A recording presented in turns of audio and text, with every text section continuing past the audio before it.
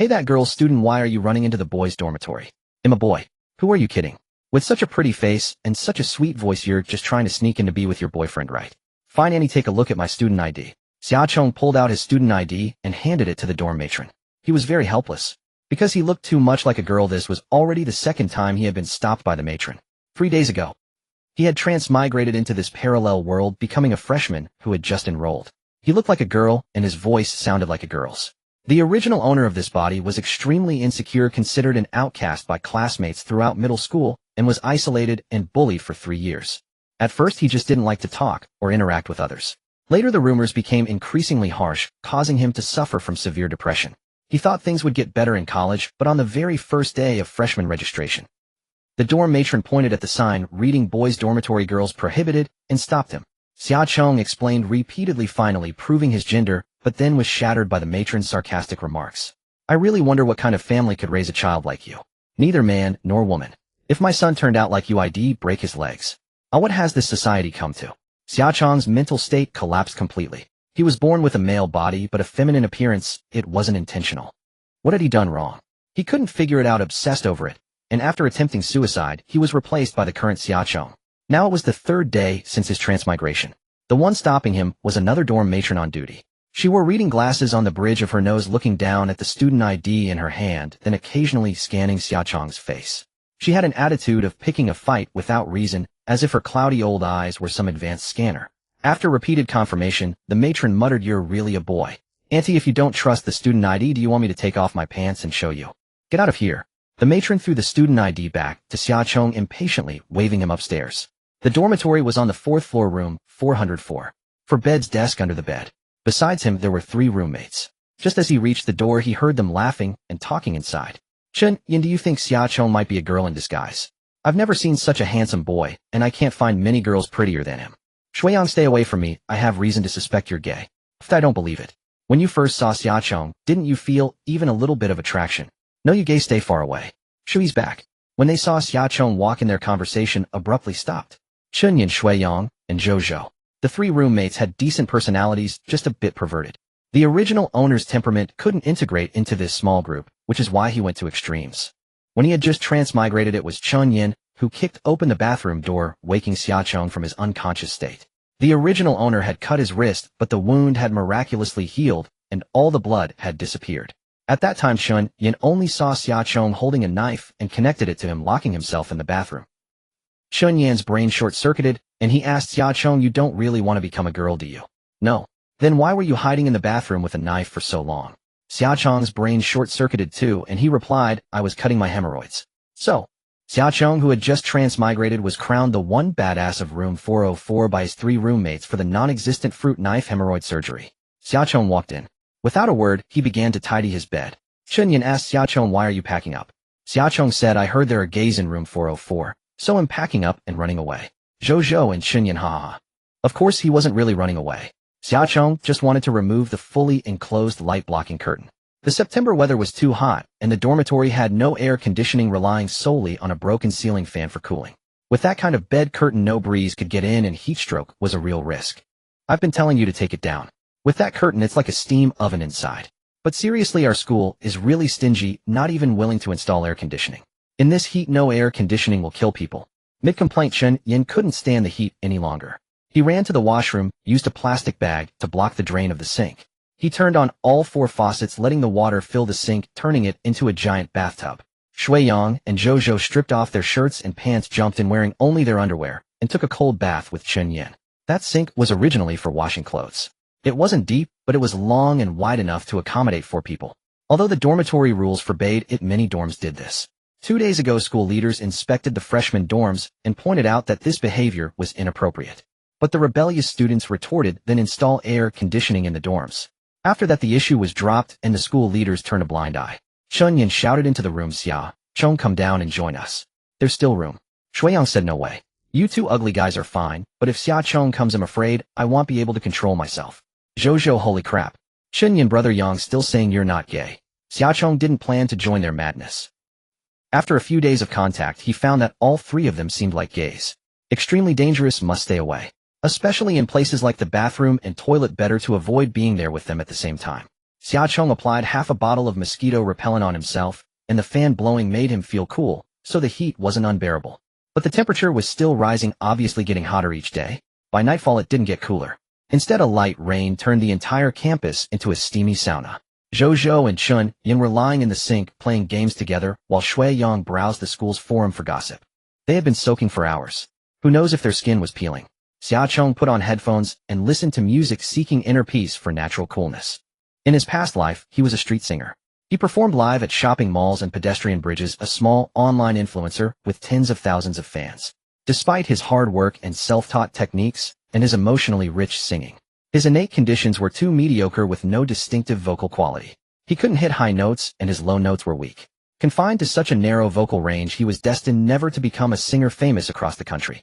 After transmigrating, he discovered that the Chinese music scene here was in a very backward stage. A completely ordinary melody which Xiaocheng thought was just not bad was hailed as a divine song here.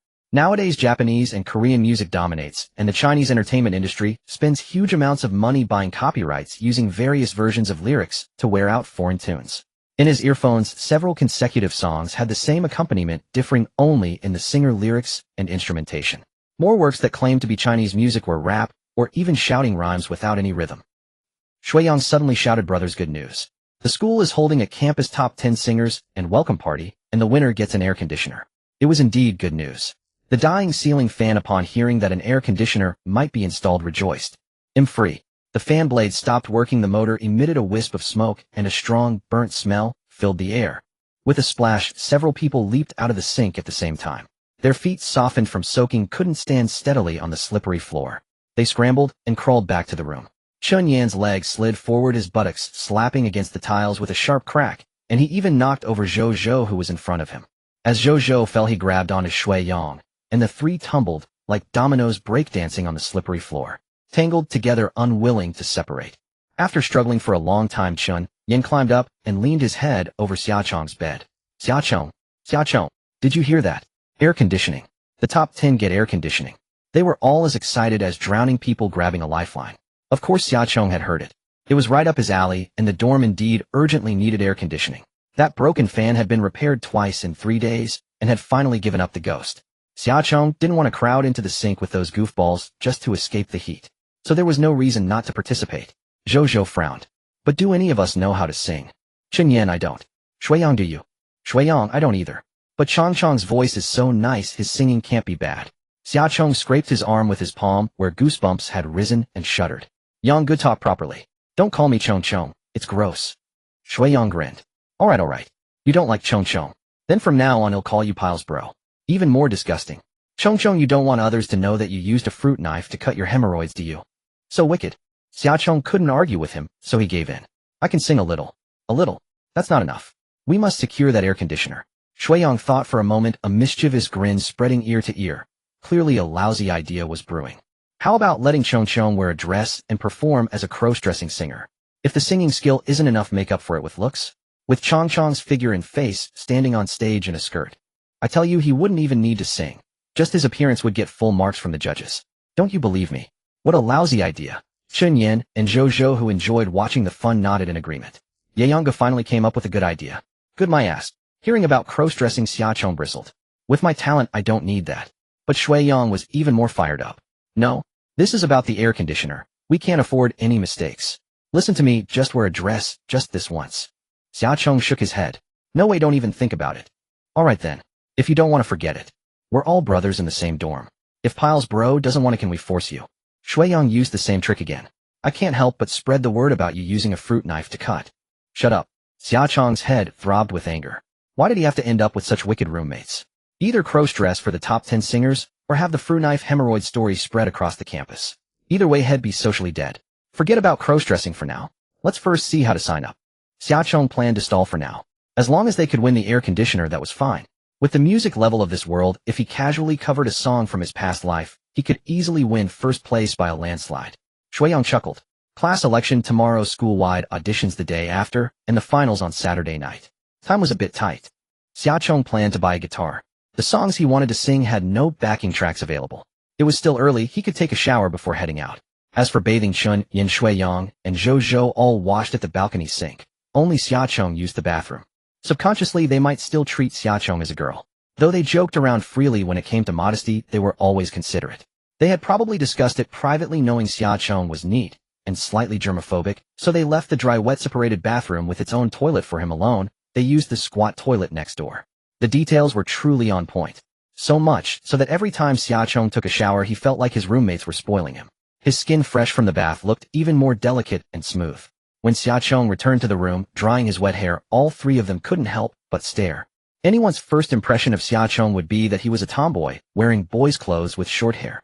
And very obviously so. Pink and tender skin, a fair complexion, delicate features.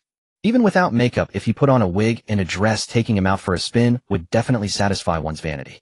But none of them would admit to having such thoughts. Xiaocheng changed into casual clothes, put on his shoes, and pushed the door open. Shuiyang couldn't help asking, "Chengcheng, where are you going?"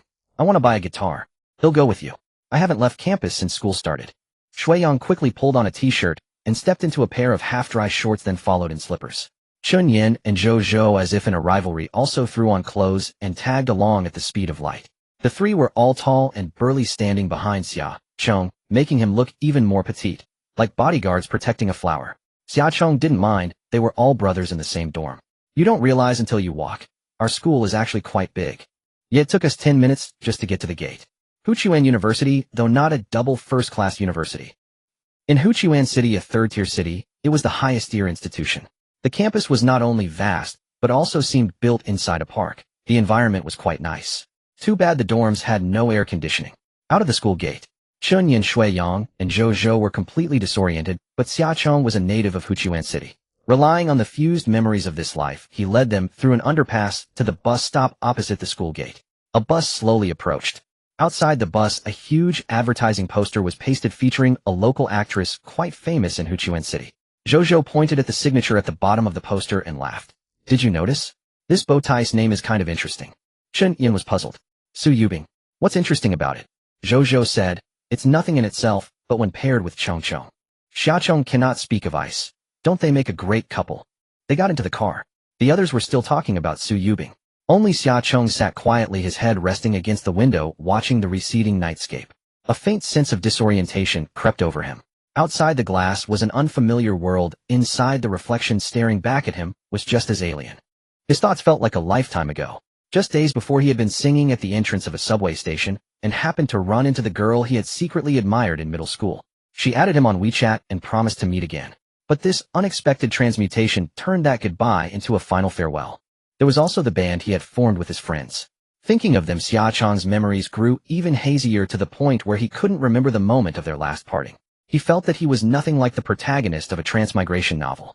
There was no deep-seated resentment, no national hatred, no family vendetta. No passionate love affairs, no life-or-death devotion. His family was harmonious and well-off. The leading enterprise in Huchuan City was the Xia Group. The chairman, Xia Qianshan, had 2 daughters and 1 son. The eldest sister, Xia Ning, took over the family business after earning her doctorate, and their father was about to retire. The second sister, Xia Yu, once debuted as a member of a girl group. Later, to resist the dirty undercurrents of the entertainment industry, she asked her elder sister, Xia Ning, to help her set up a film and television media company. The youngest, Xiaocheng, was a freshman at Huchuan University. His mother was already of advanced age when she gave birth to him. Back then, the doctors advised against the risk. But Xia Qianshan and his wife, having a child late in life, refused to give up easily and insisted on going through with the pregnancy. Fortunately, both mother and child were safe. When he was young, everyone thought Xiaocheng resembled his mother. Pink, delicate, and strikingly handsome. But later something seemed off. Why was this son becoming more and more delicate? His appearance evolved entirely toward the features of his 2 sisters. His parents took him for a checkup. The diagnosis was a congenital defect in the gland that secretes hormones. The mother had long passed the optimal childbearing age, so the probability of congenital defects in the fetus was higher. Fortunately, apart from his feminine appearance, there were no other abnormalities. Because of this defect, his parents felt they owed him and doted on Xiaocheng excessively. The 2 sisters looked alike, yet their temperaments and personalities were vastly different. The eldest sister was mature, steady, and meticulous, a cold beauty of the ascetic type. The second sister was lively, cheerful, and mischievous, a universally adored charmer. Xiaocheng, the little brother, often found himself caught between them, treated like a doll they fought over. There were no conflicts, no enemies, no clashes. But none of them were Xiaocheng. No one could truly empathize with him. He couldn't accept his own defect, remained trapped in the shadows of his heart, and ultimately chose the most extreme way to escape this world. The transmigrated Xia Chong had no objection to this body, but he felt the transmigration was utterly meaningless. What was he here for? To coast through life until death. In the commercial pedestrian street at the Tianlai musical instrument store, the owner Lin Jiaqian had locked herself in her office and stared blankly for an entire day. Staring at the bills that couldn't cover expenses and the increasingly dismal business, she was so worried her hair was falling out. Fewer and fewer people were learning music, and the industry gave her no hope. Lin Jiaqian had already sold her house and car just to keep the store afloat until today, but business never improved. She could no longer afford the rent for next month. I'm so desperate. Why did Dad force me to learn music back then? Lin Jiaqian buried her head in her hands and wept, deciding to close the shop for good after tonight. Excuse me, is anyone here? A sweet girlish voice came from the office. Lin Jiaqian was momentarily stunned, thinking she might be hallucinating. She hadn't made a single sale in 2 months, and the occasional customers only browsed without buying. With the thought of closing down tonight and her face still streaked with tears, she had no enthusiasm to serve anyone. She couldn't even be bothered to move, and replied perfunctorily, "Hello, I'm a bit busy. Feel free to look around." The girlish voice outside came again. "Can I try the guitar here?" "Of course, go ahead." Lin Jiaqian didn't think much of it.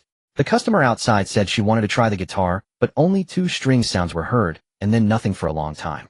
Maybe the girl had left. Lin Jiaqian continued to wallow in her emotional state. The girl in the shop hadn't actually left. Xia Chong was holding a folk guitar, and after testing 2 notes, he froze for a long time. He made a startling discovery: this body possessed absolute pitch. The guitar in his hands had a slight flaw in tuning, a very subtle one. In his previous life, he might not have been able to tell, but now he heard it clearly. After adjusting the fine-tuning knob and trying again, the slight flaw vanished. People with absolute pitch can accurately distinguish all notes and subtle shifts in pitch, instantly identifying the character of a note the moment they hear it. For a music student, this is undoubtedly a superb talent, like the legendary Jay Cho in his previous life. Of course, it was just a talent. Having absolute pitch does not guarantee exceptional skills in composition, arrangement, or performance. No matter, he could just copy. Xia Chong gathered his emotions. Then his fingertips danced gracefully, and the plucked strings sounded the prelude to Sunny Day. Just a few simple notes, yet the fresh, youthful vibe swept in. Since he already had the accompaniment, he went ahead and sang a few lines: the story's little yellow flower, drifting since the year of its birth.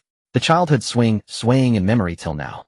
Re so si do si la si la, so blowing the prelude, gazing at the sky, I think of petals trying to fall. The sweet girlish voice with just a few simple lines made passers-by stop in their tracks, vivid images of beauty forming in their minds. The day I skipped class for you, the day the flowers fell, that classroom. How could I not see? The vanished rainy day, I long to relive it once more. I didn't expect to still have the courage I lost. I want to ask you once more, will you wait or leave? In the office, Lin Jiaqian listened intently. Who was singing outside? It sounded so beautiful. What was the name of this song? She had never heard such a beautiful melody before. Unable to resist, she pushed open the door and walked out, ignoring her smudged eye makeup. She was stunned. Outside Tianlai music, more than a dozen passers-by had stopped, and a few figures were pressed against the glass of the window. They closed their eyes, listening to the song, as if transported to a beautiful youth. On that windy day, I tried to hold your hand, but the rain gradually grew so heavy that I couldn't see you. How much longer must I wait to be by your side? Perhaps when the sky clears I'll feel a little better. Once upon a time, there was someone who loved you for a long time, but the wind gradually blew the distance far apart. After all the effort to love one more day, in the end it seems you still said goodbye. Unconsciously, she had sung the entire song. Xia Chong snapped back to reality and realized he had become the center of attention, countless burning gazes fixed on him. As a former street singer, he wasn't afraid of such scenes. But he had to admit his current vocal condition was superb. The low notes weren't hoarse, the high notes weren't sharp, and throughout the voice remained sweet, yet natural, without being cloying. Although one song, Sunny Day, couldn't fully prove it, the feeling of effortless control was unprecedented. In his previous life, his vocal range had been narrow, but that weakness was now mended. Lin Jiaqian, tears streaming down her face, couldn't help but come over and complain. The first part was so sweet and tender, but how did it suddenly turn so heartbreaking? Others nodded in agreement. After listening to the song, a story emerged in their minds. A girl swinging alone, reminiscing about her childhood sweetheart. The boy who had once shared the rain with her gradually drifted away as they grew up. The petals still fell, but the boy never appeared again. The rain they had once experienced remained in the girl's heart, never clearing. This is not a song, it's a blade. Sobbing, crying to death. Miss, what's the name of this song? The crowd around all clamored for the song's title. Being taken for a girl again. Such matters had long numbed her. It was exhausting to explain every time. And even after explaining it was useless, people still subconsciously saw him as a girl. Xiaocheng said sunny day. The passers-by chattered. Huh, why call it sunny day? The song is called Sunny Day, but it sounds like endless rain making people's hearts cold. Someone used their phone to search on a music player, but all that came up were some same-name shouting rap works. Are you sure it's Sunny Day? Why can't I find it? Could it be the Young Lattice original? Xiaocheng felt a bit guilty, smiling awkwardly and nodding. He thought, this is a borrowed original. Sorry, Jay Cho. A young woman with a child was dragged by the child into the store for a look. The child pointed at the guitar in the window and yelled, Mom, buy me this. I want to learn it. The young woman was taken aback. She thought of her own child who was always addicted to mobile games and showed no interest in anything. If she could cultivate a musical instrument hobby, that would be a proper pastime. She glanced at the price. The beginner guitar was over 600 yuan, which wasn't expensive. Boss lady, you'll take this guitar. Also, do you have beginner tutorials here? Lin Jiaqian was startled for a moment, then quickly nodded. Yes, we do. For customers who order today, the store will give away a free beginner guitar tutorial along with some easy sheet music. Hearing this, the passers-by nearby became interested and started entering the store. They began asking about various instruments, and more people asked Xiaocheng, Beautiful lady, do you have the sheet music for the song Sunny Day you just sang? Now all I have in my head is so si do si la. I really want to learn how to play this song on the guitar. Someone nearby chimed in. Yeah, I only want to learn Sunny Day. If you have the sheet music, you'll buy a guitar right now. Lin Jiaqian finally realized. Everyone had come in for this song, Sunny Day. She sidled up to Xiaocheng and whispered pleadingly, Little sister, could you give me a copy of the sheet music? Afraid that Xiaocheng might refuse, she took out the most expensive folk guitar in her store. Price tag 16666. Little sister, I can trade this guitar for the simplified score of Sunny Day. Just the simplified score, please, I'm begging you. This guitar was Lin Jiaqian's pride and joy. The 16666 price tag left it unsold, only gathering dust in the store. But if she could get the sheet music for Sunny Day, her nearly bankrupt music store could be revived. Xiaocheng hesitated for a moment. It was just providing a simplified score for people to learn guitar. There was nothing to be reluctant about since they wouldn't use it for commercial performances. However, the song's copyright still needed to be registered. His second sister Xiaoyu happened to be an industry insider. He would leave it to her later. Xiaocheng nodded and smiled. All right, bring me paper and a pen and I'll write you a copy. Okay. Lin Jiaqian quickly ran back to the office, and when she handed the paper and pen to Xiaocheng, her hands were trembling with excitement. In the few minutes it took to write the simplified score, over a dozen guitars were sold in the store. Everyone crowded eagerly in front of the counter waiting for this freshly written practice piece. As soon as the finished score was handed to Lin Jiaqian, the copier whirred and printed dozens of copies. Beautiful lady, thank you so much. Lin Jiaqian's emotions nearly got the better of her. Excitedly, she hugged Xiaocheng and sobbed, Wu, you are my great benefactor. Xiaocheng didn't know that this simplified score of Sunny Day rekindled Lin Jiaqian's dying hope. Boss lady, wish you a thriving business, but I have to go. I need to get back to school. Hearing this, Lin Jiaqian finally let go of Xiaocheng, wiped her tears with the back of her hand and smiled. Then come by often when you have time. No matter what instrument you buy, I'll give you a 20% discount. Okay, thanks. Xiaocheng, carrying his new guitar on his back, turned and left T Online Music Store. Those customers who had some basic skills picked up the score and their new guitars, happily heading home to practice.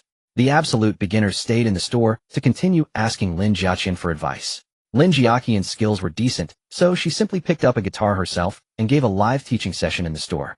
The melody of Sunny Day rose and fell, attracting even more customers to come in and see what was happening. Xiaocheng returned to the street, but didn't see Chen Yin and the others. Strange, they were there when they came. He took out his phone and glanced at it.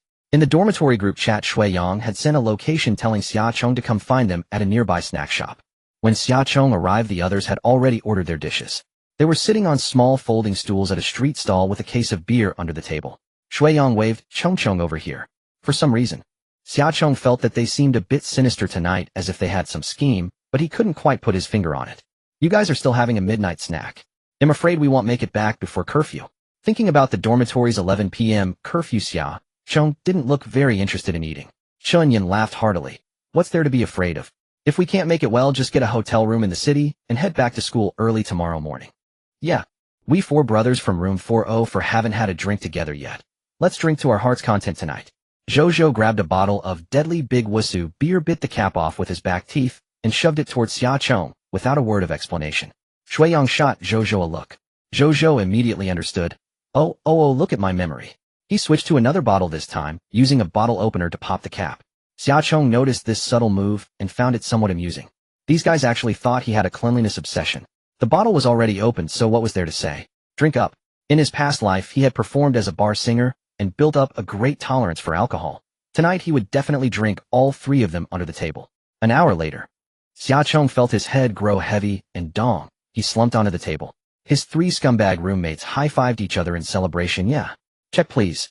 After paying, Zhou put Xiaocheng's guitar on his back. Chun Yin and Shui Yang each took one of Xiaocheng's arms and carried him into the barbershop next door.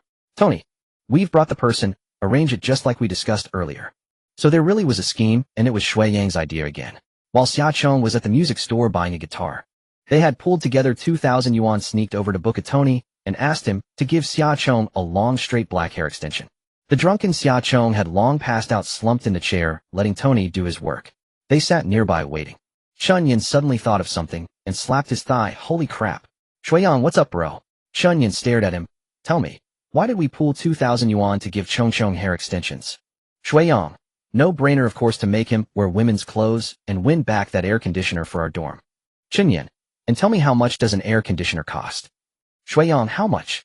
Chun Yin showed his Taobao page and said through gritted teeth, a cheap air conditioner costs less than 2,000. Holy crap.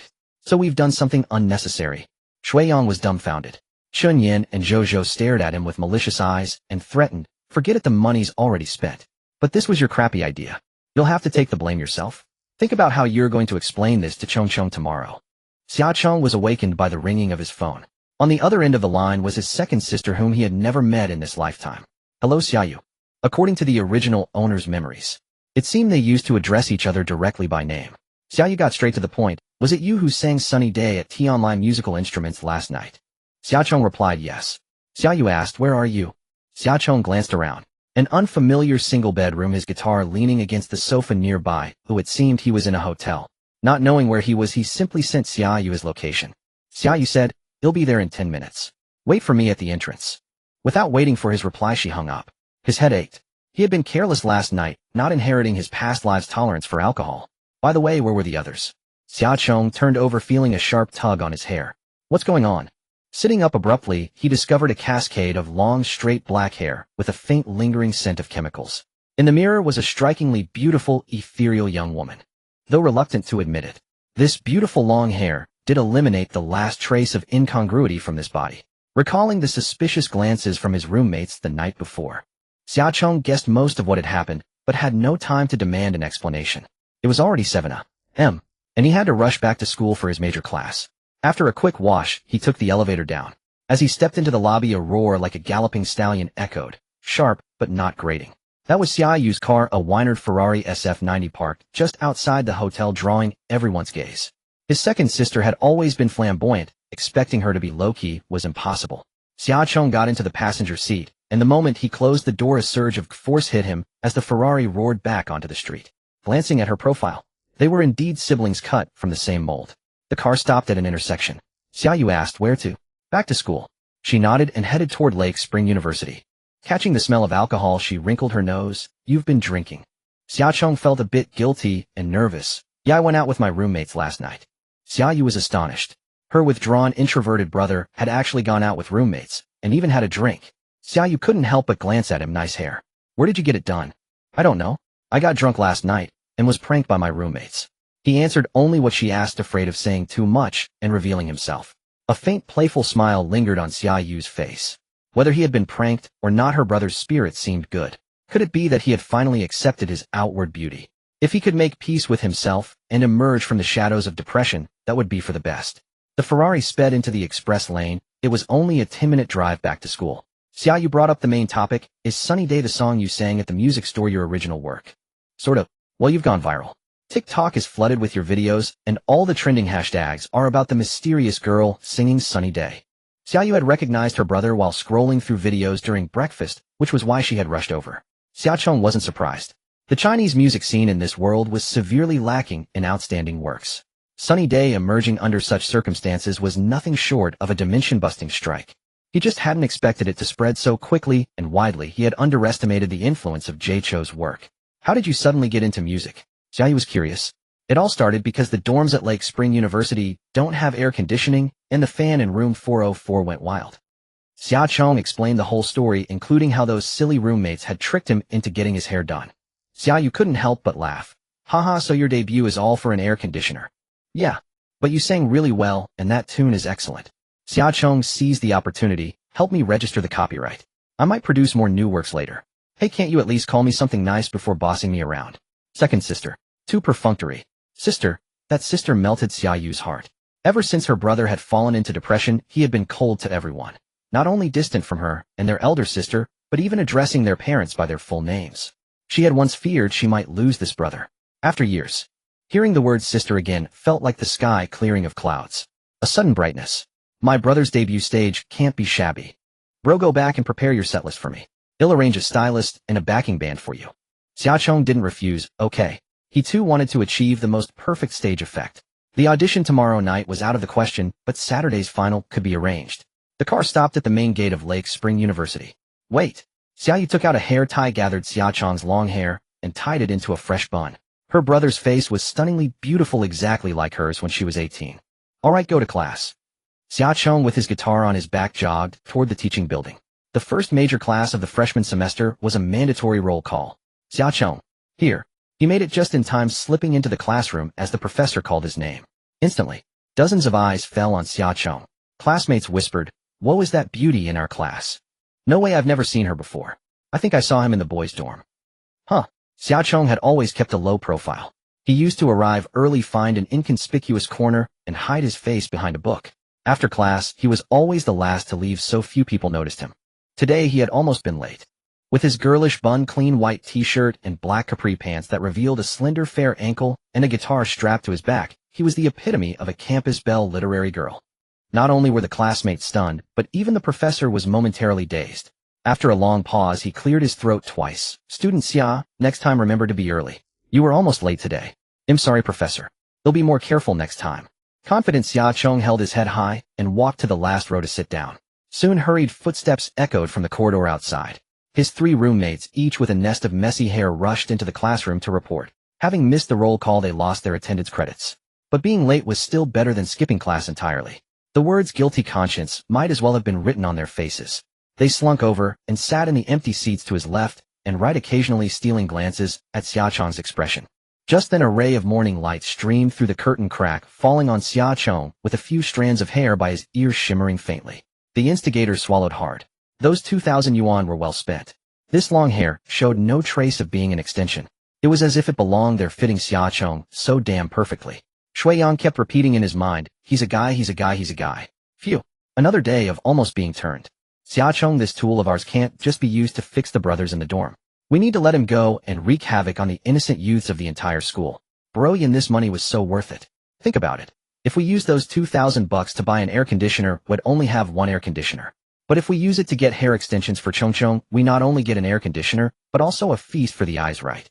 Just look at him with long hair. He's definitely the campus belle of Hu University." Chun Yin rarely agreed with Shui Yang's words. So what if he's a guy? Why can't a guy be the campus belle?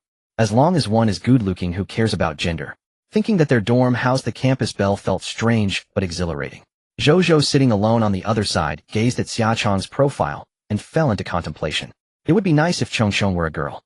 But on second thought, that didn't seem right either. If Xia Chong were a girl, he'd surely have no chance to live with him day and night. Slap. Zhou fiercely slapped himself. What was he thinking? Turned. He's a brother in the dorm. Xia Chong had no time to care about their inner worlds. Now he was a college student majoring in history. The professor on the platform was lecturing on the history of artistic development in this world, the evolution from classical art to modern art. Xia Chong listened very attentively. In fact, this history was largely similar to that of his past life. If one compared the histories of the two worlds, all major events would perfectly align. In music, the Euro-American music scene had produced countless household name composers and singers. Various genres flourished like 100 flowers blooming, covering everything from the earliest classical music to modern electronic music. Each distinctive field had phenomenal representatives. The Japanese and Korean music scenes started later. As tributary states, in ancient times they absorbed a great deal of Hantang culture, including writing music and so on.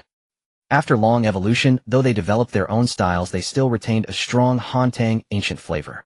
In modern times, Japanese and Korean music broke free from this category.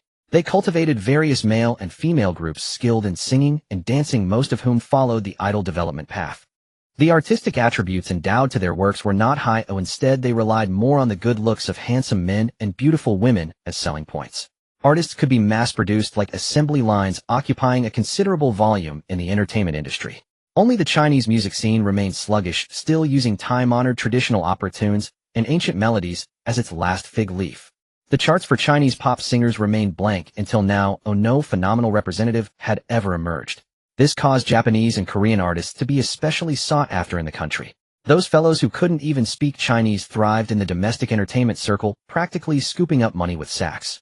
Whenever he reached this point, the professor couldn't help sighing. A helpless wishing iron could become steel frustration.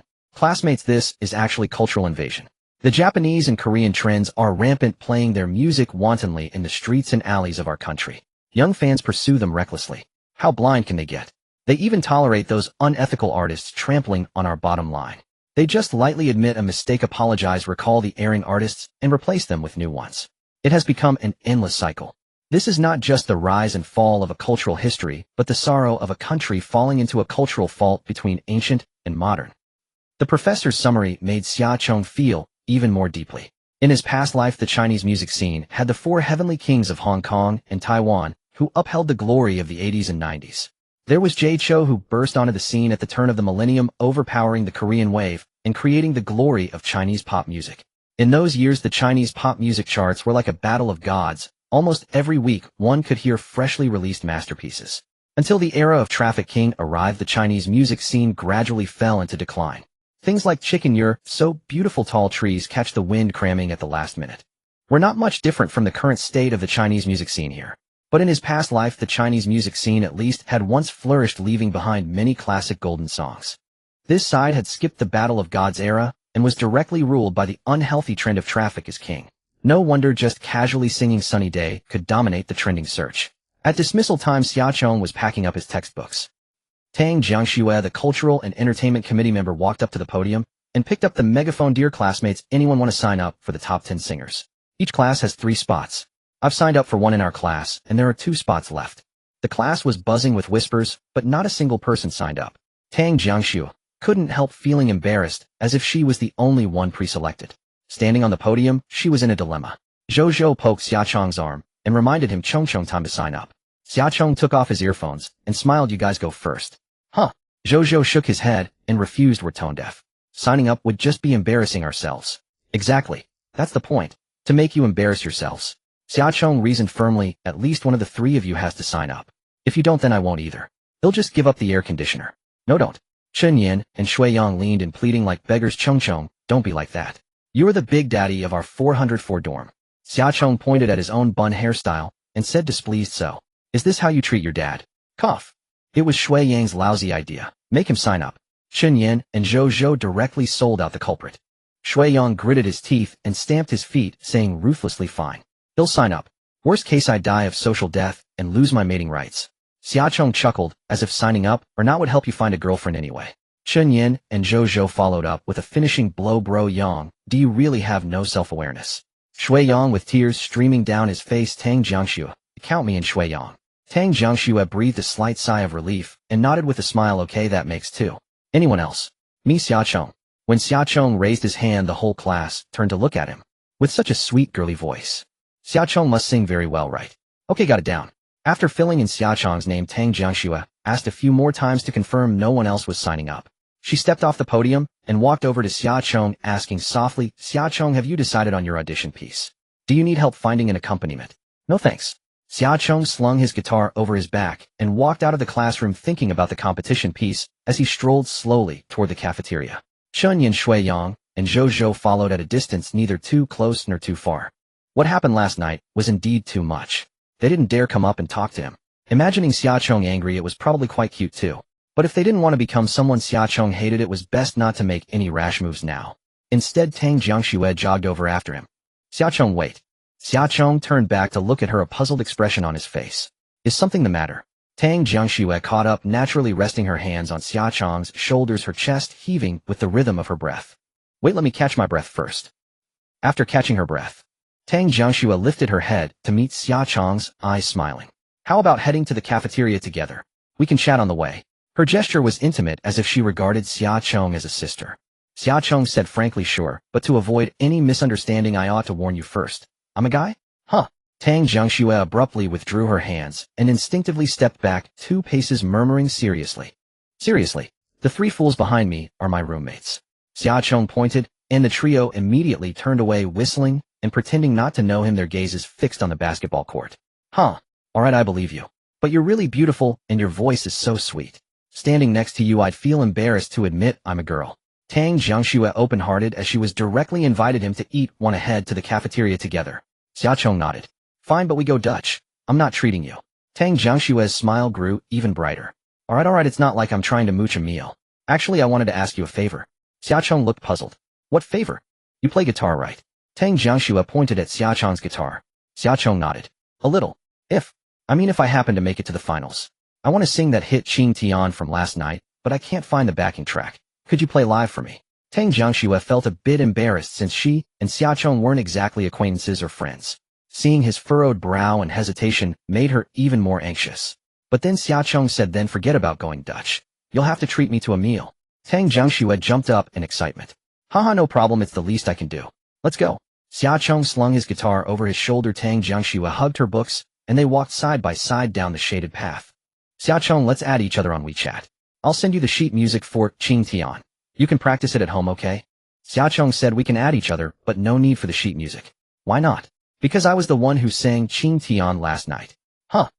The previous night when Xia Chong played and sang Qing Tian at Tianlaken Music Store, countless passers-by had recorded him from various angles and posted videos online. Back then his hair hadn't been long yet. The version Tang Jiangxue had seen didn't show Xia Chong's face clearly. She hadn't recognized him right away, but now that she looked closely, it really was Xia Chong. Wow, my worldview is shattered. The girl who swept the trending charts went viral across the web and had everyone searching for her. The Miss Qing Tian, she's right next to me. And she's a guy. Tang Jiangxue's exaggerated reaction made Xia Chong a bit awkward. Is it that exciting? How could it not be? Don't you know how popular you are right now? Out of 10 trending hashtags, 8 are about you. The hottest video on Douyin was posted by the owner of Tianlaken. It already has over 10 million likes and saves. That account gained 1 million followers overnight. Lin Jiaqian, the owner of Tianlaken, had become the biggest winner. One song, Qing Tian, had cleared out all the guitars in the store. In the comments, people were either begging Lin Jiaqian for the sheet music or demanding to know Xia Chong's real identity. Miss Qing Tian had become Xia Chong's alias. Seeing his stunned expression, Tang Jiangxue chuckled. What? Gone to your head from the sudden fame? No. Xia Chong shook his head, complaining sourly. Only 10 million likes. Only. How long has it been? The video was posted early this morning and already broke 10 million likes. What more do you want? After a pause, Tang Jiangxue realized, wait, you're just being humble. Forget I said anything. At the cafeteria, Tang Jiangxue told Xia Chong to order whatever he wanted, her meal card ready to swipe. Xia Chong only got a plate of scrambled eggs with tomatoes and a bowl of free rice. Hey, Tang Jiangxue stared at his tray. That's all you're eating. You don't have to save me money. Xia Chong said helplessly, I wanted to fleece you, but my appetite won't allow it. His current body was like this. Ordering more would only leave him unable to finish. As a child, his mother often joked that raising him was like keeping a cat.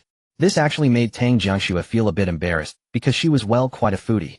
She had offered to treat, yet Xia Chong ate so little, while she had 3 meat dishes and 2 vegetables beside him. How could that be right? Tang Jiangxue, let me get you a drink too. Xia Chong, sure. Tang Jiangxue, what would you like? Xia Chong, cola will do. While eating, Tang Jiangxue kept stealing glances at Xia Chong across the table. His eating manner was so refined. Small bites, slow chews, holding the bowl properly. He never made a sound while chewing, and every movement exuded an elegant ladle-like grace. How could he be a boy? He was clearly a well-bred young lady. She couldn't help imagining having a boyfriend like Xia Chong. But well, forget it. Tang Jiangxue felt that would be too exhausting. With her carefree personality, she never bothered to maintain an image. She could never be that ladylike. Someone like Xia Chong would make a great girlfriend. He was nice, but as for romance, no thanks. Unbeknownst to Xia Chong, while he was engrossed in his meal, the girl opposite him had silently handed him a nice guy card. Nor did Tang Jiangxue know that in his previous life, Xia Chong had attended a special etiquette training class for celebrity singers preparing for a talent show. Unfortunately, he transmigrated before the show even started. But his star aura had already taken shape. To become a famous singer, vocal skill was paramount, but stage presence was equally critical. It directly impacted performance expressiveness. Some female internet celebrities were incredibly beautiful, their looks rivaling those of real actresses, yet when they shared the same stage, they were utterly overshadowed by the actresses. The biggest difference between a star and an internet celebrity lay in their aura. On stage, which singer ever hunched their back? Weren't they all standing tall, radiating confidence, giving it their all? Thus, Xia Chong, always mindful of his posture combined with his current life's appearance, naturally gave off the impression of a refined young lady. A so-called refined young lady often carried an inherent aura, creating a certain distance. Just like the difference between a star and an internet celebrity, the former shone brilliantly, the latter felt more relatable. After this brief encounter, Tang Jiangxue had made her assessment. This guy seemed gentle on the surface, but was actually a straight-up no-nonsense man. He spoke bluntly without any pretentiousness. Despite his pretty appearance, there was no effeminate vibe. Yet whenever she looked at Xia Chong's face, she simply couldn't see him as a boy. Summary. This person didn't fit her romantic criteria, but that didn't stop him from being a good friend. Ahem. Xia Chong, let me ask you something. For the preliminaries and the finals, are you still planning to sing Qin Tian? Tang Jiangxue suddenly thought of a very serious question.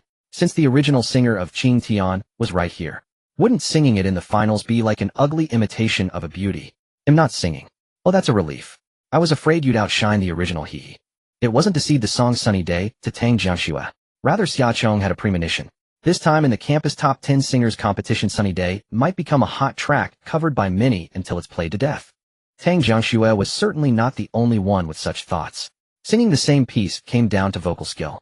To be honest, when it came to vocal prowess, Xia Chong wasn't entirely confident. Although she had become the original singer of Sunny Day in this world, she hadn't fully adapted to her own voice yet. Her singing techniques still lingered on the baritone she excelled at in her past life. The sudden change in voice brought significant shifts. The nuances of female vocalization along with the high and low registers she at least mastered before all required Xia Chong's gradual exploration and development. Her current natural voice was a sweet, girlish tone. But her vocal range was vast, and with special techniques, she could even mimic a mature, seductive voice. This was challenging as she hadn't yet grasped the knack of seamlessly switching between the two timbres. Voice was innate, but vocal skill demanded daily refinement. Songs like Left Hand Points to the Moon, dazzling feats that strike the crown of the head. Xia Chong could sing them, but not to a level that satisfied her. She had a clear self-assessment. Unlike those system novel protagonists with endless cheats, she couldn't just rack up points for max-level singing. She was already content with the repertoire from her past life stored in her mind. How well she could interpret them ultimately depended on her own efforts. She already had a rough idea for her song in the top 10 competition. Returning to the dormitory, Xia Chong opened the music composition software on her computer and began editing the chords and drum beats for her competition piece. In Huchuan City, at Xingyi Media, Su Yubing had just returned from an outdoor audition, her face still adorned with exquisite makeup. Draped in a snow-white, ancient-style gown, she looked like a celestial maiden descended from the 9 heavens. Back in the artist's lounge, Huang Hong, the CEO of Xingyi Media, had been waiting there for some time. With a wave of his hand, he dismissed Su Yubing's agent and assistant. In the lounge, only he and Su Yubing remained. Su Yubing sat before the dressing table, removing her intricate hairpins and earrings. Mr. Huang coming to see me alone today. It can't be anything good, can it? It seemed she had already seen through Huang Hong's intentions. Huang Hong said helplessly, Xiao Su, there's no need to be so blunt.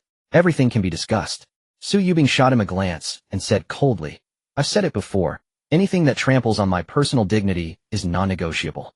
Huang Hong, irritated, pressed his forehead and raised his voice. It's just that investor Wang wants to invite you to dinner. Just a meal. Is it that much of a grievance? Xiao Su, you're an artist. An artist's job isn't just to act well. Socializing with investors is part of the work too.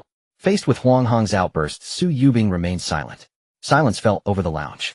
Recently, Su Yubing had been preparing for a film titled Asking the Sword in the Jianghu, in which she would play the female lead. In her 3-year career since debut, she had 0 scandals. Her roles were popular, but she wasn't her acting widely praised, yet she had scarce resources. Su Yubing's past roles were either supporting characters or villains. This was her first time landing a leading lady script. The company and the film's investors had initially negotiated smoothly, until a few days before signing. Investor boss Wang Ding specifically demanded that Su Yubing represent Xingyi Media in signing the contract. If Su Yubing didn't show up at the banquet, the previously agreed investment would be scrapped. Su Yubing was known in the industry as the Jade Maiden, but to capitalists like Wang Ding, the so-called Jade Maiden was merely a ripe peach waiting to be plucked. Common practice in the entertainment industry. Wang Ding's intentions are obvious to all. Mr. Huang, you're a veteran in the domestic entertainment scene. Is it really just a simple meal? Say that yourself. Do you believe it? Huang Hong certainly knew. Once Su Yubing attended that banquet, there was no chance she'd return unscathed. These were well-known, unspoken rules. He just didn't want to spell it out. But Su Yubing, like a naive rookie, laid bare all their dirty schemes. Her clear, pure gaze made Huang Hong dare not meet her eyes. To put it more bluntly, he was forcing virtue into vice. Xiao Su, from the day you entered the industry, you should have known this day would come. The environment and culture of our industry are like this. No one can stay clean in this circle. We both know the essence of the entertainment industry is a filthy swamp. Why should you remain unsullied while other female artists can't?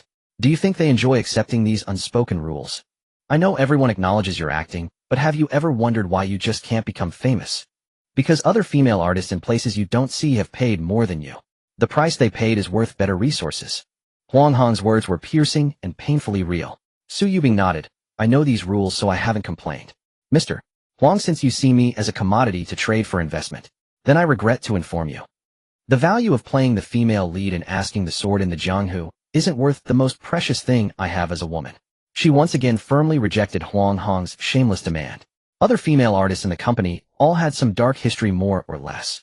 Even if they were unwilling to socialize with investors, Huang Hong could use various leverage to force them into submission. Except for Su Yubing, this fiercely upright woman, she truly had no dirt at all. Huang Hong simply couldn't control her. His expression shifted, unpredictably tinged with threat. Su Yubing, do you understand the principle that what is too rigid easily breaks? Su Yubing's aura was equally unyielding. She said solemnly, though I am but an actress, a mere woman, I have an unyielding spirit. Fine, fine. Holier Thanthu are you? Unyielding are you? From now on you won't act. The company revokes all your resources. The supporting roles you took on before, they'll notify the crews tomorrow to replace you. All losses and breach of contract penalties will be borne by you. Enraged and humiliated, Huang Hong calculated on the spot and sneered. It's not much, just 36 million in total. But one more thing I must remind you. Until your contract with Xingyi Media expires, you cannot join any other crew for any film or television work. The cards were on the table. No more pretense. Huang Hong fully revealed his treacherous and ugly face. The so-called contracts for artists under Xingyi Media were filled with various onerous clauses, almost like indentured servitude. If the boss decided you weren't good enough, your resources could be revoked at any time, and you'd have to bear the losses yourself. This was Huang Hong's final trump card to squeeze Su Yubing.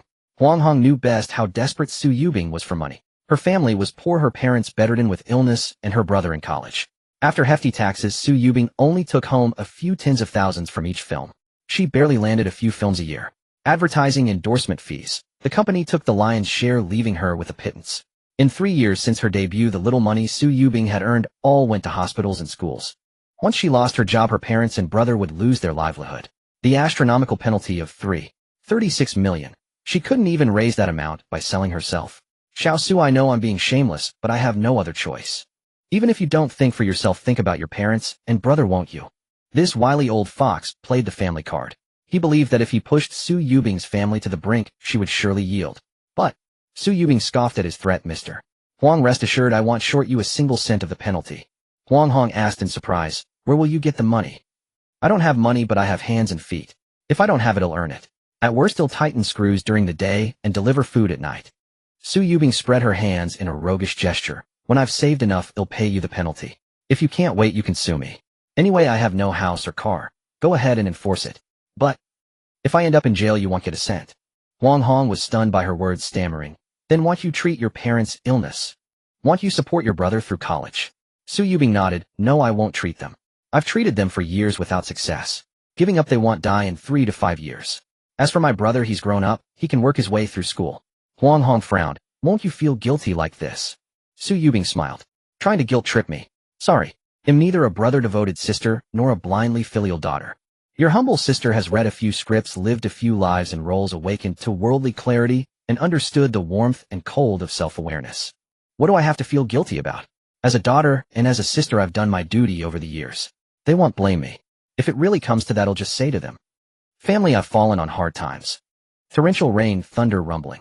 Su Yubing had been cast out by Star Media, walking in the rain under the solitary streetlights, the shimmering puddles splashing into waves beneath her feet. The slight upturn at the corners of her lips was not a forced smile. These past few years she had lived in such weariness. If not for her parents and younger brother, she would never have waded into the murky waters of the entertainment industry. After today's debacle, her acting career was as good as over. Drowning in debt, yet she felt a genuine sense of relief. A speeding bus swerved, inadvertently hitting a puddle by the roadside, splashing icy rainwater all over Su Yubing. She stared fixedly at the poster on the side of the bus. The advertising spokesperson within, wearing a smile of feigned sincerity, was none other than the once glamorous Su Yubing herself. "I'm so sorry, please forgive me. The rain was too heavy, I didn't see you." The bus driver holding an umbrella got off and repeatedly apologized. Su Yubing laughed heartily. "Master, it's alright, don't worry about it. I'm truly sorry, my apologies." "Miss, where are you headed?" "If it's on my way, let me give you a ride. With such heavy rain tonight, it's hard to get a cab around here." The bus driver felt genuinely guilty. Su Yubing nodded. "Okay." She boarded the bus and found a random seat. In truth, she didn't know where this bus was going, nor did she know where she wanted to go. So she decided to be willful for once, choosing her destination only when the bus reached its final stop. This was the last bus of the night. The carriage was almost empty with only 3 people aboard. The driver was up front, while Su Yubing sat by the window in the middle. In the back row, a bun-haired girl wore earphones, humming a song Su Yubing had never heard before. "Thunder keeps roaring, rain blurs my sight, who sped by wildly, splashing me all over with mud. I'm very sure where I want to go to reach heaven, I must leap through hell, no fear, no evasion. This isn't temper, but what's called ambition and courage. You can push me off a cliff, I can learn to fly." This song, Walking in the Rain, was the finals piece Xia Chong had prepared for himself. He had recorded a demo in the dormitory for his second sister to listen to.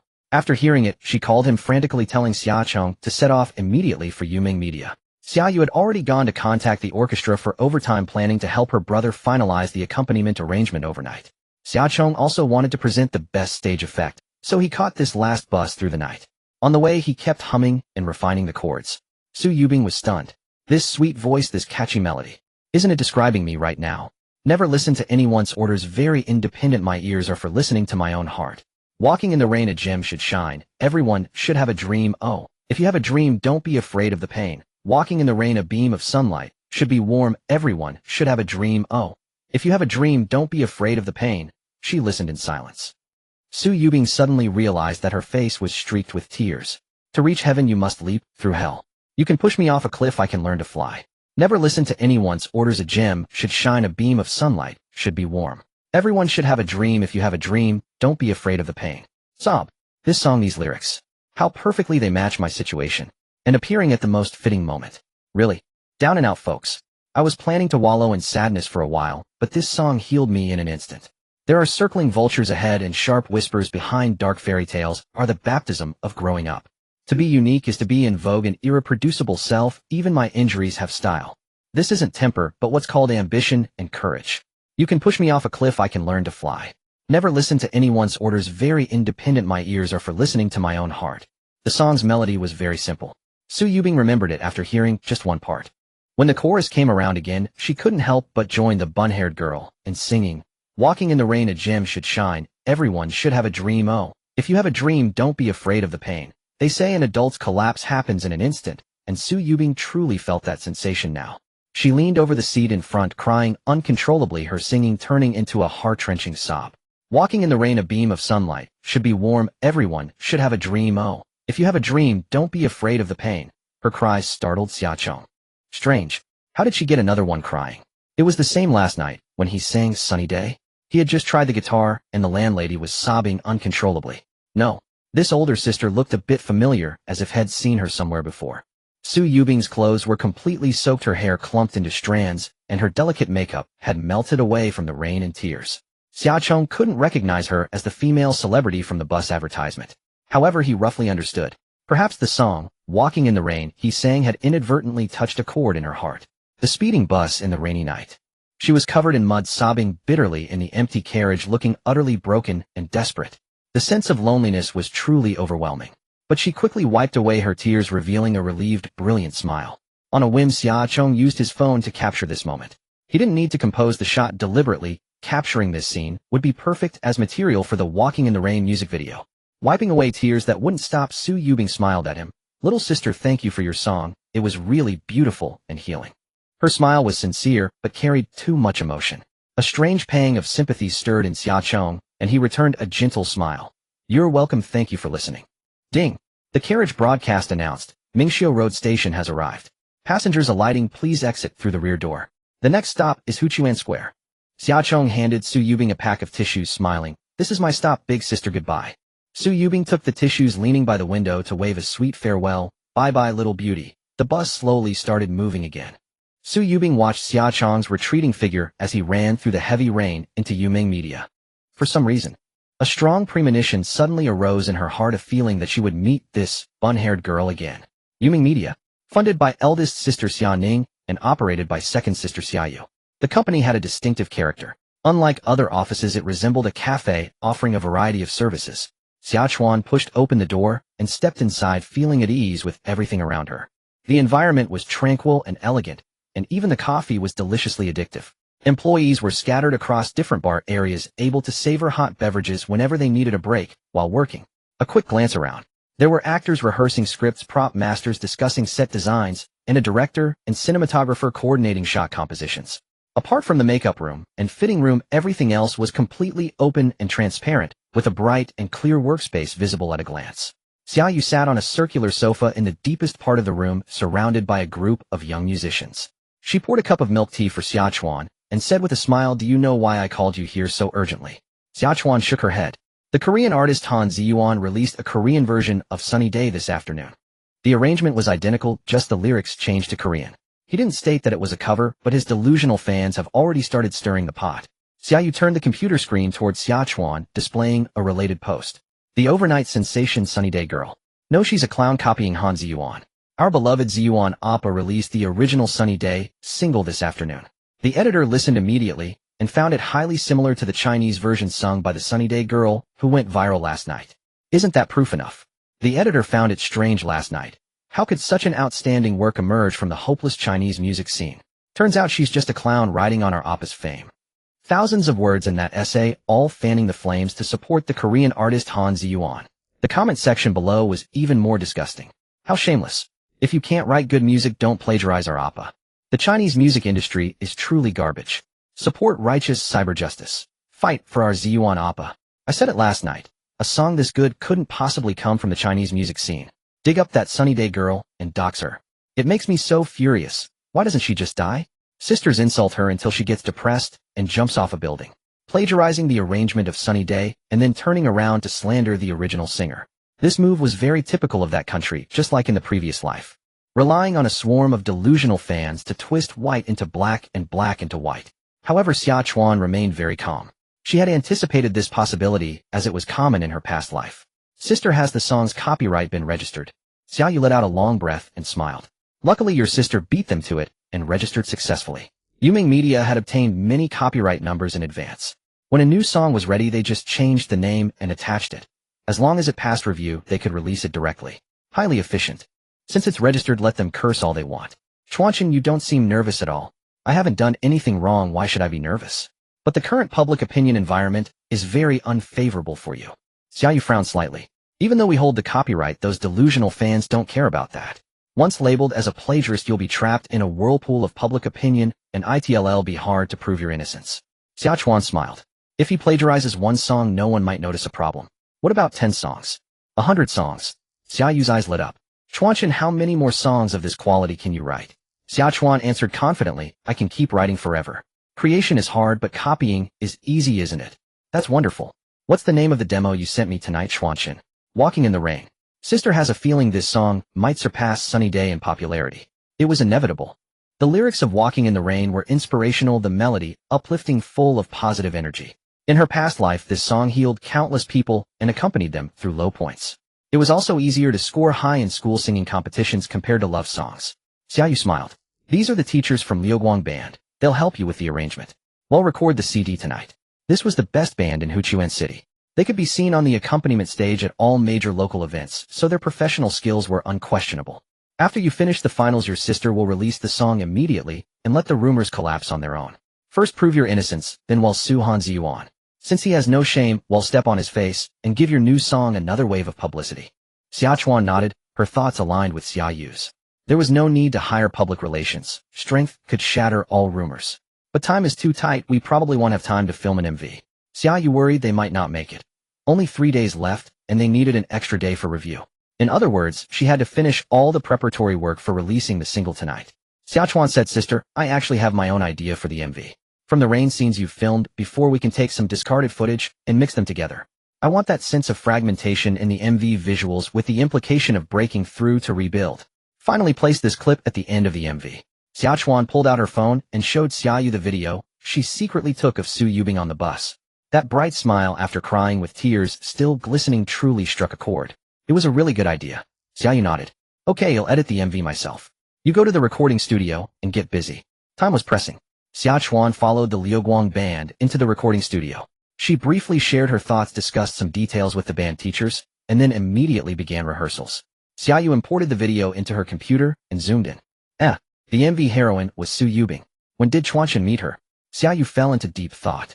Could it be that her little brother liked Su Yubing and insisted on her as the MV heroine? But Su Yubing was a contracted artist of Xingyi Media. Xingyi and Yu Meng were arch-rivals. Including her footage might lead to contract disputes. However, since it was someone her little brother liked, Xiaoyu decided to take the risk for him. Even if they were sued, they could just pay some compensation. Pleasure was priceless, and making her little brother happy was worth it. At 2 a.m., the recording studio lights finally went out. Xiaochong accompanied the Radiant Orchestra to the company gate, giving them a slight bow. Thank you, Teacher Chen, Teacher Li, and the two teachers Wang. Working with you has been immensely rewarding. I've learned so much tonight. This was no mere courtesy. Arranging music was not Xiaochong's forte. These seasoned orchestra members had generously offered advice and guidance far beyond their contracted scope. The Radiant Orchestra, not affiliated with Yumeng Media, had been temporarily hired by Xiaoyu. They were paid to do a job, simply record the accompaniment, and leave. Yet they lingered in the studio for hours, frequently interrupting the session to discuss revisions, with Xiaochong striving to perfect the song Walk in the Rain until it was flawless. The final arrangement rivaled the original from his past life. The orchestra's conductor Chun Jiang smiled with satisfaction. Chongchong, we formed this orchestra not just for money, but for our love of music. We admire your attitude toward music and hope to contribute truly outstanding works to the Chinese music scene through our collaboration. So really we're elevating each other. No need for thanks. What was this called? It was called Like-Minded Souls Meeting. Xiaochong nodded with a smile. Alright, it's been a pleasure working with you. As it was late, Chun Jiang proposed taking leave. Let's call it a night. See you Saturday. I'm looking forward to your performance. See you Saturday. They boarded the van and closed the doors. Drummer Li Wen couldn't help praising, guys, to be honest, I really like Miss Xiao's character. Before coming I thought these rich second-generation types would be arrogant, but she's so humble. I've dealt with many clients, but she's the only one who genuinely respects us, and her musical expertise is remarkable. Collaborating with Miss Xia gives me a sense of mutual appreciation, the first time I've enjoyed working overtime so much. Everyone nodded in agreement, sharing the same feeling. When Walk in the Rain was finished, they gathered to listen to the complete version. As the prelude melody began, they were utterly convinced this was a piece destined to revolutionize the Chinese music scene. The sense of achievement from participating in its recording was indescribable. They would have done it for free. A lifetime career would hold no regrets after recording such a song. Miss Xia, Chen Jiang couldn't help but burst out laughing. You're mistaken. Chongchong is actually Master Xia's legitimate son. They all exclaimed in surprise. He's a man. Yes. The Xia family has 2 daughters and 1 son. The eldest daughter Xia Ning is CEO of the Xia Group. The second Xiaoyu is the general manager who hired us. Chongchong is the youngest, their little brother. No wonder you're confused. If I hadn't heard beforehand, I wouldn't have guessed either. Xinjiang had worked with Xiaoyu many times, scoring films and TV dramas for Yumeng Media. They were old friends. Li Wen was stunned for a long time before recovering, sighing with emotion. Heaven truly favors him, granting him beauty like a fairy, a celestial voice, and even more ridiculously perfect pitch. I have a feeling that when Chongchong officially debuts, he will dominate the entire Chinese music scene. Xinjiang nodded. Exactly. We'd better establish a long-term partnership with him, so we won't have to swallow our pride serving those Japanese and Korean pretty boys. The Radiant Orchestra's professional competence was well known in the industry. Their greatest regret was the lack of decent local singers worthy of their accompaniment. To make a living, they had to serve Japanese and Korean artists who came to China to cash in. Wasn't this a disgrace? Even the orchestra members occasionally joked self-deprecatingly, feeling they had become the puppet army of the entertainment industry. Back in the company, Xiaochong poured himself a cup of hot coffee, then thought better of it and replaced it with warm milk. He brought it to Xiaoyu's desk. Sis, drink it while it's warm. Xiaoyu leaned back in her chair, stretched, and smiled. You know I get sleepy easily, and you give me warm milk. While Xiaochong recorded, Xiaoyu had not been idle. She had scrolled through many videos, discarded footage from previous shoots. Selecting dozens of clips that matched the mood, she had to readjust colors and filters to maintain consistency. Then she waited for Xiaochong to finish recording before syncing the music and cutting, leaving her eyes red with exhaustion. I just want you to sleep early. We're not in a hurry. Xiaochong took 2 blankets. He draped one over Xiaoyu's shoulders. It's raining tonight, a bit chilly. It was already this late. Returning to the dorm would mean being locked out. They could only make do with the sofa for the night. Xiaochong covered himself with the other blanket and lay down on the curved sofa beside Xiaoyu. Sis, I have to go back to school tomorrow morning. Good night. Good night. Xiaoyu picked up the remote and turned off the lights. The office fell into darkness, only her computer screen glowing faintly. Looking at her younger brother lying beside her, a tender smile curved on Xiaoyu's lips. She took a packet of instant coffee from the drawer, stirred it into the still warm milk, took a big gulp to force herself awake. Early morning, dormitory 404. Chun Yin was awakened by the sound of running water from the bathroom. Opening his eyes, he found a steaming basket of steamed buns by his bedside. Huh. He rubbed his eyes and sat up. Which benefactor brought breakfast? Shuiyang laughed heartily. Chongchong brought it. Go kowtow to him, and while you're at it, kowtow for Zhou and me too. Get lost. I could ship you and Zhou as a couple though. The water in the bathroom stopped. Xiaochong emerged after his shower, drying his long wet hair. Brother Yang, how did you do with those 2 songs I taught you yesterday? TSK. It really felt like secretly hiding a campus beauty in the dorm. Shuiyang looked embarrassed. I practiced all night, but still can't find the right pitch. Chunyan and Zhou complained. Chongchong, you're wicked. Those 2 songs you taught him are ear-piercing demons. Brother Yang tortured us all night. Xiaochong laughed. Not finding the pitch is exactly right. The essence of those songs is being off-key and out of tune. For tonight's audition, Brother Yang, you sing Skateboard first, save the A song for the finals. Shuiyang looked doubtful. With my level, can I really make it to the finals? Who knows? What if you do? There were no classes today. Students participating in the top 10 singers contest could go for rehearsal. Those not competing could volunteer to help set up the stage for the welcome party. Chunyan and Zhou went to volunteer. Not because they were diligent. They'd heard from the next dorm that there would be many pretty senior girls at the venue. Xiaochong dried his hair, climbed back into bed for a nap. He slept until noon, jolted awake by the sound of sound equipment being tested in the auditorium. Opening his eyes, he found his roommates had brought back several packed lunches. Chongchong, get up and eat. After you eat, drop by the auditorium. Tang Jiangxue said she'll wait for you backstage. With disheveled hair, he arrived at the auditorium. As far as the eye could see, it was a sea of people. Renditions of Sunny Day in different voices rose and fell one after another. Once upon a time, there was someone who loved you for a long time, but the wind gradually blew the distance far away. Blowing the prelude, looking at the sky, I think of petals trying to fall. Xiaochong had guessed correctly. This song had indeed become overly popular. Jaicho was also right. Even in a parallel world, everyone was singing the songs he wrote. He found Tang Jiangxue backstage and asked, they said you wanted to see me. Tang Jiangxue smiled and said, yes, your roommates invited me to lunch and begged me to tie your hair into twin tails. Xiaochong. When he took a nap in the morning, his hair hadn't been completely dried. After waking up from the nap, his hair was as messy as a bird's nest. He turned to leave but was pulled back by Tang Jiangxue and pressed onto a stool. Sit still. Tang Jiangxue took out a comb, smoothed his long hair, and divided it into 2 parts to tie into twin tails. People came and went around them, their gazes always falling on Xiaochong. As soon as the twin tails were tied, he stood up to escape, only to be pulled back by Tang Jiangxue. Don't move. I still need to apply foundation for you. If you don't want the stage lights to make you look like a dead man's face, just listen to me, and don't move, okay? How embarrassing. He felt like a little sister being taken care of. While applying makeup, Tang Jiangxue whispered, Xiaochong, many people online say your Sunny Day was plagiarized from Han Ziyuan. Xiaochong closed his eyes, feeling the powder puff gently tapping on his face. I saw. Tang Jiangxue smiled and said, I don't believe you copied it. The arrangement of Sunny Day is completely different from Korean pop music, and that clumsy Korean version of the lyrics, which was rewritten like a machine translation, ruined the entire mood of the song. Online, it's split into 2 warring factions. It's mainly the blind fans of Han Ziyuan stirring things up, but the more posts they flood, the more annoying they become. There are also many people supporting you, especially the owner of T-Online Music Store, who has posted over a dozen videos in your defense. Since your identity hasn't been exposed, all the online harassment is now directed at the store owner. She's been going head-to-head with Han Ziyuan's blind fans.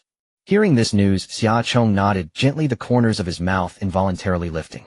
Being drenched in dirty water and bearing unwarranted accusations, it was impossible not to feel angry.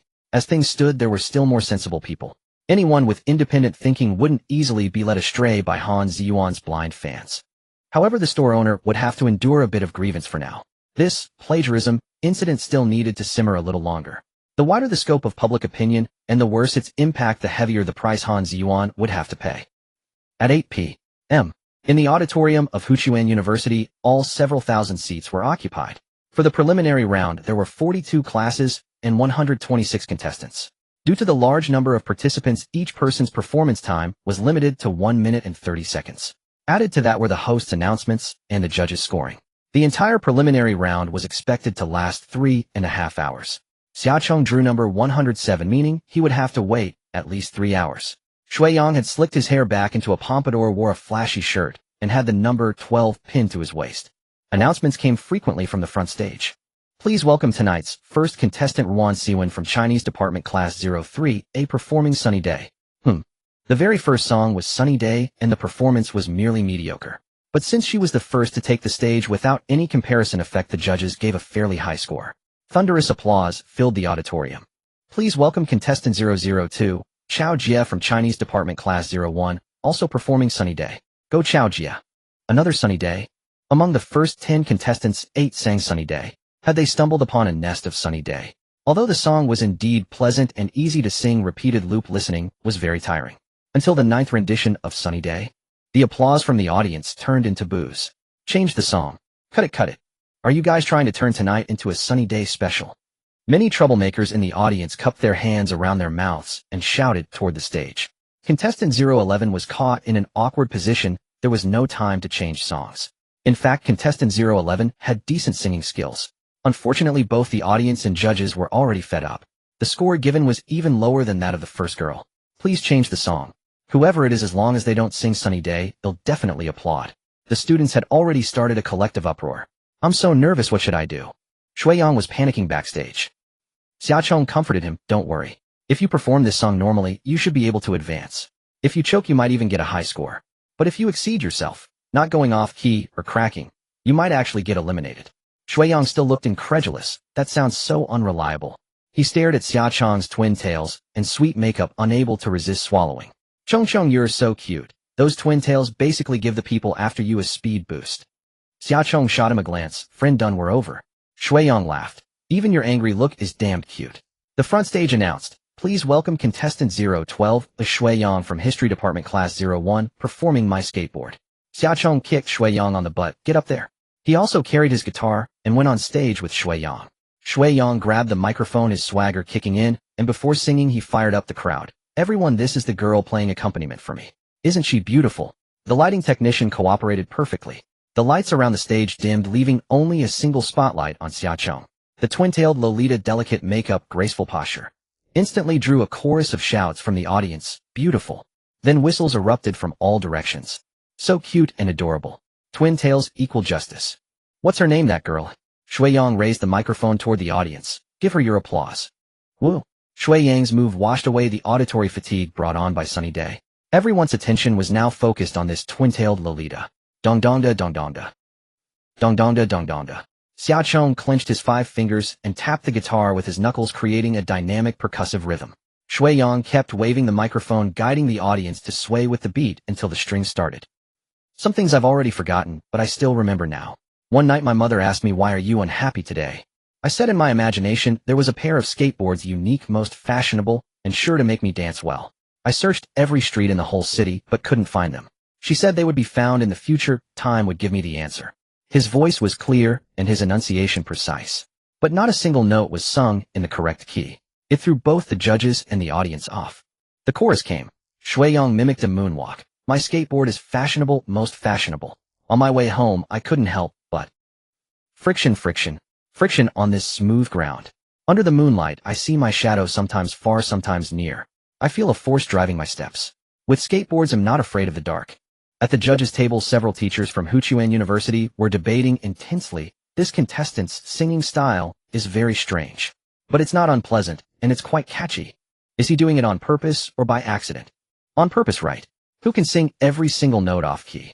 Don't ignore that girl, her accompaniment provides a huge bonus. I can imagine that an a cappella version of this song would be a mess, but paired with the accompaniment, it's a completely different feel. I think contestant Shuiyang is trying a very new style of singing. It deserves a high score to encourage him. On stage, Shuiyang was completely in the zone. 1 step, 2 steps. 1 step, 2 steps. Step by step, like claws. Like the devil's steps. Like the devil's steps. Like the devil's steps. At this moment, the audience was fully brainwashed by the melody. Shuiyang ran to the edge of the stage and extended the microphone toward the audience. Let's get pumped together, okay? The entire venue shouted along with his off-key rhythm. Friction, friction. Friction, friction. I keep the beat for myself. This is a beautiful moment in my life. I want to finish my favorite dance. Under this beautiful moonlight on this beautiful street. I tell myself this is real, this is not a dream. Shuiyang. Thank you everyone. Are you happy? Audience happy. Shuiyang, are you hyped? Audience, totally hyped. Shuiyang, thank you, I love you. Various screams echoed and lingered for a long time. The 8 judges gave a composite score of 9. 9 the highest so far in the preliminary round. Shuiyang temporarily ranked first. Backstage. The contestants who had not yet taken the stage applauded and cheered for Shuiyang. Shuiyang was stunned. Damn. Chong, the song you gave me is absolutely amazing. When I practiced in the dorm it sounded so bad I couldn't stand it myself. With your accompaniment the feeling changed instantly. For a moment I even felt like a superstar. Correct. In his past life the original creator of this song had that same illusion. Later he ended up in a mental hospital. Xiaochong maintained a calm smile. This is nothing. The song you're singing in tomorrow's finals is the real bomb. Hiss. All of Shuiyang's doubts about Xiaochong had turned into admiration. I believe you. But Chong. I got 9. 9 points, just 0. 1 short of a perfect score. You won't be eliminated by me, will you? Ha ha ha. This guy was getting cocky. The key point was that there was a real chance he might get eliminated by him. Although this guy's singing was wildly off-key, his stage presence and ability to improvise and engage the audience did deserve a high score. Xiaochong ignored him, returned to his seat, and played on his phone. He opened Douyin search for T-Online musical instruments and found Lin Jiaqian's account. She already had 3 million followers. At the bottom of Lin Jiaqian's video list, most were beginner tutorials for various instruments with very few views. That was until she posted the video of Xiaochong singing Sunny Day. That short 15-second clip had already garnered 3 million likes and 2 million comments. It was this video that transformed her into a hot internet celebrity overnight. The sales of instruments in her store's merchandise window kept climbing. Later Lin Jiaqian released many tutorial videos for Sunny Day. From the simplest numbered notation to the accompanying chords, she had figured them out by ear. The latest video featured Lin Jiaqian herself recounting the events of that evening in detail. Xiaochong had come to her store to pick a guitar and performed live, releasing the video over 10 hours before Han Ziyuan's Korean version. Using this as evidence to counter the plagiarism accusations, she engaged in online battles with Han Ziyuan's blind fans in the video comments. Actually, Lin Jiaqian was now also a blind fan of Xiaochong. Ever since this Sunny Day revived her instrument shop, she had decided to blindly follow and support Xiaochong, even though she didn't even know his name or gender. Xiaochong was deeply moved. The feeling of being fiercely defended was truly blissful. Beside him, Tang Jiangxue stood up and took a deep breath. It's my turn. Xiaochong raised his fist and pressed it to his chest. Go for it. I'm waiting to see my sister Tang dominate. Tang Jiangxue smiled happily. He'll be satisfied if I don't get eliminated. Next up, contestant number 051 Tang Jiangxue from Class 1 of the History Department will perform a selection from the Kunku Opera Peony Pavilion, Wandering in the Gardens Startled by a Dream. Let's welcome her with applause. The announcement from the front stage left Xiaochong utterly shocked. Our sister Tang was actually a traditional opera singer. Tang Jiangxue took off her coat, revealing an antique light yellow opera costume. She stepped onto the stage with a graceful, ethereal gait. A few seconds later, from the front came a lingering, tender, and melodious operatic voice, dreaming back to the Orioles' song Chaotic, the splendor of the years standing alone in the deep courtyard. Incense burnt to ashes, discarded embroidered threads. Why does this spring's longing feel like last year's? At dawn I gaze toward the plum past remnants of last night's makeup. You lean against the railing, your spring hair bun tilted. Cut cannot sever tangled, yet still a vague unease. Already ordered the swallows and orioles to borrow the spring for a look. Having combed my cloud-like hair, I still face the mirror, about to change into silk robes. I add more fragrance. With the characteristic softness of the Wu dialect, the sharp, yet not piercing pronunciation showcased elegance, revealing Tang Jiangxue's profound skill.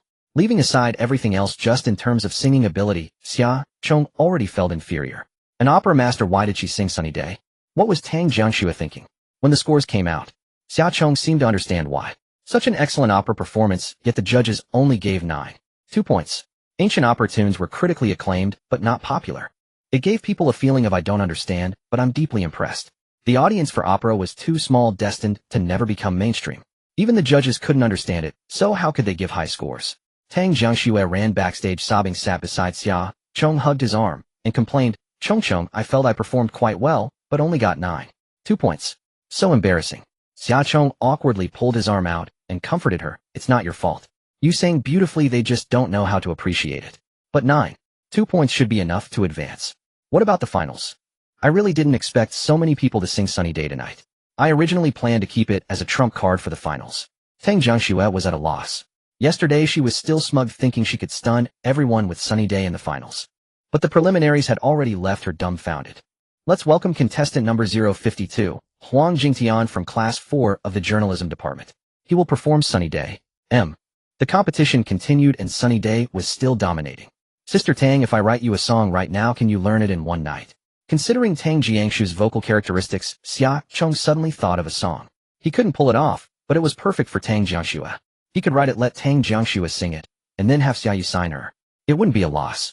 After its official release, he would share the revenue with Tang Jiangxue, and he could also make a good amount of money. Tang Jiangxue was stunned. Write it now. Xia Chong guaranteed. Yes, I should be able to finish it before I go on stage. Tang Jiangxue laughed. Alright, as long as you can write it, I'll stay up all night to learn it. So, Xia Chong immediately opened his phone and right in front of Tang Jiangxue completed the composition and lyrics in one go. In just 30 minutes, a song called The Red Performer was born out of thin air. Having witnessed it firsthand, Tang Jiangxue silently put away her secretly recording phone, dumbfounded. I have a feeling that those who accused you of plagiarizing Hans Yuan are going to get slapped in the face hard. If she uploaded the video she just recorded to the internet, Xia Chong's almost freakish improvisational creation would definitely cause an earthquake in the entire entertainment industry. This Red Performer combines operatic vocals with pop using the most accessible way to let the audience experience the beauty of ancient opera style. After reading the score, Tang Jiangxue was suddenly full of confidence. This strong national style is something the Korean wave can't even copy. Xia Chong retorted bluntly, don't worry about the Korean wave for now. Think about how much time you have left. Memorize the lyrics and melody tonight, practice it a cappella a few times, and they'll send you the accompaniment tomorrow. With that, Xia Chong copied a document and sent it to the Liuguang Orchestra. In a WeChat conversation, Xia Chong, Teacher Chen, I'm sorry to trouble you with overtime again. This song is national style. Think about how to arrange the accompaniment. Chen Jiang, got it. When do you need it? Xia Chong, at the latest by noon tomorrow. The performance is in the evening. Chen Jiang, you're not singing Walking in the Rain. Xia Chong, this one isn't for me. I wrote it for a classmate. Chen Jiang, okay, you'll notify them to work overtime immediately. Chen Jiang, but Chong, try not to make it so rushed next time. No matter how much money your sister gives us, we can't handle staying up late every day. Xia Chong, haha, thanks a lot. After finishing all this, the host's voice came through backstage. Let's welcome contestant number 107, Xia Chong from Class 1 of the History Department. He will perform his original work, Fearless. Xia Chong slung his guitar on his back and stepped onto the stage again. Actually, by this time, the patience of the audience and judges was nearly exhausted.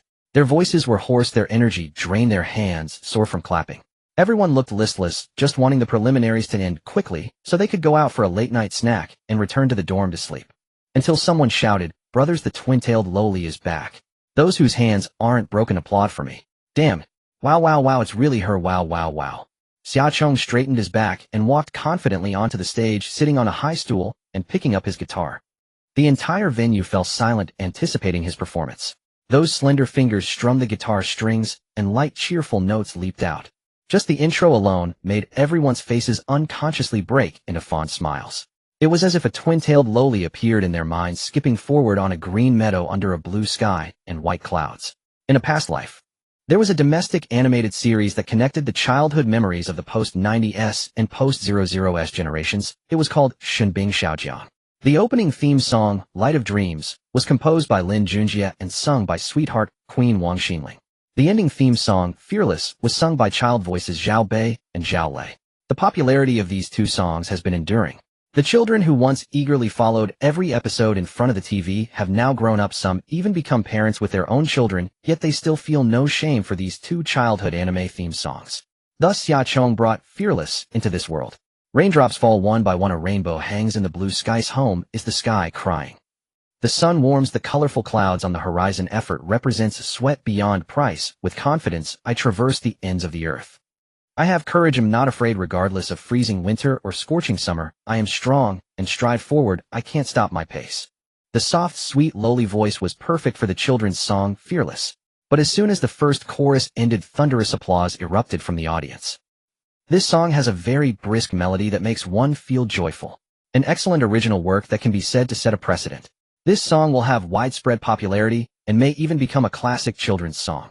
The 8 judges shook their heads and tapped their feet to the rhythm while whispering to discuss the quality of the work. They had originally thought the chorus was the climax. Although it was very pleasant, something seemed missing. Unexpectedly, an even greater surprise awaited. Xiaochong removed the elastic band and untied his twin ponytails. His waist-length hair cascaded down, swaying to the rhythm of the music. Carrying a guitar, he approached the center of the stage, suddenly changed the chord progression, transforming the style into big rock. The stirring melody quickened. At this moment, Xiaochong on stage radiated dazzling light, like a celestial queen descending.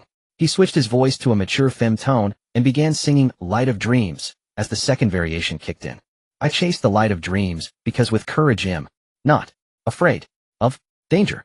Your love has no limits, giving me strength to move forward. I chased the light of dreams, hearts connected, standing at the same starting line, accelerate out of the line, lift our faces, we smile together to welcome. Hap, pi, ness, end, point. In this segment, he used head voice resonance technique, raising the pitch by 4 keys higher than the original. The piercing high note struck the crown of the head, exploding unexpectedly. One moment, he was a cute, playful lowly, the next he turned into an angel of battle. The sound pressure that overwhelmed all noise gave goosebumps to the audience in front and the contestants backstage. Holy crap. Holy crap. It's lit. Wow. This high note is really awesome. I feel like my soul is flying around on the ceiling. Many people couldn't help leaving their seats, standing up to dance to Xiaochong's rhythm. Several judges were stunned to the point of scalp numbness, their facial expressions completely out of control, their agape features twisted together. Actually, Xiaochong just had a whim. Wanting to try switching between 2 completely different voices, improvising to connect Fearless and Light of Dreams together. Unexpectedly, the effect of this transition was surprisingly wonderful. I don't care about my drenched face with determined eyes, I appreciate the heavy rain in the cloudy day from another angle. There is another side to the future, can I see it? Meeting hope, I no longer cover my eyes. Tomorrow's smile, the starting point of happiness, with rainbow flowers carpeting the entire blue sky, no matter how far you are by my side. The explosive rock came to a sudden halt. It paused for a few seconds. Xiaochong's fingertips gently plucked the strings, returning to the melody of Fearless. The soft, lowly voice stretched into a long tail. I have courage, am not afraid, regardless of freezing winter or scorching summer. I am strong and stride forward. I can't stop my pace. Thank you. Xiaochong's smile was incredibly sincere. Because he had just experienced a transformation challenging a vocal range he had never touched before. Judging from the reactions of the audience and judges, this impromptu adaptation was pretty good. 30 seconds after the performance ended, the 8 judges were still discussing wildly. The entire venue was still shouting in unison, Chong Chong. Full score. Chong Chong. Full score. Chong Chong. Full score. Finally, the host returned to the stage from the judges' seats and announced, number 107, student Xiaochong. Remove the highest score, 10 points. Remove the lowest score, 10 points. Student Xiaochong, final score, 10 points. Perfect score. Indeed, in this type of music competition show, hitting high notes often becomes a winning strategy. Audience, yeah. Chong Chong. Chong Chong. Chong Chong.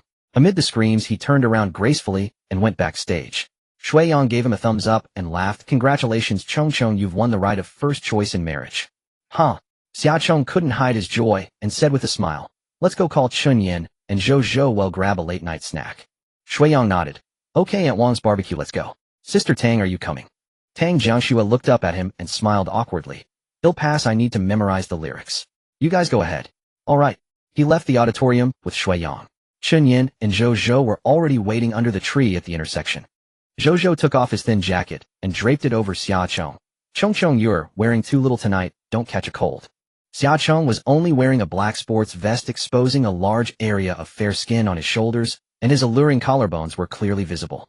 He threw the jacket back with disgust. So dramatic, it's hot tonight, okay. Zhou Zhou awkwardly tied the jacket around his waist, touched his nose, and smiled wryly. I just think you look too sexy in a vest, other boys might hit on you. Nearby there was a group of sophomore seniors. They seemed to be from the Lake University Basketball Club, all wearing the school team's jerseys. They stood not far away, pointing at Xiaochong and whispering for a while. Seeing that Xiaochong was about to leave, one senior was pushed by his companions and ran a few steps to stand in front of Xiaochong. He showed his WeChat QR code to Xiaochong, revealing an awkward yet polite smile. Hello, Junior Chongchong, I'm Lin Jie from the Chinese Literature Department sophomore class. Actually, I really like singing. Could I add your WeChat? Xiaochong shook his head and smiled. Sorry, I'm a guy. Not only Lin Jie, but also the several seniors who came with him were all stunned. Really? Lin Jie was amused and bewildered. Junior, if you're not convenient, just reject me directly, don't joke like that. I'm really a guy. They are my roommates. Senior, anything else? Xiaocheng hadn't had dinner and was eager to go out for food. Lin Jie scratched his head. Well, it doesn't matter that you're a guy, I still want to add your WeChat, okay? Lin Jie truly could not believe it. He thought that perhaps he had been too rash. The junior sister was too embarrassed to directly refuse, so she deliberately gave him a way out. He did not want to give up so easily. At that moment when Xiaocheng undid her hair tie on the stage and her hair flew up, Lin Jie, sitting in the first row, felt a sharp pang in his heart. In that instant, this junior sister, both cute and mature, radiating confidence, was deeply etched into Lin Jie's mind. He felt he had fallen in love. No matter what Xiaocheng said, as long as he could add her on WeChat, it would be fine. Lin Jie did not want to miss this chance. He knew that after tonight, Xiaocheng's name would spread throughout the entire Hu University. If he didn't seize the moment now, there would be no opportunity later. Goodbye, senior. Another polite refusal.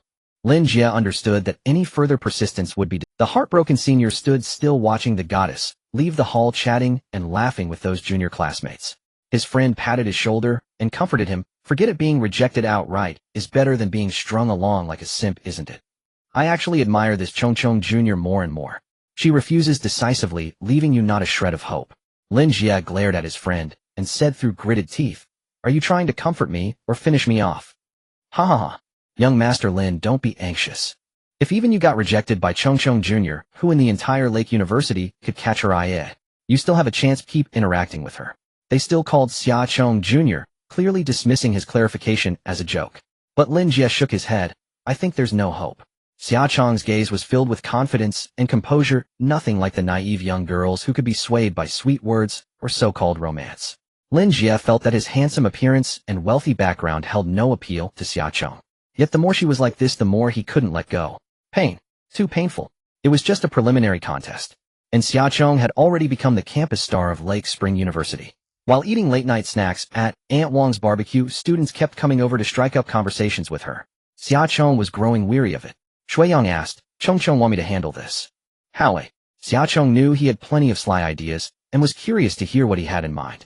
Just then another senior came over, leaned in next to Xiaocheng and smiled. Chongcheng Jr., can I add you on WeChat?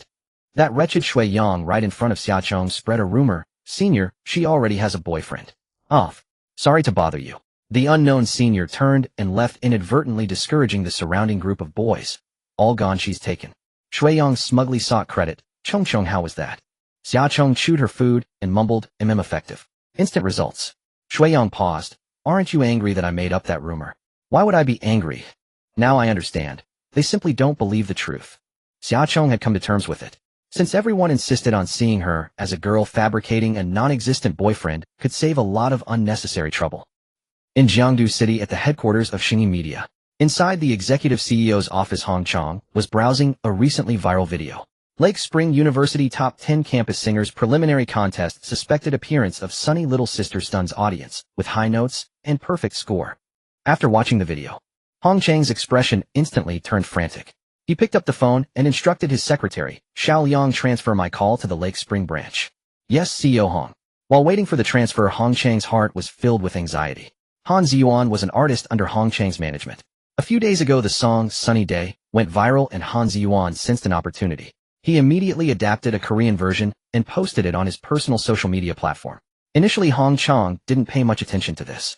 He had originally thought that it was just a street performer casually singing a few lines, likely without registered copyright. Not to mention whether the amateur had any copyright awareness. For someone not deeply involved in the industry, the process of registering copyright for an original song is quite cumbersome. If Sunny Day had been copyrighted, it would have gone viral long ago rather than being exposed through the bystander perspective of the owner of Tionlai Piano Shop. However, when Hong Chang arranged for employees to rush register the copyright for the Korean version of Sunny Day, the reply came back that the plagiarism rate was too high and both the copyright and registration applications were rejected. Fortunately, Han Ziyuan was very popular. As long as he didn't admit to covering the song, his blind fans would insist their idol was the original singer. During these days, Hong Chang had been tracking down the identity of Sunny Little Sister, hoping to acquire the copyright of Sunny Day under Xingyi Media. As long as he held the copyright, who the original singer was would be up to him to decide. Otherwise, Han Ziyuan might face a downfall. Korean idol shamelessly plagiarizes Chinese work. Once such a scandal got out, it wouldn't just ruin Han Ziyuan, the entire stock price of Xingyi Media would plummet. Therefore, Hong Chang had been closely monitoring the situation these days, fearing an explosion. When news broke that Lake Spring University had supposedly revealed Sunny Little Sister He couldn't sit still anymore. CEO Hong, this is Huang Hong from the Lake Spring branch. Huang Hong's voice came through the phone. Hong Chang suppressed his excitement and said, Huang Hong contacts Xia Chong from Lake Spring University as soon as possible to confirm if she is Sunny little sister. If she is, then on behalf of Xingyi Media acquire the copyright of Sunny Day from her. Huang Hong paused for a moment on the other end, then said, Okay, how much is CEO Hong planning to offer? Hong Chang thought for a moment, gritting his teeth in pain. Officially, Xingyi Media will offer 5,000 yuan. I will personally provide an additional 10 million as a gag payment. Do not disclose this to the public. The fewer people who know, the better.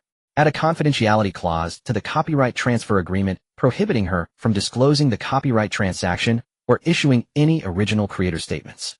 In short, the only requirement is to make that Sunny little sister take the money and keep her mouth shut about everything. I want everyone to believe that Han Ziyuan is the original singer of Sunny Day. Do you understand my meaning? On the other end of the line, Huang Hong replied earnestly, Yes, I understand. Good. Once you handle this, well, I'll consider promoting you to headquarters as administrative director. Thank you, CEO Hong. After hanging up, Hong Chang felt a sharp pang of regret. The gag payment came out of his own pocket. 10 million. But he had no choice but to pay. Otherwise, if Han Ziyuan fell, he would suffer as well. If that dragged down Xingyi Media's stock price, Hong Chang's position as CEO would be over. In Lake Spring City at the Xingyi Media branch, Huang Hong pondered for a long time. 10 million. CEO Hong is really generous. 100,000 would be more than enough to deal with a college student. Haha. As long as I get the job done, does it really matter whose pocket the money ends up in? Huang Hong was pondering how to accomplish the task with the least expense. The 10 million hush money offered by Hong Chang came from his personal account, not from Xingyi Media's books, so there was plenty of room for maneuvering. Just then another call came in. Huang Hong glanced at the phone screen. Xia Yu. What did that woman want with him? On the other end of the line, Xia Yu's laughter rang out. Ha, President Huang, how have you been? Quite well. What can I do for you, President Xia? Huang Hong remained highly cautious of Xia Yu's pleasantries. He had long heard of the two Xia sisters. Neither was easy to deal with. There's something I'd like to discuss with you, Xia Yu said to Huang Hong, in planning to release a single, and the MV uses a few seconds of Su Yubing's footage. Huang Hong was taken aback and snapped, President Xia, that's inappropriate. You're infringing on copyright. I know. That's why I'm here to talk to you to see if we can settle this after the fact. He'll pay whatever appearance fee is due, not a cent less. I hope you'll be lenient and not make a big deal out of it. For the smooth release of the MV for Walking in the Rain, and for her brother's sake, Xia Yu reluctantly lowered herself to an outsider for once. After all, she was the one who infringed first. It was only reasonable to inform him and negotiate a resolution. But how could Huang Hong pass up such a golden opportunity for extortion? President Xia, you don't understand. Xiao Su has seriously violated our company's artist code of conduct and has been blacklisted across all channels by Xingyi Media. To prevent any negative impact on the company, she's been strictly forbidden from participating in any film or television productions. President Xia, it's not that I'm not giving you face, but your approach of acting first and asking later really puts me in a tough spot. Her penalty for breach of contract is no small sum. Huang Hong had no idea that Su Yubing's appearance in the MV was purely coincidental. He speculated that Su Yubing must have concealed her past to jump ship to Yumeng Media. Xia Yu probed how much. Huang Hong said, she's currently involved in two main breaches. First, the loss from replacing her as an actress at short notice, 36 million. Second, the penalty for terminating her contract early, 20 million. Unless both are settled, she absolutely cannot take part in any commercial shoots. If headquarters investigates, even I as branch manager won't be able to withstand the pressure. Hearing that Xia Yu had already completed the MV shoot, Huang Hong was even more certain she would have to pay up, or her MV would never see the light of day. Xia Yu chuckled, President Huang, how about I give you a figure? Sure, go ahead. Haggling wasn't out of the question. It was just normal negotiation. After all, 20 million was indeed an outrageous number. A slight discount wouldn't hurt, as long as the money came through. Any amount was profit.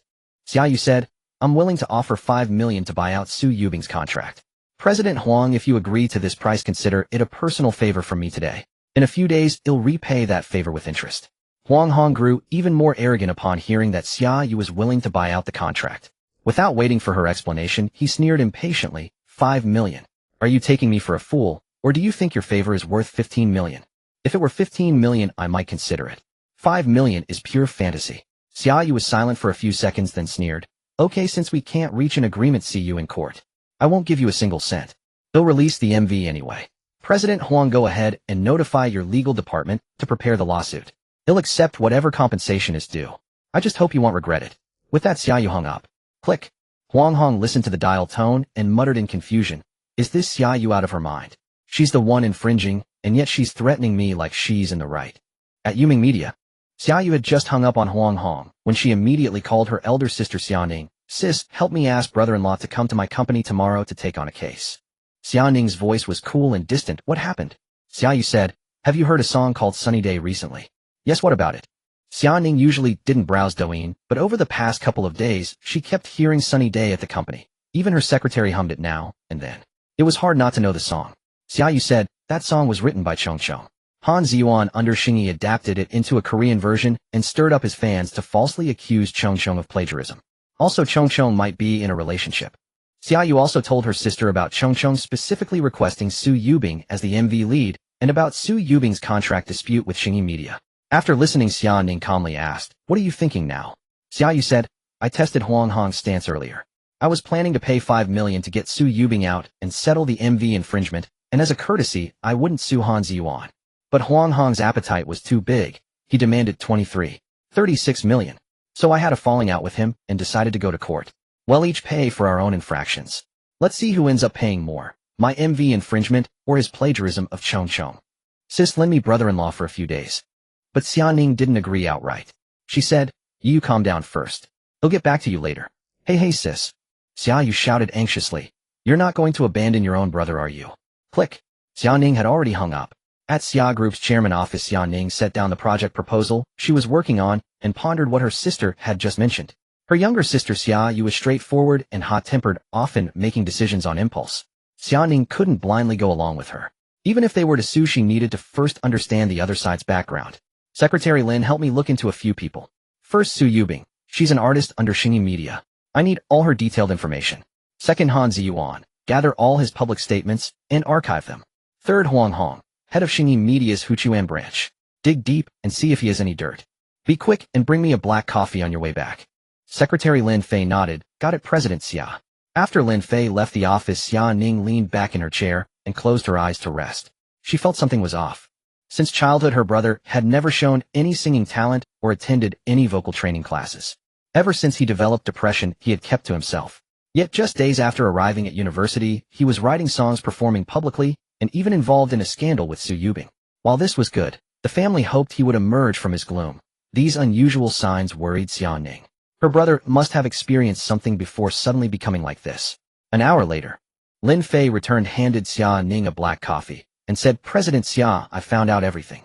Xia Ning nodded. "Good start with Su Yubing." Su Yubing, 25 years old, graduated from Huchuan University with a degree in Chinese literature. She had excellent grades during her studies. 3 years ago, she voluntarily gave up her graduate school recommendation and was recruited by Xingyi Media into the entertainment industry. Her background is clean. She played supporting and villain roles, never had any scandals, and has remained relatively unknown all these years. Recently, Su Yubing was offered the lead role in Jianghu Wenjian, but the investor Wang Ding demanded she attend a drinking party. She refused outright and was subsequently blacklisted by Huang Hong. Now she's heavily in debt and struggling. Xia Ning frowned. Why did she give up graduate school to become an actress? She needed money. Both her parents suffer from severe chronic illnesses and can no longer work. She also has a younger brother who just got into college. At that, Lin Fei added, "To be honest, President Xia, I really admire Su Yubing. Even at the end of her rope, she remains so unyielding." Xia Ning finished reviewing Su Yubing's resume and nodded approvingly. This girl is indeed quite remarkable. Just a bit older. Was Chong Chong into the older sister type? Xia Ning asked. Does her social network include my brother's name? No.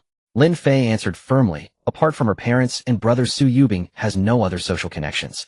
She has absolutely no overlap with Master Xia. That was strange. How did the scandal come about?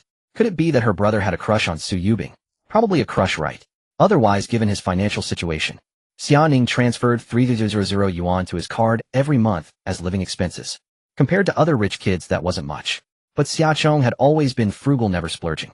In his 3 years of high school, he'd get 300 at the start of the month and still have 2900 left by the end. Aside from necessary meals and living costs, there was really nothing else to spend on. So over the years, her brother had saved up quite a bit from his allowance. If Su Yubing was really involved with him, how could her life be so tight? This Yu honestly. She starts spreading rumors about her brother before getting the facts straight. Lin Fei had thoroughly uncovered the backgrounds of Han Ziyuan and Huang Hong. Li Linfeng, the permanent lawyer of the Xia Group, rushed to Xia Ning's office overnight. After reviewing all the documents, Li Linfeng said confidently, President Xia, these two lawsuits are no problem. We are sure to win. Xia Ning replied, winning the lawsuit is not all I want. Li Linfeng said, I understand your meaning. Merely ruling that the other party plagiarized is too light a punishment. Therefore, I will also propose the following additional claims. First, as a public figure, Han Ziyuan indulged his fans in slandering and cyberbullying the original creator of Sunny Day, and he himself delayed in issuing a clarification statement suggesting an intention to guide public opinion. He should bear corresponding legal responsibility. Second, all profits from the Korean version of Sunny Day that Han Ziyuan plagiarized are illegal gains. These must be fully returned to the original creator with double compensation for the moral and economic losses caused to the original creator, and he must issue an apology statement across the entire internet for 30 consecutive days. Additionally, Li Linfeng also mentioned Su Yubing's breach of contract dispute. The artist contracts of Xingyi Media were filled with various unfair clauses, but they were not completely watertight. A top lawyer like Li Linfeng could spot the loopholes at a glance. Su Yubing's case was actually easy to handle. First, she had no fault of her own. As long as she did not violate the contract terms, Xingyi Media had no reason to fire her. According to the available information, Su Yubing was blacklisted and shelved because she refused the investors' request for her to accompany them for drinks. Wang Ding, chairman of Hengyuan Real Estate and investor of the production team for Jianghu Wenjian, demanding Su Yubing to drink was not protected by laws, regulations, or contract terms. Therefore, Su Yubing did not have to pay the 20 million yuan penalty. But getting her out of Xingyi Media was not that simple. If Xingyi Media did not voluntarily terminate the contract with her, she could only wait until the contract expired to switch jobs. To this, Li Linfeng came up with a compromise. First, file a complaint against Xingyi Media for unjustly blacklisting an artist. Although Jianghu Wenjian had not yet been signed, Su Yubing still had several other dramas on her plate, which were the source of the 36 million yuan penalty claim. The temporary replacement was solely Huang Hong's unilateral decision. Miss Su did not violate the explicit terms of the contract. Her refusal to drink cannot serve as a reason for temporary replacement. Not only does she not need to pay the 36 million, but we must also demand that Xingyi Media lift the blacklist and allow Miss Su to resume normal work. Otherwise, Xingyi Media would be the actual party in breach. In that case, before Miss Su's contract expires, she can still earn income from a few dramas and won't lose her livelihood. This was already the best outcome. Xia Ning pointed to the content in the file and said, but there is still an unfair clause here. If Party A Huang Hong believes Party B, Su Yubing, lacks work competence, Party A may terminate the contract at any time and demand compensation from Party B. How should this be handled? Li Linfeng smiled, then asked Party A to produce clear evidence proving where Party B's work competence is insufficient. The law requires objective evidence and testimony, not just what Huang Hong thinks of her. Miss Su's past works fully demonstrate that her professional skills are outstanding. This so-called unfair clause has no effect on her. Upon hearing this, Xia Ning finally showed a smile, as expected of you. That 30 million annual salary is indeed well earned. Li Linfeng smiled modestly. President Xia flatters me. I haven't finished yet. Xia Ning was startled. You still have a trick up your sleeve? Yes, according to the available data.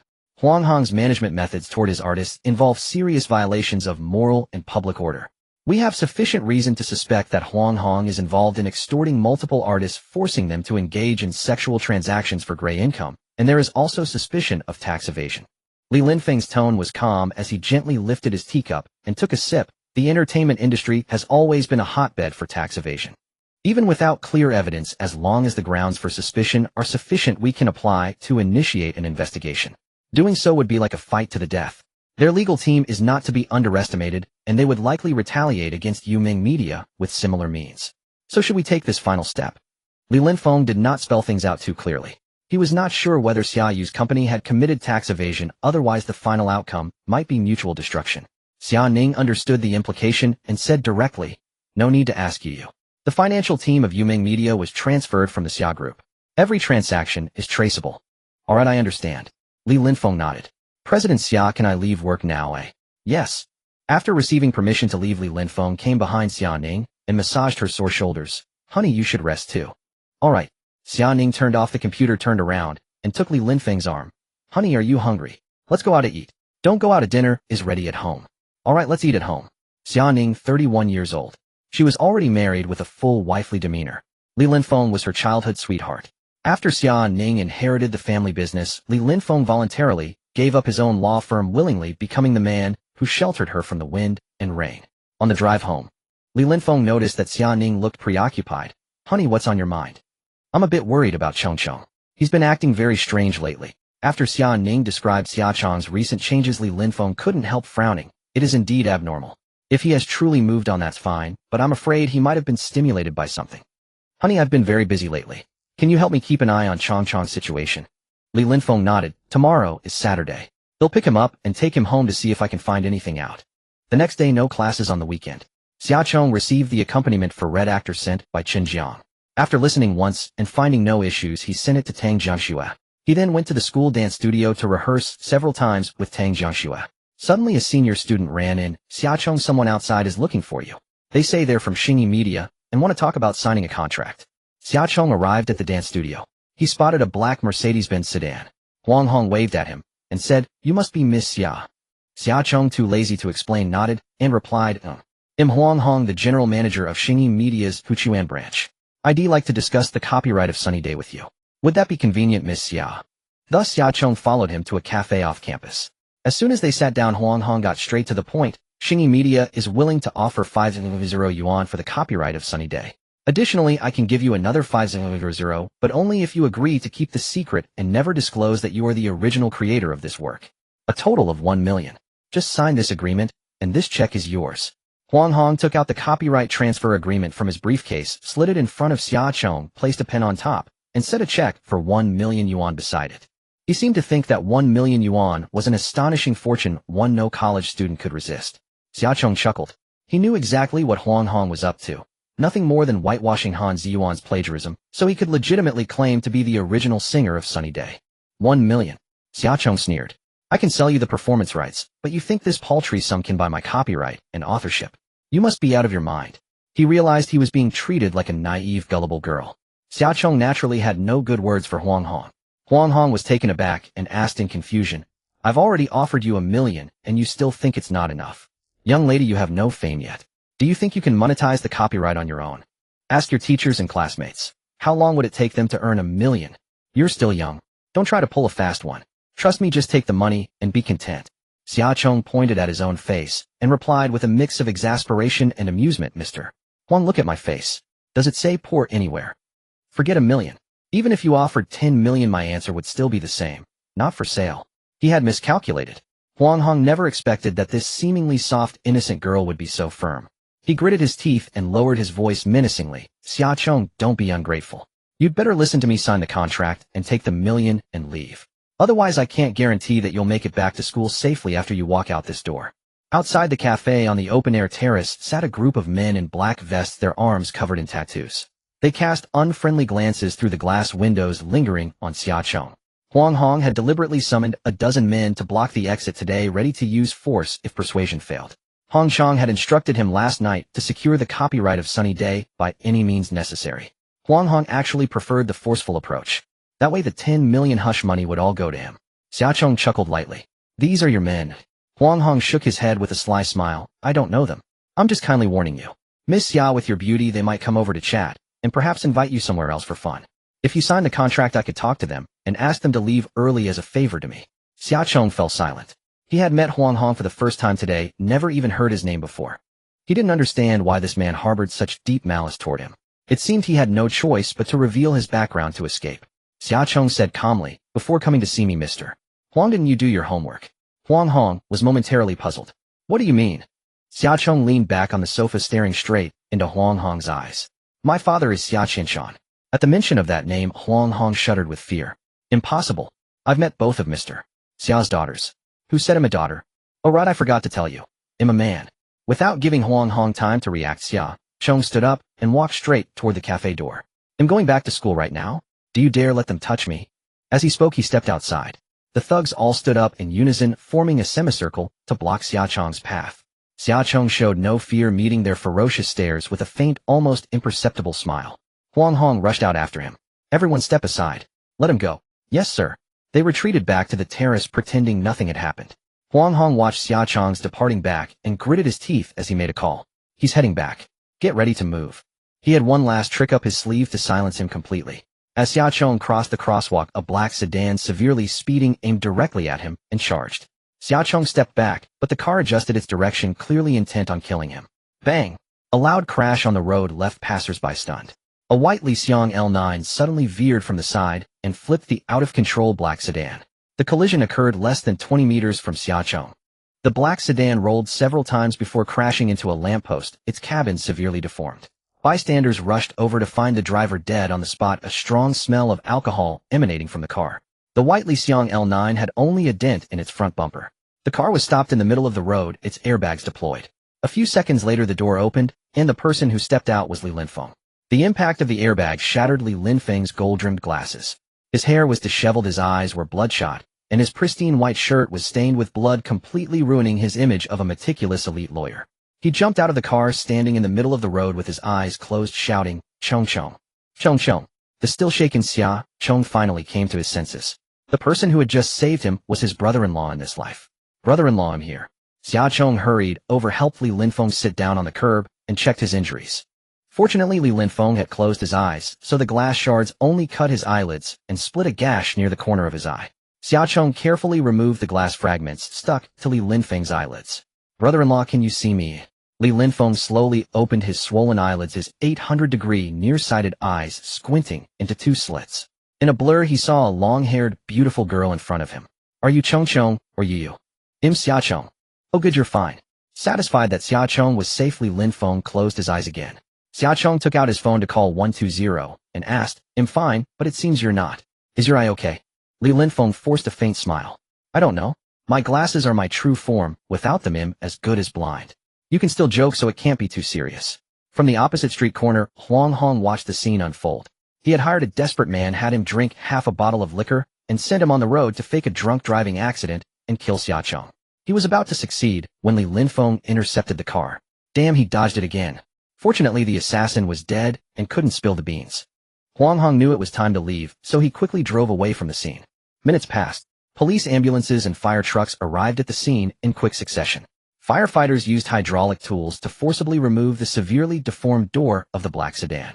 After a quick glance inside, they turned back and shook their heads at the crowd. Medical staff lifted the body onto a stretcher, covering it with a blue cloth, waiting for the forensic team from the police station to take over. The traffic officer inspected the damage to the vehicle. Catching a whiff of alcohol from inside, they concluded it was a drunk driving accident. But Li Linfeng reminded them, "Officer, please check if the car has a dash cam. I suspect this is no ordinary traffic accident. The perpetrator's target was very specific. They intended to kill my brother. If there's a dash cam, it might have recorded some conversation inside the car."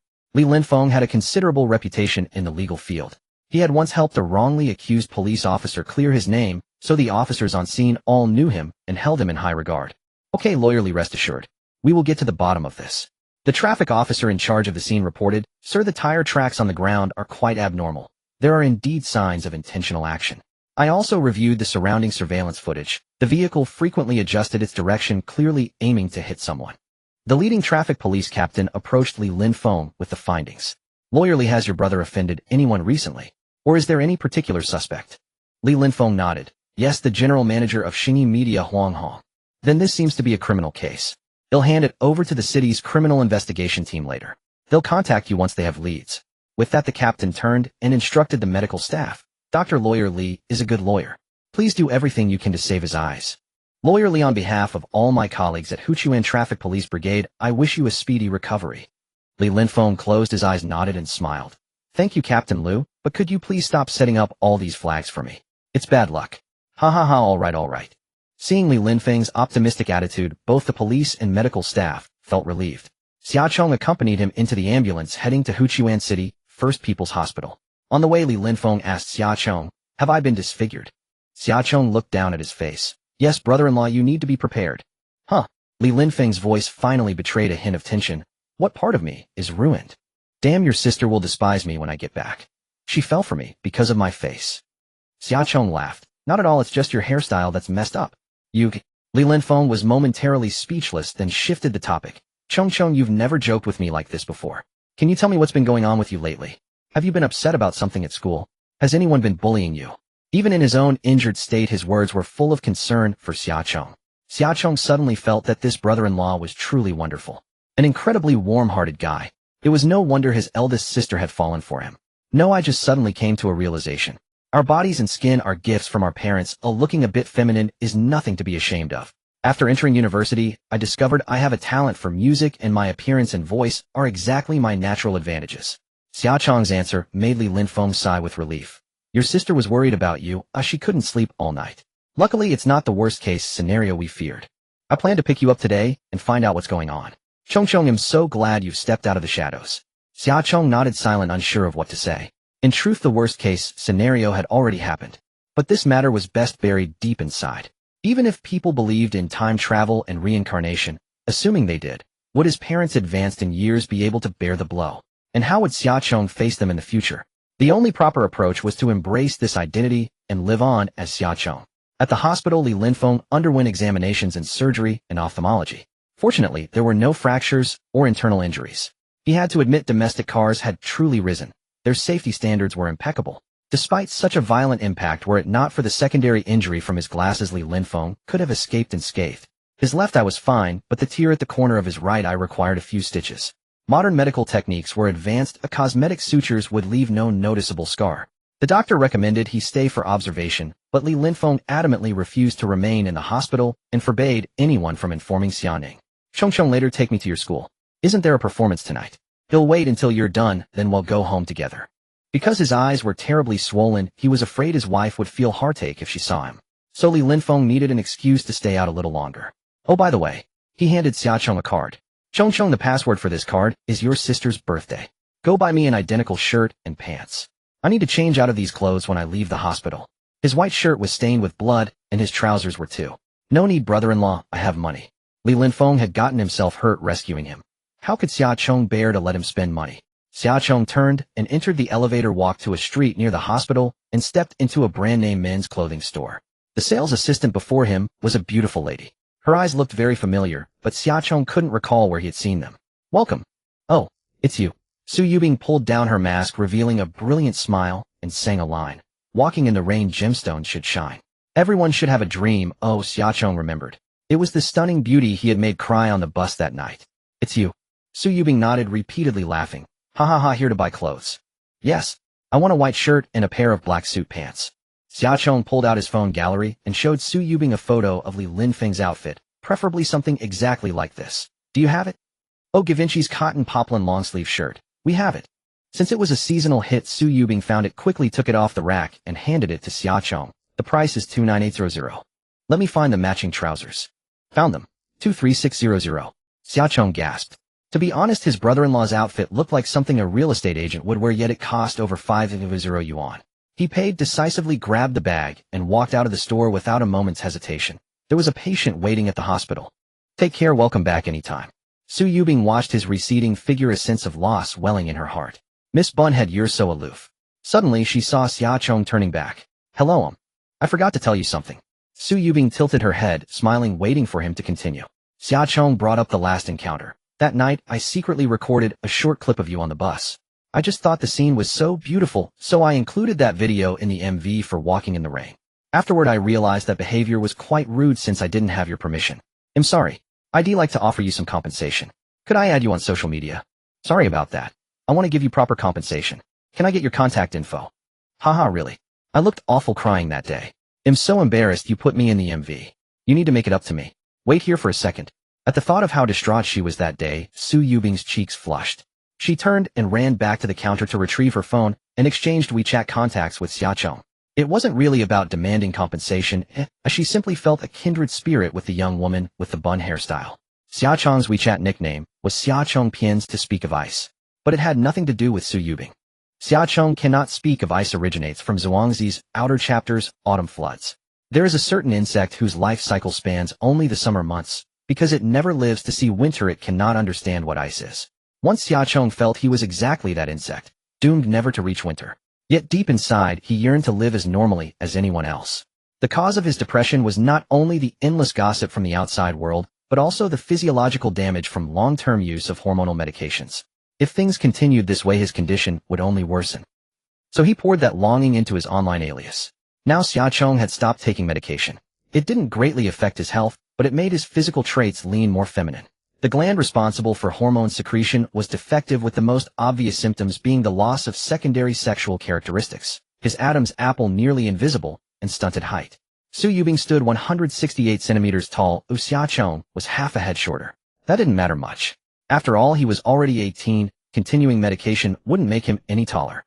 Xia Chong had searched for relevant information online. The most severe consequence of stopping the medication was potential infertility, but it didn't affect his normal functions in that regard, so there was no need to continue taking the pills. Su Yubing's online alias was Xia Chong cannot speak of ice. So when they saw each other's screen names, they were both stunned. Could it really be such a coincidence? My name is Xia Chong. And you? Su Yubing. How awkward. One hid the beginning, the other hid the end. One said cannot, the other insisted on must. They had just met, so how did they end up with matching couple screen names? Wait, her name is Su Yubing. Xia Chong finally remembered. Her posters were everywhere on the streets of Huchuan City. No wonder she looked so familiar. But just recently, for some unknown reason, all those posters had been taken down. Right now, with no makeup and her tired eyes clearly showing exhaustion, Su Yubing was a far cry from her usual radiant image, which was why Xia Chong hadn't recognized her at first. So why was she working as a sales assistant here? You? Xia Chong wanted to ask, but Su Yubing's optimistic smile left him speechless. Everyone goes through low points in life. Su Yubing working here as a sales assistant must mean she had fallen on hard times for some reason, right? It was better not to poke at her wounds. So Xia Chong changed the subject and smiled. Are you free? I'd like to treat you to lunch. Sure, I get off work in 10 minutes. Can you wait for me? Okay. He waited in the shop for 10 minutes while Su Yubing changed shifts with a colleague. Then they walked out together. Su Yubing went to the roadside and slowly pushed out an electric scooter. On the back of the scooter was a yellow delivery box from Mate 1. Su Yubing opened the seat, took out a yellow uniform, shook off the dust, slipped it on, and zipped it up. Xia Chong, hop on. Patting the back seat of the scooter, she smiled. Sorry, it's a bit humble. Xia Chong sat down, his head buzzing. This scene was utterly surreal. You also work as a delivery driver? Yeah, I'm too poor. Su Yubing twisted the throttle, and the scooter roared forward, speeding toward the nearby food street. On the way, she accepted a delivery order. While waiting for the food, she ordered lunch for both of them at that very shop. Even though Xia Chong wanted to treat her to something nice, Su Yubing said she was in a hurry, afraid the order would be late. So they sat in the crowded food stall and ordered 2 simple box lunches. During the meal, Su Yubing kept her eyes on her phone, deftly grabbing orders through the app. She ate the 10 yuan box lunch with relish. The satisfaction of simply filling one's stomach after enduring hard times. That was a feeling that couldn't be faked. After being blacklisted by Xingyi Media, Su Yubing hadn't hidden it from her family. Her younger brother had already started working part-time to ease some of her burden. But their parents' medical expenses remained the biggest challenge she faced. So Su Yubing now worked 3 jobs. At the clothing store, she worked rotating shifts, either morning, evening, or afternoon shifts. After changing shifts, it was exactly the peak dining hours. She could use that time to deliver food, and if she didn't have a night shift, she would work as a designated driver. With all 3 jobs combined, she earned over 10,000 yuan a month. I thought you artists were all pretty well off, Xia Chong said. He really couldn't understand why she pushed herself so hard. Su Yubing glanced at him and smiled. I also thought rich and beautiful girls like you couldn't stomach box lunches. A clever retort, throwing the question back at Xia Chong. Su Yubing didn't want Xia Chong's sympathy or pity. She was an independent person first. Even if she had fallen on hard times, she didn't need charity. Seeing how energetic she was, Xia Chong decided to bring up business first. The music video for Keep Walking in the Rain will be officially released at 8 p.m. tonight. I used your footage without your permission, so I should compensate you financially. Miss Su, what's your appearance fee? Su Yubing chuckled. Treating me to lunch is already an apology, isn't it? I've forgiven you. No need for financial compensation. But there's something I need to warn you. My contract with Xingyi Media hasn't expired yet. If you include my clips, they might sue you for copyright infringement. Xia Chong said, that's not something I need to worry about, someone else will handle it. I'm running late. Miss Bunhead, thank you for the lunch. Gotta go. Su Yubing hastily shoveled a few more bites of rice into her mouth, grabbed the delivery bag beside her, and dashed out of the fast food shop, hopping on her scooter and speeding away. What a whirlwind of a woman. Behind the screen, Su Yubing was just a girl struggling to survive. No wonder the tragic supporting roles she played were always so vivid and unforgettable. Xia Chong opened WeChat and sent her a red envelope of 1,000 yuan with the message, drive slowly, safety first. Su Yubing, wow, a huge red envelope. Su Yubing, thank you. I'm one step closer to buying an apartment. The speed of her reply. She was obviously still glued to her phone, even while writing. Well, that was pointless advice. Back at the hospital, he packed a serving of fried rice for Li Linfeng. Li Linfeng said, the criminal investigation team contacted me. They found a bag of cash in the back seat of the vehicle involved in the accident. 500 yuan. Moreover, the dashcam did record a suspicious conversation. But throughout the whole process, only the murderer's voice was heard. It was probably recorded during a call with the employer. Huang Hong has been listed as a primary suspect. The police investigated his bank account and found that Huang Hong withdrew 5,000 yuan in cash from China Construction Bank this morning. Xiaocheng nodded and added another clue. When he asked me to meet today, a group of thugs gathered outside the coffee shop. He also hired them to block me. Okay, I'll report this to the police immediately. Huang Hong definitely won't get away. After the meal, Li Linfeng changed into new clothes and, supported by Xiaocheng, left the hospital. Because of the sutured wound on his eye, he couldn't open his eyes for the time being. Xiaocheng bought him a pair of thick sunglasses to cover the injury. He really looked like a blind man. They took a taxi back to school. Xiaocheng held Li Linfeng's hand as they walked across the campus. Actually, it was perfectly normal for a younger brother to take care of his brother-in-law with an injured eye, but others didn't know the inside story. They only saw the beautiful Chengcheng junior schoolmate and the handsome aloof man in sunglasses walking hand in hand across the campus. That was not normal. Passing students cast very strange looks at them. Soon various rumors spread across Huda University. Extra. Chengcheng really does have a boyfriend. Her boyfriend is quite handsome, but unfortunately he's blind. Oh, what does that blind man have to deserve her? Xiaocheng brought Li Linfeng to the dormitory. At the entrance they were stopped by the dorm matron again. It was the same matron that Xiaocheng had encountered for the first time before the transmigration. It could be said she was directly responsible for Xiaocheng's suicide back then. Stop. You again, you gender-ambiguous freak. How dare you bring an outsider into the dormitory?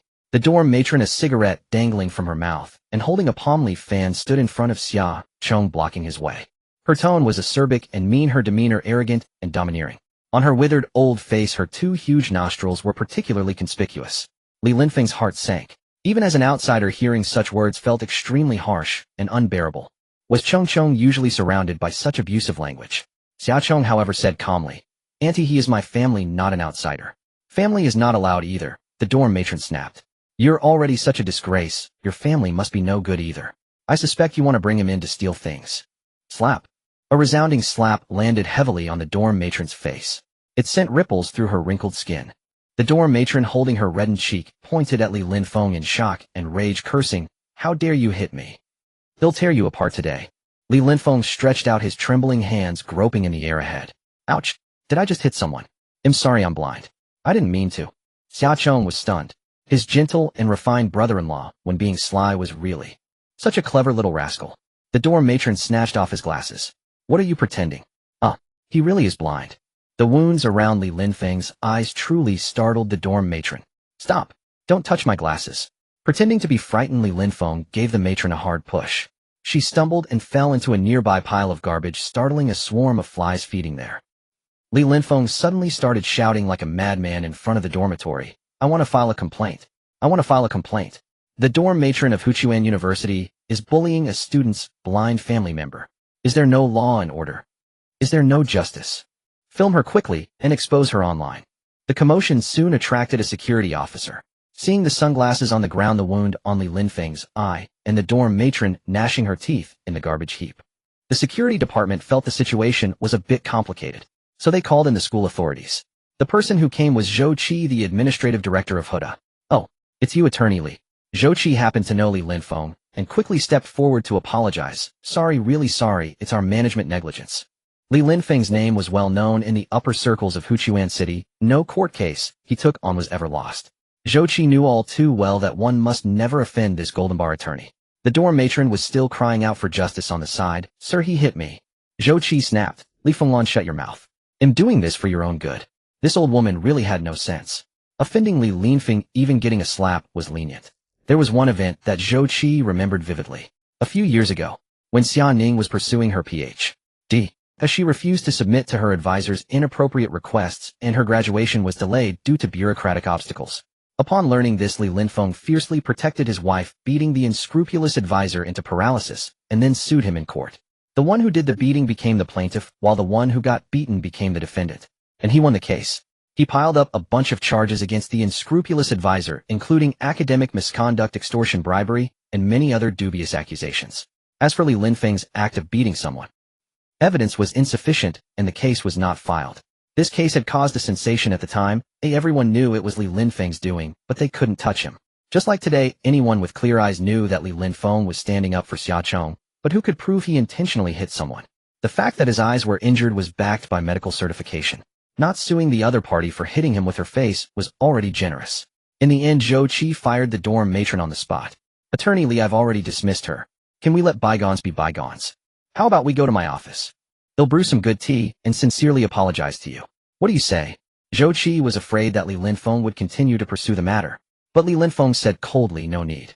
I came today as a student's family member. Can I enter the dormitory building now? Yes, of course. Big Daddy, you're back. Hey, who is this? Xiaochong brought Li Linfeng to room 404 and introduced him to the three roommates. Sons, this is my brother-in-law Li Linfeng. Chen Yan, your brother-in-law is blind. Shui Yang and Zhou Zhou quickly covered his mouth. Shut up. Are you polite? Li Linfeng didn't mind laughing. I'm temporarily blind. He'll need to trouble you all to take care of me. Xiaochong said, Brother Yan, Zhou Zhou, please help take care of my brother-in-law tonight. After my performance, he'll take him home. No problem. Chong's brother-in-law is our brother-in-law. Chen Yan patted Li Linfeng's shoulder and laughed. Bro-in-law, rest assured, as long as I have meat to eat, you'll have soup to drink. I don't want soup. I want meat too.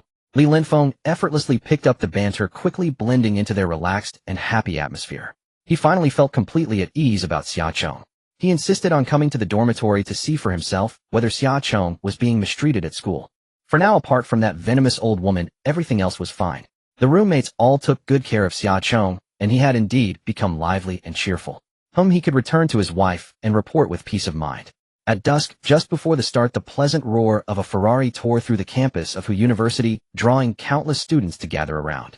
Xiaoyu, driving her SF90, led the procession at the front. Behind her car followed 3 coaster minibuses and 3 box trucks, and the convoy slowly came to a halt outside the track and field stadium of Hu University.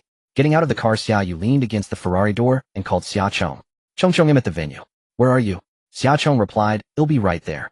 By now, a large crowd of students had already gathered in the sports field. While Xiaoyu was waiting for Xiaochong, many students came over to chat her up. Some came to admire the supercar and take photos, while others mistook her for Xiaochong, the junior sister. Xiaoyu appeared calm on the surface, but inside, she was secretly delighted. Hee.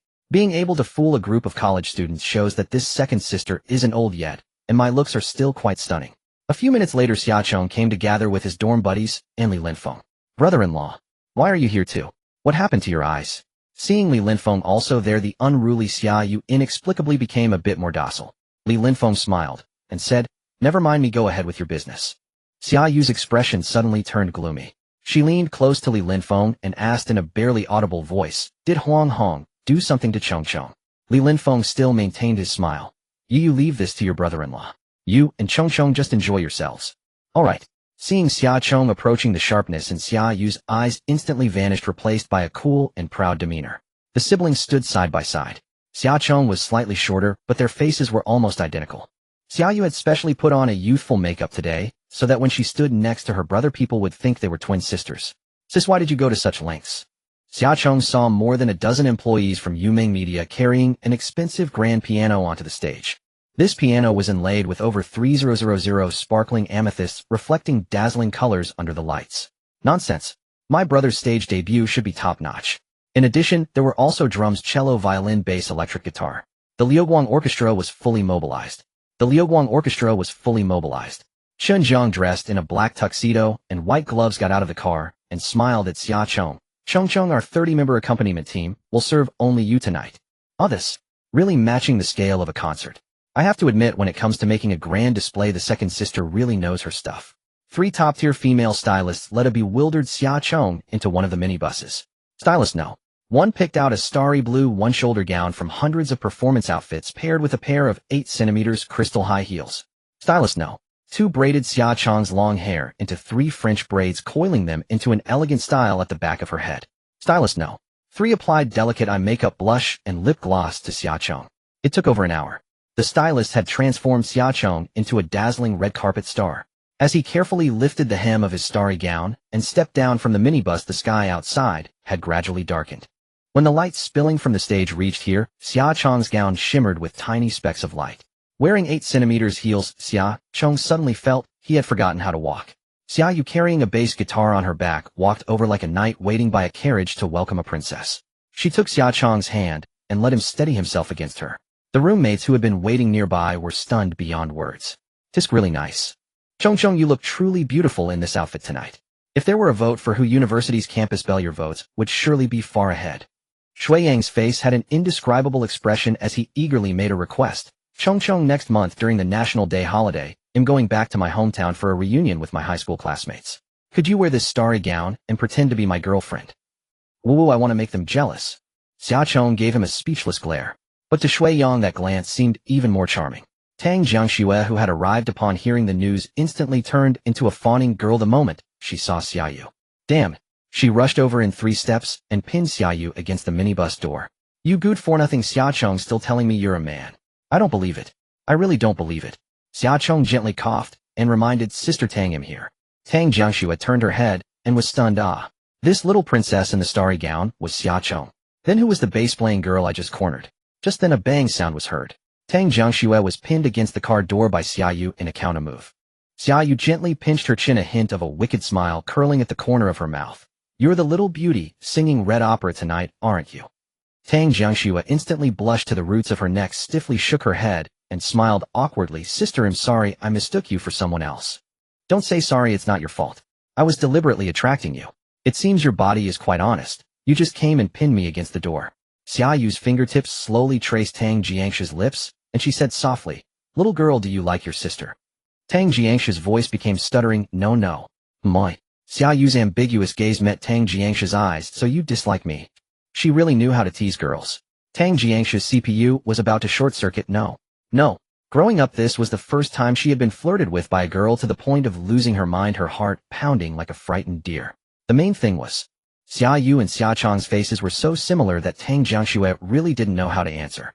Xiaochong couldn't bear to watch. Sis, that's enough. Haha, let's go prepare backstage first. They'll be your bassist tonight. A total of 30 contestants advanced to the finals. The final stage of the top 10 singers was set up in the outdoor sports field of Hu University. The scale of the stage was really comparable to a concert. There were 8 cameras at different positions streaming live on Douyin. So much so that the students were complaining below, wouldn't it be better to use the money wasted on building the stage to install air conditioning in the dorms? The large screen at the back of the stage had already announced the order of appearance. Shui Yang was the opener, Tang Jiangxue was 15th, and Xiaochong closed the show. This was the result of the judges' careful arrangement. They valued Shui Yang's ability to liven up the atmosphere. This joker could heat up the crowd from the start.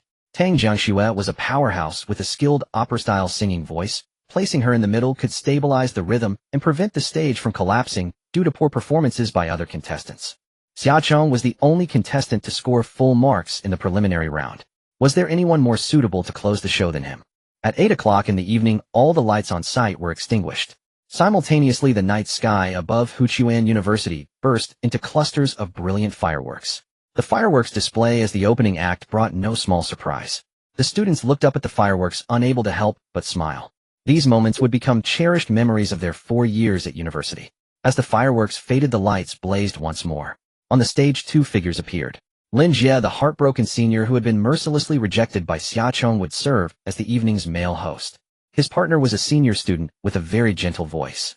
Respected leaders, distinguished guests, dear teachers, fellow students, and viewers in the live stream. Welcome to the finals of Huchuan University's top 10 campus singers and welcome party. After the preliminary rounds, 30 contestants have advanced to the finals. Let us fully enjoy the audio-visual feast they bring. The evaluation criteria for this year's top 10 campus singers finals include on-site scoring by our 8 judges, as well as online voting results from the livestream platform to select our university's People's Choice King of Songs. Alright, next our finals will begin immediately. Applause for our first contestant tonight, Shui Yang, a freshman from class 1 of the history department, with his entry song The Heart of a Dreamer. The hosts exited the stage. Shui Yang ascended the stage accompanied by the Radiant Flow Orchestra. Under the spotlights, Guo Chunjiang sat before the crystal piano, lifting its shimmering key cover. The judges below eagerly awaited how Shui Yang would warm up the crowd today. Yet standing before the microphone, Shui Yang appeared utterly lifeless. The judges' expressions immediately darkened. Alas, have we set our expectations too high for him? But it's understandable. With so many people tonight and him being the first to perform, nervousness is inevitable. Let's see how he performs next. The judges restrained their emotions, intently watching Shui Yang's every move. He quickly gathered his emotions, turned to the accompanying orchestra, and gave an okay gesture. Chunjiang's fingers fell upon the keys, first striking up the piano prelude of The Heart of a Dreamer, followed by drummer Li Wen joining in with the melody. Shui Yang's voice was clear and piercing. Where is the world full of flowers? If it truly exists, I will surely go. I want to stand atop the highest peak there, caring not if it's a sheer cliff. striving to live and love, even if my guts spill on the ground, seeking no one's approval, as long as I'm true to myself. I've never chosen to give up on my ideals, even in days of disgrace. Perhaps I lack talent, but I have the innocence of dreams, and I will prove it with my entire life. Maybe my hands are clumsy, but I'm willing to keep searching, pouring out all my youth without regret. In the verse section, Shui Yang's performance was adequate. It felt like he was teetering on the edge of going off-key. Yet the song's lyrics and melody earned him considerable impression points. A highly positive and inspiring piece. But was that all there was? Suddenly, drummer Li Wen accelerated the beat's rhythm, unleashing a burst of fervent intensity that propelled the entire song into its climax. Shui Yang followed the drumbeat, tilting his face skyward, veins bulging on his forehead, letting out a hoarse, soul-stirring roar. Run forward. Cracking, facing sneers and ridicule. Horse, how can you feel life's vastness without enduring hardships? Fate cannot make us beg for mercy, even if blood stains our embrace. Keep running. Cracking, with the pride of a dreamer. Horse, how can you see life's brilliance without persisting to the end? Rather than drag out an ignoble existence, burn freely. One day it will sprout again. Stunned. The entire Huchuan University was stunned by Shui Yang's singing. Can a song be sung like this? Why did it sound so wonderful even when his voice cracked? And what was this surging, passionate feeling? Why did it suddenly ignite such fervor? Backstage, Xiaochong was also moved. Yes, exactly this. The core essence of the heart of a dreamer is that reckless courage and determination. One must shout with all their might, sing until the voice cracks to capture its soul and evoke heart-wrenching emotions for resonance. And Shui Yang's frenzied high notes truly elevated the song to its deserved heights. An absolute game-changing performance. The future, charming and splendid, always calls to me. Even if only pain accompanies me, I must forge ahead boldly. I want to set sail on the bluest sea there, caring not if I can ever return. Moping after failure is a coward's act. As long as there's a breath left, clench your fists.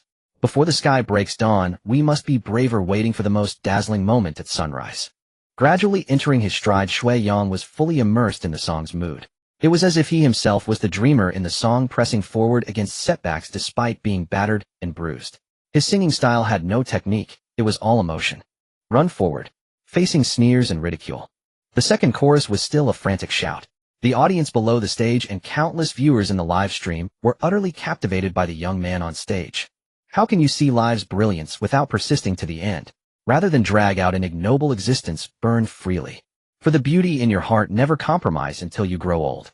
The song ended. Shui Yang's heart, however, could not calm for a long time. He bowed deeply to the judges and the audience, then turned and bowed to the members of the Radiant Flow Orchestra. Though he knew little about music, Shui Yang clearly felt that the help from the orchestra teachers was far more than mere accompaniment. Especially drummer Li Wen, who continuously guided Shui Yang with his beats. Throughout the song, aside from intentional cracks, Shui Yang barely went off key. At that moment, Xinjiang was applauding him, and Li Wen gave him a thumbs up. Shui Yang was moved to tears. Below the stage, the judges were also in tears, offering their comments. Student Shui Yang, the heart of a dreamer you brought is, in my opinion, the anthem of Chinese rock youth. Your completely unrestrained singing style perfectly embodies the passionate spirit of rather than drag out an ignoble existence, burn freely. Precisely the musical core that our Chinese music scene lacks. This song criticizes nothing, yet it exudes defiance and struggle, and the fervor of laying down one's life for idealism. An incredibly inspiring masterpiece. Is it your original work? Shui Yang raised the microphone, wiped his tears, and laughed with a hint of sob. No. The author of this song is our classmate Xiaochong. As soon as these words were spoken, Huchuan University's live stream exploded. On the stage's big screen, viewers' bullet comments scrolled by one after another. Xiaochong, what kind of prodigy? I heard that name yesterday, suspected to be the recently viral Qingtian girl. Really or not? Huh, didn't Qingtian plagiarize Han Ziyuan? You believe the rumors stirred by brainless fans. Han Ziyuan himself dares not claim he's the original. I don't believe someone who wrote The Heart of a Dreamer would plagiarize a low-tier pretty boy like Han Ziyuan. So is she really the Qingtian girl or not? Jiangdu Star Media headquarters. It was long past the end of the workday, yet Hong Chang's office still had its lights on. He stared at the computer screen at the live stream of Huchuan University. Those barrage comments were slowly dragging Han Ziyuan into the mire, and Hong Chang was about to plummet into the abyss.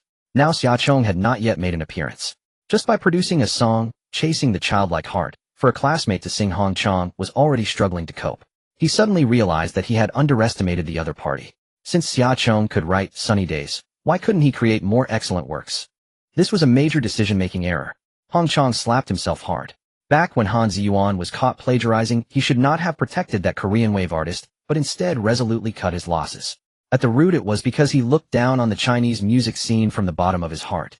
Hong Chang truly never expected that the rise of the Chinese music scene would happen overnight. Even less did he expect that Xia Chong could produce outstanding works one after another. He should have approached Xia Chong directly and signed him under Star Media. Too late. Now everything was too late. Hong Chang made a phone call to Huang Hong, intending to tell him to stop. After tonight, whether he had the copyright to Sunny Days or not would be meaningless. Xia Chong had already proven his strength through his abilities with no need for PR tactics. However, Huang Hong's phone was not picking up. Huchuan Airport. Huang Hong, wearing sunglasses and a mask, strode hurriedly into the departure hall with a suitcase in hand. The development of the situation had spiraled out of control. The killer he hired was too unprofessional. Not only had Xia Chong not died, but the killer had also been caught. The large amount of cash in the car had already been seized by the police. Large withdrawals from banks were all recorded, and the police would soon be able to track down Huang Hong by following the clues, plus the information provided by Xia Chong. Huang Hong knew that he had become a suspect. His assets had been frozen, but fortunately, he still had overseas accounts. Therefore, he bought a ticket to Europe and prepared to flee overnight. He had just arrived at the boarding gate. Two plainclothes police officers rushed out from the crowd and grabbed Huang Hong's arms from both sides. Huang Hong, you are involved in a criminal case. We are legally summoning you. Please cooperate with the police investigation. Huang Hong froze for a few seconds, then gave up resisting. The final of the top 10 singers. Shui Yang directly scored a perfect 10 points. The opening song, Chasing the Childlike Heart, became the scoring benchmark of the night. When Shui Yang returned backstage, the other contestants all felt immense pressure. The second contestant on stage also sang Sunny Days and scored an average 8. After that, the show's effect simply collapsed. Shui Yang dropped a nuclear bomb at the start. How are the rest supposed to compete? Chasing the Childlike Heart has been elevated to a level beyond this competition. Just listen to the junk songs after Sunny Days. No one can surpass Shui Yang tonight in putting that out there. Even if Miss Qing Tian herself came on stage, she might not be able to sing with Shui Yang's feeling. Not necessarily. Since Miss Qing Tian wrote this song for a classmate, it shows she has even better works in store. Wait and see. A dozen or so consecutive insipid pop songs gradually wore down the patience of the audience and judges. The live stream's popularity was already showing a downward trend. At that moment, the 15th contestant Tang Jiangxue finally appeared. The MC Lin Jie had accurately captured the audience's attention and deliberately emphasized Tang Jiangxue's entry song. Let's welcome Tang Jiangxue from History Class 01, who will perform her entry song The Red Actress, a Chinese-style Mandarin work created by our classmate Xia Chong. The audience burst into applause, and the judges' eyes lit up as well. Chinese style? What newfangled thing is this? Under the spotlight, Tang Jiangxue dressed in a traditional opera costume with thick makeup on her face. The audience was slightly startled. Why is she dressed like this? Is she going to sing opera again? Opera is fine, but we really don't know how to appreciate it. The Liuguang band took the stage again. Xun Jiang gently plucked the guzheng strings. Li Wen played the flute, and there was also an era teacher. The instruments harmonized and a rich Chinese-style atmosphere wafted out. Tang Jiangxue swung her long sleeves using graceful dance moves to make herself the focus of the entire venue. A scene of opera, sleeves rise and fall.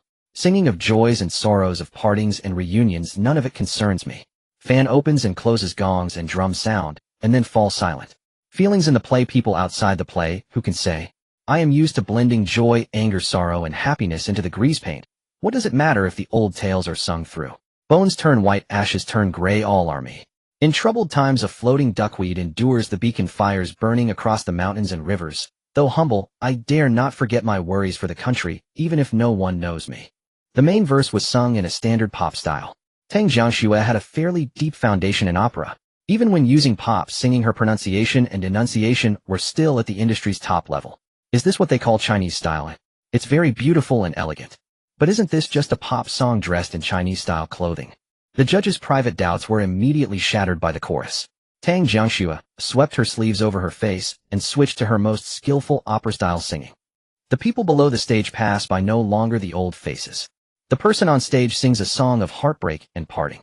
The character love is hard to put down in ink. She sings needing blood to harmonize. The curtain rises, the curtain falls. Who is the guest? Intense feelings, regret, sincerity, turning back is all illusion. Who is the person opposite? Explosive. The barrage comments in the live stream filled the screen again. This is Chinese style. Holy crap, this completely refreshes my understanding of music. Why does the Chinese music scene imitate Western and Japanese Korean styles? We clearly have the world's oldest cultural heritage. Actually, opera is quite nice sounding too, it's just that we in our impatience haven't listened with a calm heart. The perfect combination of pop music and ancient-style opera. I really love this style. It's amazing. Xia Chang's production must be a masterpiece. Miss Ching Tian is the GOAT. Han Ziyuan come out and take the beating. Korean Wave fanboys come out and speak up. No one can surpass Tang Jiangxue tonight, and putting that out there. You said the same thing about Shui Yang earlier. You sing, then I take the stage. Don't mock the opera of wind and moon. Don't laugh at people's absurdity. I have also asked about the green and yellow, have also sung of rise and fall with strong tones. The way is merciless, the way is compassionate. How can one ponder? The way is merciless, the way is compassionate. It takes much thought. Domination. Compared to the insipid pop songs before. Tang Jiangshu's, the Red Actress, was truly like wielding a dragon-slaying blade and slaughtering with one hit, dealing 999,999 damage. The judges once again gave the highest score of 10. What a line. Bones turn white, ashes turn gray, all are me. What a line, though humble, I dare not forget my worries for the country. As if hearing celestial music, my ears suddenly brighten. Many thanks to classmate Tang Jiangxue for presenting us with this top-tier audiovisual feast. Finally, a song the Red Actress has caught up with, chasing the childlike heart. Next one, Speak Up. Now the pressure is on Miss Ching Tian herself. 2 perfect scores were announced, which indeed put significant pressure on Xia Chang. From the perspective of song selection, the tracks The Innocent Heart, Chasing Dreams, and The Red Actor were more popular in their previous life than Walking in the Rain. But ultimately it all came down to the live performance quality. Shui Yang had no vocal training. He was a self-taught amateur, all emotion and no technique, so flaws were inevitable. Even the formidable Tang Jiangxue had moments where she didn't perform perfectly. Perhaps due to haste and insufficient familiarity with the accompaniment, she slightly rushed a few transitions. Moreover, live performance and studio recording are 2 different things. When recording in the studio, a singer can repeatedly fine-tune the pronunciation of certain lyrics until achieving perfection. But on stage, that level of performance may not be reproducible. Even professional singers may not hit every note perfectly. Years of experience as a street performer had honed Xia Chang's exceptional live skills. In this life, he also possessed absolute pitch, so his live performance was not far behind his studio recordings. After Tang Jiangxue left the stage, the event entered a prolonged lull. One after another so-called rap pieces were brought onto the stage. Forget the quality of the works themselves, the rappers' tongues were so tangled they could barely spit out the words. It was really no good. Only the students of Huda were civilized enough not to boo loudly and embarrass the performers on stage. But the bullet comments in the live stream were merciless, turning into a massive cyberbullying scene. The on-site big screen had to temporarily block the comments. Get off the stage. How did you even make it to the finals with such a performance? It sounds terrible. Oh no, my taste in music has been spoiled by Sister Ching Tian. I thought a few songs were decent, but after hearing The Red Actor, I can't stand them anymore. I just want to see how Sister Ching Tian deals with this. Please just fast forward to the last act. Su Yubing stood outside the iron fence of Huda Sports Field. Wearing a yellow helmet and yellow vest, carrying a takeout bag in her hand, she clutched her phone with an anxious expression.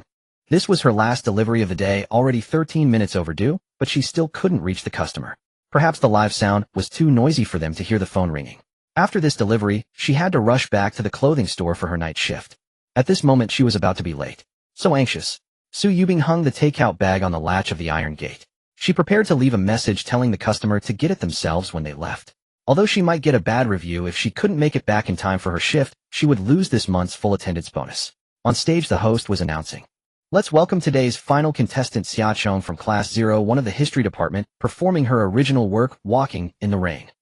The audience erupted in thunderous cheers and screams. Finally, Chong Chong, Chong Chong, Chong Chong, Junior Chong Chong, I love you. Sister Ching Tian, you're the absolute best. Su Yubing, who had walked a few steps away upon hearing Xia Chang's name, and Walking in the Rain, couldn't help but turn back. Su Yubing stood on a stone table, standing on tiptoe to peer inside. The distance was quite far. Between her and the stage lay a large audience section, so she couldn't see the stage itself, but the large screen hanging above the stage was clearly visible. Amid rounds of applause, Xia Yu led Xia Chong slowly onto the stage. The cool and chic elder sister and the playful younger sister looked like twins. Their stunning entrance, graceful as startled swans, was like a new generation queen of heaven descending. Under the lights, Xia Chang's starry gown shimmered with dazzling brilliance, making her exceptionally beautiful. Su Yubing was stunned. Even though she had acted in several films and television works and seen all kinds of beauties in the entertainment industry, her own appearance was also quite stunning. But for a moment she wondered if she might be a lesbian. Wow, perfect look. Sister Ching Tian finally shows her face. So beautiful. From the bystander's perspective, before I thought Sister Qingtian was a tomboy. With this look and this scale, is she planning to debut tonight? The Liuguang Orchestra was mobilized in full force. Chen Jiang stood on the conductor's podium, pulling out a baton. Over 30 people sat behind their respective instruments, forming an arrangement that resembled a professional symphony orchestra. However, the position at the crystal piano was empty. Everyone was curious. Where was the pianist? Then they saw Xia Cheng sit down on the piano bench, gracefully placing her hands above the keys. The combination of the starry gown and crystal piano was simply a perfect match. The performance hadn't even started yet, but the stage presence was already at its peak. Graceful. Is she going to sing and play? Expectations are maxed out. This song. Xia Cheng spoke a monologue into the microphone. I dedicate this to all those who love life and strive to live. We all go through many days of suffering where we have to rely only on ourselves. In those corners unseen by others, there are many things we must bear alone, many confusing paths we must walk alone, and many negative emotions known only to ourselves. But as long as we grit our teeth and persevere, once we get through it, everything becomes different. Only by working hard and giving our best can fate possibly change. Finally, I wish you in the audience and you in front of the screen, no matter who you are. Whether you are in the midst of high school entrance exams, college entrance exams, graduate school exams, civil service exams, or any important stage of your life, may you achieve results that satisfy you. As her voice fell, thunderous applause erupted. Slender fingers glided over the keys, enjoying a perfect smoothness. In that moment, the entire venue fell silent. Xia Cheng's voice and the piano's chords rose simultaneously. Oh, everyone should have a dream. If you have a dream, don't be afraid of the pain. The lowly-like voice, amplified by the speakers, carried a sweetness several times over. Thunder roars without cease, rain pours into my eyes, blurring sight, who races past and splashes mud all over me. At first listen, it wasn't as stunning as the innocent heart-chasing dreams or the Red Actor, but it was sweet enough to make hearts flutter. How strange. Xia Cheng's singing style sounds plain and simple, yet it's full of emotional power. It has a healing effect that soothes inner pain. In the audience, everyone waved their glow sticks in unison. Even though they were hearing this song for the first time, somehow, after just one listen to the melody, they could sing along. When the second chorus began, Xia Cheng turned the top 10 singers final into a massive sing-along with thousands of people. Standing outside the crowd, Su Yubing was once again moved to tears by this song. Even though she knew it was a bit silly, she couldn't help but open the flashlight on her phone and join everyone in loud singing. You can push me off a cliff, and I will learn to fly. I never listen to anyone's orders, I use my ears to hear my own heart. In the live stream of Huchuan University, the screen was flooded with countless healing bullet comments projected live on the big screen. Passing the exam from junior college to bachelor's. Huang Ziyuan, go for it in the high school entrance exam. Walking in the rain, a gem should shine, everyone should have a dream. I want to pass the graduate exam. 2024, let's move toward the future together. Oh, if you have a dream, don't be afraid of the pain. College entrance exam, here I come. Lu Linlin, I like you. Sometimes fall into a black hole, sometimes climb up a rainbow. In the next second, how fate will turn, no one knows. Wish everyone around me health, happiness, and joy. Mr. LXD, we will be together forever. I say hope is infinite, you guess beautiful dreams are empty. Belief and doubt must duel. Wish myself and strangers to be kind and brave. Save 500 yuan this year to renovate the old house for my family. Walking in the rain, keep going. A gem should shine, everyone should have a dream. If you have a dream, don't be afraid of the pain. Offstage, Su Yubing was once again drenched in tears. She truly felt that Walking in the Rain was written for her. Moreover, it always played at the very moment she was on the verge of breaking down. Overdue food delivery orders, the night shift, she couldn't hand over in time, the hospital's pressing medical bills. Su Yubing was not one to complain about fate. She wouldn't blame the unfairness of destiny, nor would she lament the burdens of life.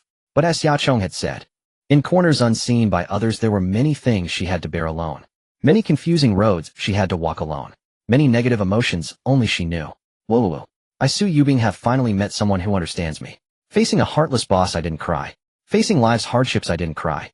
That wretched Xia Cheng, he made me cry twice, with just one song. Twice. Su Yubing gazed at the spirited girl on the big screen as teardrops rolled down one by one from the corners of her eyes, yet the corners of her lips couldn't help but lift upward. At the judges' table, several teachers vied to speak. This is what youth should look like, the correct values of contemporary youth. This song, I personally really like it, deserves full marks. It has no hysterical screams, nor ornate vocal runs or techniques. But it's like that sweet girl next door whispering gently in your ear during your most dejected and downtrodden moments, telling you to keep going. Yes, I feel the same way. The melody of Walking in the Rain is catchy, even those without musical talent can hum along. I believe this song's popularity will be very high. Our definition of a good voice should not be limited to sky-high notes, vibrato, or extremely difficult techniques. That kind of touch that reaches the heart is the resonance we seek. I also give it a 10. The 8 judges, guest professors from Lake University. Although not professional music industry giants, they still offered extremely high praise. One of the judges, Professor Jin Zhong, the history department head for this year's freshman, was the very history professor who had harshly criticized the current state of literature and arts in Xia Chong's class. His personal favorite work was The Chivalrous Spirit, but he didn't deny that Walking in the Rain and Chasing the Dream with a Childlike Heart were both excellent. Xia Chong's music has broken away from the trend of idolizing Japanese and Korean pop culture, which brings me great relief. Being your history professor is also a great honor for me. I give it a 10. The judges' comments lasted a total of 10 minutes. Yet no one felt impatient. In a world where the domestic entertainment industry was starved of good music, Xia Chong alone had produced so many classic pieces. Such accolades were truly not excessive. On stage, Xia Chong held the microphone with both hands, bowing to the judges' table. Thank you, Professor Jean. Thank you to all the teachers. Thank you, everyone. Finally, Lin Jie stepped onto the stage. As the host, he was to announce the final scores and declare the conclusion of this year's top 10 singers. This heartbroken senior had displayed outstanding hosting style throughout the evening. But standing next to Xia Chong, now he had lost his earlier composure. The palm holding the microphone was slick with a fine layer of sweat, inexplicably tense. What was I going to say? Oh, where's my cue card? Lin Jie belatedly fished out his host's note card from his pocket and smiled. Everyone, I'm really sorry. Little Chong's appearance is so stunning that even this host got distracted. A masterful save. Ha ha ha. It's not the senior's fault, though, everyone understands. The audience burst into laughter. After pulling the atmosphere back, Lin Jie quickly returned to form, smiling. First, let's give a round of applause to Xia Chong. Congratulations on scoring a perfect 10. Next, we enter the most exciting segment of the evening. The final rankings for the campus top 10 singers. Please look at the big screen. 1. Xia Chong, Walking in the Rain. 10 points, popularity 48580 votes. 2. Tang Jiangxue, The Chivalrous Spirit. 10 points, popularity 42877 votes. 3. Shui Yang, Chasing the Dream with a Childlike Heart. 10 points, popularity 22103 votes. 4. Ruan Siwen, Sunny Day 8. 8 points, popularity 3130 votes. 5. Yu Shun, Wait 5. 6 points, popularity 23 votes. 6. Chenwei Cancer 5. 5 points, popularity 11 votes. 7. Li Guangzhou, Freestyle Rap 4. 8 points, popularity 0 votes. 8. The top 4 were all Xia Chong's works. From 4th place onward, this chart was hardly worth looking at. It was practically a public execution. The popularity votes were the results of netizens voting in the live stream. Lake Spring University's official live broadcast account currently had about 5,000 viewers. Since Shui Yang was the first to perform, the online audience was smaller at the start of the broadcast, so his vote count lagged behind Tang Jiangshu's. But he was already very satisfied, having initially thought he would be humiliated. Unexpectedly, this song, Chasing the Dream with a Childlike Heart, won him countless fans. When the kid returned to the audience, he even received fresh flowers from a girl in the neighboring class. The girl said to him, "These flowers were originally prepared for our classmate Chen Wei, but after hearing you're chasing the dream with a childlike heart." Our classmates unanimously agreed. He doesn't deserve them. This little interlude made Shui Yang immensely proud. The contestants who made it into the top 10 all had air conditioning units assigned to their dormitories. Dorm 404 got 2. As for how to allocate the extra one, it was left for the roommates to decide. Xia Chong did not return to the dorm. After the event, Xia Yu and the assistant changed cars carrying Xia Chong and Li Linfeng back to the Xia family home. Throughout the ride, Li Linfeng was like a nagging woman. So little Chong can sing this beautifully. Wow, so amazing, and they're your own original works. It's a shame your eldest sister didn't come. She probably watched the live broadcast tonight. Little Chong, are you planning to debut? Little Chong, have you thought about forming a band? Does Little Chong want to open a studio? Your brother-in-law will invest. Xia Yu, who was driving, was annoyed by his chatter and couldn't help shouting, "Brother-in-law, can your mouth shut up, just like your eyes?" Oh. Li Linfeng closed his mouth with a resentful look. Xia Chong couldn't help but wonder, does this brother-in-law of ours have a split personality? When dark he's like a demon, but around family he's as lively as a 3-year-old Li. The car drove across the bridge into the Riverside Villa district, stopping in the yard of one of the villas. Through the giant floor-to-ceiling windows, she could see the house brightly lit. Meeting the parents of this life, Xia Chong felt a little nervous. Xia Ning, your father has officially retired. The Xia Corporation is now entirely yours. Yu has no interest in business and she can at least support herself. What worries me most is Chong Chong. I'm not afraid of him indulging in luxury, but I fear he'll try to prove himself. Just as he reached the entrance, he overheard Xia Qinshan discussing the division of assets with Xia Ning.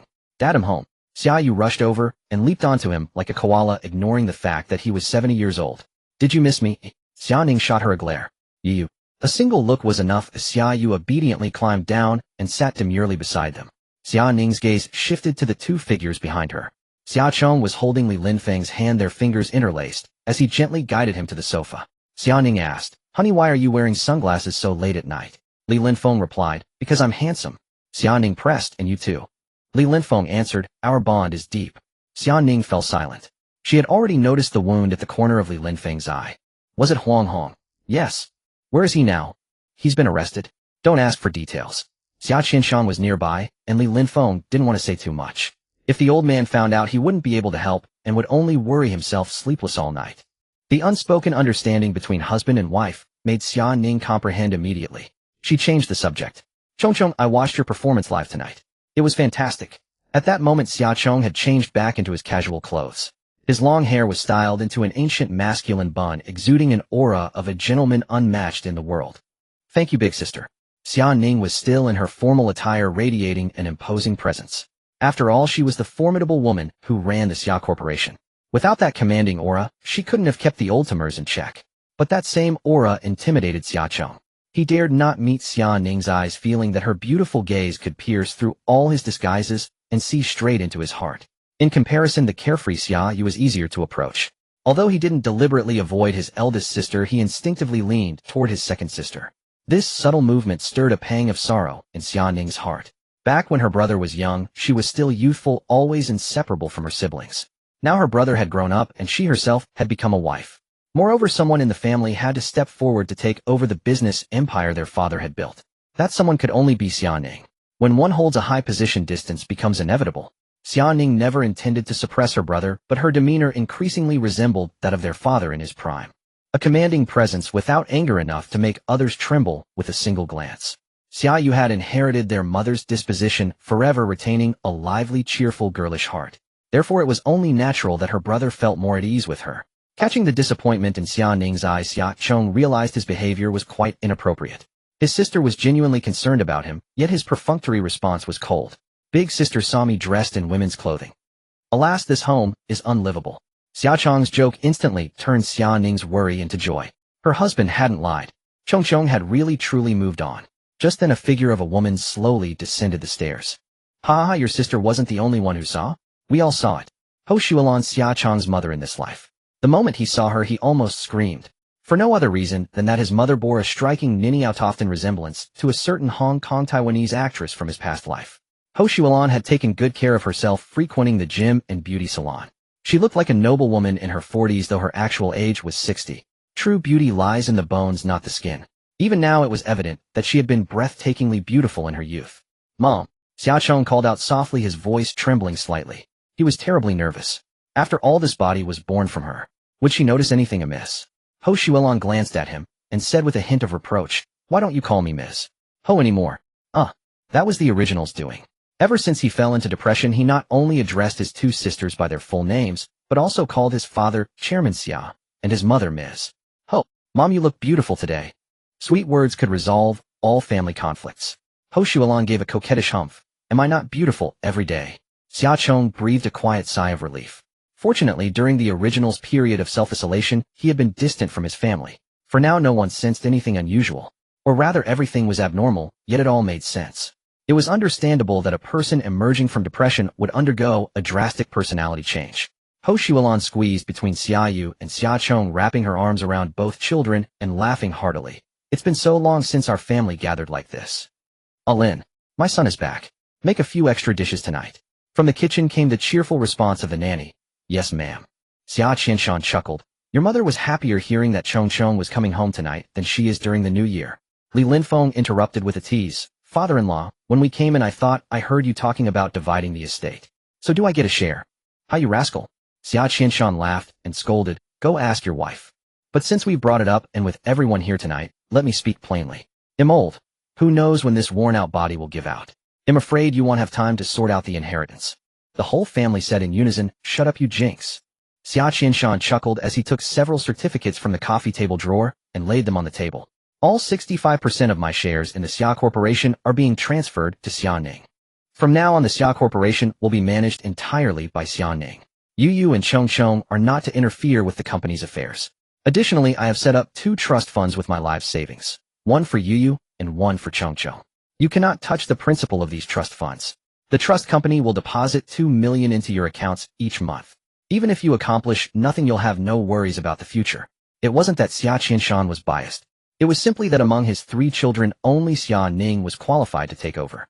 Xia Yu was too playful, not particularly clever, and had no interest in business. Xia Chong was still young and lacked the talent for corporate management. Only by entrusting it to Xia Ning could Xia Qianshan retire with peace of mind. Xia Ning said, "I have no objections. Even without the Xia Corporation, I can support the whole family." Xia Yu said, "I have no objections. My Yuming Media is doing well enough to support me and Chong Chong." Li Linfeng said, "I have no objections. I'm fine with being a kept man. My wife supports me." Everyone's eyes turned in unison to Xia Chong. Only his attitude was still unpredictable. After all, he had just emerged from depression, and no one truly knew what was in his heart. What could Xia Chong be thinking? He was already over the moon with happiness. He wasn't some domineering CEO. Business, corporate management. He knew nothing of those things. In his past life, he was just a struggling street singer. Aside from singing, he had no other skills. Why cause trouble? Wasn't it better to just relax, lie back, and spend money? Since you're all willing to support me. Xia Chong grinned. Then he'll take care of mom and dad. Haha, kid, you've grown up. After happily dividing the assets. Next came the gossip session hosted by his mother. Chong Chong, I heard you've been seeing someone recently. Xia Chong was dumbfounded. Huh? Seeing who? How come I don't know? This evening's family banquet. Xia Chong inexplicably underwent an interrogation by the entire family for over an hour. It was only after piecing together fragments of conversation that he figured out the general plot Xia Yu had concocted in her mind. I really am not dating Su Yubing. Where did you get all these rumors? I only learned her name this morning. MV lead. What led? It's only a few seconds. At that time we were on the same bus, and I secretly filmed her without permission. After finally clarifying the misunderstanding. Xia Yu was stunned. So Su Yubing is not your girlfriend? No. Damn you, why didn't you say so earlier? Xia Yu stomped her feet in irritation. If I had known you two didn't know each other, why would I have humbly approached Huang Hong for permission? And I almost got cheated out of a sum of money by him. Xia Chong poked her head with his finger. There's nothing between her and me, we're clean. What's there to say? You just imagined it all. Xia Yu grabbed Xia Chong's wrist and slapped the back of his hand. No. Don't. Poke. My head. Xia Chong called out to the housekeeper. Auntie Lin, please stew another pork brain soup. Su Lin was taken aback. It's so late, the market and supermarket are closed. It's fine, just use my second sister's brain. Xia Chong, you're asking for it. After dinner, Xia Chong followed Su Lin back to his unfamiliar room. Probably because it was regularly cleaned, the room was very tidy with a faint floral scent in the air. There were several pots of tulips on the balcony. Even though Xia Chong rarely stayed at home, Su Lin still came every day to water the flowers. Madam instructed that young Master Xia's room must be kept as it is, even if no one lives in it. Thank you, Annie Lin. You go back and rest so I can tidy up myself. Su Lin smiled. Chong Chong, you've changed a lot. He used to never care about others. Su Lin took out the sheets and bedding from the closet, made Xia Chong's bed, then bowed slightly. Good night, Chong Chong. If you need anything, just call Annie Lin. Despite the housekeeper's gentle and virtuous demeanor, her monthly salary was over 300. Su Lin, hired by Ho Shualan, had served the Xia family for over 20 years, longer than Xia Chong's own age. Both Xia Yu and Xia Chong were children she had raised, making her akin to a foster mother. Su Lin's affection for him was no less than Ho Zuolan's. Auntie Lin, good night. He was attended to in every aspect of daily life. Experiencing such treatment for the first time, Xia Chong even felt a bit at a loss. Xia Chong lay on the soft, big bed. Suddenly the phone went ding. He picked it up and saw it was a message from Su Yubing. She had filmed a video of the top 10 singers live and sent it to Xia Chong. Xia Chong replied, you came too. Why didn't you come find me? Su Yubing, haha, I was just passing by delivering food and happened to see you on stage. Su Yubing, to hear you sing Walking in the Rain, I was late for my night shift and got my full attendance bonus deducted this month. Xia Chong, that's so unfortunate. Xia Chong, are you really not going to collect your MV appearance fee? Su Yubing, I would love to earn your money, but it's not up to me, it's all handled by the agency. Xia Chong, Huang Hong has been arrested, did you know? Su Yubing, there was no need to be mysterious about such things. Xia Chong briefed Su Yubing on what he had learned. Our lawsuit with Xingyi Media will probably be heard in about half a month. Please bear with it for a while longer. My brother-in-law is a lawyer. He said he's confident he can lift the ban for you, and the best outcome would be letting you finish the dramas you previously signed. Su Yubing had just finished work and was walking alone on the street. Seeing Xia Chong's message, her heart was filled with mixed emotions. Miss Bun, she is so good to me. Why? Recalling their few encounters. Although they had only met a handful of times in total, every time she couldn't help but feel her heart flutter. Su Yubing replied inexplicably, "Did you fight for this specifically for me?" As soon as she sent it, she felt it was inappropriate. Extremely inappropriate. Just as she was about to retract it, she saw Xia Chong is typing. Su Yubing quickly added, "Don't misunderstand. I just don't want to take advantage for nothing, and I don't have money to pay the lawyer's fees." After sending these 2 lines, Su Yubing clearly felt her breath become hot. Was it because of nervousness? Why was she nervous? On one hand, she didn't want to rely on anyone. But on the other hand, there seemed to be some anticipation inside. If Miss Bun really did it for me. Oh no, I might fall in love with her. Woo-woo, am I really a lesbian? Xia Chong, no, Han Ziyuan plagiarized my sunny day. I was already planning to sue Xingyi Media.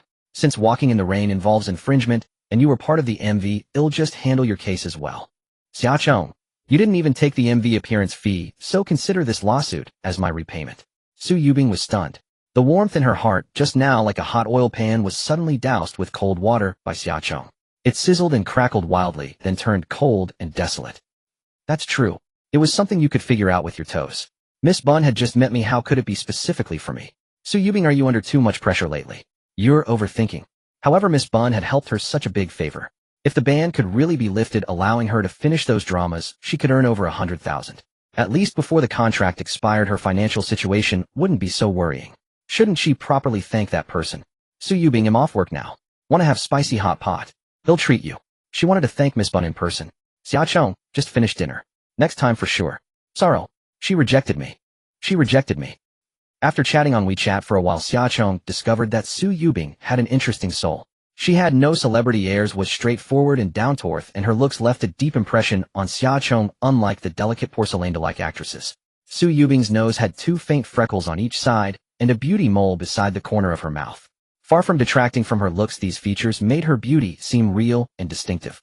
Her face, natural without any surgery, wasn't strikingly stunning at first glance, but never grew tiresome. A classic beauty that aged well. To be honest, she was his ideal type.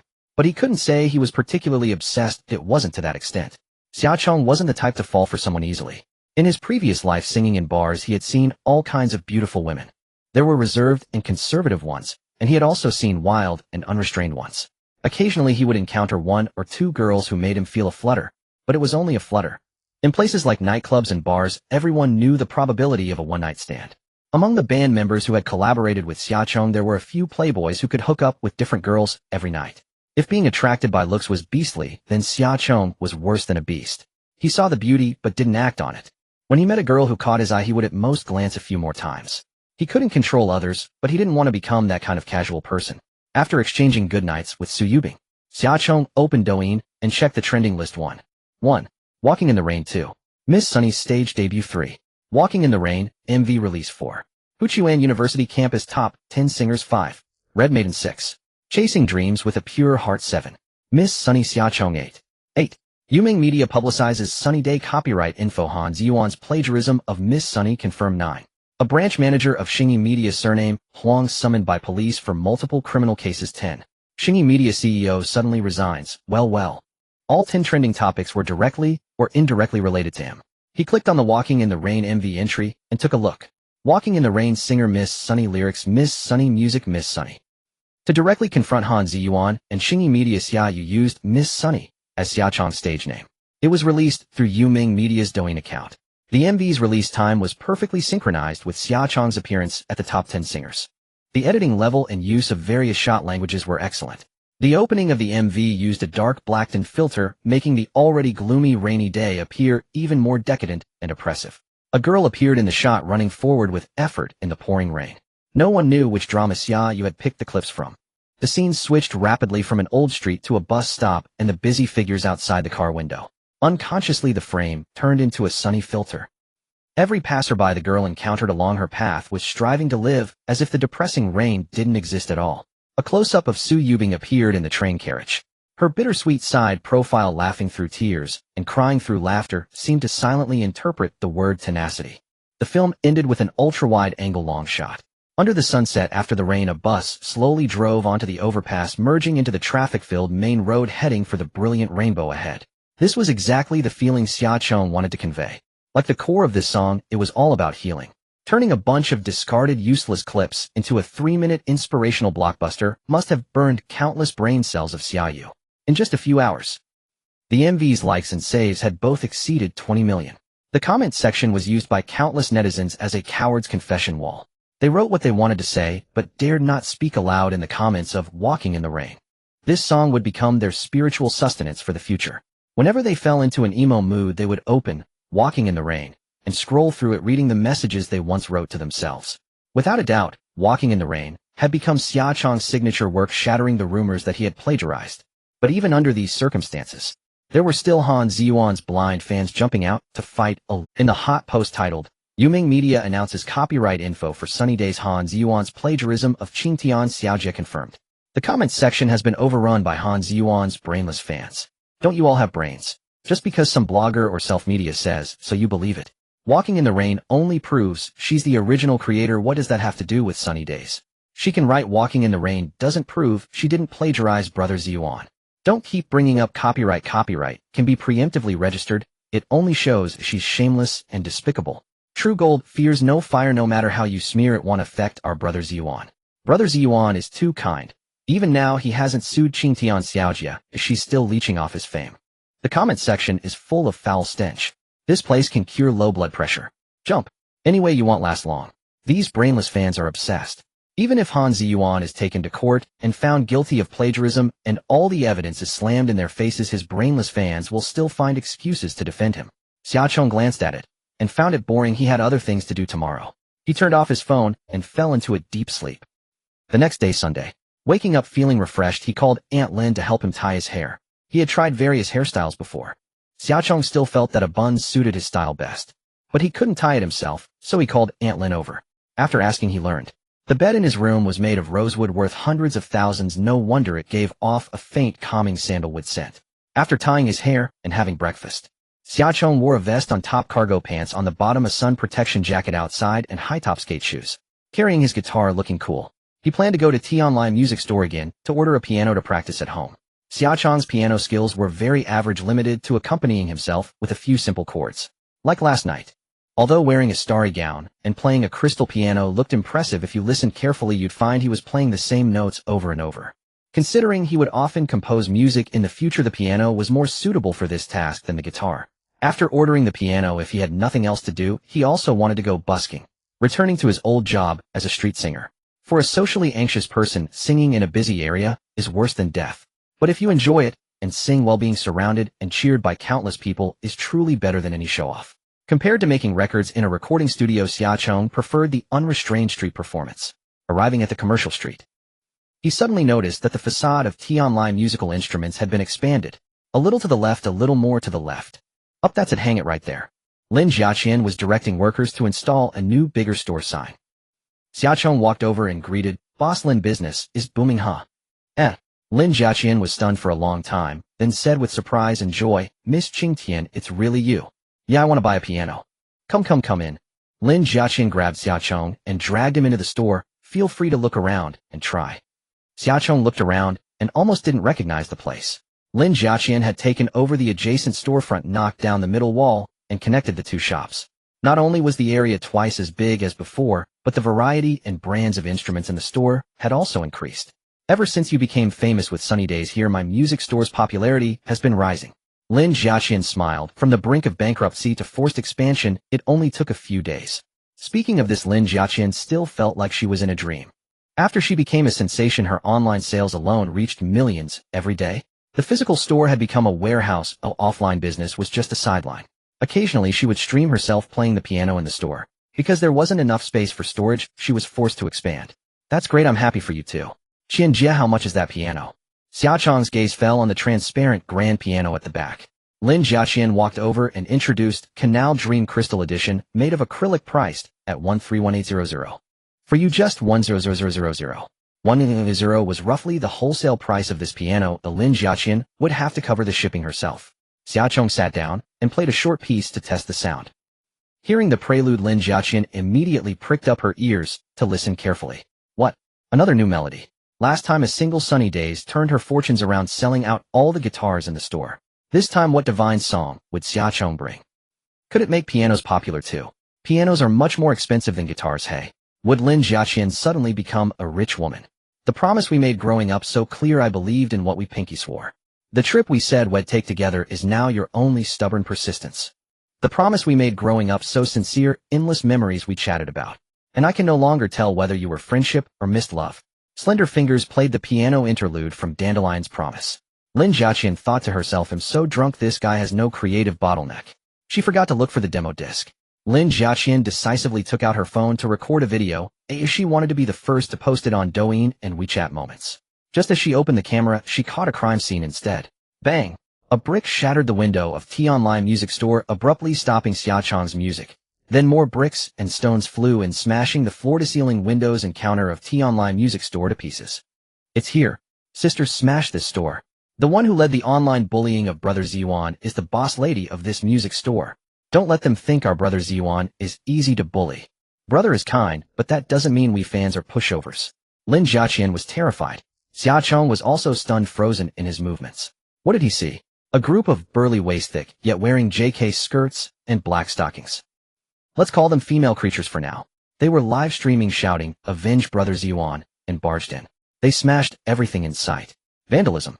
No matter if it was cello, violin, guzheng, yanqin, or how expensive they were. Just smash.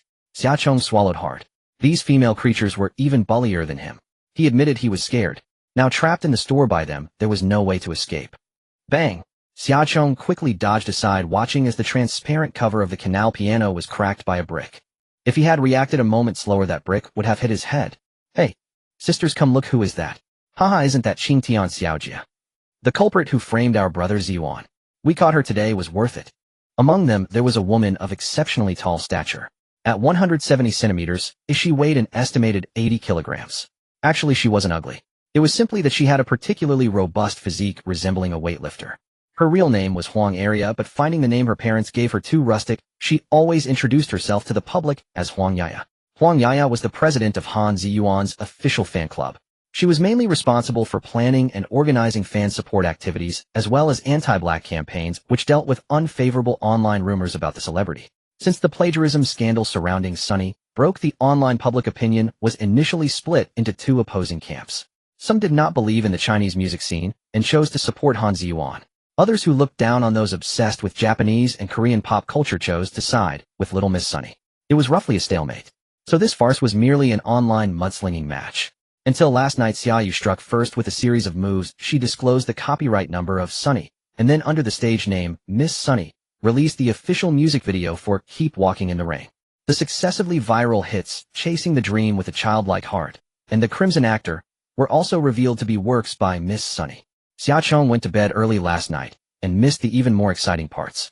Tang Jiangxue released a video. It revealed the process of Xiaochong's impromptu creation of The Crimson Actor backstage. This terrifying improvisational ability directly refuted all doubts. Then public opinion almost completely turned around, all siding with Xiaochong. Hong Chong, CEO of Xingyi Media, was forced to resign. Han Ziyuan lost his backing and now had no choice but to play dead, not daring to publicly respond to the plagiarism incident. As his house of cards was about to collapse, Han Ziyuan privately summoned Huang Yaya late last night. After a night of favor, he enchanted Huang Yaya completely, making her lose her mind. Afterwards, Han Ziyuan cried and played the victim, begging on his knees for Huang Yaya to save him. He also came up with a quite malicious plan for her. To save her idol, Huang Yaya gathered members of the fan club, forming a mob to storm T-Online piano shop. Lin Jiaqian, now a major influencer with 3 million followers, claimed to be Little Miss Sunny's #1 fan. What they aimed to do was to force Lin Jiaqian to change her story. Force her to admit that Little Miss Sunny plagiarized and that Han Ziyuan was the original creator. Force her to admit that Little Miss Sunny was shameless and had stolen Han Ziyuan's copyright. This was the idea Han Ziyuan gave her. It was a case of desperately grasping at straws. Han Ziyuan did not care how much these foolish women would pay for this. He only wanted to stay in this country to continue making money, even if he had to resort to any means necessary. Bang! Huang Yaya raised a steel baseball bat, swung it around, and smashed it heavily onto the piano in front of Xiaochong. Bang! Bang! Bang! One strike after another. The crystal piano worth over 100,000 was now ruined. Miss Sunny right. If you do not want your fate to be the same as this piano, I hope that when the live broadcast camera turns to you, you will voluntarily admit your mistake and clear my brother Ziyuan's name. Huang Yaya along with several accomplices cornered Xiaocheng. The baseball bat was propped right next to Xiaocheng's head. Gulp. Xiaocheng swallowed again. To say he was not afraid would be false. These crazy women had no brains. Their brains had been eaten by Han Ziyuan long ago. They were capable of killing and setting fires for their idol. Huang Yaya glared at him. Have you made up your mind? At that moment Lin Jiaqin was also pinned down by several crazy fanatics. There was no way to resist. With his current build, he could not even beat Huang Yaya in an unknown fight, let alone with so many of them. Xiaocheng looked up at her and whispered, can I ask you a question first? You can go live, I will not say anything wrong. He could not win, could not escape. But they had no brains while he did. Stall. With so many people watching the live stream, someone would surely call the police. Huang Yaya looked at Xiaocheng, then at Lin Jiaqin, who was being held down. The advantage is mine this time. They would not dare do anything. Better to broadcast it live, so brother Ziyuan can see with his own eyes how I defend him. How are you not quite aloof? What is the matter? When we meet in person you are this cowardly. Seeing your attitude is not too bad. Huang Yaya raised her selfie stick towards Xiaocheng. Fine, if you have something to know, ask away. Xiaocheng squeezed out a naive smile. How did you come to like Han Ziyuan? He thought this question would be easy to answer. Unexpectedly, they all froze in unison. Huang Yaya pondered for a full 10 seconds before answering. Of course I was attracted by brother Ziyuan's talent. Her first reaction because he was handsome, but she was on live stream. Brother Ziyuan was lurking in the stream. She absolutely could not answer that way, or brother Ziyuan would think she was shallow. After thinking for over 10 seconds, she gave this perfect answer. Little did they know behind the screen Han Ziyuan was already furious. Stupid pig. Axibah. You bunch of stupid and clumsy sows. You have already caught little Miss Sunny on the spot, why waste time playing these truth or dare games? Just force her to admit plagiarism and be done with it. Han Ziyuan pounded the table in fury. Hurry, hurry, hurry. Where are your brains? Xiaocheng, hearing Huang Yaya's answer, immediately asked, and what about me? What do you think of my talent? By the way, have you listened to my songs? Huang Yaya was stunned again. To be honest, she had indeed heard them. Last night, she led online trolls on a campaign originally intending to smear Keep Walking in the Rain. But she really could not find any flaws. She even could not help singing along. That was not the point.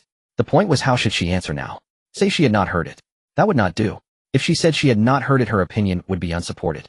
Without having listened to Little Miss Sunny's songs, attacking and slandering her so recklessly would just be baseless blind hatred. The live stream was on. It would cause brother Ziyuan to lose public support. Say she had heard it. Then was it good or not? If she said it was good, would she not be on the opposite side of brother Ziyuan? If she said it was bad, she could not justify it, so it would still be blind hatred. It would cause brother Ziyuan to lose public support. What to do? Huang Yaya looked at her accomplices beside her. They were even more at a loss. She bought. Huang Yaya, you are just an idiot. Han Ziyuan picked up his keyboard and smashed it against his head wildly. He was truly going crazy. Little Miss Sunny was right in front of them. Huang Yaya only needed to open her mouth and ask, Little Miss Sunny, did you or did you not plagiarize Han Ziyuan? Would she dare to say no? Was she not afraid of getting her head bashed in? As long as Little Miss Sunny publicly admitted plagiarism, Han Ziyuan's strategic goal would be achieved. Huang Yaya just asked. Su Yubing had the afternoon shift today, so she took the morning to deliver food again. However, few people ordered during 10-11 a.m. Unable to get orders, she parked her scooter near the commercial street waiting for orders while scrolling through Douyin.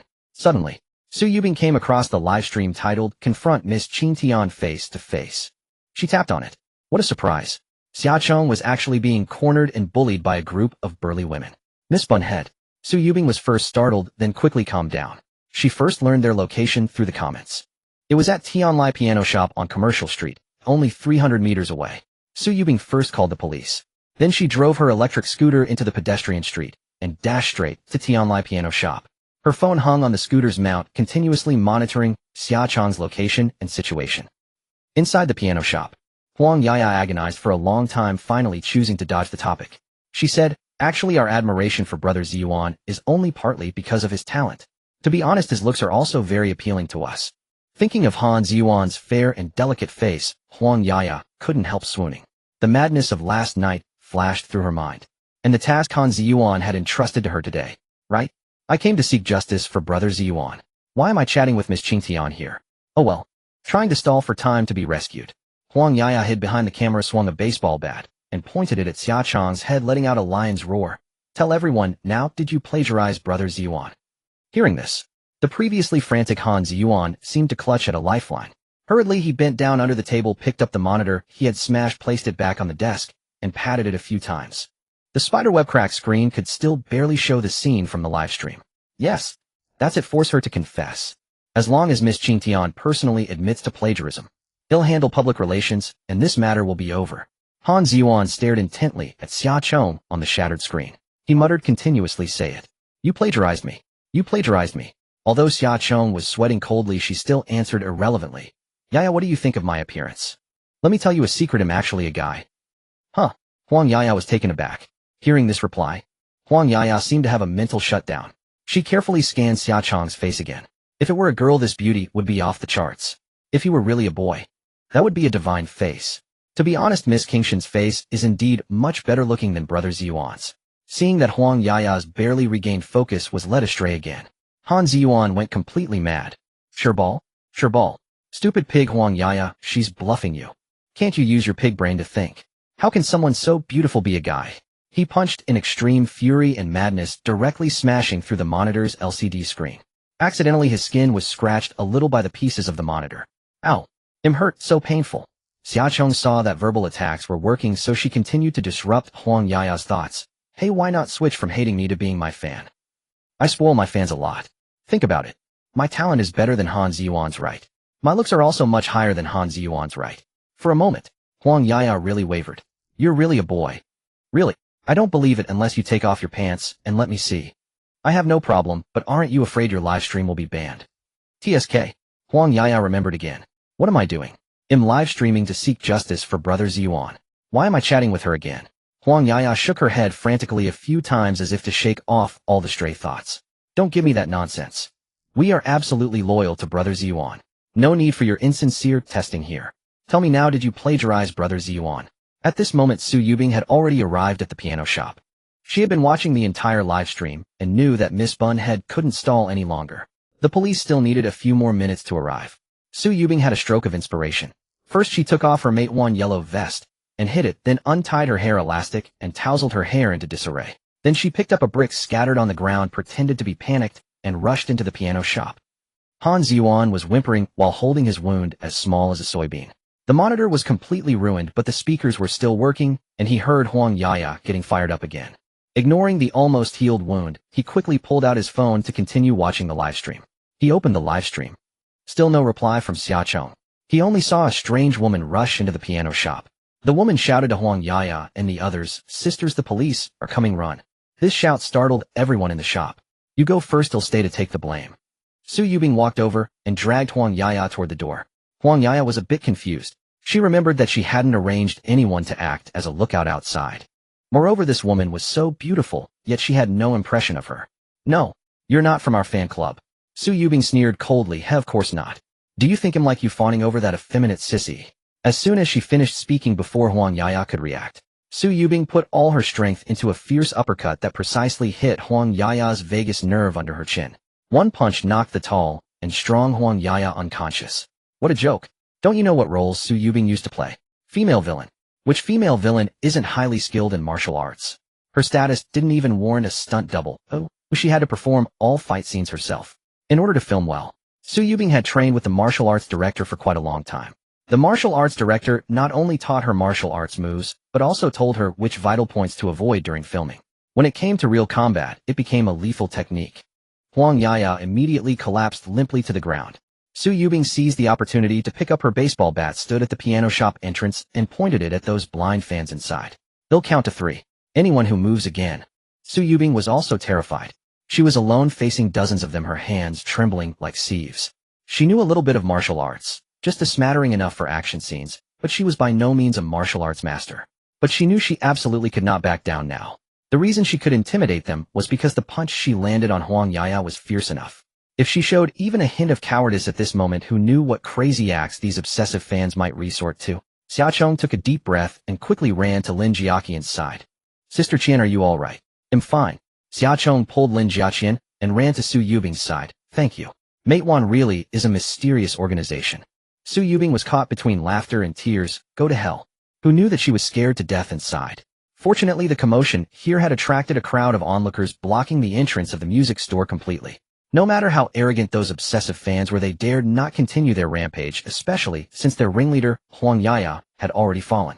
2 minutes later, the police car arrived. A dozen officers set up a cordon. Because of the large number of people involved, they could only order the obsessive fans to crouch down on the spot with their hands on their heads. Upon questioning, they found out almost all of them were minors. Even the ringleader Huang area was only 16. Lin Jiaqian's expression was more disgusting than if she had swallowed a fly. The music store had just started to pick up and she was about to expand, but who knew this would happen? Not a single intact musical instrument could be found in the store. Preliminary estimates put the losses at over 7,000 yuan. Hearing that they were all minors, Lin Jiaqian felt even more overwhelmed. How could minors compensate for her losses? The police couldn't handle this matter, they only enforced the law. As for compensation, this matter really wasn't under the police's jurisdiction. They could either negotiate with the other party or file a lawsuit in court. Xia Chong was wearing earphones. Whatever Li Linfeng said on the phone, he repeated to the police officer in front of him. Officer, please contact the staff of the Price Bureau and have them come to the scene for a preliminary damage assessment. The damaged instruments and store renovations must be compensated at full price by their parents. The officer in charge nodded and said, all right, I'll have them stay here and notify their parents to come. After you finish negotiating, you'll take them back for processing. The ambulance also arrived.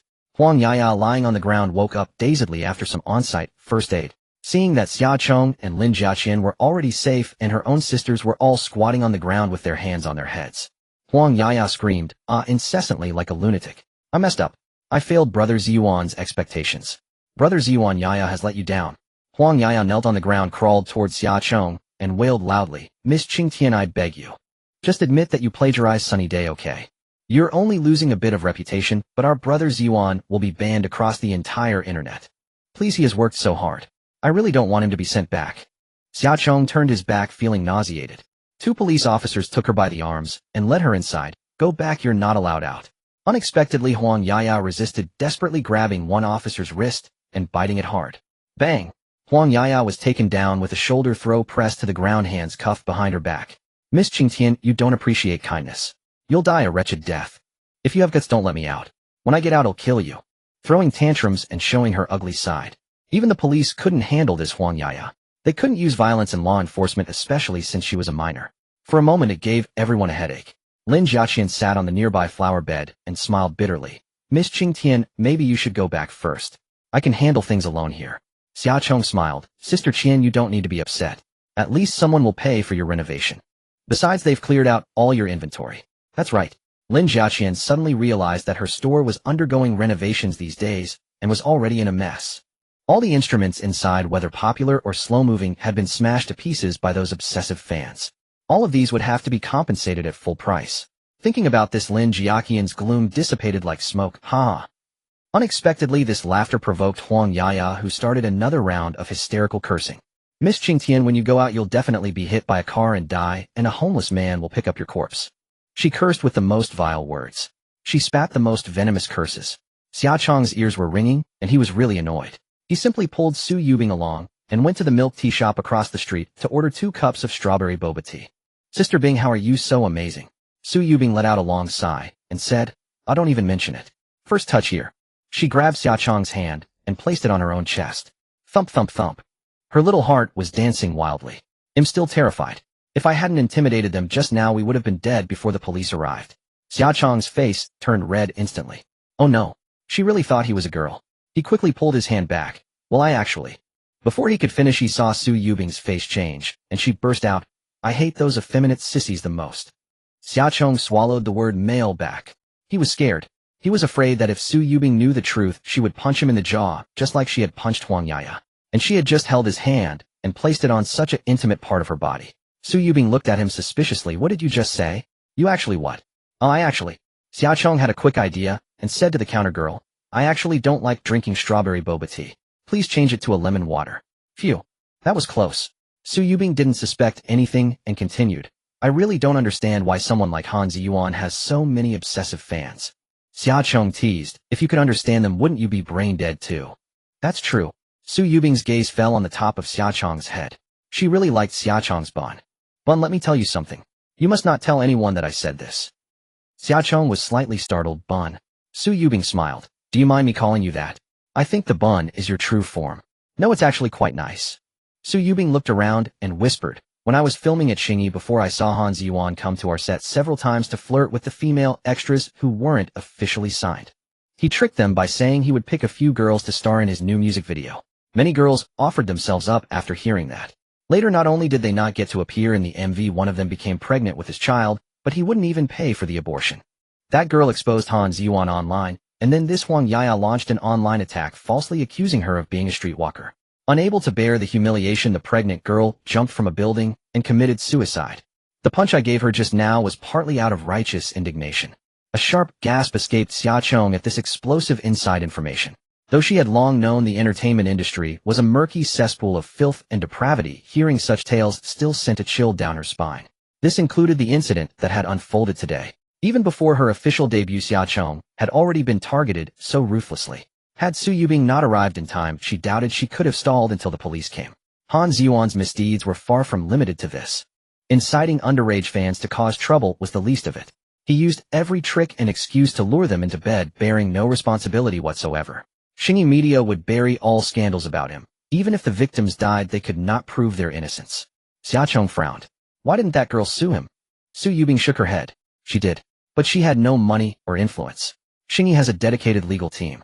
The lawsuit dragged on for over half a year without resolution, and the delay alone crushed her. Even just hearing the description conveyed a sense of utter despair. Su Yubing felt it deeply. When Huang Hong had unjustly blacklisted and shelved her, she had considered taking Xingyi media to court.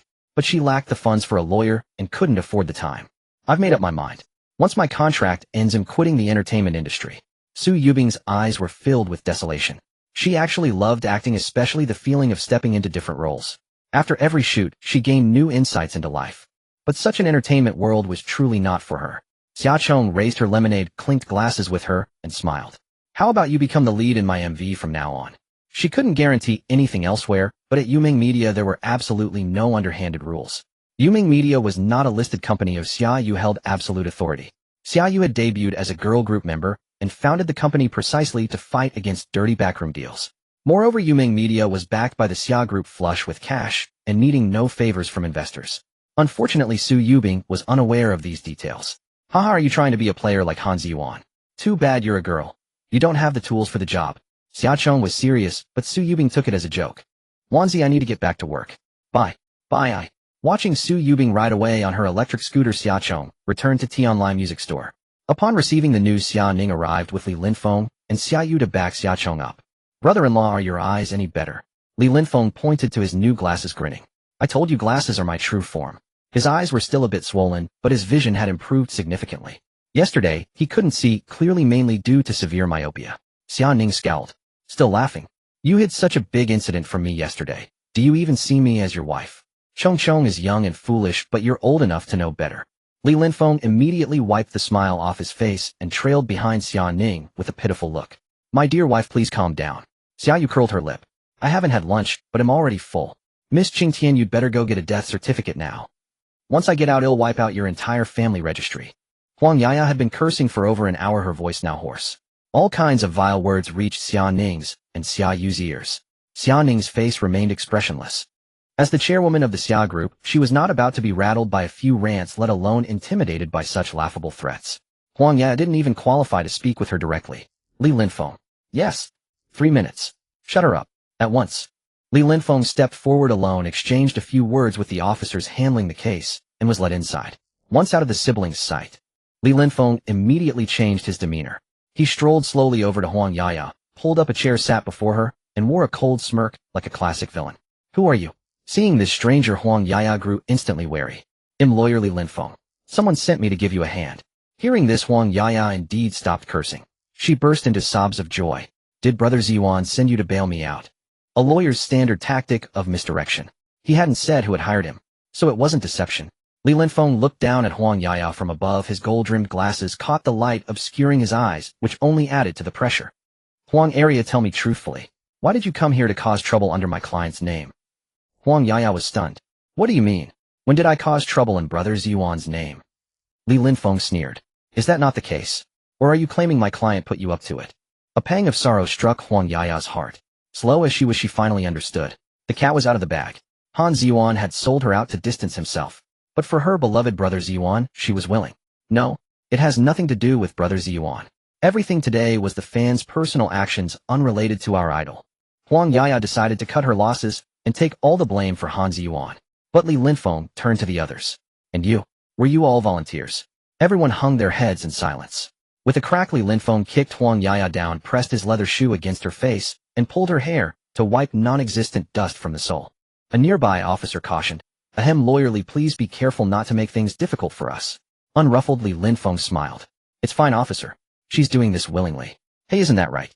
Li Linfeng ground the sole of his shoe into Huang Yaya's face. Huang Yaya choked back her grievance. "Yes, I'm doing this willingly." The Price Bureau staff had just finished the damage assessment and handed the list to Li Linfeng. "TSK, you're looking at a hefty sum. The damaged instruments cost 73820 yuan. The store repairs are 5750 yuan plus 300 yuan in emotional damages to Ms. Lin. That's a total of 1613200 yuan. Who's going to pay this? Are any of you rich kids?" The store fell dead silent.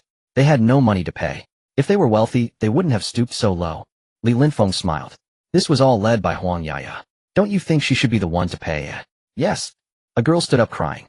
"Huang Yaya told me it was a fan support event. I only came to find out she wanted me to help with her dirty work." More stood up to echo her. "That's right, we were all tricked by her." Huang Yaya stared at them in disbelief. "Even you're betraying me. That's not what you said when we planned this last night. Didn't we agree to face this together? We all smash things. Why should I be the only one paying?" The girls retorted, faces red. "We were all tricked by you. You said we'd just get the owner to clear Brother Ziyuan's name. But you came in and smashed the windows and the piano." Huang Yaya screamed. "Are you saying none of you laid a hand?" They dared not answer because everyone present had smashed something more or less. Li Linfeng watched their infighting with a grin. When they were red-faced and shouting, he spoke cheerfully. "Enough arguing. I told you I'm here to help. If you want me to get you out, you'll have to do exactly as I say." The ruthless Li Linfeng bore a striking resemblance to a villain. When had these blind fanatics ever witnessed such a spectacle? Fear began to spread. As the fervor of mindless idolatry subsided, they finally realized the magnitude of the trouble they had caused. Some were already wavering. A girl named Zhou Fong asked, "Attorney Li, if I tell you everything I know, will it count as making amends for my crimes?" Li Linfeng nodded. "Of course. Last night Han Ziyuan slept with Huang Yaya. Han Ziyuan incited her to threaten the piano shop owner and forced her to change her statement, claiming Miss Qingtian was a plagiarist." Huang Yaya's face flushed crimson as she roared, "Zhou Fong, stop talking nonsense." "What nonsense am I talking?" "Huang area, if you want to keep being crazy, go ahead, but I'm not going down with you. Han Ziyuan has slept with more fans than just you, Huang Yaya." Zhou Fong had come to her senses. It wasn't her that Han Ziyuan slept with, it was Huang Yaya. Huang Yaya had reaped all the benefits and pleasures. She had gained nothing, so why should she take the fall for her? Li Linfeng smiled faintly as he recorded this crucial testimony. "Good. I hope you all will be as sensible as Zhou Fong. It's not too late to turn back now. I told you I'm here to help." As for the specifics of how, Li Linfeng didn't elaborate. Saying it aloud would spoil the effect, better to let them fill in the blanks themselves. Thus, except for Huang Yaya. The other girls began to spill all kinds of explosive revelations. Xia Chong outside the piano shop was with Lin Jiaqian, receiving the parents of these blind fanatics. They had gathered from elsewhere, dozens of parents arriving upon hearing the news. During their journey, they had already grasped the general situation. Upon arriving, they only saw their daughters squatting on the ground with their hands on their heads like prisoners. Looking at the damage to the shop, their hearts sank. How much would this cost to compensate? Lin Jiaqian presented the damage assessment list. In black and white one. 6,132 million. I've counted, there were 35 people who came to cause trouble. Split among you, each of you owes me 46000. The parents breathed a slight sigh of relief. 46000. They could scrape it together if they gritted their teeth. After paying, the parents wanted to take their children away, but the police stopped them. "Sorry, they can't leave yet." "Why? We've already paid the compensation. It's just a matter of kids being reckless and smashing a shop. Isn't paying enough." The parents chattered noisily. The officer on duty sneered. "Just smashing a shop.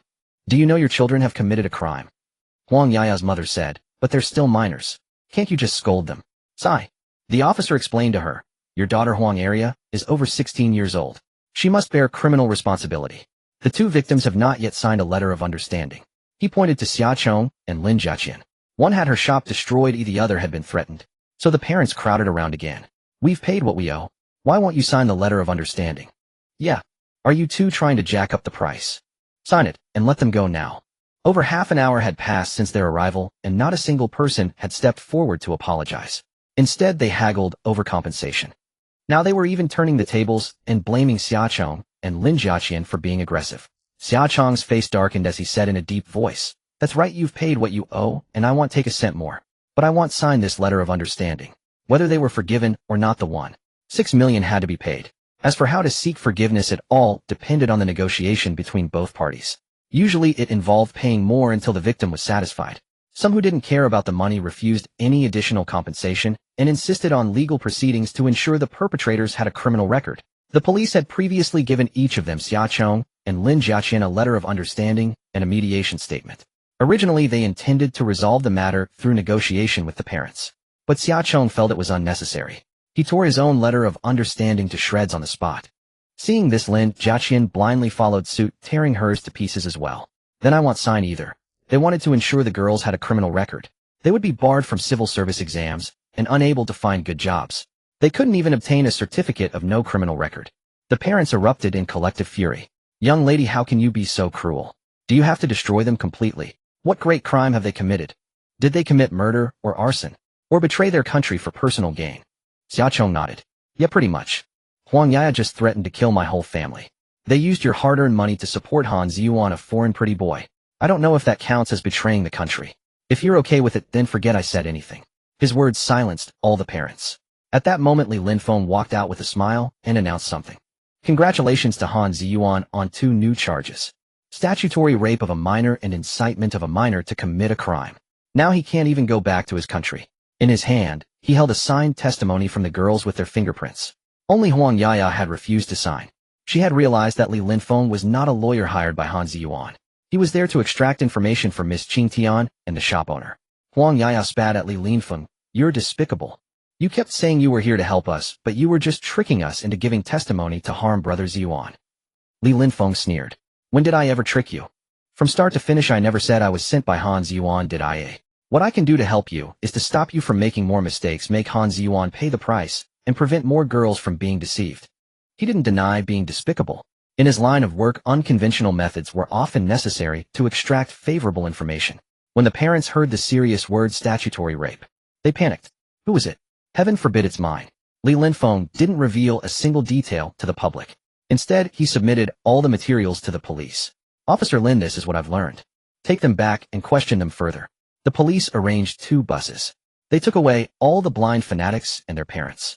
At the same time, they notified the Jiangdu police to arrest Han Ziyuan. Xiaochong never got to buy a piano. Lin Jiaqian said she would deliver a new one as soon as it arrived free of charge. In retrospect, she was the biggest winner of the day. The shop had originally stocked some niche instruments. They had been sitting unsold for 2 years. Thanks to the commotion, they were all cleared out at the original price. Moreover, the shop's renovation was already underway. The hefty renovation cost hundreds of thousands was also paid for by the parents of those blind fanatics. Despite the mess, she had made a fortune of several hundred thousand. Lin Jiaqian hooked her arm around Xiaochong's neck and laughed heartily. Miss Qingtian, you must be a lucky star sent from heaven. Every time you come to the shop, you bring me good fortune. That piano is on me, consider it an offering to my lucky star. 3 days later, Xiaochong lay in his dormitory enjoying the new air conditioner while scrolling through Douyin. A well-known artist surnamed Han has been placed under investigation by the police for multiple charges, including the alleged rape of minors and incitement of minors to commit crimes. The popularity of Walking in the Rain was finally suppressed. Starting from this morning, Han Ziyuan's police notification went viral across the web. As the saying goes, when a wall falls, everyone pushes it. After revealing Han Ziyuan's true face, more deceived girls came forward. Some were just riding the trend, while others were genuinely deceived. But regardless of their motives, their voices were burning Han Ziyuan and Xingyi Media on the fire. Xingyi Media's internet trolls tried to suppress the heat, but it was completely futile. The group of blind fans led by Huang area were all detained. Being a minor is not a free pass. Those aged 16 or above must bear criminal responsibility. Those aged 14 to May 16th also be held accountable if the circumstances are severe. Later, their parents went to the music shop to make trouble. They tried to force Lin Jiaqian to sign a letter of forgiveness. But it was useless. The shop owner's wife chose to confront them heated and called the police, who arrested the troublemaking parents. There was also a group that went ahuda to find Xiaochong, but they couldn't even get through the school gate. After this incident, Huang Hong's case went to trial. Xiaochong was the plaintiff, but did not appear in court. Li Linfeng acted as his full proxy. Huang Hong hired someone to kill Xiaochong, which was deemed attempted murder, and he was sentenced to only 5 years. But he also had several other charges. Organized crime of a mafia-nature extortion of artists, massive fraud. Huang Hong's defense attorney, seeing that his opponent was Li Linfeng, put up a perfunctory defense and then gave up. In the end, with several crimes combined, Huang Hong was sentenced to life imprisonment. He got a stay in jail for life package. The rest of his life will be worry-free. Xiaocheng's life gradually returned to calm, no different from other college students. He hasn't released new songs for a long time, and when free he goes to the school's piano room to practice. Tang Zhengxue, a level 10 pianist, became his piano teacher. Another half-month passed. The case of Yuming Media and Xingyi Media accusing each other of infringement also went to court. First, regarding the MV infringement of Walking in the Rain, Xingyi Media's legal team claimed that Su Yubing breached her contract by participating in commercial filming. This claim was immediately overturned by Li Linfeng. He firmly asserted that the MV for Walking in the Rain was not commercial in nature. Neither Xiaocheng nor Yuming Media had used the MV for profit. At most, it could only be considered an infringement of Su Yubing's personal portrait rights. Would Su Yubing sue Xiaocheng? Of course not. Xingyi Media couldn't produce evidence, so the case just fizzled out. Then Li Linfeng went on a rampage. First, he sued Xingyi Media's artist for plagiarizing Sunny Day. Xingyi Media argued that after Han Ziyuan was arrested by the police, he had automatically terminated his contract with the company, and his plagiarism was a personal act unrelated to the company. But Li Linfeng presented compelling evidence. First, the Korean version of Sunny Day was paid, thus commercial in nature, which was well known. Second, Han Ziyuan's plagiarism occurred during the term of his contract. Xingyi Media had taken a large cut of the revenue from the Korean version of Sunny Day. Xingyi Media lost the case and was ordered to pay Xiaocheng 538 million in damages. Then Li Linfeng also sued Xingyi Media for illegally blacklisting artist Su Yubing. He revealed the real reason Su Yubing was blacklisted. Regarding the relevant clauses in the contract, Li Linfeng gave Xingyi Media 2 options. 1. Immediately lift the blacklist and let Su Yubing fulfill the contract normally and complete the remaining work. 2. Xingyi Media pays a penalty of 5 million and terminates the contract with Su Yubing early. Xingyi Media had no choice but to lift the blacklist. Su Yubing's contract had 1 year left. She had 3 dramas on her hands, and it would be about time after finishing those. All was well. A world where only Xingyi Media suffered was achieved. On the evening after the lawsuit, Su Yubing invited Xiaocheng to meet. Xiaocheng tied his hair into a bun, Su Yubing's favorite hairstyle, and went to a small restaurant outside the school for the appointment. Today Su Yubing had clearly dressed up carefully. Wearing a dress, she looked even more radiant and charming.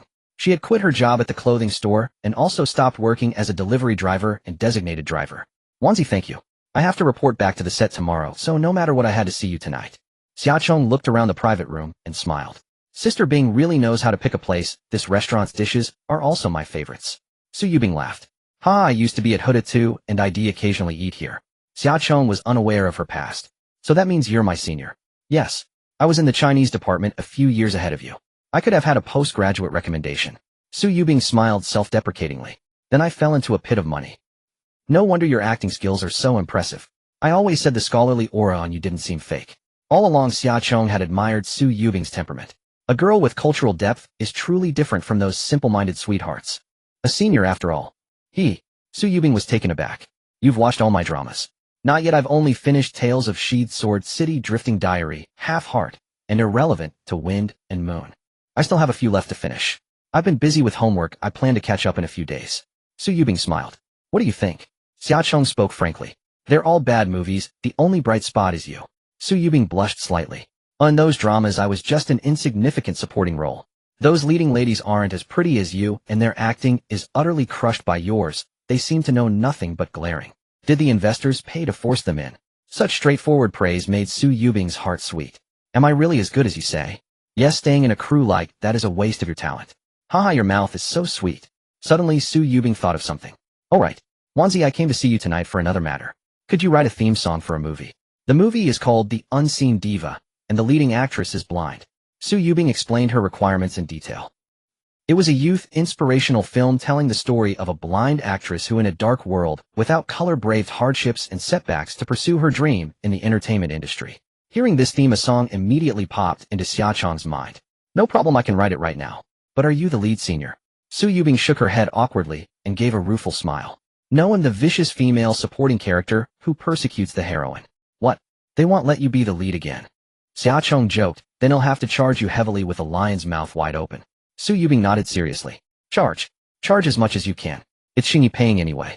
The crew of the Invisible Diva. The director Su Samping was the mentor who once discovered and nurtured Su Yubing into the industry. The script of this film was actually excellent.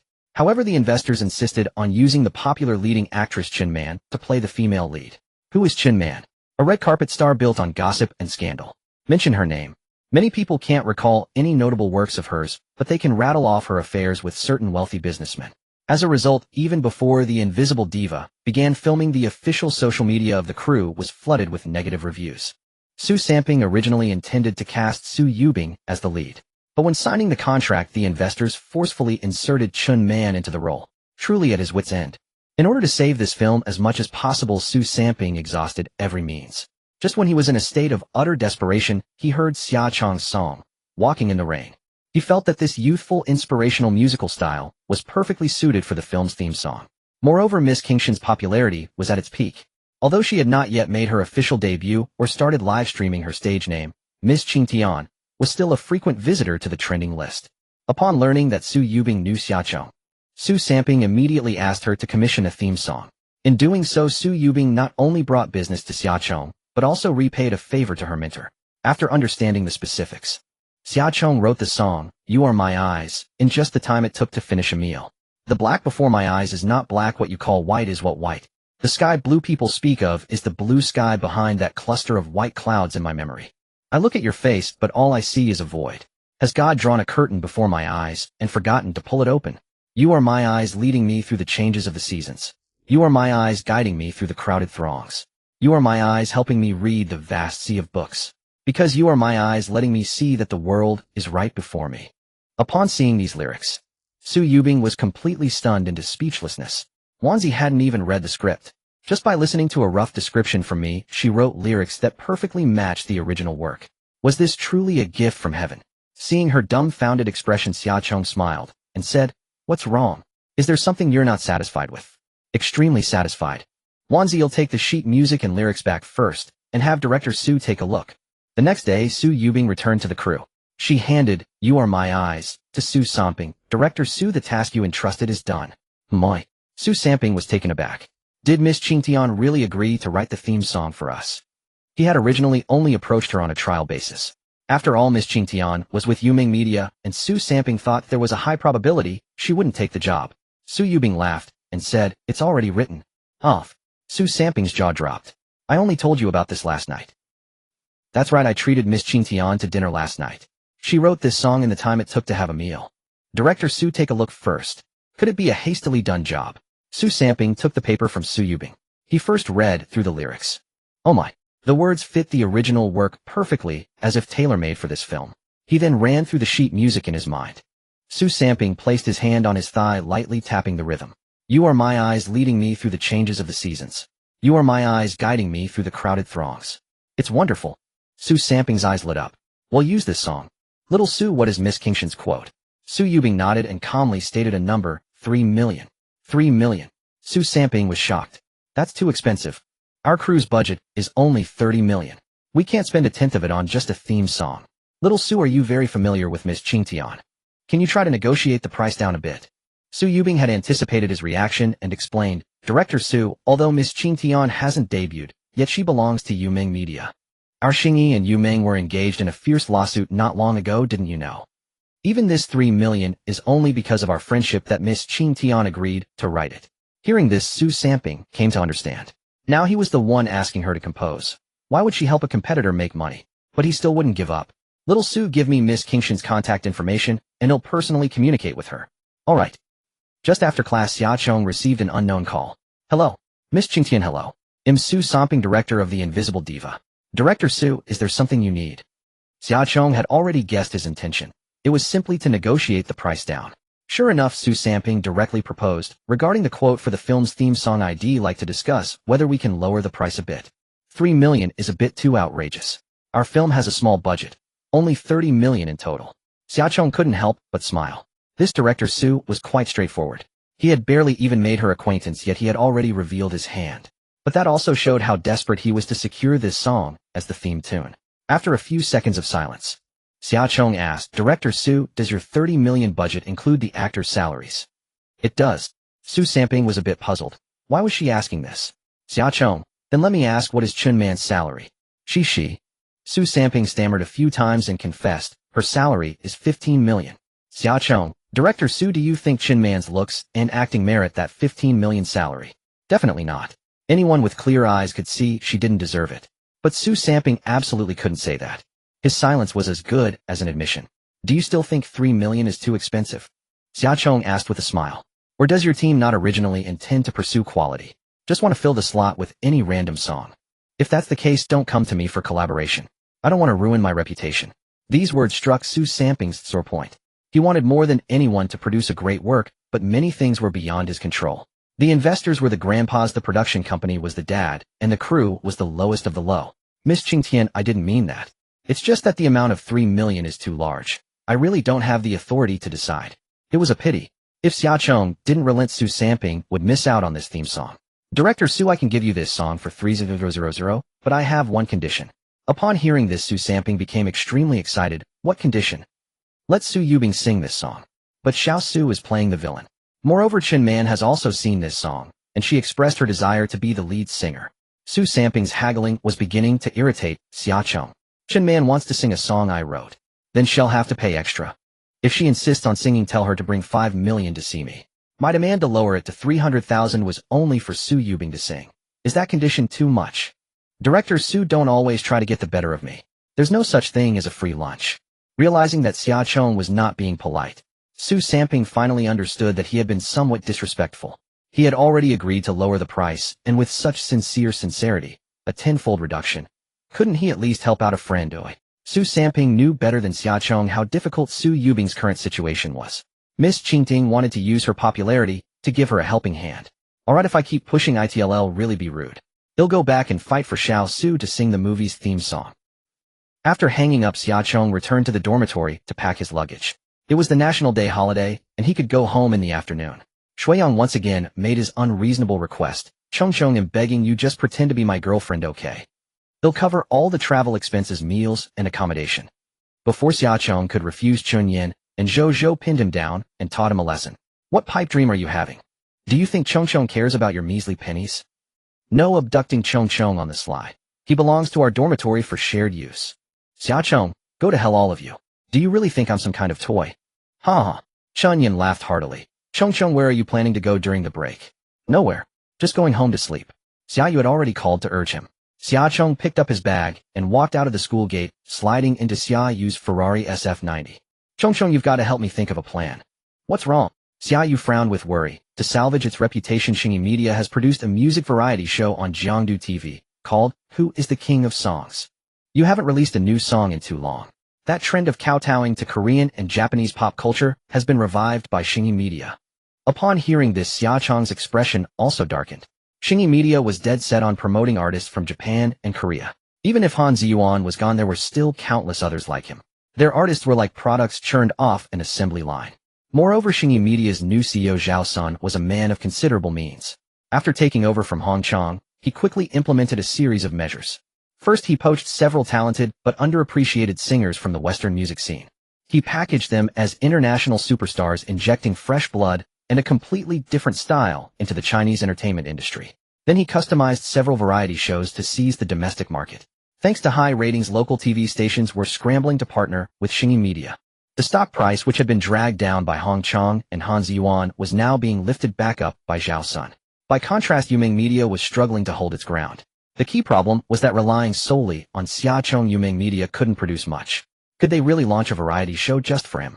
Even if the TV station would approve it, Xia Yu herself felt it was too impractical.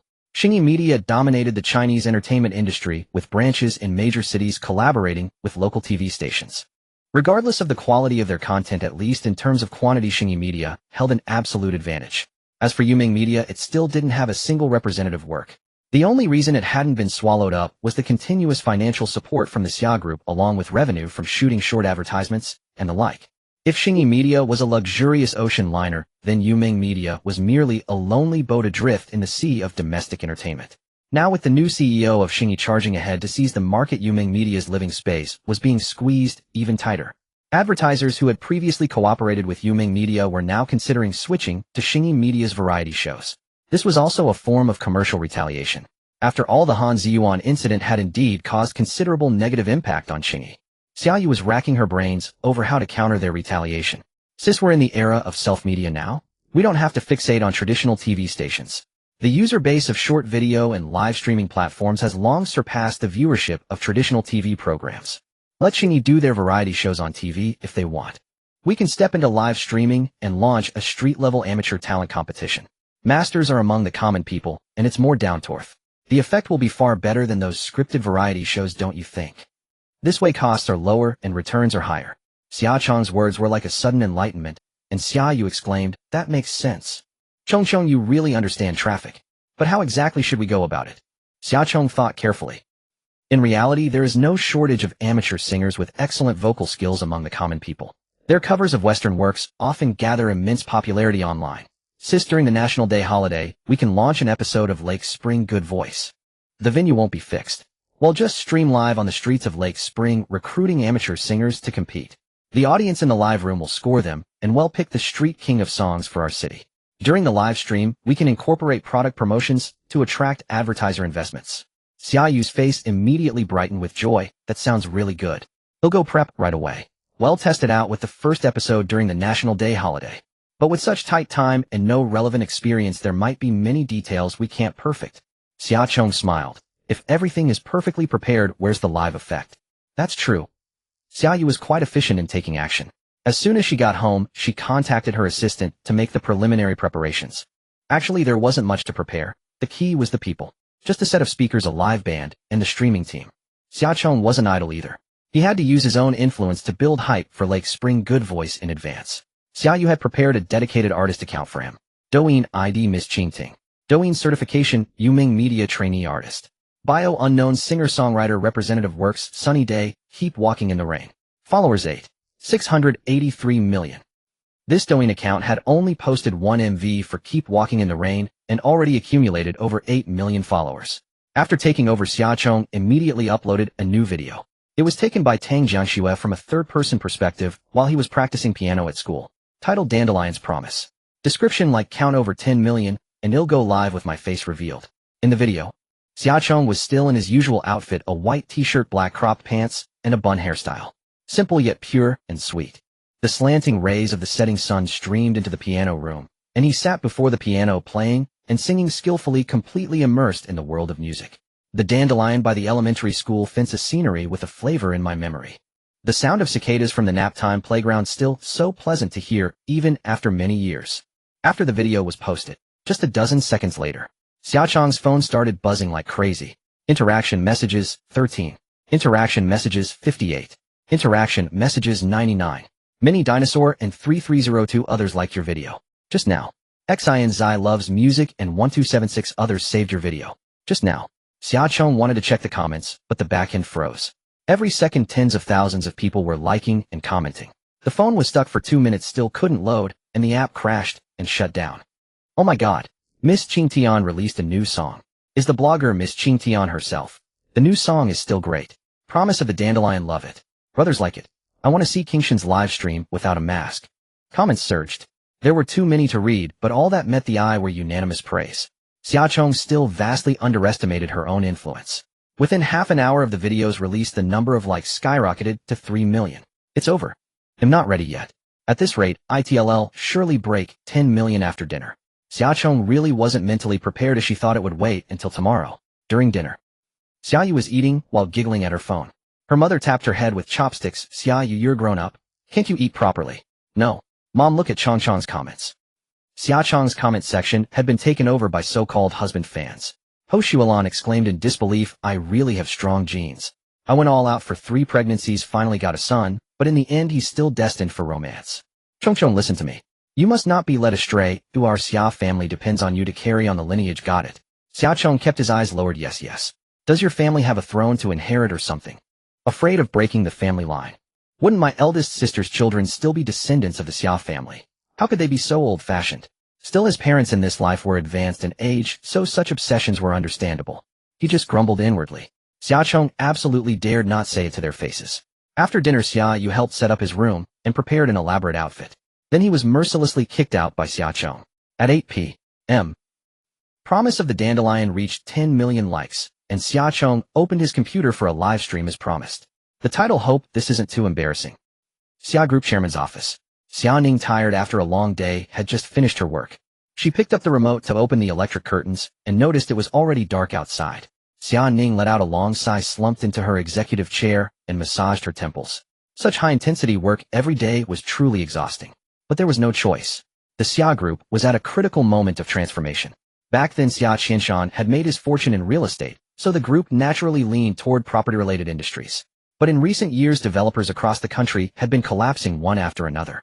Xia Ning had long realized that the real estate bubble was about to burst and the era of profiting from land speculation was coming to an end.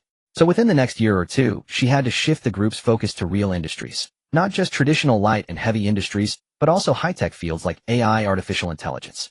Xia Ning held 65% of Xia Group's equity as the undisputed chairman, but the board had over a dozen shareholders. Industrial transformation was a highly risky move, so she bore immense pressure. She was investing everyone's money, so every step had to be personally reviewed. She worked from dawn till dusk, even harder than her secretary Lin Fei. Today she had forgotten dinner again. Just as she felt a pang of hunger, 2 soft knocks sounded on the door. Come in. Li Linfeng entered carrying 2 insulated lunch boxes, smiling, Madam, dinner is served. Xia Ning's gaze instantly softened. Bring it over. What delicious food did you make today? Pork knuckle and sauce and braised spare ribs. Both were Xia Ning's favorites. After marriage, Li Linfeng had spent a long time learning from Auntie Lin. The couple started eating in the office. Li Linfeng also turned on the projector and cast his phone screen. Douyin. Xia Ning was puzzled. You're addicted to this too. Li Linfeng laughed heartily. Just watch. He opened Xia Chong's live stream. Huffed. Xia Ning couldn't hold back and spat out a mouthful of rice. She pointed with her chopsticks at the anime songstress singing and dancing on screen. Horrified. This person is my brother. Li Linfeng nodded while biting his chopsticks. His gaze followed Xia Chong, transformed into a Cindy Wong boy whose white silk skirt swayed. On the first day of streaming, Xia Chong was matched in a PK event with another streamer. The opponent was a dance talent streamer named Air 2 Bong Bong Tiao. She had good looks, but was somewhat provocative. With a shake of her skirt, she really bounced, her slender waist twisting to the extreme. The big spenders eagerly sent gifts. What could Xia Chong do? He didn't want to lose in his first live stream. Fans spammed mockingly in the comments. Little Qingtian, how laughable. Can flat-chested Qingtian dance? Maybe just don't dance, just be suggestive. Haha, though the singing is good, if you can't dance you'll probably lose to Air 2. Lose? No way. Isn't it just dancing? Which Cindy Wong boy couldn't sing and dance? So Xia Chong transformed into the sweetheart goddess of a parallel world and performed Love You with maximum cuteness in front of the camera. Despite singing and dancing simultaneously, his sweet voice remained terrifyingly steady. Though I want to believe, I can't help but doubt. In your heart, am I the only one? Love is me always annoying you. Oh baby, say more sweet words, look at me more, show a little more, so I can truly see. Oh, by say less, want to accompany you for more than a day, a little more, so I willingly love you tonight. Xia Chong was truly sweet. With his blunt bangs and long black hair, he fulfilled every man's fantasy of a first love girlfriend. Even Li Linfeng couldn't resist imitating his dance in the office. Oh baby, say more sweet words, look at me more, show a little more, so I can truly see. Can you imagine? A married man in his 30s, an elite lawyer in a suit and leather shoes, gentle and refined with gold-rimmed glasses, yet twisting his waist, sticking out his butt, and making heart signs at the screen. Can you handle that? Anyway, Xia Ning couldn't. She felt a blackout. The pork knuckle suddenly lost its flavor. Miss Qingtian, sweet but not cloying. Very pure, very playful, and no vulgarity. Awesome. Her sweetness is natural, not deliberately contrived. Air 2, sorry. Though you're sexy, I choose the sweet girl. In the streamer ranking, Air 2 Bong Bong Tiao was still temporarily ahead, but Xia Chong was closing in at a terrifying speed. Seeing her brother temporarily behind, Xia Ning couldn't help herself and downloaded Douyin. Without even setting an ID, she started sending gifts to Xia Chong. User 10752231 gifted Carnival X. 1 user 10752231 gifted Carnival X. 1 user 10752231 gifted Carnival X1. 1 Carnival cost 300 Douyin coins, or 300 yuan. Xia Ning sent 10 in a row, filling the stream with gift effects. Xia Chong was fully immersed in singing and dancing. Seeing a string of carnivals, he burst out with cheeky words. Thank you, boss, for the 10 carnivals. Ma boss. Let's sleep together sometime, Xia Ning. She glared at Li Linfeng, scolding, did you teach Chong this? The livestream effect was decent. If one only focused on the dancing, Xia Chong's performance was far from skilled. Yet the background music Love You amplified the charm so much that it transformed her slightly clumsy moves into an endearingly naive appeal. This style wasn't just adored by young girls. Xia Ning, a career-driven queen at her age, couldn't help but let her girlish heart surge upon hearing Love You. After a day of exhaustion watching this sweet girl soothed her taut nerves considerably. Unexpectedly, even middle-aged and elderly men were captivated. 70-year-old Xia Qianshan, originally curled up on the sofa reading the newspaper, couldn't help but tap his feet along to Love You emanating from his wife's phone. After all, who doesn't adore a sweet girl? Xia Chong decided to turn tonight's livestream into a Wang Xinling special. Love You, the first loved one, rainbow smile, curly lashes. One after another, new songs were unveiled in his livestream room. The top tycoons of the entertainment industry had always looked down on live streaming. Perhaps they hadn't yet realized what was unfolding tonight. That night, Xia Chong brought a total of 13 new songs, injecting a powerful boost into the Chinese music scene. In a few days, he'll re-record these songs and release an album on all major music platforms. All for free. Wow. Miss Sunny, do you own a mind? Wealthy and generous. Woo, you really am crying. The livestream's online audience had reached 23 million. This traffic and popularity had already surpassed all television stations. Seeing that the goal of attracting viewers was achieved, Xia Chong smiled and brought up the main topic. On National Day, he'll host a show with Yuming Media called Huchuan Good Voice. Well, gather all music-loving friends for an offline battle on the streets of Huchuan City, crowning a king of song each episode. The king won't just receive a 1,000 yuan cash prize, but also a free training spot at Yuming Music Academy. The National Day episode is the first. Afterward, ITLL be held every Saturday with a year-end grand finale on December 31st. The annual king of Huchuan City will win a 1 million yuan cash prize. Registration methods and links are already posted on Yuming Media's official account. The news sparked nationwide frenzy. No way. Singing can earn money. Can we street amateurs also debut? So cool. This show seems more interesting than that Who's the King of Song. Can everyone sign up? Everyone can, but spots are limited. Alright, that's all for tonight. Goodbye wife, good night wife. Taking Miss Sunny home nonstop. All of you log off now. Oh, I need to go to sleep with my sunny wife. Various husband fan comments appeared. Xia Chong shuddered in disgust and decisively ended the stream. It wasn't that he intended to deceive. Mainly Xia Yu believed that the fan loyalty wasn't strong enough at this stage, so keeping the suspense was better. When Xia Chong officially debuted, revealing his true gender could serve as a massive publicity stunt. After the stream, Xia Chong checked the session's revenue. After the platforms cut, the gift income was 1 million yuan.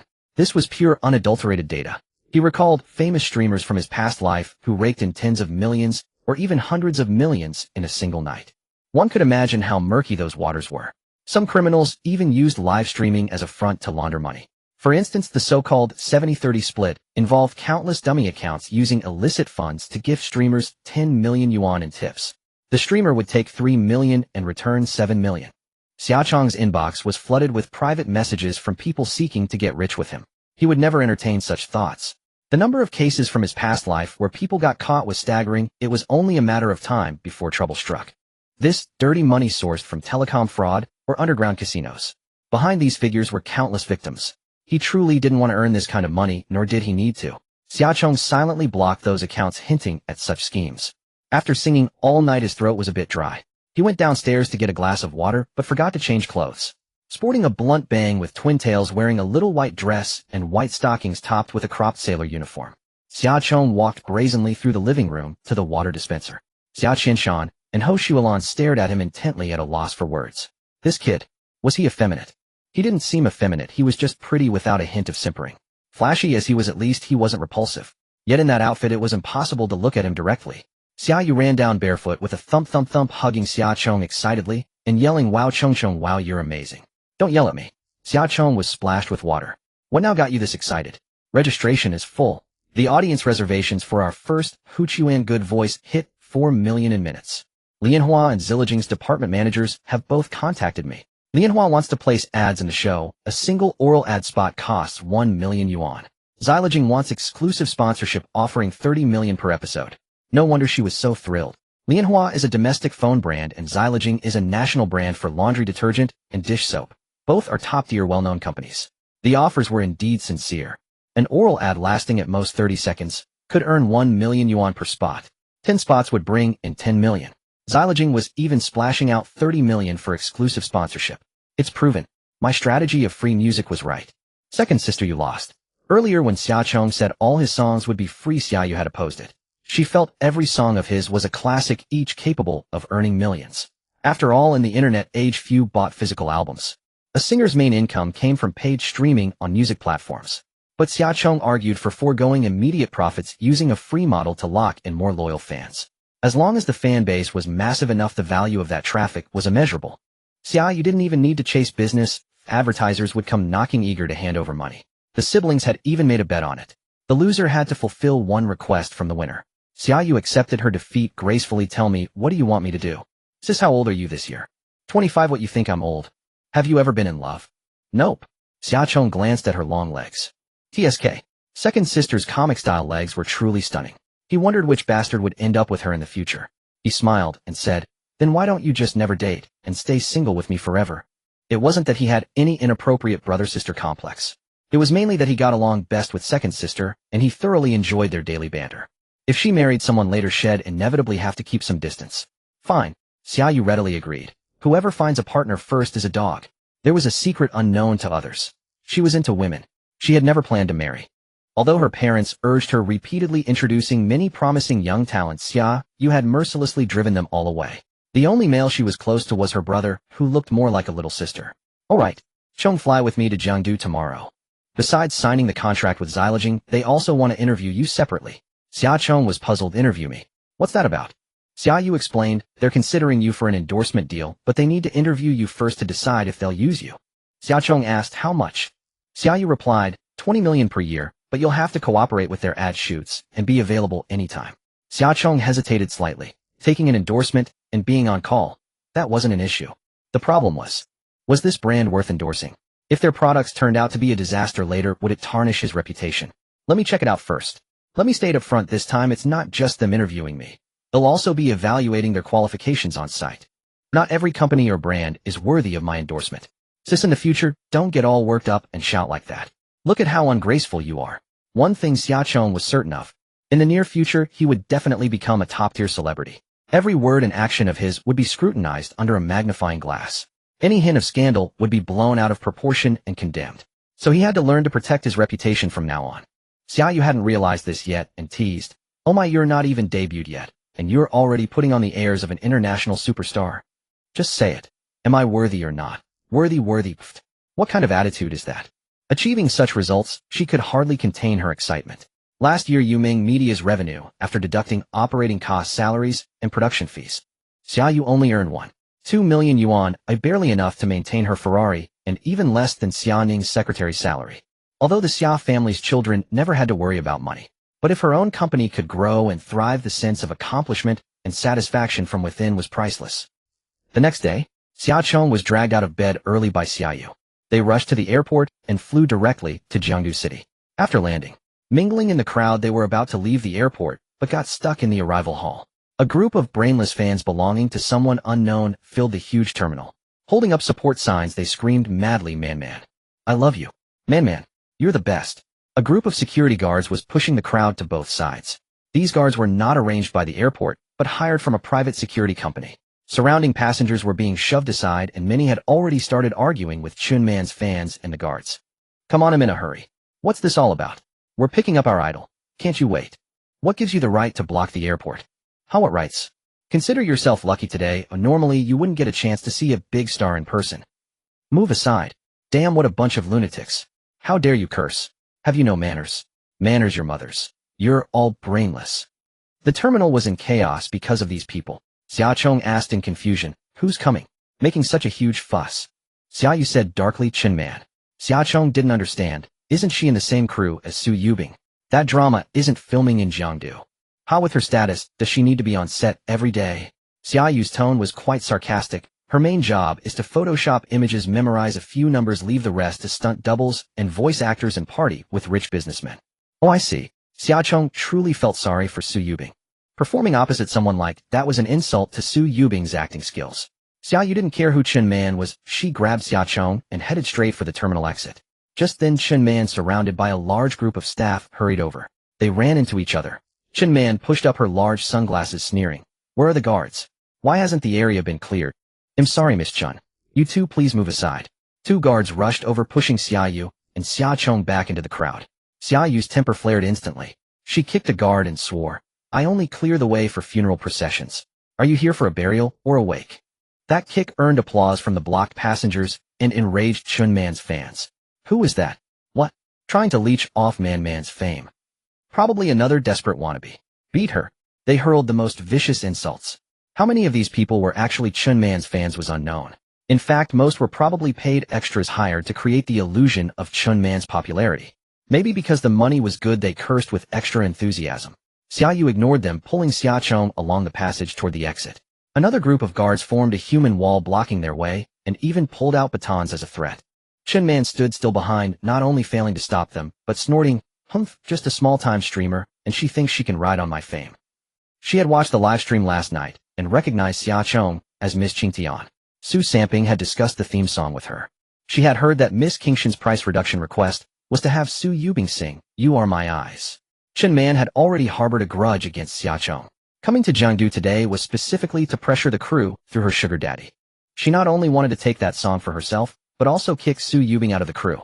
Chunman had long been fed up with Su Yubing. That woman was prettier than her, a better actress, and had a spotless background.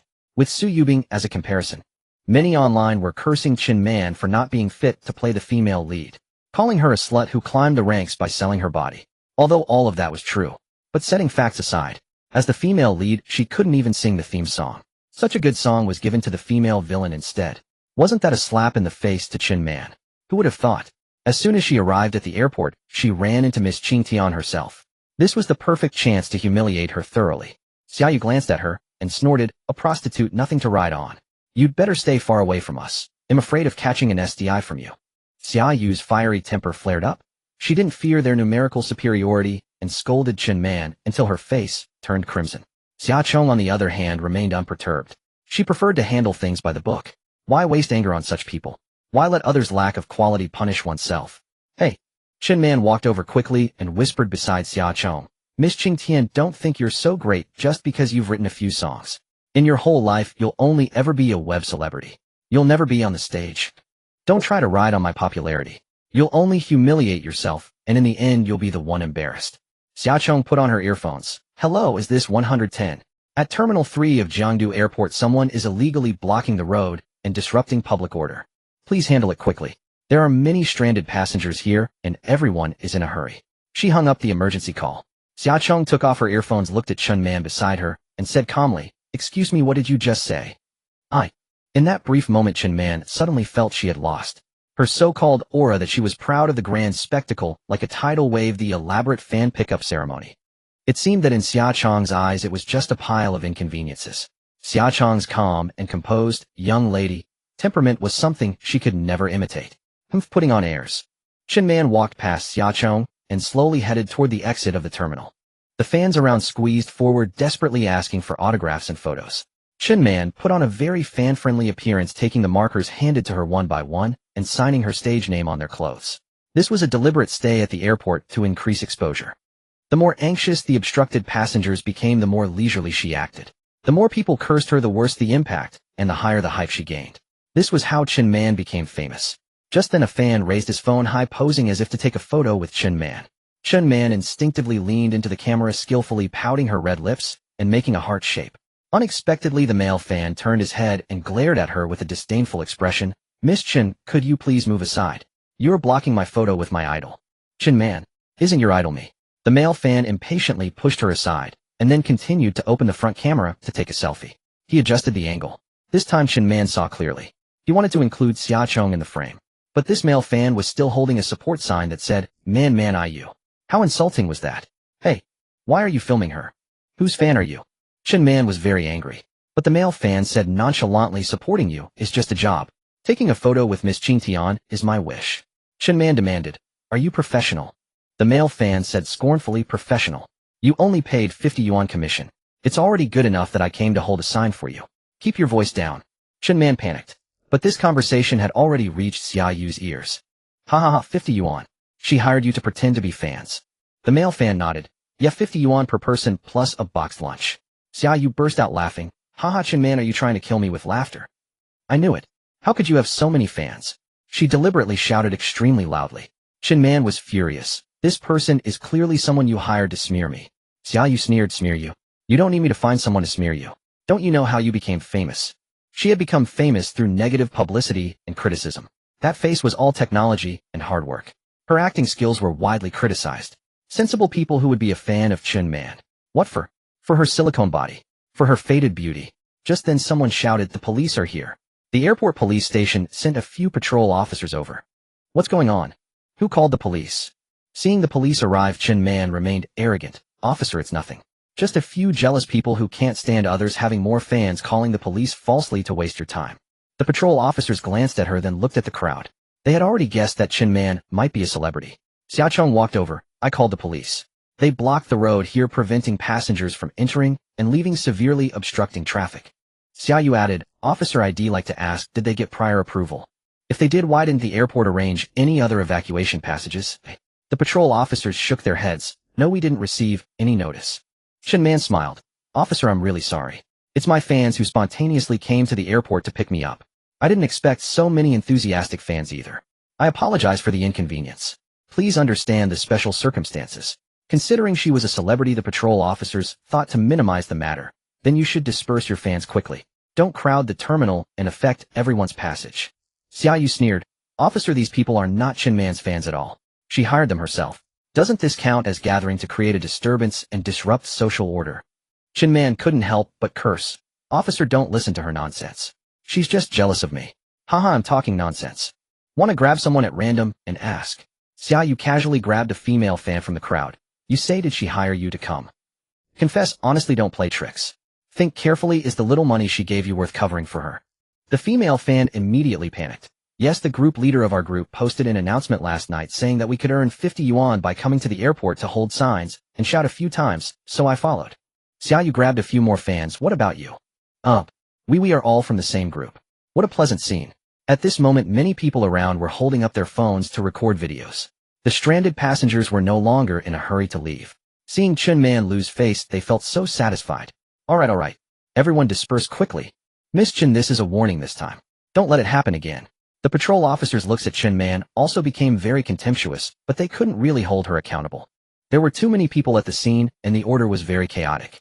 If it continued, it would affect the image of the airport, and even the city. When an official document came down, everything would have to be rectified, and the ones who suffered would be the on-duty officers. Their main goal was to calm things down. Chun Man counted on this. So every time she traveled, she would hire a large group of fans in advance to make a scene. But this time was different. This time she hired a group of extras to pose as fans and was exposed on the spot. After the fake fans had all dispersed, in the terminal only a dozen security guards and a dozen staff members remained with Chun Man. Chun Man gritted her teeth and glared at Xiaochong and Xiaoyu. Let's go. She strode toward the van waiting outside the terminal.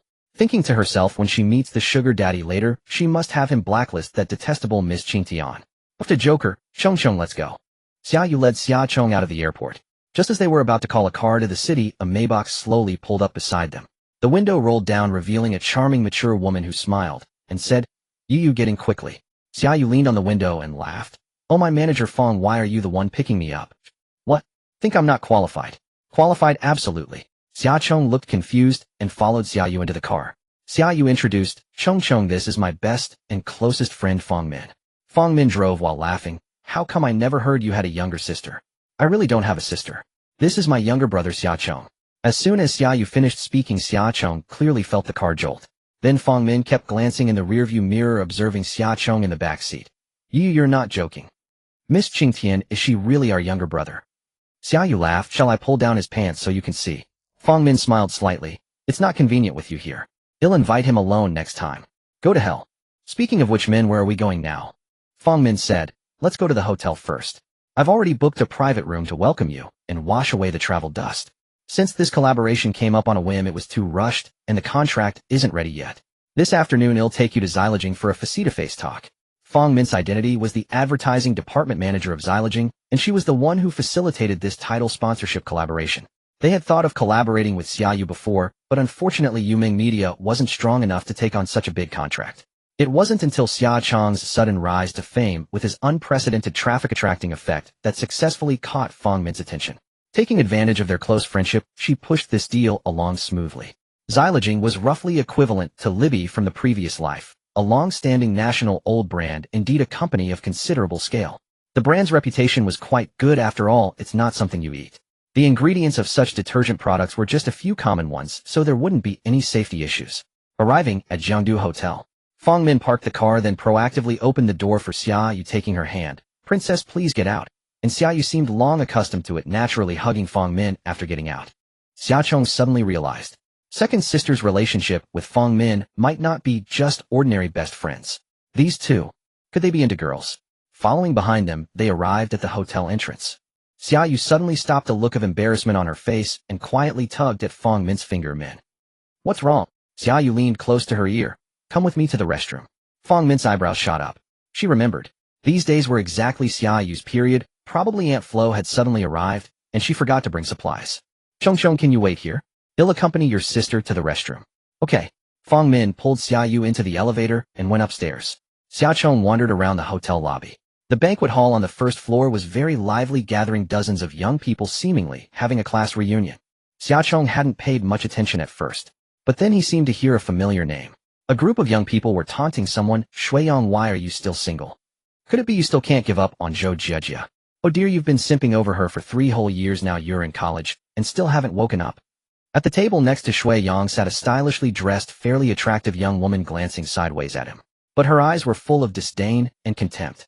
Shui Yang had probably drunk quite a lot, completely unaware of the girl at the next table, and yelled at the crowd stubbornly, "Bullshit. Who says I'm single? My current girlfriend is the school beauty of Hu University." The people around didn't spare his face at all and directly exposed his lie. "You're just bragging. I know the school beauty of Hu University. Isn't that Miss Qing Tian? She's a whiterish beauty with both looks and talent, an internet celebrity with millions of followers. How could a beauty of that level spare a glance at a poor loser like you?" The pretty girl at the next table also took the chance to mock. "Shuiyang, do you think this is interesting? Is it so shameful to be rejected by me? No need to brag to everyone, right?"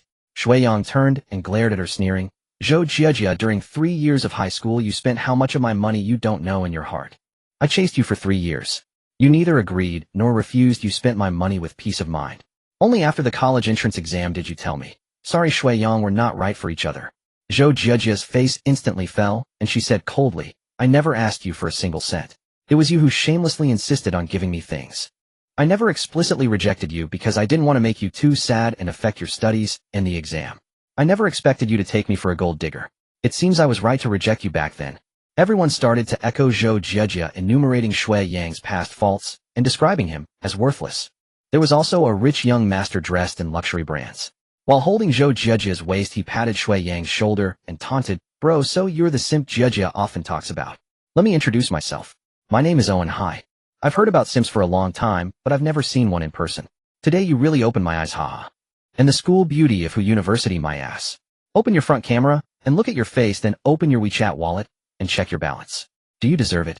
Zhou Jiajia took Owen Hai's hand and proudly announced to the old classmates, "Everyone, let me introduce you. This is my boyfriend Owen Hai. His father is O Dongyang, the boss of Xingyi Media." Owen Hai smiled faintly. "Sorry, I originally didn't intend to disturb your gathering. It just so happens that I have an appointment with Manager Fong of Xyloging here at this hotel to discuss business. While the other party hasn't arrived, yet I'm accompanying Jiajia to meet her old classmates." Hearing this, Shui Yang's entire body trembled. Today was too humiliating. He shouldn't have come to this class reunion in the first place. If he had known it would turn out like this, he might as well have stayed at school playing games with Chunyin and Zhou. Now he only wished he could find a hole to crawl into. Suddenly, he heard a familiar lowly voice. "Excuse me, is Shui Yang here?" In an instant, everyone turned to look at the entrance of the banquet hall. Holy shit, it's really Miss Qing Tian. Who did she say she's looking for? Who did she say she's looking for? Shui Yang's eyes widened. "Chong, why are you here?" Xia Chong walked over and took his arm. "I came to pick you up. How much did you drink?" It's a class reunion. Although Shui Yang reeked of alcohol, he was still conscious. Owen Hai frowned. "What's your relationship with him?" Shui Yang snorted. "None of your business." Xia Chong smiled. "Sorry, I'm his roommate. Shui Yang is drunk. They'll take him home first." "Roommate?" Shui Yang's old classmate was astonished. "You're already living together." Zhou Jiajia's face darkened. She had also mocked Shui Yang for bragging, yet here was the real Miss Qing Tian looking intimate with him. Zhou Jiajia considered herself attractive, but compared to Xia Chong, she felt ashamed. Shui Yang lifted his chin, a hint of defiance in his tone. "Enjoy your meal. We're leaving. Chong, let's go." Owen Hai said coldly, "Wait." He stared at Xia Chong, a sinister smile curling at his lips. Miss Qingtian, are you really this poor loser's girlfriend? Shui Yang's heart leaped into his throat. As his roommate, he knew Xia Chong's temper well. Coming to his rescue was pure brotherly loyalty. Playing the role of girlfriend was utterly impossible. Actually, I'm curious. Why do you all keep calling him a poor loser? Xia Chong neither confirmed nor denied. He supported Shui Yang, looking at the group with a half-smile and a playful tone. Shui Yang is the original singer of Chasing the Dream of a Red Heart. He earned over 20 million from that song. If he's a poor loser, are you all billionaires? Xia Chong wasn't lying. That song had been bought by the General Administration of Sport last week as the exclusive background music for the national team. Shui Yang, as the original singer, received 22.6 million. The words sent a chill through the room. They only knew Shui Yang had a hit song, but never dreamed Head made a fortune from it. No way. Really? Bro, are you a multi-millionaire now? My apologies. We were just joking. Don't take it to heart, bro. Shui Yang forced a bitter smile. These so-called old classmates. They had been innocent back in school, but after just a few months apart, they'd all become such snobs. No one regretted it more than Zhou Jejia. If only she'd known Shui Yang would become so wealthy, she'd never have dumped him. She was with Owen Hai, now outwardly glamorous, but inwardly miserable. He treated her like a mere tool for pleasure, no different from his dozen ex-girlfriends. Even Owen Hai, son of the chairman of Xingyi Media, couldn't easily produce 20 million on the spot. Assets were one thing, cash flow another. Many billionaires in reality had only a few million in liquid cash at any given time. So-called assets were mostly equity valuations, and real estate always subject to sharp depreciation. Besides, those assets belonged to his father, not yet inherited by Owen Hai. He was merely a playboy, offering Zhou Jejia neither care nor affection. After dating him, she felt he was even worse than Shui Yang. Back then, Shui Yang was poor and not particularly handsome, but otherwise flawless. Had adored Zhou Jejia throughout high school, showering her with genuine kindness. Now that Shui Yang was rich, of course she regretted it. She sighed inwardly, forcing a smile. Shui Yang, why didn't you tell everyone you'd made it? I apologize for my rudeness, but I only wanted the best for you. Seeing you so successful puts my mind at ease. Zhou Jejia tried to save face, hoping to win back her former simp. But Shui Yang gave her a cold glance, all past affection gone. Zhou Jejia, we're just classmates. Don't act like we're close. I don't want Chong Chong to misunderstand. Zhou Jejia was speechless. You? Owen Hai glared at her with a complicated expression. Why are you apologizing to him? Is 20 million a lot? Bro, it's not what you think. Zhou Jejia realized she'd slipped up. Owen Hai cut her off impatiently. Save it. I can't stand a treacherous bitch like you. Zhou Jejia gritted her teeth, wishing she could slap herself. It was hard to say whether she'd lost the watermelon for the sesame or the sesame for the watermelon. In the end, she got neither. She gained nothing and was slept with by Owen Hai over a dozen times for nothing. Owen Hai was also looking for an exit. After all, had been the most vicious in mocking Shui Yang.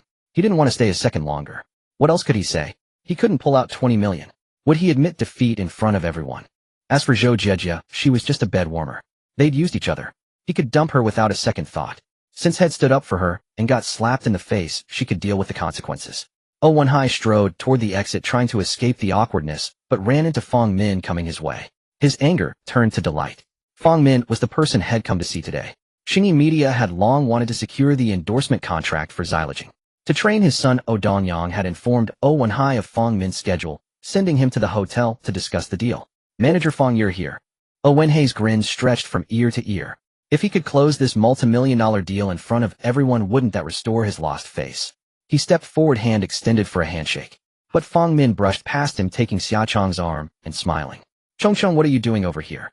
Come back to the private room with me. Owen Hai shook hands with empty air, stunned for a few seconds before turning to Fong Min in confusion. Manager Fong, are you mistaking me for someone else? Fong Min frowned. And you are? I'm Owen Hai. My father is Danyang. He sent me to represent Xingyi Media and discuss the xylaging endorsement with you. I scheduled an appointment with your secretary yesterday. Owen Hai's voice was just loud enough for everyone to hear. Wow, xylaging. The household name. So this guy had some connections negotiating with a company of that caliber. Fong Min replied coldly. Oh, then cancel it. We've already found the right candidate for the xylaging endorsement. Impossible. The hottest stars in the country were all with Xingyi Media. Owen Hai glanced at Xia Chong, stunned. Her. Fong Min was here. Xia Chong found it inconvenient to bring Shui Yang along. Thus she pressed Shui Yang back into his seat, her tone laced with a hint of fondness. Brother Yang, it's been so long since you've seen your old classmates. Why not stay and have some fun with them? He'll accompany Sister Min to handle some business first, and he'll come back to pick you up afterward, alright? Shui Yang nodded obediently, a tipsy smile spreading across his face as he chuckled. Alright. Having fulfilled his duty to back up his roommate, Xia Chong didn't want to linger there for a second longer. She followed Fong Min out of the banquet hall and headed toward the private room. Owen Hai jogged after them, blocking their way with anxiety. Manager Fong, please give me a chance. If I go back like this, I won't be able to explain to my father. Fong Min sneered. Always my father this, and my father that. How old are you? You'd better head back early. Don't waste my time. I have no interest in doing business with a suckling pup. Proud. Despite being just a department manager, Fong Min controlled annual advertising budgets worth billions. Every major contract she signed could sustain a small to medium enterprise. Even Owen Hai, let alone the chairman of Star Arts Media, would have to show her some respect if they sought a meeting. Why shouldn't she be proud? Fong Min turned her back, then seemed to recall something and added, "Oh, by the way, you're Owen Hai, right? Remember to tell your father that since Star Arts Media has no sincerity in cooperation, don't bother coming to Zaligi for our advertisements anymore. Sending a wet-behind Thier's kid to negotiate with me. He must be out of his mind." Xiaochong couldn't help but laugh, inwardly cheering wildly. No wonder Fong Min got along so well with second sister. Both were hot-tempered women. In the banquet hall, after Xiaochong left, Shui Yang became the center of attention. Those who had belittled him earlier now wore completely different masks, fawning around him with endless sycophancy. "Brother Yang, come on, let's have a drink." His former roommate put an arm around his neck and raised a glass of beer. But Shui Yang had sobered up considerably and refused with a smile. "No more, Chong usually doesn't let me drink. Today's already an exception." He was putting on airs now. He could show off however he wanted. "Tisk, Brother Yang, how did you win Miss Kingshan's heart?" Others crowded around to inquire, curious about his sudden luck in love. Shui Yang only gave vague replies, finding the reunion utterly boring. He went to pay the bill and settle up. His former classmates, sensing they were unwelcome, left one by one.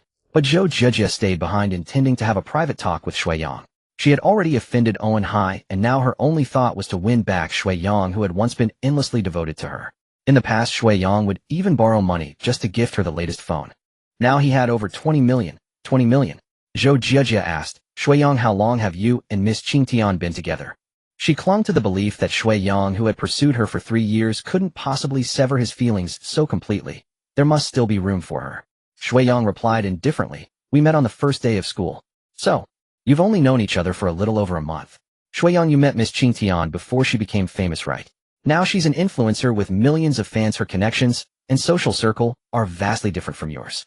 She'll definitely encounter men better than you in the future. Although you've achieved a little now, how can you be sure she won't dump you for fame and fortune later?" Zhou Jijia had always manipulated him like this in the past, making Shui Yang feel worthless and unworthy, fit only to trail behind her as a groveling lapdog. Even accepting his gifts felt like a goddess charity. Shui Yang stared at her coldly. "You're beating around the bush. What are you really trying to say?" "What I'm trying to say is, Shui Yang, I understand girls better than you do. Don't take offense at my bluntness. The truth is often unpleasant. But if you stay with her, it's unlikely to end well." Seeing Zhou Jijia playing the earnest relationship coach, Shui Yang suddenly burst into laughter. "Huh, you're telling me how to live my life." Zhou Jijia defined for me. "What does end well mean? Like you being used up and kicked out by a rich second generation? Is that your idea of a good outcome?" Zhou Jijia's face turned crimson, but she still tried to defend herself. Owen Hai and I were just playing along." "Playing along? For whom? You?" Zhou Jijia's eyes reddened. "I asked him to pretend to be my boyfriend just to spur you on, to give you ambition and a goal to strive for." Shui Yang let out a long sigh and said solemnly, "Zhou Jijia, I'm not stupid. I admit I once liked you very much, but it was the old you. Now I only find you filthy and disgusting. In the past." Words like these would never have crossed Shui Yang's lips. He lacked the confidence. But now everything was different. Ever since he had over 20 million in his account, Shui Yang felt he had seen through human nature. Zhou Jijia's face lost its ingratiating smile and turned into anger mixed with shame. Now you look down on me. But how are you any cleaner than me? That over 20 million, didn't you earn it by living off Miss Qingtian? Don't tell me you think it's your own ability. Stop making yourself look good. One day she'll kick you out too. Let's just wait and see." Shui Yang grinned. "That's fine. Even if I get dumped someday, I still have over 20 million. For the rest of my life, I won't have to worry about food or clothes, and there will be no shortage of women willing to throw themselves at me. A critical hit. What about you? Found your next target yet? A double critical hit. Please be more careful next time and stop letting people take advantage of you for free. At this rate, you'd be better off selling yourself on the street." A lethal blow. Xiaochong, having eaten and drunk her fill, emerged from the private room. The sponsorship cooperation between Yuming Media and Zaligi had basically reached an agreement. Xiaochong's endorsement contract was also finalized. After the meal, they would go sign the contract and return to Huchuan City in the afternoon. Xiaochong asked Shui Yang if he wanted to go together. Shui Yang saw no point in staying in Jiangdu City and decided to return on the same flight as Xia Chong. After they left, Zhou Zhejia stood frozen for a long time. Xia Chong hadn't even glanced at her once. In Zhou Zhejia's eyes, Xia Chong was Shui Yang's current girlfriend. Being completely ignored by the current partner was far more insulting than Shui Yang's sharp sarcasm. Zhou Zhejia walked dejectedly toward the hotel entrance, not noticing a group of people walking in. She accidentally bumped into a man. Before she could react, the man's female companion pushed her away. Chen Man, who had come to the hotel with her sugar daddy, shoved the stumbled Zhou Zhejia to the ground and scolded, "Do you have eyes? Hey man, don't be so rude." The middle-aged man holding her arm stared lustfully at the young and pretty Zhou Zhejia. "Beautiful, do you want to enter the entertainment industry?" Im Yang Jia, founder of Sinming Pictures. "We're about to start shooting a costume drama, and I feel your temperament fits the female lead quite well." Zhou Zhejia, still on the ground, forgot the pain, and her eyes lit up at the man's words. "Me? Can I really?" Yang Jia flashed a lecherous smile. "With me it's not about can you, but are you willing? If you're interested, feel free to come to my room for a detailed talk." Chen Man yanked Yang Jia's arm hard, speaking sourly. "President Yang, it seems I came at the wrong time today." No, haha, you came just in time." Yang Jia wrapped one arm around Chen Man and extended the other toward Zhou Zhejia. "Beautiful, have you Xiao Chong successfully passed the interview and rushed to catch the afternoon flight back to Huchuan City. As soon as he landed, Su Samping called. He said that Chen Man had secured new investment for the crew and intended to spend 3 million to buy the song. "You are my eyes." "Director Su, I remember telling you right. If it's Chen Man who wants it, my price is 5 million. Xia Chong had long made up his mind to give this song to Su Yubing. Su Samping looked troubled. "Miss Qing Tian, to be honest, there are many things in this crew that I can't decide alone. Besides Xiao Su." Her role was replaced by a newcomer. Xia Chong was stunned. Wasn't she playing the female antagonist? Yes, that's the role. It was also taken over by a new actor that the investor squeezed into the crew. Su Samping himself felt embarrassed to say it. Knowing full well that Xia Chong wrote the song for Su Yubing, yet Su Yubing's scenes were cut. Xia Chong was silent for a few seconds, then asked in a low voice, "Can I know who it is?" "It seems to be called Zhou Zhejia. She's supposed to report tomorrow." That Zhou Zhejia again. When Xia Chong and Shui Yang left the hotel at noon, they happened to witness Zhou Zhejia being carried away by Chen Man's wealthy patron in the parking lot. There was no denying that her rise to power was impressively fast. Could it be that Zhou Zhejia had extraordinary skills? After one night of passion, the patron decided to replace Su Yubing with her. "Director Su, since you've kicked Su Yubing out of the crew, I'm not selling this song." Xiao Chong didn't care about the money, but he absolutely would not let Chen Man ruin his song. "Miss Qing Tian, please reconsider. We really need this theme song." Su Samping was extremely anxious. Xiao Chong said coldly, "Director Su, to be honest, I have no interest in your film. This song, I wrote it only out of respect for Su Yubing. You kicked her out of the crew, and you still want to give my song to her archrival to sing. Have you no shame?" Without waiting for Su Samping to retort, Xia Chong decisively hung up. He opened WeChat and glanced at it. Su Yubing had told him nothing. There were no updates on her moments either. The earliest post was from 5 years ago. Perhaps she had long been accustomed to swallowing all her grievances. Thinking of this, Xia Chong inexplicably felt furious. Why was everyone bullying her? Just because she had no status, no background, did she deserve to be treated like this? "Sis, lend me your car." Xia Chong borrowed Xia Yu's Ferrari and asked, "Do you know where the filming location of The Invisible Diva is? I know it's at the old sports school in the western suburbs." "What's up?" "Nothing, I'm going to pick up a friend." With that, Xia Chong went out. Xia Yu looked at his back with a strange expression. This kid has other friends. On second thought, wasn't that the film Su Yubing was shooting? Good kid, you've been keeping it a secret. Xia Chong had never driven such a high-horsepower supercar before, carefully steering the SF-90 toward the western suburbs.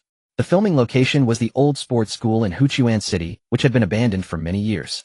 The buildings there had a vintage feel, and the venue was spacious with no rent to pay. As soon as the car reached the main gate, the crew staff stopped him. "Filming area, no admittance." The security guard held up a sign and was about to wave Xia Chong away. Xia Chong stepped hard on the accelerator and sped straight in. Hey! The guard couldn't stop him. The Ferrari roared onto the dilapidated track. It didn't stop in time. The car skidded sideways and came to a halt right in front of the set's camera. "Hey, what are you doing? Can't you see we're filming? Move the car now." Ignoring the cursing cameraman, Xia Chong got out of the car and quickly looked around. He happened to see Su Yubing walking out alone with her bag, while her agent from Xingyi Media was saying something to her. Xia Chong couldn't hear clearly, but from the lip movements it seemed the agent was insulting Su Yubing. He jogged over Senior. Su Yubing saw him and was stunned for a long time. "Wanzi, why are you here?" "I came to pick you up. Come on, let's talk in the car." Xia Chong took Su Yubing's luggage and pulled her hand toward the car. Director Su Samping rushed over upon hearing the news and blocked Xiaochang's path. Miss Qing Tian, you're just in time. I still want to have a proper talk with you about the theme song. Xiaochang stared at him with icy eyes. So you're Director Su? Yes. Su Samping nodded. Chun Man has agreed to pay 5 million. Do you think you could leave the song with us? As he spoke, his gaze fell on Su Yubing, hoping she would plead for him. Su Yubing, however, looked away and pretended not to see. Although she had returned to work, she received no respect in the crew. Summoned at will, dismissed at will. If they couldn't keep the person, how could they keep the theme song? Su Samping really didn't want to miss this theme song. He had a feeling that Su Yubing, the only bright spot of the film, had been driven away. The film's reputation would surely be ruined, but because of the existence of this theme song. Maybe the box office could still be saved. It's often said that bad movies give birth to great songs. Su Samping hoped to use this song as the film's last fig leaf.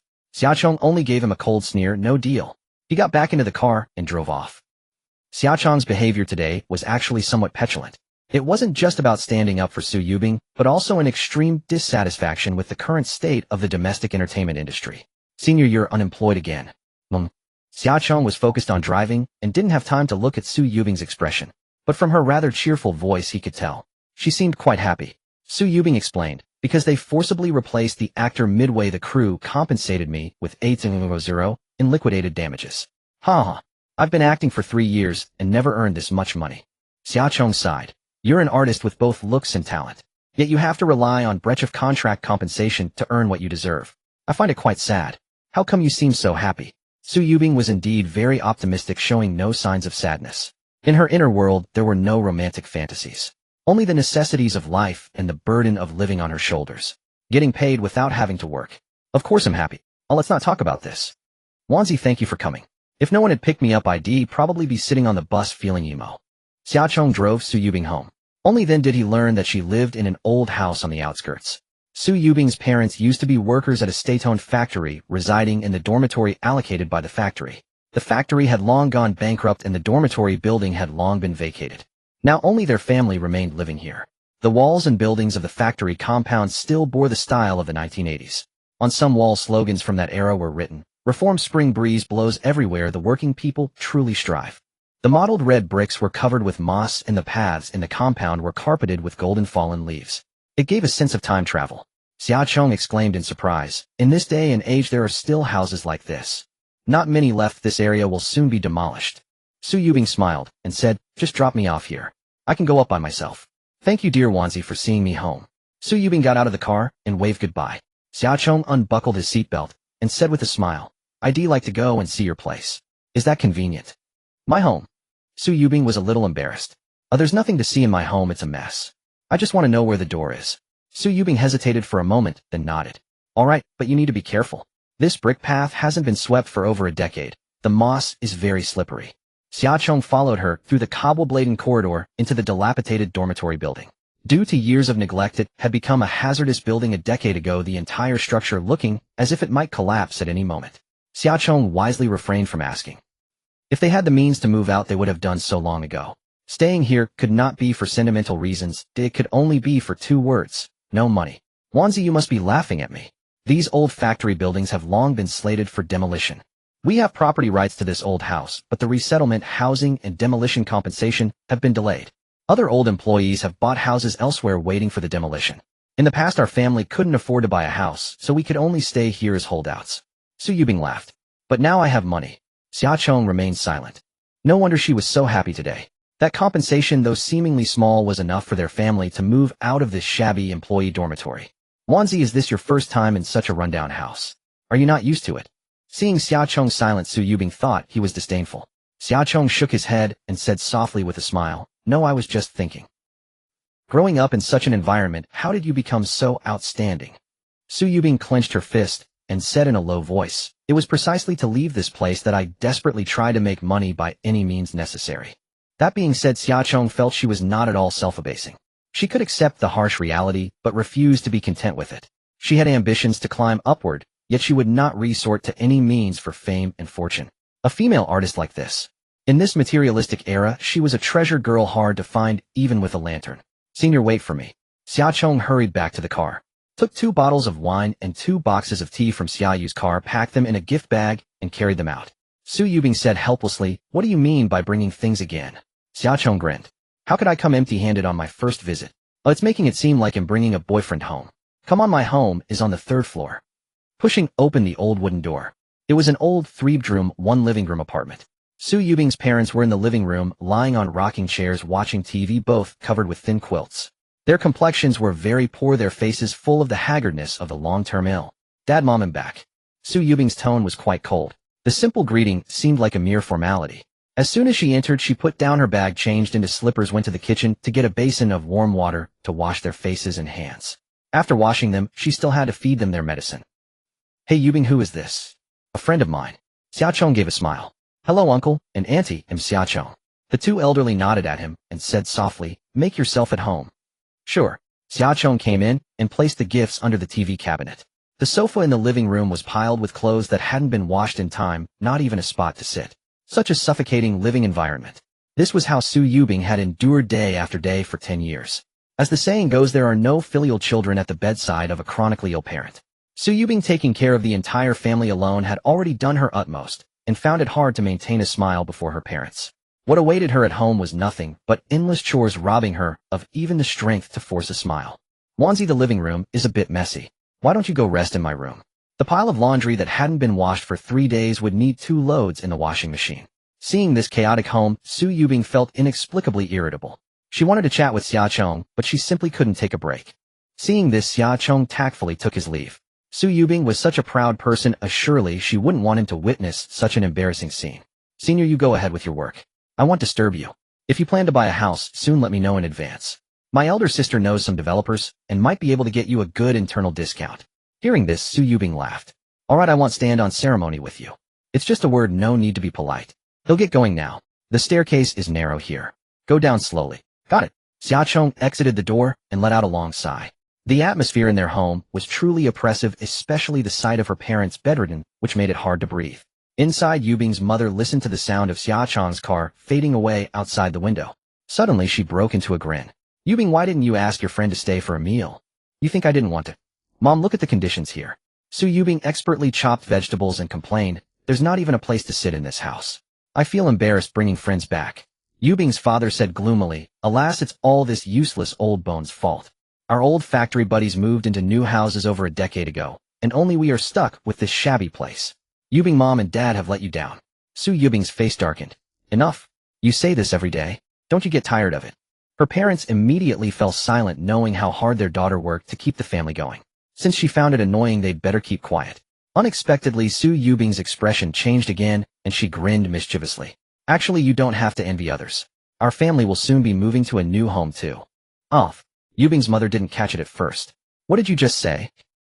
New home. Su Yubing tossed aside the rag in her hand, put her hands on her hips, and announced proudly, I have money now.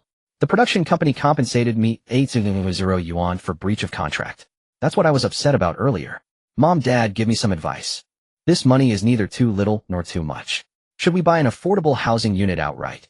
Or should we first pay a down payment for a bigger house? October 1st, 2000 prime time. Zhao Sun, the new CEO of Xingyi, turned on the television to watch Jiangdu TV. The first episode of Who is the King of Singers aired on time.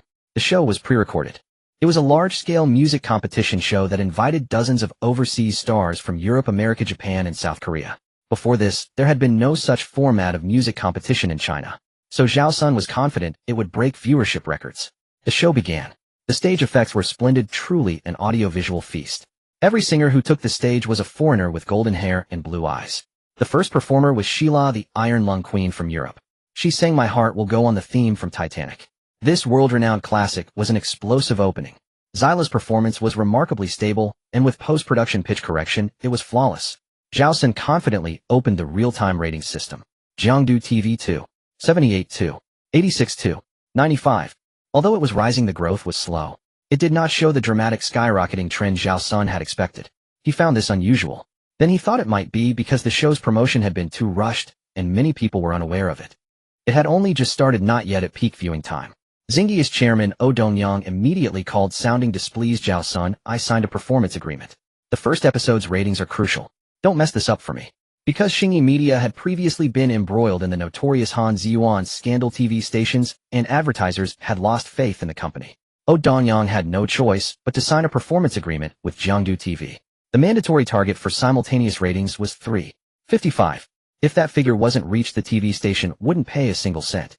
Moreover, the cost for the studio and stage setup would be solely borne by Shingi Media. The advertisers and investors who were still on the fence were now closely monitoring the ratings of Who is the King of Singers. They wanted to see the first episode's performance before deciding whether to invest in the show and how much. If the ratings fell short of 355, Shingi Media would have to pay out of its own pocket, losing all initial investment. Zhao Sun was full of confidence. Chairman, oh, please rest assured. During this National Day holiday, no other TV station has a similar program, so they can't compete with us for ratings. Oh, Dongyang snorted coldly, let's hope so. He hung up. Zhao Sun continued to check the live ratings. After Zyla's exit, the ratings actually dropped. Within half a minute, it fell from 295 to 2.3. 2 minutes later, it dropped further to 1.7. Zhao Sun frowned deeply. This shouldn't be happening. Zyla's performance had been so outstanding. Weren't the audiences looking forward to the following acts? Then he suddenly noticed. In the query interface, almost all TV stations' ratings were declining except for Huchuan TV's rating index, which was skyrocketing.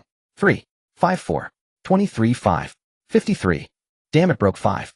Zhao Sun wiped his glasses, leaned closer to the screen, and double-checked. 6.11. It broke 6. A simultaneous rating over 6 definitely meant a hugely popular show. What was going on? He picked up the remote and switched to Huchuan TV. At the Huchuan Commercial Center, a container truck was parked in the middle of the square. The container's walls unfolded, transforming into a mobile stage. Though it was a street performance, the lighting and sound were top-notch. The background music was the instrumental of Sunny Day. Come on, folks. Look here. Listen up. Dear audience, this is the live broadcast of the first episode of Huchuan Good Voice, exclusively sponsored by Xylaging. Use Xylaging to wash the cleanest clothes. Come to Huchuan City and hear the most beautiful voices. Let's find the Huchuan Good Voice and make it resound through the Chinese music scene. Xiaoyu personally hosted this episode. Dressed in a cool hip-hop style, she instantly attracted countless passers-by to watch. Please welcome our first singer, Wu Chang. The first performer was a young man in a leather jacket, of average height and build, with a stubbly chin and a slightly unkempt look. Hello, the most outstanding listeners in the world. My name is Wu Chang, I'm 22 years old, and my high notes are higher than anyone else on this planet. I will use my music to become a legend recognized by this world. Wu Chang stood confidently on stage and gave a brief self-introduction. Xiaoyu struggled to hold back her laughter. Okay, good. Please begin your performance. Let's hear the high notes that will obliterate the world. Xiaoyu exited, leaving the stage to Wu Chang. Wu Chang picked up the microphone and smiled. This song is a work by teacher Qingtian titled 3 Days and 3 Nights. At that moment, the camera zoomed in on Xia Chong in the audience. Xia Chong waved at the camera, flashing a sweet smile. He had specially provided this song to Wu Chang. When he first saw Wu Chang in the afternoon, Xia Chong was utterly astonished. Wu Chang not only shared the same name as the high-note guy from another world, but also bore a striking resemblance in appearance and voice. He immediately offered this song 3 Days and 3 Nights to recreate that legendary scene. Setting aside singing technique, Wu Chang's high notes were indeed high. Though lacking in aesthetic beauty, the entertainment value was immense. He was deliberately placed first to give the audience a little shock. Wu Chang gave a slight bow to the Liuguang Orchestra accompanying him, signaling the start. As the prelude played, the beginning part of his singing was ordinary, neither outstanding nor unpleasant. At best, it was at the level of someone singing in the shower. Then came the chorus. Hey, Wu Chang's voice suddenly became piercing. In the dead of night for 3 days and 3 nights, don't stop dancing. Harsh. In the dead of night for 3 days and 3 nights, floating only by music. Eardrum piercing. In the dead of night for 3 days and 3 nights, my whole body is only sweat. Headache inducing. In the dead of night for 3 days and 3 nights, 3 days and 3 nights in the dead of night. Wu Chang couldn't help placing his hands on his temples, searching for head resonance. Report. Huchuan City is under attack by an unknown sonic weapon. The audience below covered their ears and opened their mouths wide, terrified of being pierced by the high notes that could annihilate the world. What the hell? This is on TV. Is that it? Is that it? So what? You tell me, is his high note high or not? Haha, look at that stunt. Though it wasn't pleasant, it was hilarious. People had never seen such a unique and down-to-earth music competition show. What could be more entertaining than watching someone publicly embarrass themselves on stage? Wu Chang finished singing, froze on stage, and stared at Xiaoyu below. Host, are you moved by my singing? Let me catch my breath for a moment. Xiaoyu gently patted her chest, feeling as if she had narrowly escaped death. I need to get some air. I almost suffocated. Explosive. The audience roared. Your show is absolutely insane. Host, hurry up. What other acts do you have? Come on, get going. Both online and offline popularity soared simultaneously. Watching Huchuan TV's ratings still skyrocketing, Zhao Sun slammed his fist on the desk. I spent 250 million on Who is the King of Singers. And I lose to this crap. Xiaoyu also signed a performance-based agreement. The Huchuan Good Voice was broadcast live on Huchuan television. But the live stream wasn't abandoned. The official Douyin account of Huchuan TV simultaneously boosted both traffic and ratings. Station director. The rating has broken 8, a historic height. The data monitor at Huchuan television stared at the figures in disbelief. Since the founding of the station, this is the first time. It's still climbing. Could it break 10? Station director Wu Xiefeng racked his brains, but couldn't fathom it. That a street music show riddled with flaws and brimming with amateurishness could push ratings to such heights. Huchuan Good Voice had been a spuro-femin idea, leaving no time for extensive preparation. It was hastily launched as soon as the concept emerged. When Xiaoyu approached Wu Xiefeng to discuss it, he had initially intended to refuse. But considering the station had few programs, and since it was a performance-based agreement that wouldn't cause losses for the TV station, he made an exception and greenlit the project. Unexpectedly, it turned into a golden variety show. Audiences had grown weary of high-cost, big-budget productions. Just like the Spring Festival Gala, the same old routines year after year with predictable, heartwarming bitter endings leading to aesthetic fatigue. Suddenly, this street live show emerged. An unprofessional host led a group of amateur singers on stage. Judged by professional standards, Huchuan Good Voice was a collection of performance blunders, but it was precisely this stark contrast that made it so entertaining. Not only were viewers unable to predict what would happen next, even the event organizers had no idea how things would unfold. The key was authenticity. The only one who suffered was the TV station's director, who had to monitor the live feed at all times. If any inappropriate content appeared, he had to cut the broadcast immediately. Fortunately, the feared situation never occurred. Huchuan Good Voice had no mentors or judges. The scoring mechanism involved randomly selecting 10 lucky audience members on-site to rate the performers, then taking the average as the final score. Wu Chan scored 5 points. Subsequent contestants covered Xia Chang's works Sunny Day, Love You, and Love Ya Love Ya. The fifth contestant was Lin Jiaqian, owner of Tiantian Music Shop. She sang The Dandelion's Promise. Her solid vocal skills and professional technique made her the best performer so far. Lin Jiaqian brought her own fan following, and her appearance pushed the show to a small climax, earning the first perfect score of 10 in this episode. It also proved that Huchuan Good Voice wasn't just about gimmicks. There was real talent. This made viewers even more eager for the following acts, unable to tear themselves away from the live stream. No one knew who would crash and burn, or who would prove to be a vocal powerhouse. Before I knew it, our Chinese pop music scene had so many works. They were all by Miss Sunny Wright. Seems like I've never heard her sing the same song twice.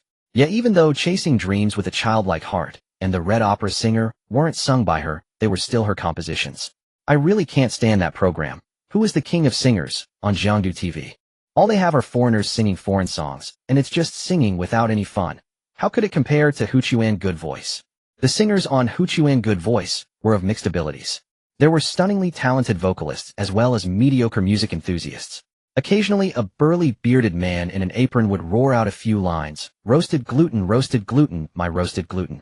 The scores became secondary. The main appeal was that the show brought joy like a music party everyone could join. The key was embracing both high and low culture and staying grounded. Since the first episode had already maxed out on entertainment value, Xia Chong did not appear. In the end, Lin Jiaqian won the first Huchuan King of Singers title with a perfect score of 10, claiming a prize of 1,000 yuan. The audience vote was well-deserved. As the show closed, host Xiaoyu hadn't prepared a script. Folks, let's squeeze in 2 more ads. Even the organizers need to make a living. Xiaoyu extended the microphone toward the audience. My voice is a bit hoarse. Can you shout it for me? The on-site audience cooperated enthusiastically. Lianhua Mobile, ushering in a new era of the future. Lianhua Mobile invites you to enjoy Huchuan Good Voice. Use Xylaging to wash the cleanest clothes. Come to Huchuan City to hear the most beautiful sounds. This program is exclusively sponsored by Xylaging. Stay tuned to Huchuan TV. See you next Saturday. The thousands in the audience shouted the ads in unison, making the advertisement even more exciting than the show itself. Live comments: damn, even the host has gone wild. This is interesting.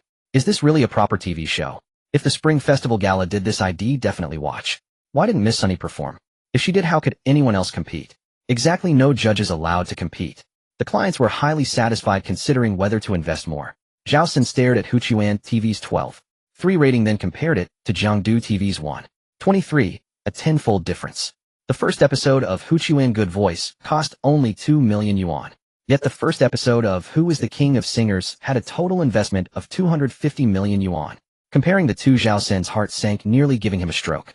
The international superstar's appearance fees were no small sum. The performance-based agreements with the TV station and advertisers had all failed. The 250 million yuan loss would have to be borne by Xingyi Media alone. His phone screen lit up. The caller ID showed Chairman O. This was it. The big boss was coming to question him. Chairman O. Zhao's son gripped the phone, nervously unsure how to defend himself. His first project as a new appointee had caused a loss of 250 million yuan for the company. And the impact didn't stop there. Xingyi Media was a listed company, and after the previous scandal, its stock price had already suffered greatly. They had hoped that Who is the King of Singers would restore their influence and rebuild their reputation. But after this defeat, the stock price continued to plummet. Not only did the TV station investors and advertisers feel disappointed, but more critically, Xingyi's shareholders and investors had lost confidence in the company. Overnight, the market value evaporated by 6 billion yuan. Zhao Sen's voice trembled with tears. Chairman, oh, I've let you down, I've let the company down. Oh Dongyang, however, didn't explode with rage. He simply said coldly, Zhao's son, we're not doing a second episode. We've already lost in the music sector. The Chinese music scene is about to rise, but the trump card isn't in our hands. Tomorrow announced that Xingyi will no longer renew contracts with Japanese, Korean, or Western singers. We're withdrawing from the music industry. Concentrate the remaining funds on developing film and television projects. Oh Dongyang had realized the severity of the situation. The music industry was truly about to change. Behind the Chinese pop scene lay a market of over 1 billion people. Even without going global, the domestic entertainment traffic alone was enough to sustain growth. Xingyi's decline was already an established fact. This severe loss had completely stripped Xingyi of the capital to compete in the music market. Moreover, as long as Miss Sunny presided over the Chinese music scene, no matter how much money Xingyi poured in it, could never defeat Yuming. No amount of anger from Oh Dongyang would change that. Zhao's son, don't blame yourself too much. Your thinking was correct. The Waterloo of Who is the King of Singers wasn't entirely your fault. We all underestimated Miss Sunny's influence. However, you need to adjust your mindset quickly and refocus on work. The situation we're facing is extremely grim. Oh Dongyang's understanding moved Zhao's son to tears. Chairman, oh thank you. I won't let you down again. Xingyi Media will not lose anymore. Oh Dongyang sighed and cursed, talking crap is useless. Prove it to me with your profit reports. Yuming Media struck instant riches. Lianhua voluntarily raised the advertising fee for each oral spot to 5 million. Xilejing in turn hiked the second season's naming sponsorship fee to 100 million. The 12.3 ratings had proven that this show deserved bold investment. More corporate representatives swarmed to contact Xia Yu, eager to place ads in Huchuan Good Voice. However, to preserve the program's quality, Xia Yu resolved to strictly cap the number of commercials. Naturally, as the price soared, the highest bidder secured the slots. After signing several contracts, Yuming Media's accounts were now flushed with hundreds of millions. Ha ha ha, I'm rich. I want to splurge. I'm going to produce a film too. Xia Yu's ambition no longer contented itself with shooting commercials. Yet the investment required for filmmaking was incomparable to that for music. The few hundred million earned from Huchuan Good Voice barely sufficed for a single action blockbuster. Coincidentally, Xia Yu had no other talent but the audacity to throw money around. Even if all that money was lost, wasn't the Xia Group there to back her up? Sis, while I admire your fearless drive, do you have a good script? A renowned director, a professional filming crew, a film base? Xia Chong promptly poured cold water on her. You have none of these. Xia Yu, however, couldn't care less. Those aren't problems at all. After his retirement, Xia Qianshan traveled the world with Ho Shualan. Father and mother were both away. Xia Ning and Li Linfeng had their own place and rarely stayed here. As Xia Chong entered about to change shoes, the housekeeper Su Lin approached and whispered, the eldest daughter has locked herself in the study. She hasn't had dinner. Xia Chong was taken aback. Did something happen to the group? How would I know? Maybe you two should go check on her. Xia Yu smiled. All right, leave big sis to us. Auntie Lin, you should rest now. Sure. Xia Chong and Xia Yu tiptoed to the study on the second floor. The door was ajar. There sat Xia Ning before a desk piled with mountains of documents, her face etched with worry. Xia Yu went over and embraced her. Sis, what's wrong? Xia Ning's eyes were weary, and she said bitterly, Dad left me quite a mess. That plot in the western suburbs is likely to become a dead project. Huchuan is only a third-tier city. The real estate market is already oversaturated. I came back to go through recent government documents to see if there are any plans for investment attraction or population influx. She tossed the folder onto the desk, resigned. No way. The real estate market won't change in the next decade. Besides, now there are purchase and price caps. Houses can't be discounted, making them even harder to sell. Xia Qianshan had already reaped all the benefits of the real estate boom when he made his fortune early on. Now this thorny problem fell into Xia Ning's hands. The Xia Group had once bought a vast tract of land in the western suburbs of Huchuan. The original plan was to develop a new mixed-use district. But the city's permanent population was insufficient. Even if the new district was built, it would become a ghost town. The land acquired for several billion couldn't simply be left to waste, could it? Big sis, how large is that plot? 55,000 muchon, why do you ask? 55,000 mu. That was roughly the size of the Hungyan film city from her past life. Xiaochong laughed. Second sis, here comes your film base. This would solve both the dead project and the need for a film base. Xiaoyu was thrilled. Right sis, could you give me that plot? Xiaoning was slightly confused. What's a film base? In this world there was no place like Hungyan. Xiaochong briefly explained the concept. A reproduction of distinctive architecture, palaces and streets from ancient dynasties and modern times. For example, Qinhuang Palace, Qingming Shanghe, Tu Yuan Minjuan, Jiangnan Water Town, the modern Shanghai Bund, and other iconic period structures, used for filming non-contemporary works.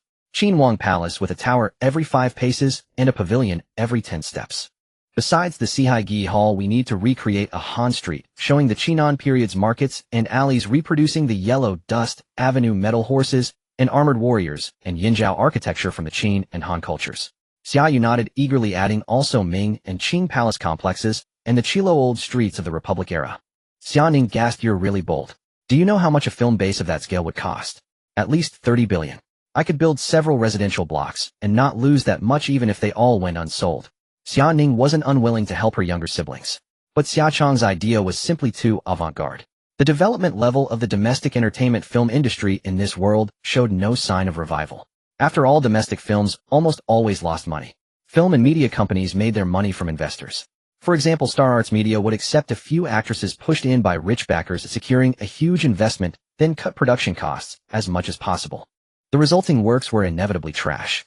Even if box office returns were abysmal, Star Arts Media still profited. As long as there were backers willing to spend money to promote actresses, this industry situation wouldn't change in the short term. Spending tens of billions on a film base.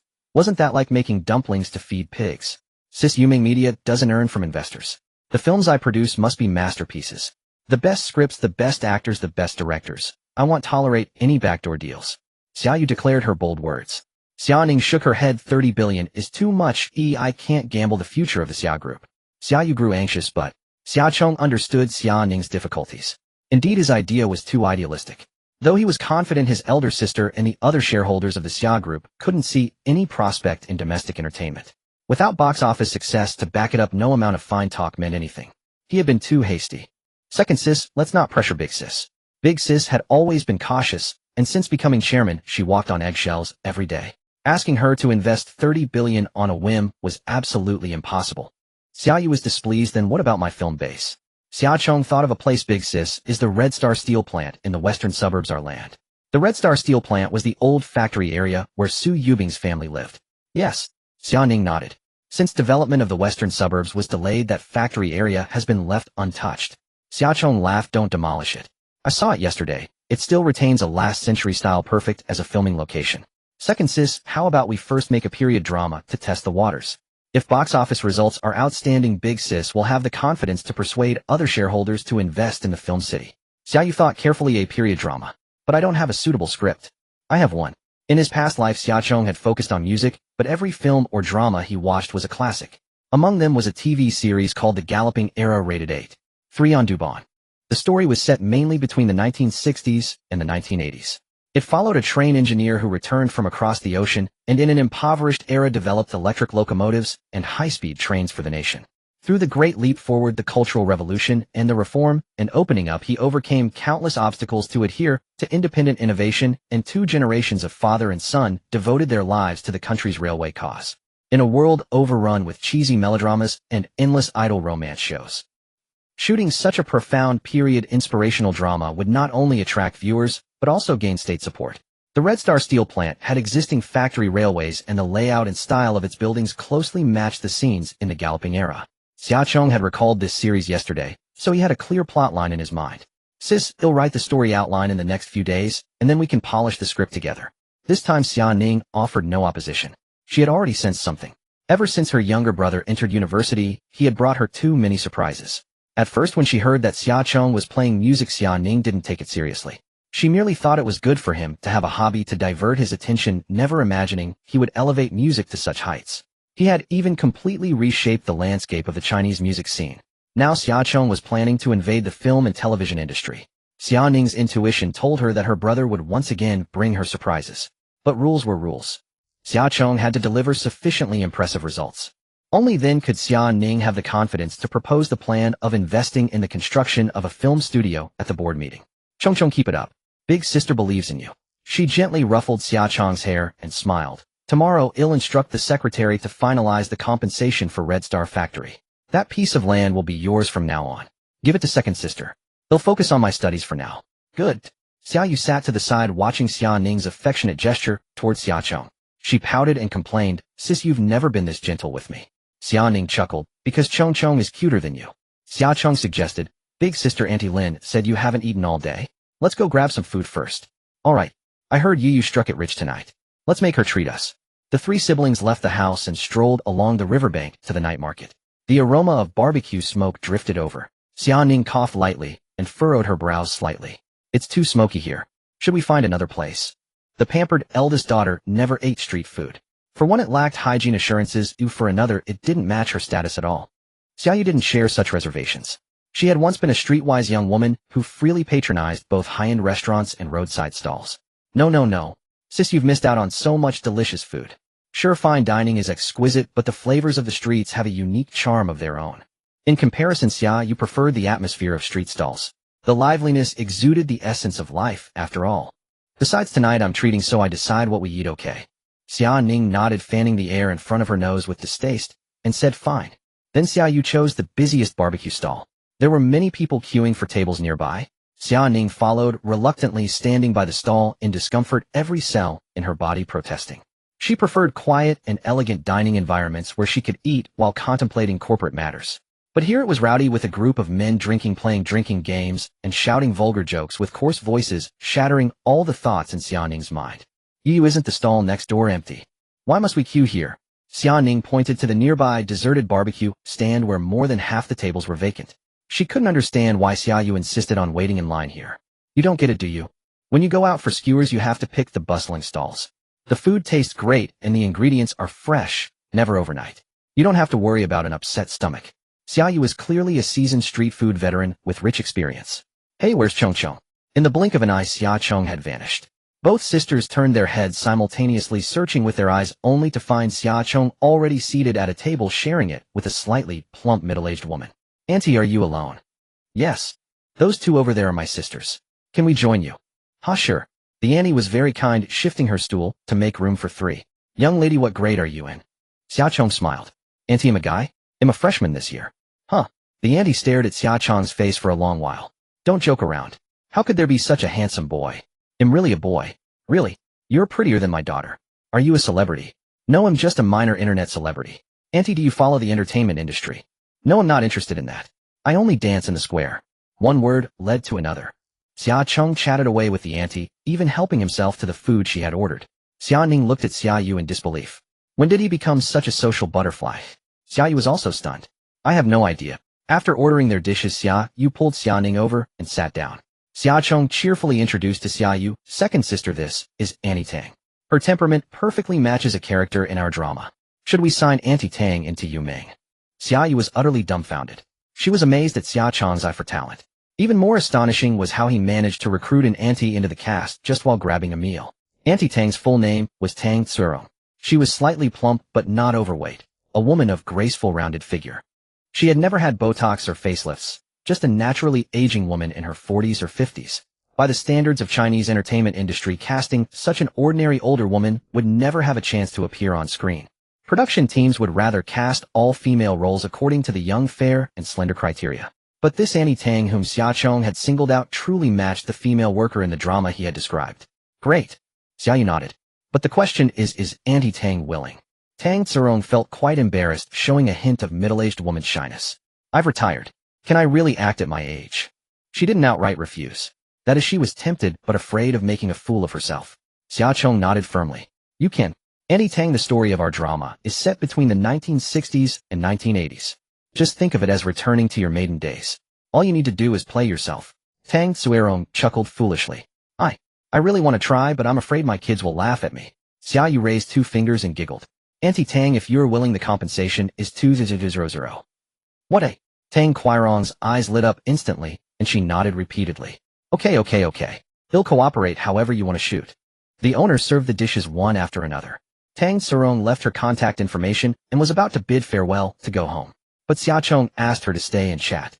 So Tang Sarong began to share stories from her past with the Xia siblings. When I was young, in her youth, she had been quite attractive. She had once been the announcer at Red Star Steel Plant, well-versed in the day-to-day affairs of state-owned factories. Moreover, Tang Tsuerong possessed strong storytelling skills. She described the romance of that era and the common thoughts of people back then in great detail. Even Xia Ning and Xia Yu listened with great interest. Born with silver spoons in their mouths, they had never truly understood the workers of that generation. The old state-owned factory had thousands of employees. Our collective dormitory was humble, but it was like a big family where everyone helped each other. Not like now where you don't even know your neighbor's surname. Xia Chong listened attentively and even took copious notes on his phone. Since he had decided to shoot a period drama, he needed to gather more authentic material. Having never experienced that era himself, it was hard to fill in all the details through imagination alone. And Tang Tsurong, with her background in a state-owned factory, was a ready-made consultant. Unknowingly, they chatted late into the night. Tang Quirong's husband called several times, urging her to come home. Only then did they stop. Xia Chong began to scout for a male lead. Second sister, think again. Do you know anyone suitable for the male lead? Xia Yu laughed. How about you give it a try? Are you kidding? I don't have the right look at all. Xia Chong knew his own situation. First, his appearance was too effeminate. Second, his temperament didn't match at all. The male lead of this drama is a highly educated intellectual, refined and introverted in character, with the look of a scholarly gentleman and the spirit of a patriotic youth. Don't you dare cast those oily, powder-faced young idols as the male lead. After hearing Xia Chong's requirements, Xia Yu turned to Xia Ning. The only person I can think of who fits all those conditions is brother-in-law. Exactly. Brother-in-law truly fits the male lead's persona in the drama. Chang Hanqing, the protagonist of The Age of Galloping, is a highly educated returee from overseas. He approaches science with meticulous rigor, never compromising, yet in daily life, he exudes an understated charm, and a key trait is his henpecked nature. Li Linfeng's personality indeed bears a striking resemblance to his. Although a lawyer by profession, that role demands an equally meticulous and rigorous work ethic. In everyday life, Li Linfeng is also tightly controlled by Xia Ning. When the eldest sister says east, he dares not say west. When the eldest sister points south, he dares not head north. Yet in places unseen by the eldest sister, Li Linfeng is as mischievously playful as a big kid. Eldest sister, could we borrow our brother-in-law for a bit? Xia Ning asked warily. If he plays the male lead, who will be the female lead? Are there any kissing scenes or bed scenes? That last question was the real point. Xia Chong confessed honestly, a little, but it's very subtle, glossed over, and won't involve nudity on screen. After all, the storyline spans 2 generations of father and son. The daily interactions between the male and female leads inevitably involve some intimate contact. That won't do either. Xia Ning is a woman with a strong sense of possessiveness. Li Linfeng was the husband she raised from childhood, and she would never allow another woman to touch a single hair on his head. Understood. My Yandra, eldest sister. So Xia Chong took a different approach. Then why doesn't our eldest sister play the female lead? Xia Ning suddenly blushed me. How could I have time to act?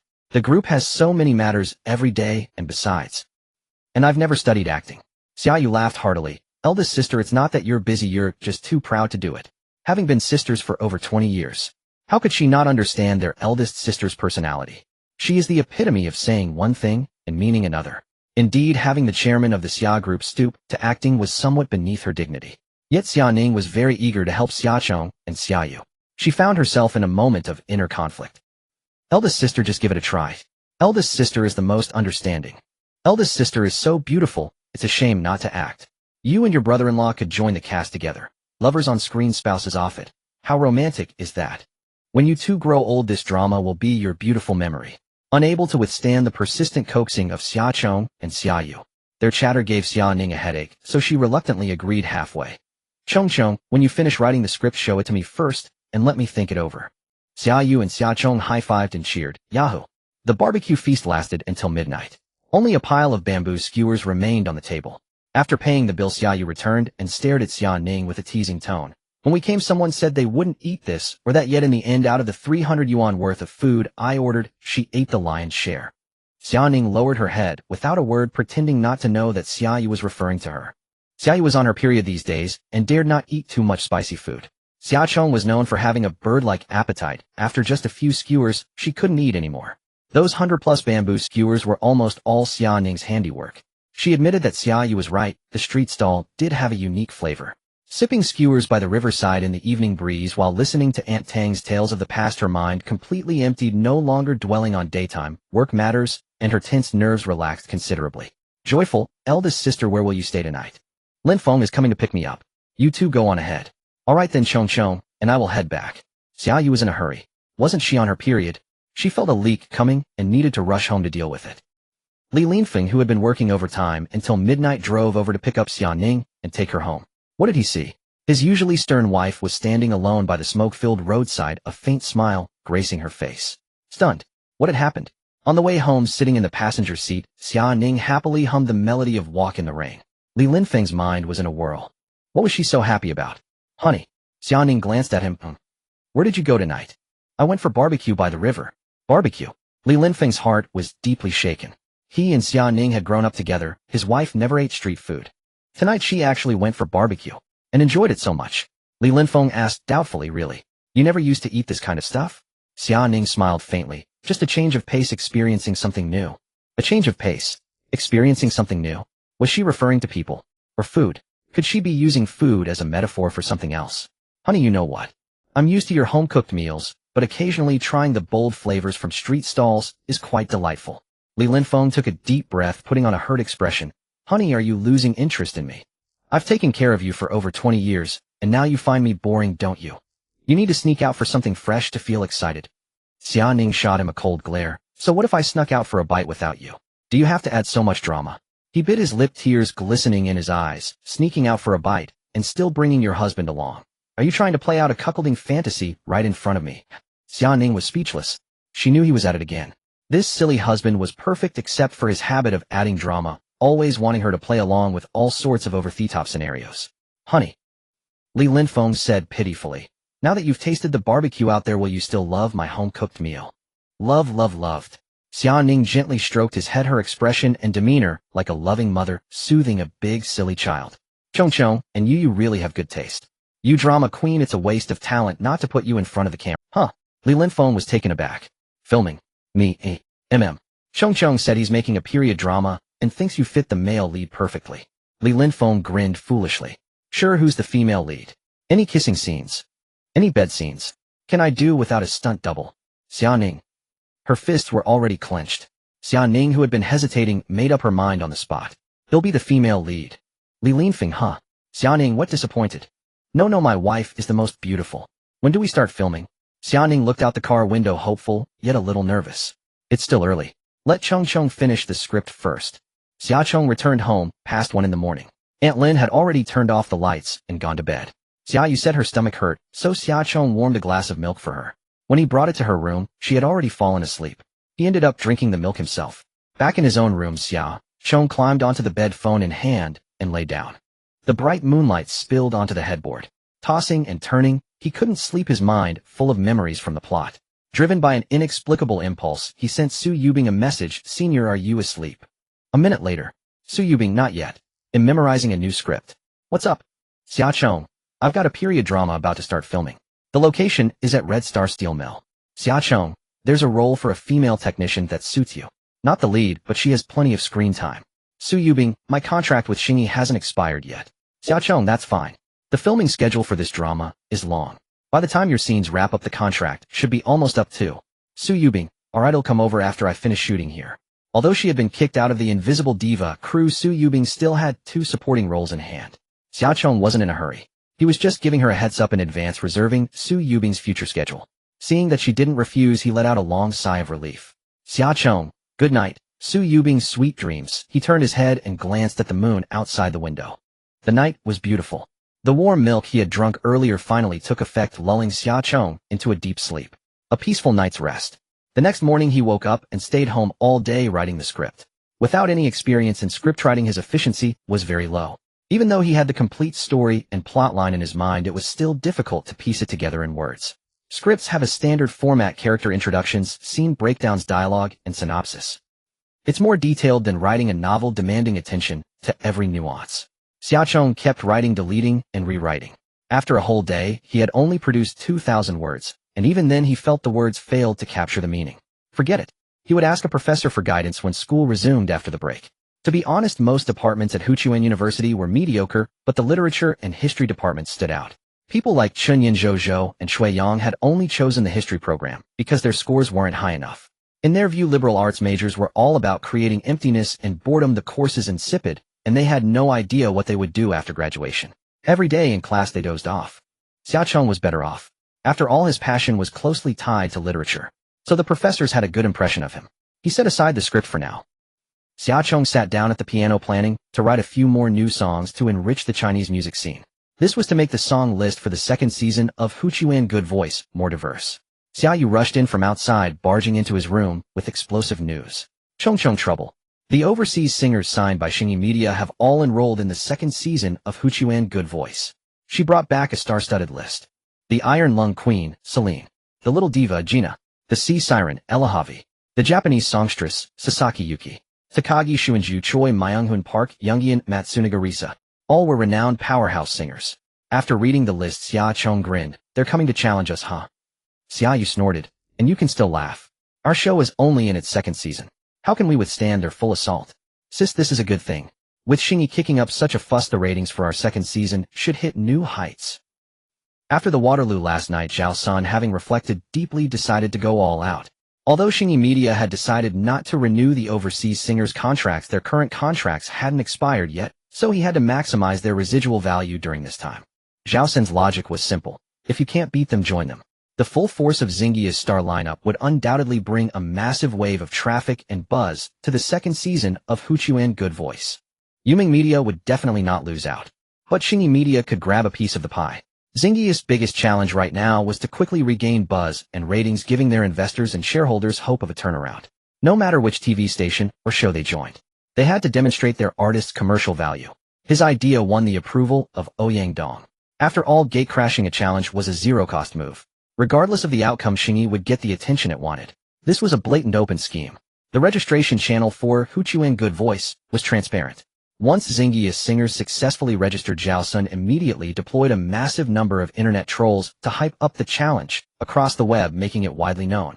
If Yuming Media resorted to restrictive measures and barred Xingyi's singers from registering, that would seem petty and unsportsmanlike, as if they couldn't handle the competition. But Xiaoyu worried whether the fledgling Chinese music scene could withstand this onslaught. Now the whole internet knew Yuming Media represented the new generation of Chinese music. If they were overshadowed by Xingyi's star-studded lineup, what about the third season? The fourth? If they lost, all the effort she had put into the show would just be paving the way for Xingyi Media. Seeing Xingyi Media make money hurts more than losing money myself. Xiaoyu's gloomy look genuinely amused Xiaocheng. Sis, have you forgotten? The Yuming Music Academy we established is specifically for training Chinese singers. Xiaocheng had mentioned it during a live stream. The Yuming Music Academy project ran concurrently with Huchuan Good Voice. Each season, they would recruit a few talented amateur singers for online training, and after completion, they would be signed directly to Yuming Media. Xiaocheng would tailor signature songs for each student based on their vocal range, timbre, and style. For those with a solid foundation, a week was enough to learn a new song. If it really didn't work out, Xiaocheng could step in himself and battle it out with Xingyi's overseas singers. No need to panic. Are you really planning to start a training class? I thought it was just a gimmick. Xiaoyu remarked. Chongcheng, you have so many great songs, why not keep them for yourself and shine alone? Xiaocheng shook his head. I can't sing them all by myself. There were thousands of songs in the library. Even if he recorded one each day, it would take over 20 years to finish. Moreover, quantity without quality was meaningless. Greed would only lead to indigestion. Music is a diverse art form with a wide range of audiences. Different voices and singing styles produce completely different interpretations. Although he possessed both a sweet girl voice and a mature woman voice, it was still insufficient to cover all musical styles. For a song like Heaven, only a prairie man like Tunger could convey its essence. Or a square dance anthem like Most Dazzling Ethnic Style. Xiaocheng certainly couldn't evoke that sense of national peace and prosperity. It didn't suit him, but others could do it. The best example was the actor's charm, which Tang Jiangxue had popularized. The purpose of founding Yuming Music Academy was both to let the Chinese music scene flourish and to solidify Yuming Media's position in the industry. The first batch of students included Lin Jiaqian, Tang Jiangxue, and 3 promising talents with good potential. Xiaocheng created a student group, provided them with new songs and lyrics, and briefly explained the singing techniques. Since they all had foundational skills, they grasped everything quickly. Lin Jiaqian's voice was similar to Sun Yanzi's, so Xiaocheng prepared green light for her. For Tang Jiangxue he chose, just met you. A male student with a folk style took Su Weiss, Blue Lotus, while an older single woman took Xian Zioki's Empty Window. A teenage girl skilled in both singing and dancing inherited Elvis Xiao's Missing Heartbeat. In the end, the busiest were the Liuguang band. With tight deadlines and heavy tasks, their daily work revolved solely around arranging music. Xiaocheng didn't idle during the break either. He visited the Liuguang band studio every day. With the Xingyi Challenge approaching, he needed to secure his own safety net. Busy days always passed quickly. Soon it was Saturday again. The second episode of Huchuan Good Voice moved its stage to the square in front of Huchuan train station. The stage style remained down to earth. Huchuan TV originally planned to send a professional team to manage the show, but Xiaoyu politely declined, because stage accidents were also a highlight of Huchuan Good Voice. She hoped to maintain this style as an unpredictable stage better piqued people's curiosity. Backstage, Xiaocheng met the new CEO of Xingyi Zhaosun. Miss Qingtian, I've long admired your reputation. I didn't expect you to be even more beautiful in person than in videos. Zhao Sun was a refined young man in his early 30s, followed by a group of foreign artists from Xingyi Media. Xiaocheng smiled gracefully. President Zhao overseeing the battle personally tonight. Zhao Sun humbly replied, no, I'm mainly here to learn. I want to understand what kind of music people enjoy now, what kind of shows they like, and most importantly, where I fell short. Besides, being able to witness such an excellent music program live is itself a pleasure. He didn't mention the challenge at all. However, Zhao Sun's words improved Xiaocheng's impression of him. Setting aside their positions, Zhao Sun was a competent CEO. The direction of Xingyi Media wasn't his to decide, but he did his best within his duties, far surpassing his predecessor Hong Chong. Yet despite Zhao Sun's humility, the artists he brought were mostly arrogant and overconfident. Especially the Korean male singer Choi Mingxiu, who complained incessantly after getting off the car. This stage is as tacky as their Chinese music scene. Singing here is such a letdown. And I have to compete with amateurs on the same stage. They don't deserve to stand beside me. His fellow countrywoman singer Park Yun-young bluntly told the camera, your Huchuan Good Voice is just a bunch of clowns trying to get attention. It's a bunch of music-ignorant fools singing for another bunch of fools. Since it was a live broadcast, their words were transmitted verbatim. Huchuan TV's official livestream room was instantly flooded with explosive bullet comments. These two Koreans are way too arrogant. Well, they're arrogant because they have the backing of blame the domestic entertainment scene for being weak. Don't forget Xingyi Media begged them to come, no wonder they're so cocky. But it's so infuriating. Their taunts reached Xiaocheng's ears without missing a word. The director responsible for switching live feeds clearly understood traffic and camera language. Immediately the camera zoomed in on Xiaocheng's face. Since you Korean artists know music so well, why did you plagiarize my sunny day? Xiaocheng's smile seemed innocent, yet it struck like a sharp dagger into the hearts of Choi Mingxiu and Park Yun-young. Haha, that's the perfect question. Maximum damage, maximum humiliation. He just threw them a life or death question, haha. Choi Mingxiu still insisted, that was just one rotten apple, don't lump me in with him. Xiaocheng then posed a second question, you know music well. Choi Mingxiu proudly raised his head. And the winner of the 11th Xingyi Golden Melody Award, and my winning piece Moonlight Waltz has over 1 million streams online. What do you think? Xiaocheng smiled without a word and turned away. The renowned diva of the East, Yuki Sasaki, quietly reminded, Mingzusen Walking in the Rain already has over 100 million streams. Japanese and Korean artists have always held mutual disdain. Japanese male singer Takagi Haruki, adding insult to injury, said, comparing streams with King Dianshin is self-humiliation. Every one of her songs has tens of millions of streams. Even Park Yun-young felt embarrassed for Choi Mingxiu, wanting to smooth things over, but not knowing how. The director's camera remained fixed on them. The performances on stage were certainly exciting, but the backstage confrontation was equally entertaining. Everyone loved it. Haha, even the Japanese couldn't stand it, and spoke the truth. To be fair, Yuki Sasaki is really cute. No, King Tianshin is the GOAT. Kids make choices, I want both. Have you noticed the way Yuki-chan looks at Qing Tian? It's practically dripping with sweetness. After the show began, Zhao Sun slipped into the audience. From the perspective of a spectator, he observed this street-level program, while also keeping an eye on the ratings changes. This night was a turning point for Xingyi Media. Although the show had nothing to do with him, the artists of Xingyi Media were all burdened with advertising endorsement contracts. Increasing their exposure generated profit for the company. Though it might not look good, the effect was the same. The first to take the stage tonight was Lin Jiaqian. She was the king of singers from last episode and the defending champion for this one. There was no host to announce her. The lights shifted and the accompaniment of green light began. Lin Jiaqian, meticulously dressed, made a dazzling entrance, singing and dancing as she stepped onto the stage with microphone in hand. The noisy square in front of the station instantly fell silent, leaving only Lin Jiaqian's voice echoing. Expecting a stroke of luck and an impact, what a wondrous encounter. Crossing the mountain peaks and layers of white clouds ahead, where is the green light? Electric and incredible, like a miracle sweeping through my life. Different from any meaning, you are the green light, so unique. The fresh and ethereal style of the song stunned all listeners. Standing under the spotlight, Lin Jiaqian remained genuine and unrestrained. This song, Green Light, not only perfectly matched her voice. Moreover, in a past life during the Battle of Gods year 2001, it won the top 20 most popular song award at the 8th Global Chinese Music Awards. Who were its competitors? Nunchuck's Love in the First Century, Only One Fulfillment, Can't Help It. More Than Can Be Counted on Two Hands. Every one of them was a classic golden hit still sung today. In this world, there is no Zhou Dong Wang Li Hong Lu Ruing Yu Chengqing. So tell me who can match this green light. Meta legend, yet so familiar, a spirit in the sky. Say, listen to me, where is the green light, where is happiness? Electric and incredible, like a miracle sweeping through my life. Different from any meaning, you are the green light, so unique. The only fly in the ointment was Lin Jiaqian's fully live vocal performance was not steady enough. When singing the fast parts, her breathing rhythm was a bit messy. But she was just the owner of a music store, not a singer who had received long-term professional training. To perform at such a level as an amateur had already brought great shock to the audience. Thank you, everyone. After finishing the song, Lin Jiaqian's chest heaved violently, still a bit out of breath. The whole audience erupted in thunderous applause. Even Piao Yunying couldn't help it, her hands involuntarily clapping together. Suddenly, she sensed two murderous gazes shooting from behind. Piao Yunying turned around. Cui Mingshu glared at her sinisterly.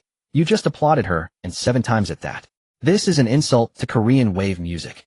Piao Yunying quickly bowed her head in apology. Brother Mingshu, I'm sorry, I was just confused for a moment. But she didn't dare continue, but green light was really good. Xiaoyu stepped onto the stage, took Lin Jiaqian's hand, and smiled. Boss lady, you were still great tonight. I'm really looking forward to seeing what score this green light will get. Next up, we enter the on-site scoring segment. Still 10 random audience members were selected to give scores. Lin Jiaqian's final score was 9.6. The scoring audience gave a reasonable explanation. It was that the fast part was rushed, making that section sound a bit messy.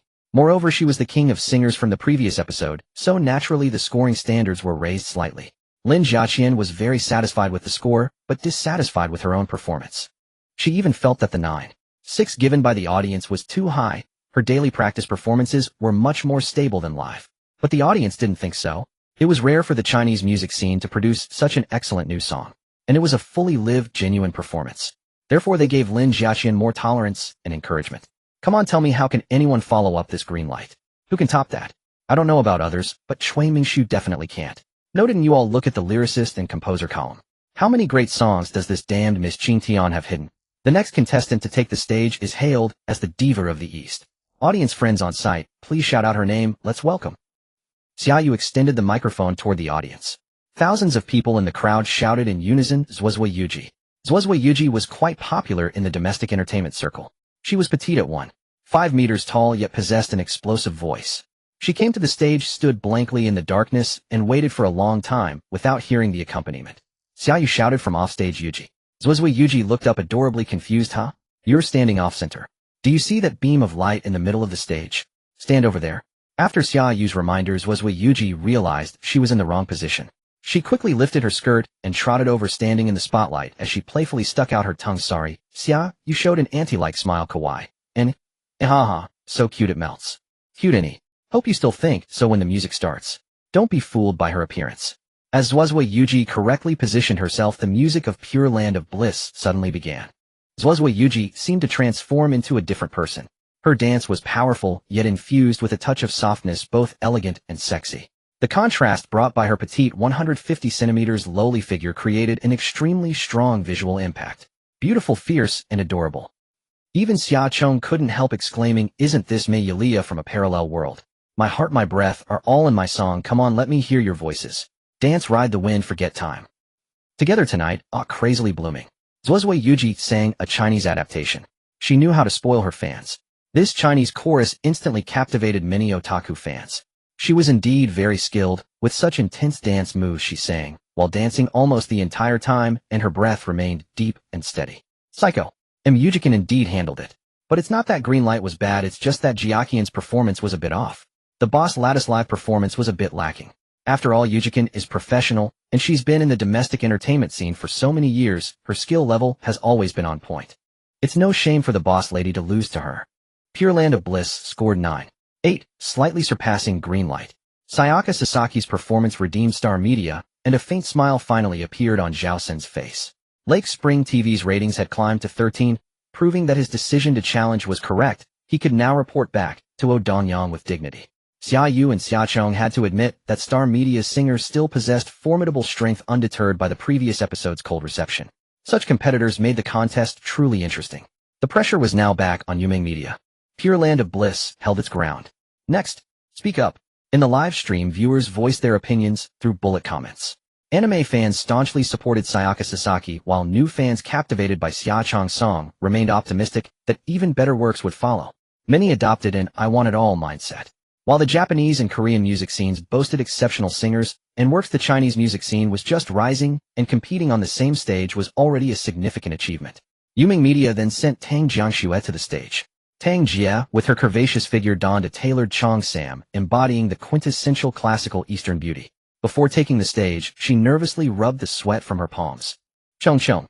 Sayaka Sasaki is so formidable. If I lose, will it drag down Yumeng Media?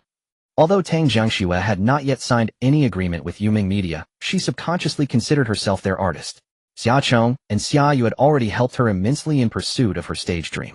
If she failed to perform well and was overshadowed by Sayaka Sasaki, Tang Jiangxue would feel deeply guilty. Lin Jiaqian dared not speak now. She had originally hoped to secure a strong start for Yumeng, but instead became a stepping stone for Sayaka Sasaki. The pressure was immense. Xia Chong, however, smiled and shook her head, saying, "Don't worry about winning or losing, you just enjoy the stage. You're quite carefree." Tang Jiangxue smiled bitterly and nodded, but the psychological pressure remained undiminished. Of course Xia Chong could afford to be carefree, because Tang Jia's live performance skills were undeniably rock solid. The song choice was fine and the singer's ability was unquestionable. Moreover, competing on home turf in the Chinese music scene, domestic audiences would naturally give higher scores to exceptional Chinese works compared to foreign songs. Thus Tang Jiangxue had no reason to lose to Sayaka Sasaki. Tang Jiangxue stepped onto the stage like a fledgling newcomer.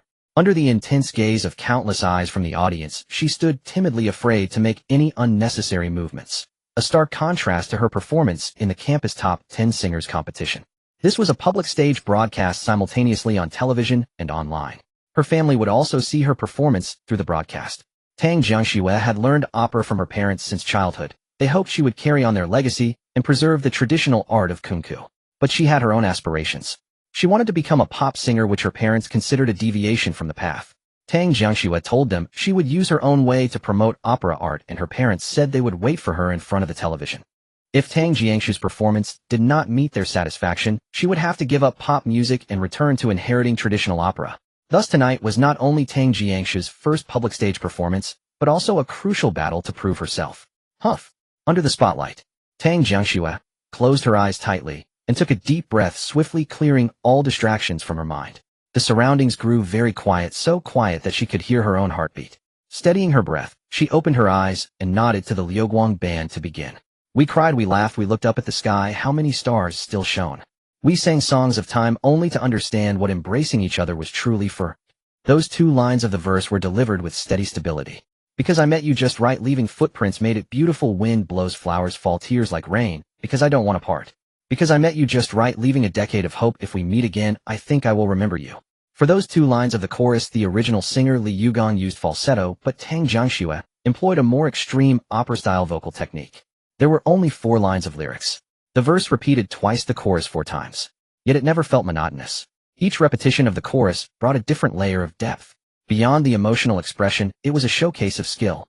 The kunku singing style was magnificent and melodious, with exquisite and elegant articulation perfectly highlighting the style. It ignited the countless fans of Chinese style in the live stream. Is this the same girl who sang the Red Dancer? Yes, it's her. No wonder the style felt so familiar. Folks, who gets it? I've had the Red Dancer on loop for half a month. Same here, I'm helpless against Xiox's opera-style vocals. She finally released a new work. Because I met you just right, leaving footprints made it beautiful, wind blows, flowers fall, tears like rain, because I don't want to part. Because I met you just right, leaving a decade of hope, if we meet again, I think I will remember you. Folks, did you notice? This song only has 4 lines of lyrics. I feel like I've already learned it. At this moment a songbird opens Kugu. Brain, I got it. Voice, get lost. Following the Red Dancer. Because I met you was about to spark a new wave of Chinese-style fever. Though it lacked the passionate singing and dancing of Pure Land of Bliss, the gentle beauty of its opera-style vocals could still strike a chord. 9. 8 points. Tang Jiangxue tied with Sayaka Sasaki. Those who gave lower scores explained their reasons. Tang Jiangshu's live performance was flawless and the song was beautiful, but the raters simply disliked opera-style vocals.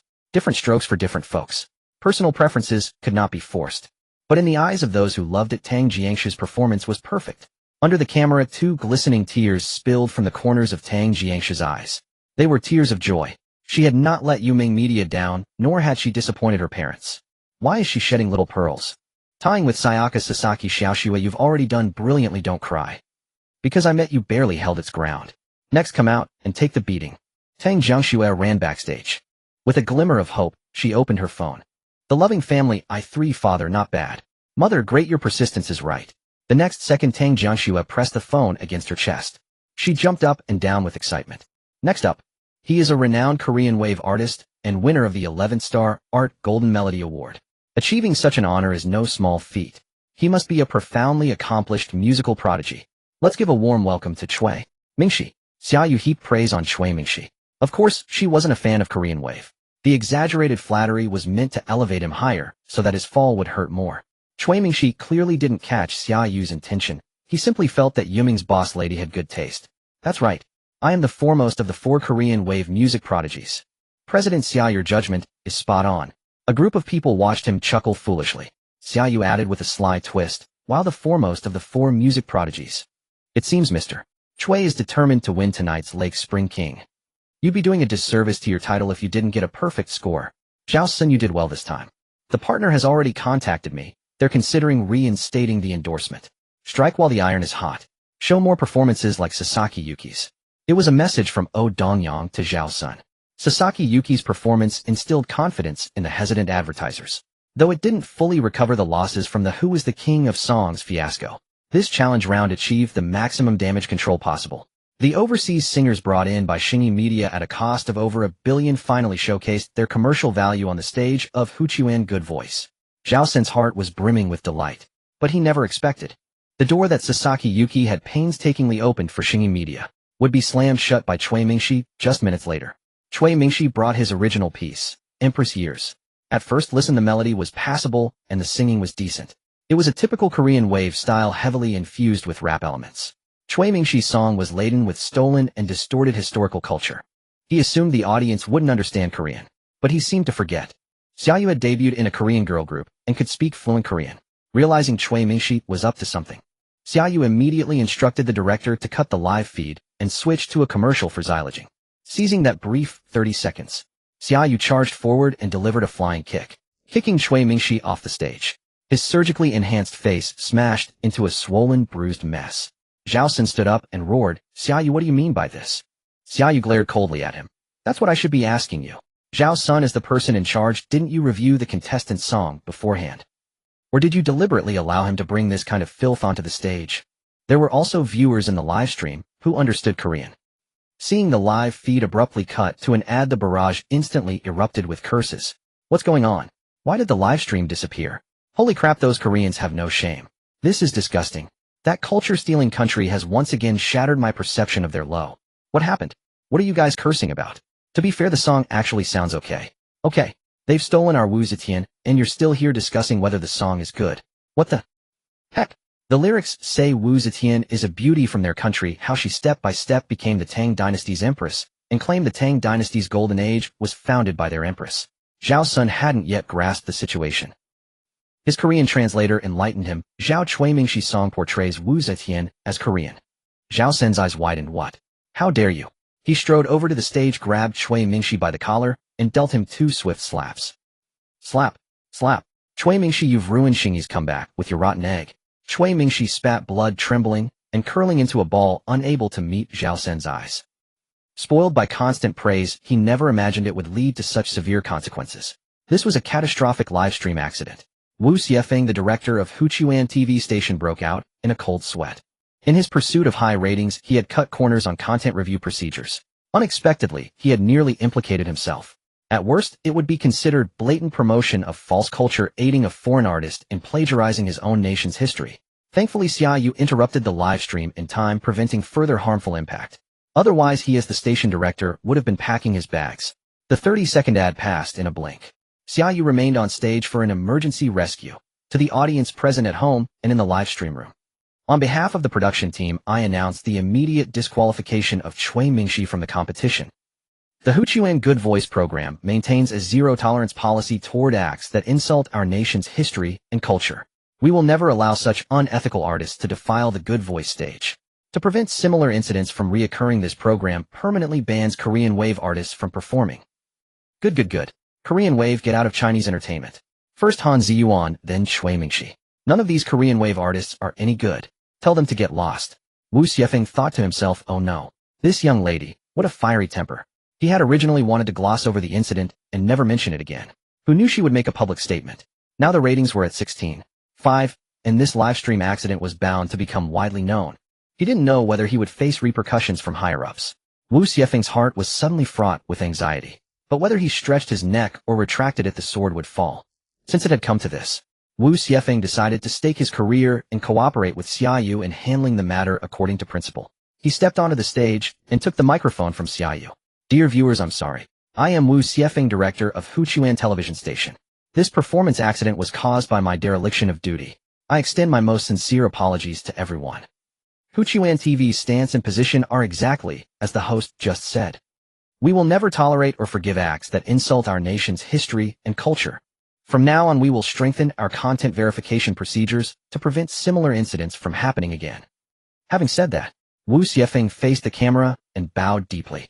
He took all the blame upon himself, though only this could minimize the fallout. The station director is not bad. At least he dared to take responsibility instead of shifting the blame immediately. Well, everyone makes mistakes at work, but it was indeed a very serious error. However, I now have a better impression of Huchuan TV. They keep it real. This station director might lose his job afterward, yet he still stood up to admit his mistake and apologize publicly. What a man. Xiaoyu cast an apologetic glance at Wu Xiefeng. Director, I'm sorry for dragging you into this.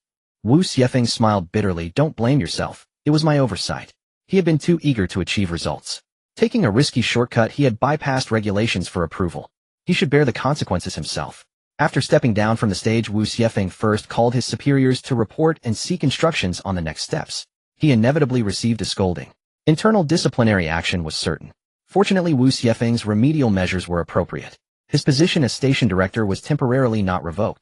Wu Xiefeng asked anxiously, Director Lu, can Huchuan Good Voice continue? The person on the other end was Lu Changel, director of the State Administration of Radio and Television. A weathered voice came through the receiver. Continue. Why wouldn't we? We've finally got a decent Chinese music program. Even if it breaks my old bones, I won't let Huchuan Good Voice be cut down. Wu Xiefeng worried. If the bureau chief blames us. Lu Changel snorted. Then I'll take the heat. It's not your concern. There was something Wu Xiefeng didn't know. His direct superior, old Lu, was also a fan of Miss Qingtian. Lu Changel was a small, elderly man nearing retirement age. In the capital, he watched the live broadcast of Lake Spring TV. He knew at once what was happening on site. Indeed, being part of a state-owned institution meant he had to abide by regulations. Wu Xiefeng had indeed violated the rules. The matter had to be handled accordingly, a serious warning. But Lu Changel was no stale bureaucrat. He longed more than anyone for the nation's cultural and artistic endeavors to flourish anew. The prevalence of Japanese and Korean pop culture in Chinese entertainment struck Lu Changel as a grave insult. The sudden rise of Xiaochong had caught his attention early on. As for Yuming Media's background, it had been thoroughly investigated by tax authorities during its legal dispute with Xingyi. Since no principled errors had been made, leniency with a mild reprimand sufficed. Lu Changel thought it necessary to protect this hard-won Chinese language program, yet a proper warning was also in order. Xiefeng, I know your intentions were good, but you paid too little attention to details. Do you really think Lake Spring TV is your own family business? Do you have any regard for organization and discipline? If you keep this up, you'll cause a major disaster. It's fortunate that girl surnamed Xia was quick-witted, otherwise your tenure as station director would be over. You need to reflect on this thoroughly. The stern rebuke made Wu Xiefeng break out in a cold sweat. Yes, I will definitely learn from this incident and strengthen oversight. Lu Changel paused, then added, after this episode ends, arrange a meeting for me with Xiaoyu and Danyang. They'll come to Lake Spring City in a few days. An inquiry was inevitable. The primary responsibility lay with Xingyi Media. Wu Xiefeng and Xiaoyu bore secondary responsibility for lacking experience in hosting such events and failing in strict supervision. Director, what should I do in this situation? Wu Xiefeng was momentarily indecisive. Lu Changle's tone grew even angrier. You shouldn't be asking me. Understood. Old Lu could shield them from higher pressure, but he would never take the blame for Wu Xiefeng. Wu Xiefeng then. Shall I proceed? Click. Lu Changle hung up directly. This meant he was turning a blind eye to Wu Xiefeng's decision. It was his doing, none of my business. Wu Xiefeng pondered briefly. The Lake Spring voice definitely could not be stopped. But scrutiny must be intensified, now immediately right away. President Xia, I'm sorry. You'll need to take up some of your time. I must ensure similar incidents don't recur. We need to review the remaining competition songs right now. Think of how to warm up the audience. On-site review would inevitably waste a lot of time. What about the rest of the live broadcast? Staff on site grew anxious. Suddenly, the speakers rang with a harmony of strings and woodwinds accompanied by the rhythm of a xylophone. The fresh melodious prelude instantly transformed the chaotic atmosphere into a poetic and picturesque realm. The blue and white porcelain outline sketched with brush strokes thick and light, the peony, painted on the vase like your first makeup. The rising sandalwood incense through the window reveals my thoughts. The brush stops halfway on the rice paper. The glaze shades the bowtie's portrait with hidden charm. Your smile, like a bud about to bloom. Your beauty drifts away to a place I cannot reach. The director swiftly cut the camera back to the stage. Xiaocheng appeared on stage dressed as a scholar, a white robe adorned with blue and white porcelain patterns, long hair tied in an ancient male bun. Like a poet and scholar stepping out of a painting.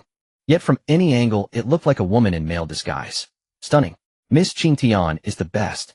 This outfit is gorgeous. The stylist deserves praise. Even though wrapped tightly, I can't help but want to rush. What new song is this? No idea, but it doesn't stop me from listening on my knees. The sky is blue, waiting for rain, and I am waiting for you. Smoke rises and curls across the river thousands of miles away. At the bottom of the vase, the official script from the Han Dynasty drifts like a foreshadow for meeting you. Xiaocheng held the microphone with neither exaggerated dance, moves, nor desperate shouts and roars.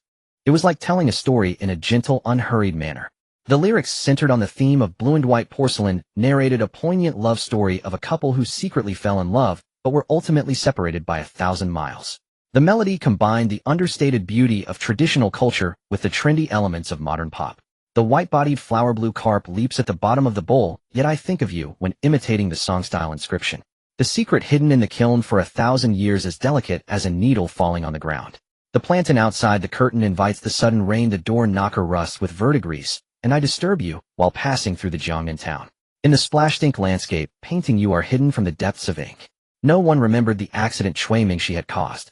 Both online and offline audiences were deeply captivated by this song, Blue and White Porcelain. Visions filled their minds. A misty Jiangnan of ink and water amidst clouds, and water, a fair maiden in white robes with flowing sleeves. The sky is blue, waiting for rain, and I am waiting for you. The moonlight is fished out, blurring the ending. Like the legendary blue and white porcelain, beautiful on its own with a smile in your eyes. The song ended with lingering wooden xylophone notes. The audience sat in dead silence, still lost in endless aftertaste. Cui Mingxi slumped in a dark corner, hugging himself and silently crying. Even before the scoring, he knew he had lost utterly. His years of the empress placed before Xiaocheng's blue and white porcelain was like a clown imitating beauty. How could he steal the essence of an ancient culture spanning millennia? The dignified elegance of blue and white porcelain, like the nation to which this culture belonged, simply disdained to be compared with a buffoon. Xiaocheng only needed to exert a little effort to crush someone of Cui Mingxi's level. He stood on stage with hands in pockets, knowing no rival. Absolutely brilliant. A true masterpiece of Chinese style. Huh. Isn't Chinese style like Tang Jiangshi's opera singing? Not entirely. Opera singing is just one interpretation. Even an outsider like me who knows nothing about music can feel the classical culture in this song. These lyrics and melody are legendary. Who deserves full marks if not Blue and White Porcelain? 10 points. Must be 10 points. The blue and white porcelain outline sketched with brush strokes thick and light, the peony, painted on the vase like your first makeup. Good, truly good. In front of the TV, Lu Changle couldn't help but break into a kind, grandfatherly smile. His wife pinched him. You old fool, what? Are you charmed by this young lady too? Huh? Young lady. Lu Changle pointed at Xiaocheng on the screen and laughed. This is a boy. A boy. Oh my, with that little face, how many boys will he enchant? Will it affect the birth rate? In a past life. Since Blue and White Porcelain burst onto the scene in 2007, no one has been able to shake the song's status. Later, a content creator compiled the top 100 of the greatest Chinese golden hits from 2001 to 2009. Blue and White Porcelain ranked second. It was second only to the star-studded 2008 Olympic promotional song, Welcome to Beijing. Later, a saying circulated. The singers of Welcome to Beijing occupied half of the Chinese music scene. The other half, Jay Cho sang solo the other song, A Thousand Mountains and Waters. Who can follow that? And no one can. And simply can't. And I declare Shingy Media's challenge has failed. And still have the face to challenge. They're already in hot water themselves. And Brothers Swarm Zingia's official account tell those Koreans to get back to their own country. Xiaochong, blue and white porcelain 10 points. There was no way not to get full marks. The selected scoring audience was under immense pressure. The whole venue was chanting 10 points. And if they didn't give full marks, they probably wouldn't leave the station square alive tonight. Wu Xiefeng was so moved that tears blurred his eyes. This, blue and white porcelain, was the most powerful counterattack against the rampant Korean wave. If not for this live broadcast accident tonight, Wu Xiefeng knew that Xiaochong originally had no intention of taking the stage. He had brought this blue and white porcelain to the stage only to save the show. Wu Xiefeng suddenly had an absurd thought. This punishment he received was totally worth it. Zhao Sun leaned back in his chair, utterly dejected. Losing the challenge didn't matter. He had mentally prepared himself before coming. All he wanted was to attract traffic and re-establish Zingia's reputation. But as mentioned earlier, Wei Yuji had barely opened a door when Cui Mingxi slammed it shut again. He lost face and substance alike. Zhao Sun could guess. Even if Xiaochong did perform, it would be saved for the last to maintain the show's effect. But no one expected this performance accident to happen in the middle. Xiaochong had to come out early to save the show. This rescue was quite successful. Blue and white porcelain completely diverted the audience's attention. But that also meant the following songs would all taste bland. Without blue and white porcelain, as a benchmark, the works from Japanese and Korean acts could still be considered tolerable. But now, under the halo of blue and white porcelain, no matter how Zingia's singers performed, they were destined to become stepping stones for Xiaochong. Only Xiaochong could defeat Xiaochong. The planned win-win situation did not materialize. Shingy Media had expended a great deal of manpower and resources gathering these singers from afar to Huchuan City. The result was merely offering their face up for Yumeng Media to slap. They generated a huge buzz for Hyukwin's voice for nothing. The resulting heat did not bring positive influence to Shingy Media. Instead, the company faced deep skepticism for favoring Korean wave artists. Unsurprisingly, Zingia's singers successively passed the review and performed on stage. They never delivered any stunning performance again. Wei Yuji's Pure Land of Bliss was like a flash in the pan. The hard-won heat lasted less than 10 minutes before being utterly crushed by blue and white porcelain. Only the Blue Lotus and Lost Heartbeat, arranged by Xiaochong, could still impress. The male singer who sang Blue Lotus was named Dong Jingyu. In the first episode, he had left a quite deep impression on Xiaochong. His voice was like a combination of Su Wei and Pu Shu. He was naturally cut out for folk songs. Teacher Chong Chong, thank you, I've realized my dream. Dong Jingyu returned backstage and knelt with a thud before Xiaochong. Thank you for giving me the chance to sing Blue Lotus. My life is worth it. Even death would be worth it. He couldn't contain his emotions and wept uncontrollably, because this song was enough to turn his fate around. Dong Jingyu had failed in 3 business ventures, was deeply in debt, and had once thought of ending his life on a rooftop. It was a self-contradictory sense of responsibility that drove him to work hard and earn money to repay his debts. His various life setbacks forged his unique melancholic and world-weary temperament. Folk songs often yearn for poetry and distant horizons, offering spiritual solace to countless people who share his feelings. Xiaochong had once hesitated. Works with such high popularity like Blue Lotus and You in the past. He had originally planned to keep them for himself. But after getting to know Dong Jingyu, he discovered that this disillusioned youth was more suited to folk music than himself. After tonight, Dong Jingyu would pay off all his debts, step out of the dark days, and calmly bathe in the sunlight, embracing his own poetry and distance. Without exaggeration, this Blue Lotus was his lifetime security. Dong Jingyu did not disappoint Xiaochong's expectations. He was a man of deep loyalty and righteousness. Even when he went bankrupt, he refused to owe his employees a single cent of their wages. This kneeling was for the life-changing grace Xiaochong had bestowed upon him. Dong Jingyu had enshrined Xiaochong as his own faith. Xiaochong, however, felt deeply ashamed. He was just a copycat song porter, truly unworthy of this kneeling. Would stealing merits attract lightning strikes? Who knows? After all, time travel could happen. The supernatural, and such might not be impossible. Heavenly spirits, earthly spirits, Taishang, Laojuan, reveal your power. Day, bright night, bright Nanji Xianwen, show your wisdom. Please transfer all of Dong Jingyu's faith in me to teacher Su Wei in that world. Please. Fuxing Wuyang Tianzuan. Amitba. Amen. Hallelujah. Xiaochong closed his eyes tightly and made various prayer gestures devoutly. He didn't know which celestial lord to call upon in this situation. Might as well beseech all the gods in the heavens, as surely one or two would manifest. Seeing Xia Chong's weirdly devout appearance, Dong Jingyu was stunned for a long time. Teacher Chong's religious beliefs seemed a bit mixed. Brother Dong, why are you kneeling? What is Teacher Chong doing? The one speaking was the girl who sang Lost Heartbeat. Her name was Mao Yu. Dong Jingyu grinned awkwardly and said with a sheepish smile, I'm formally taking him as my master. Mao Yu sucked her finger and muttered with a frown. Is taking a master so grand? Then, should I also kowtow a few times to Teacher Chong? There is no need for formal apprenticeship. If you truly wish to repay me and have an interest in the entertainment industry, go to my second sister and sign the contract. Xia Chong was no saint. The songs he wrote were not gifts. He retained all copyrights. They were merely the original singers and could only perform at Yumeng Media. If they left Yumeng, they could not take these songs with them nor sing them again. Fortunately, Xia Yu was quite a generous boss.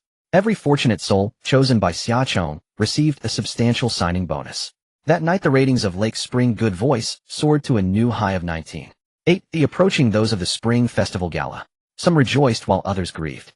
Zhao Sun was so worried his hair turned white overnight. He had repeatedly stated in company meetings that most Hallyu artists had character issues and should not be given important roles, but he could not convince the board members. They only saw immediate profits regarding these overseas artists as Xingyi Media's cash cows. Zhao Sun as CEO was essentially a high-level employee serving the capitalists. As soon as he took office, he proposed cutting down the cash cows of the benefactors. Who would agree? The outcome tonight was inevitable. Despite his dismissal of a host of negligent agents, it was too late. The negative impact had already been made. Online public opinion was overwhelmingly critical of Xingyi Media, and the investment intentions that partners had painstakingly rekindled were dashed again. The next day, Xia Chong returned to school intending to consult a professor about scriptwriting. However, the counselor found him first. Xia Chong, Professor Yin wants to talk to you. Professor Yin taught history.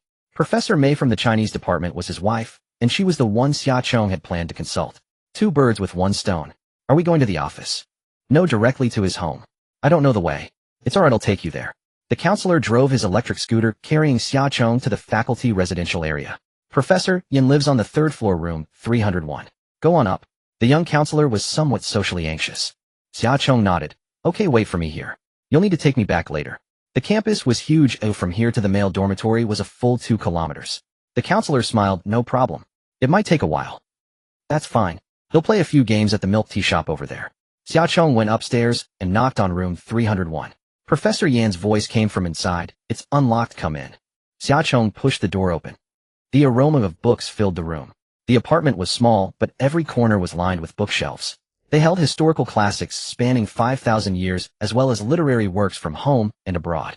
The already cramped living room and hallway became even more congested. Professor Yan's home was a miniature library. He came out wearing an apron, smiling. Xia Chong, you're here. Hello, Professor Yan.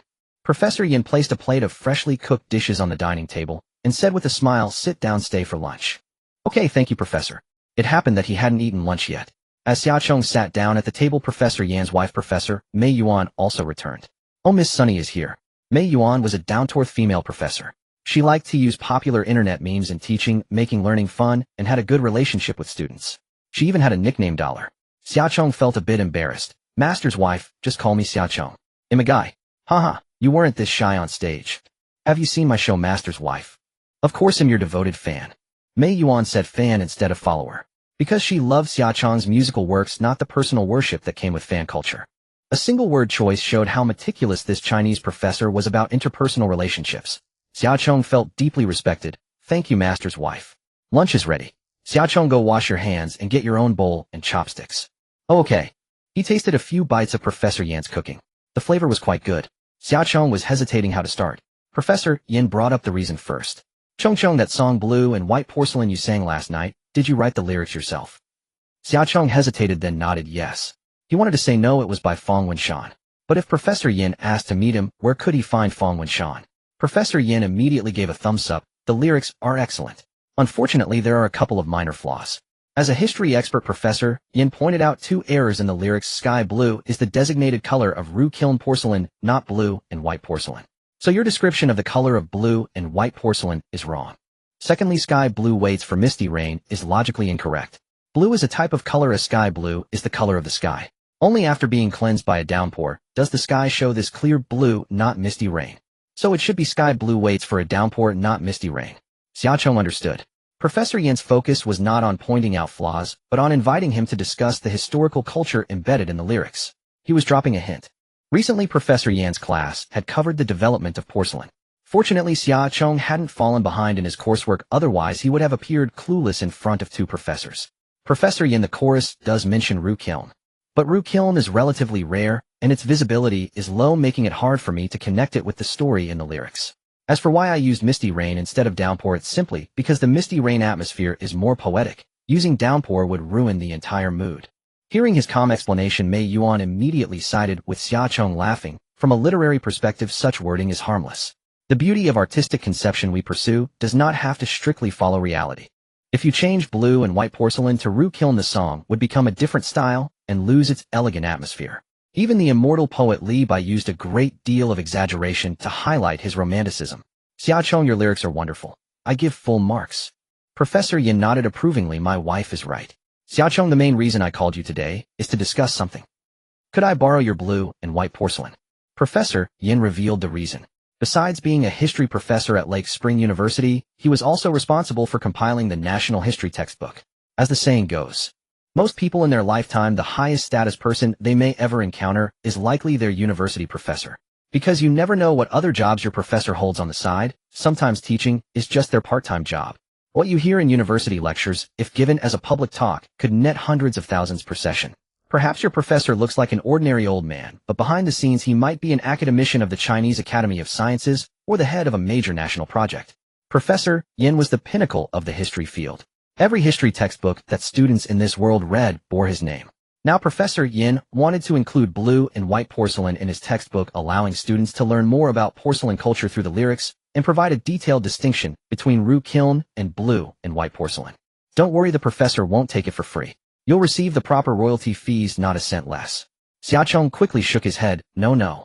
Professor Yin widened his eyes. You disagree. It's not that I disagree.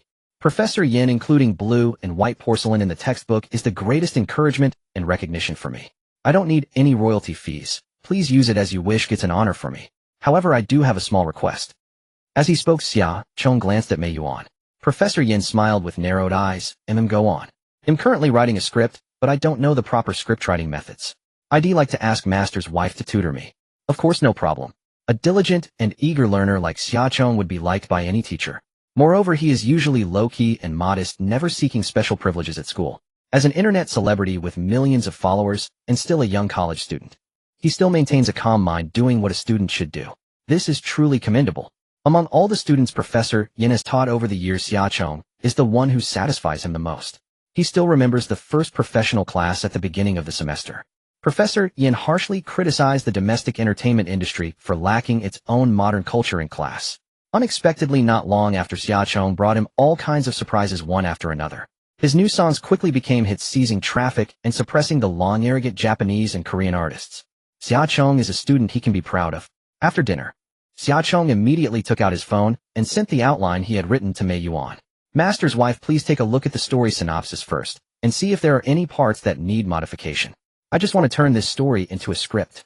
Mei Yuan repeatedly browsed through the synopsis of The Galloping Era. She was stunned. Chong, you haven't experienced that era yourself. How did you write this story?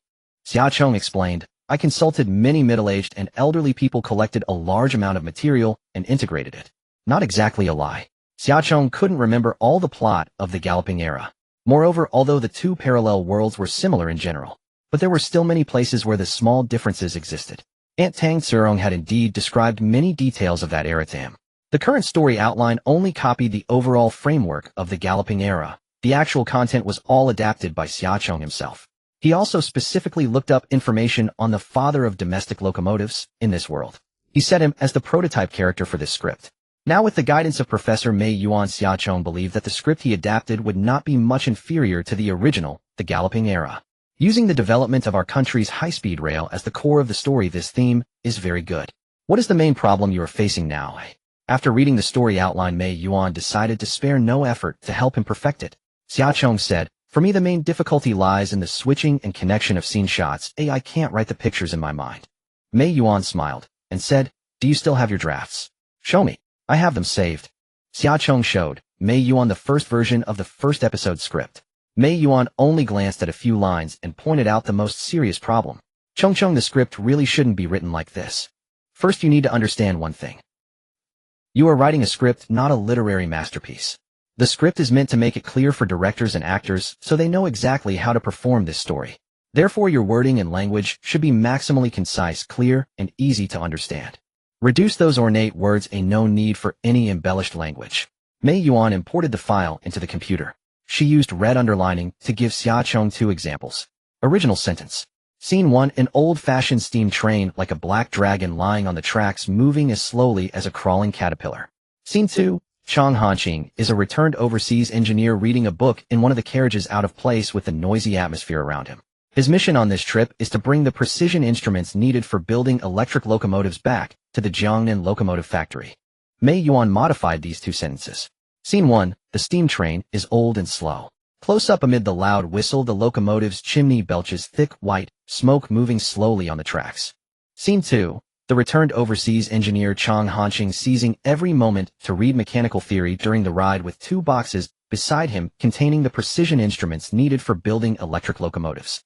Close-up 1 of Chang Hanqing's profile and the book cover. Close-up 2, the nameplate on the boxes marked with Jiangnan Locomotive Factory. Xia Chong suddenly saw the light. His master's wife, just by reading the first few lines, had clearly written the images he wanted to express. But what he had racked his brains to write was not only long and tedious, but also missed the point. Mei Yuan laughed and said, actually this is like the difference between literary classics and web novels. The former requires meticulous wording, repeated polishing, and every paragraph must reflect depth and meaning. The latter only needs to explain events in the simplest grammar so that even skimming 10 lines at a glance can get the information one wants. Do you know where the problem lies? Xia Chong nodded. Thank you, master's wife, I think I understand. Haha, if you understand, you understand. If you don't, you don't. What does think mean? It means I understand what you said, but I haven't fully absorbed it yet. Mei Yuan rubbed his head and comforted him. If you're not good, just practice more.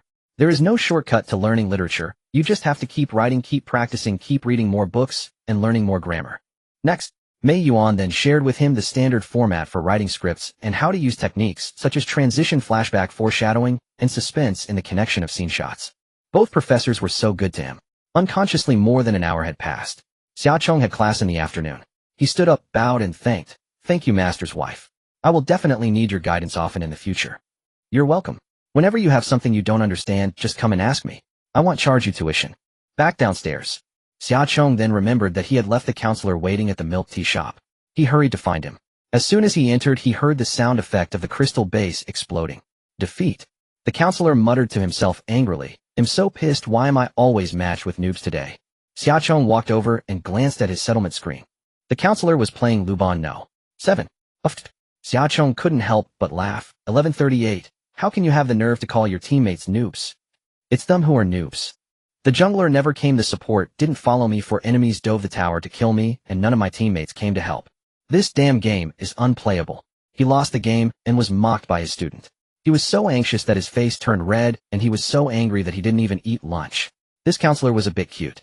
It's okay if you're not good, just practice more. Returning to the dormitory, an unsettling silence hung in the air. The trio, usually boisterous, were unusually quiet. Chun Yin was huddled under his covers doing who knew what. Zhou Zhou wore headphones gaming. Shuiyang stared blankly at his computer screen. The room was a mess with belongings strewn everywhere and a shattered glass still uncleaned. Did you guys have a fight? Xia Chong saw through it at once. In his absence, a civil war had erupted in the dorm. Shuiyang turned his head to glance at him.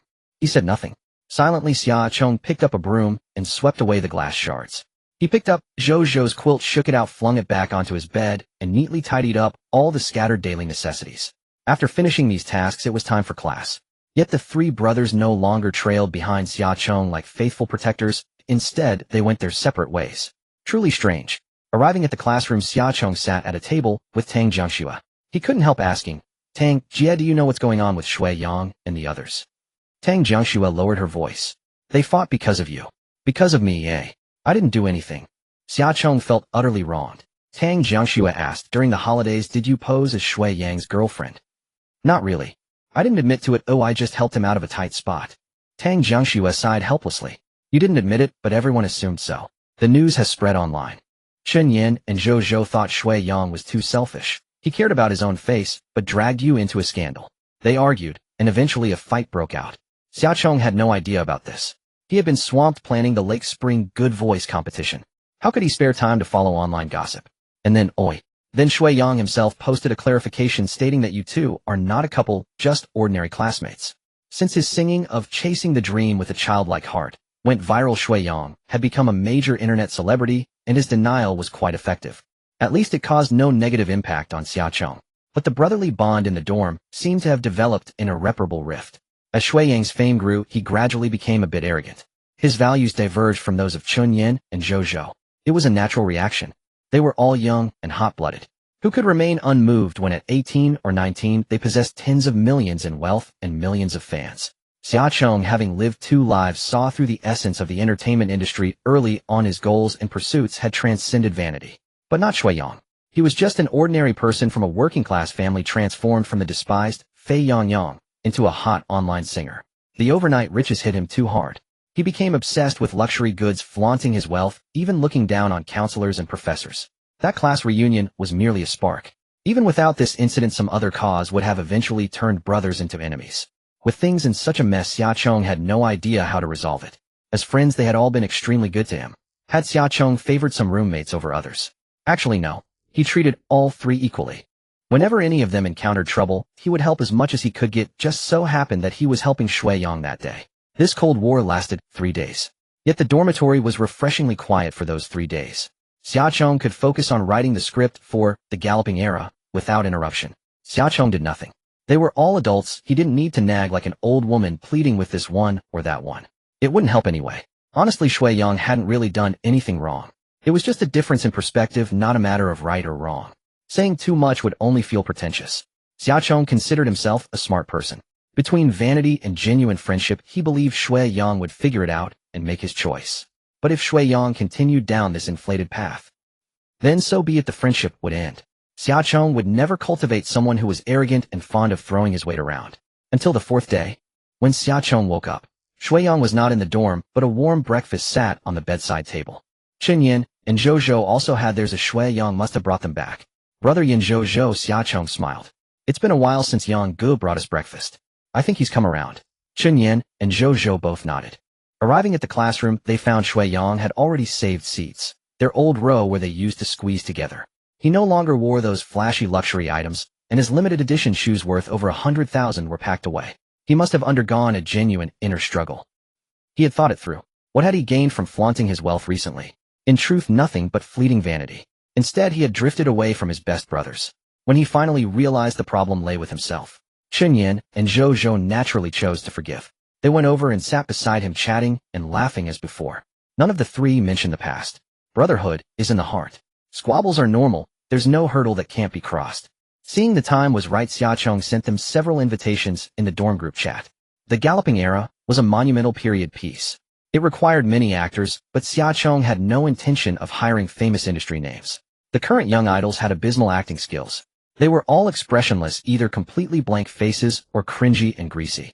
In terms of acting, they couldn't compare to his 3 drama queen roommates.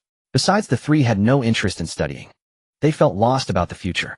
If they could debut as actors, it would be a decent career. Rich woman's fish pond for Xia Chong. Guys want to act in a drama.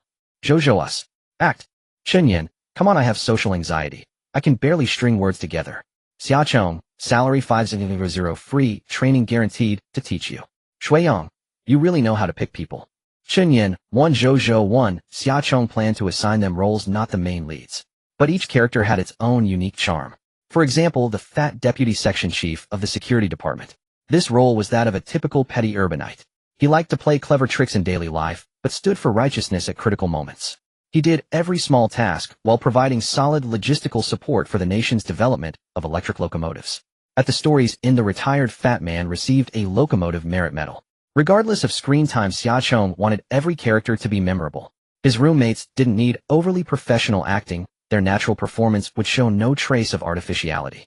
Xia Chong sent them the script, asking them to memorize their lines in their spare time. He would never accept the lazy practice of reading numbers for later dubbing. The day of the meeting arrived. At Lake Spring TV station, the director's office. Wu Xiefeng's seat was empty. An old man sat on the sofa. Wu Xiefeng stood beside him, facing Xia Yu and O Dongyang, all wearing uneasy expressions awaiting judgment. Lu Changle opened the lid of his enamel mug, blew on the floating tea leaves, and took a sip. Xia Yu, O Dongyang. Both of you are CEOs of cultural and entertainment enterprises. I'm very curious. What are your different views on the development of our country's literary and artistic endeavors? Oh Dongyang said.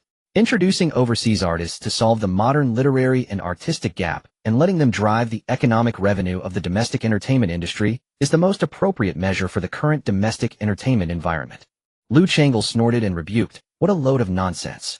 Is that what you call revenue? You're playing the capitalist game.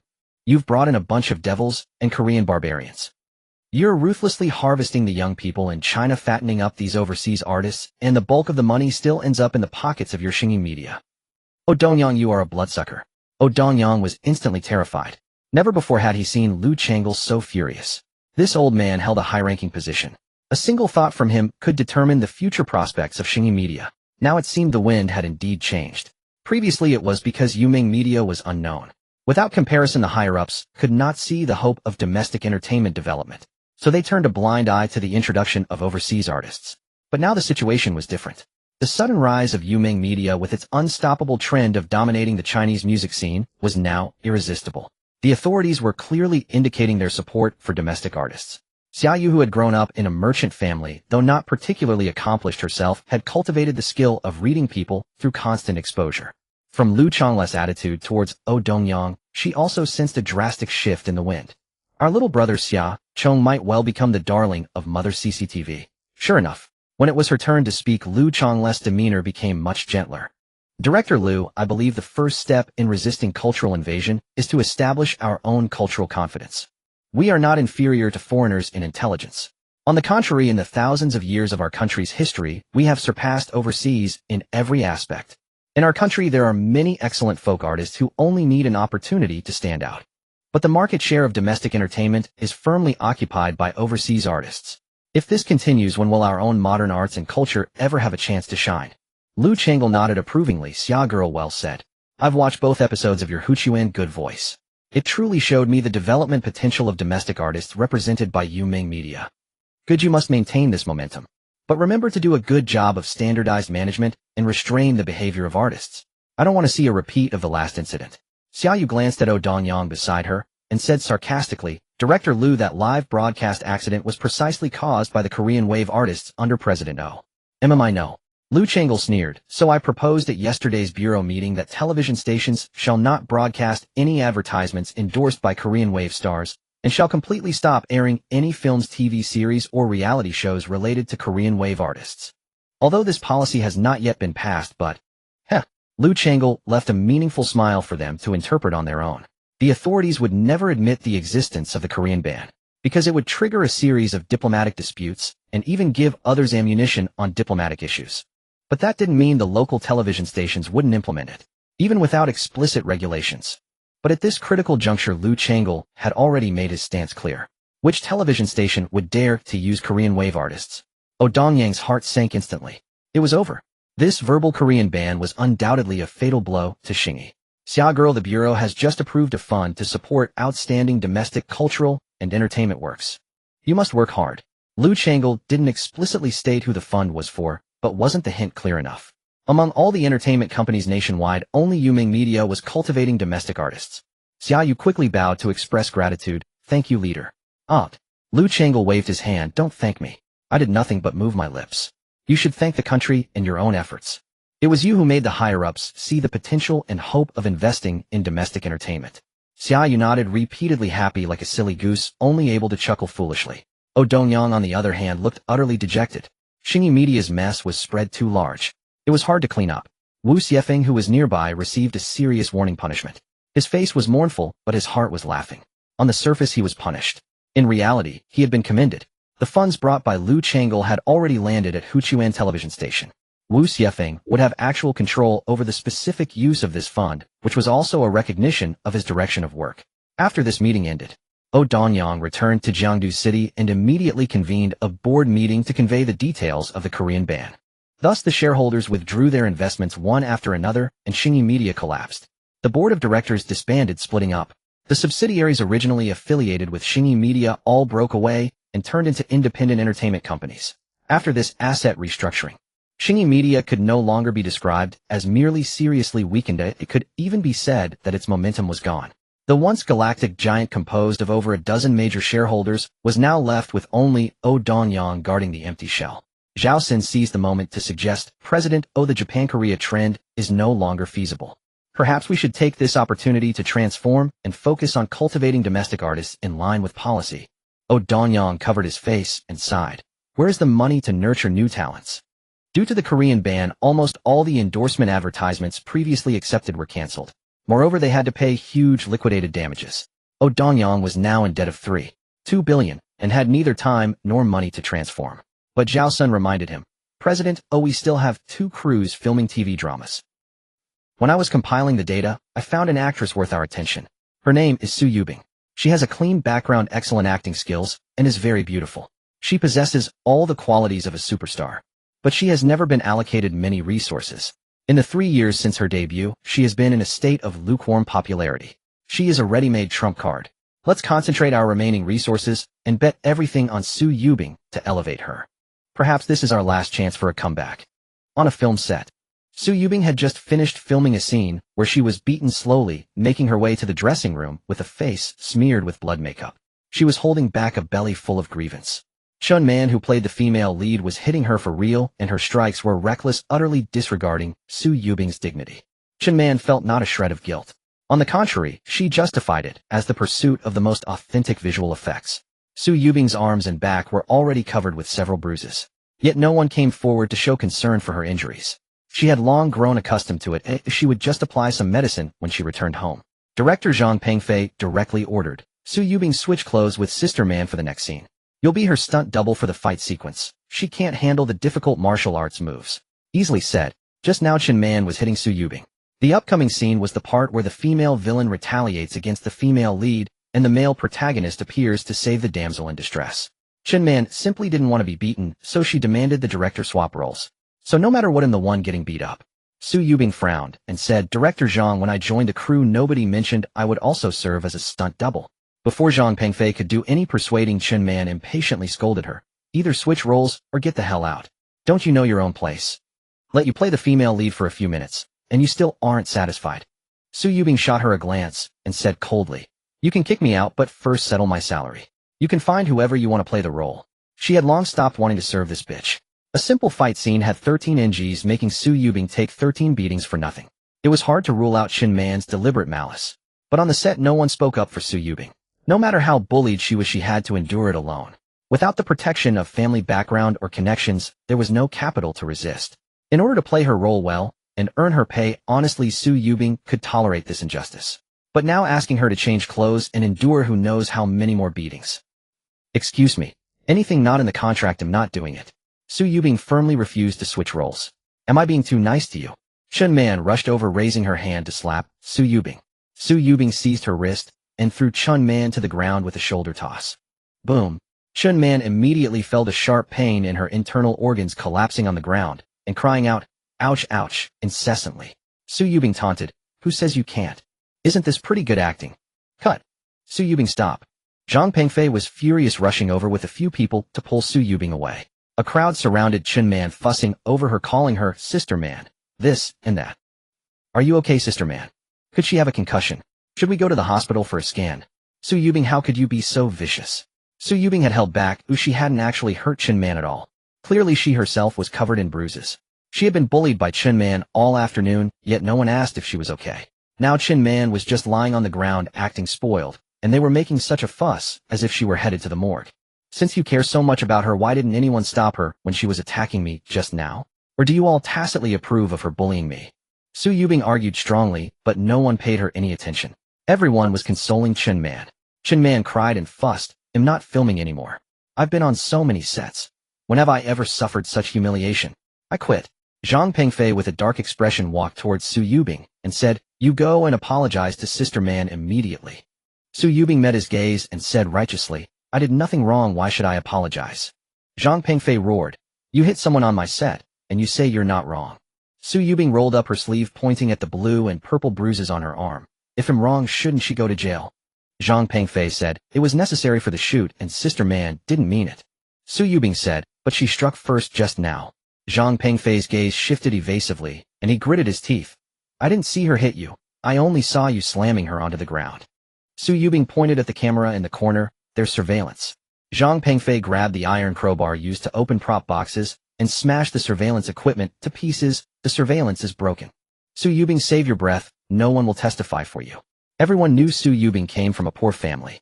They also knew she had high moral standards and refused to be kept by a sugar daddy. She might as well have had the words easy to bully written on her face. Between Chinman and Su Yubing, one had to yield. That person could only be Su Yubing. Because behind Chinman stood the investors, so no matter how wrong she was always right. Though tears welled in Su Yubing's eyes. Her stubbornness wouldn't allow her to bow down to someone like Chinman. He'll say it again. Settle my salary, and he'll leave right away. Find whoever you want to shoot. A brain-dead crew, not worth staying. At that moment, Zhao Sen's voice came from the entrance of the studio. What's going on here? Mr. Zhao. Zhang Pengfei stammered in shock. You. Why are you here? Could it be a surprise inspection? Damn. Not earlier, not later. Why now just when Chinman was in trouble? Do you have any instructions, Mr. Zhao? Zhang Pengfei blocked Zhao Sun outside the set, afraid he would see Chinman throwing a tantrum. Zhao Sun smiled. No instructions. I came to inform you about something. Replace the female lead of Wen Tian with Su Yubing. We're still early in the shooting, so it should be okay to change the cast, right? Zhang Pengfei, nervous and not having heard clearly, nodded and agreed. No problem, it's still in time. Wait. Mr. Zhao, what did you just say? Replace the female lead with Su Yubing. Realizing it belatedly, Zhang Pengfei felt a chill down his spine. Zhao Sun nodded. Yes, this is Chairman Us' intention to make Wen Tian a critically acclaimed masterpiece. Then, what about Chinman? It'll be hard to explain to the investors. Zhang Pengfei was extremely conflicted. Just now he had been abetting the bullying of Su Yubing. But now she instantly transformed into the female lead. Zhao Sun sneered. Yang Jia has already withdrawn his investment, so why still promote her? Give her two choices. Either switch roles with Su Yubing, including the salary, or let her leave the crew. Hiss. Zhang Pengfei's head was buzzing. Withdrawal of investment. What happened? What just happened? It sounded like you were arguing with someone. Was someone crying? Zhao Sun attempted to walk into the set. Mr. Zhao, there's nothing going on in there. Seeing Zhang Pengfei blocking him to buy time, Zhao Sun knew something was being concealed. Step aside. His tone turned stern, and Zhang Pengfei obediently moved to the side. Zhao Sun stepped into the set.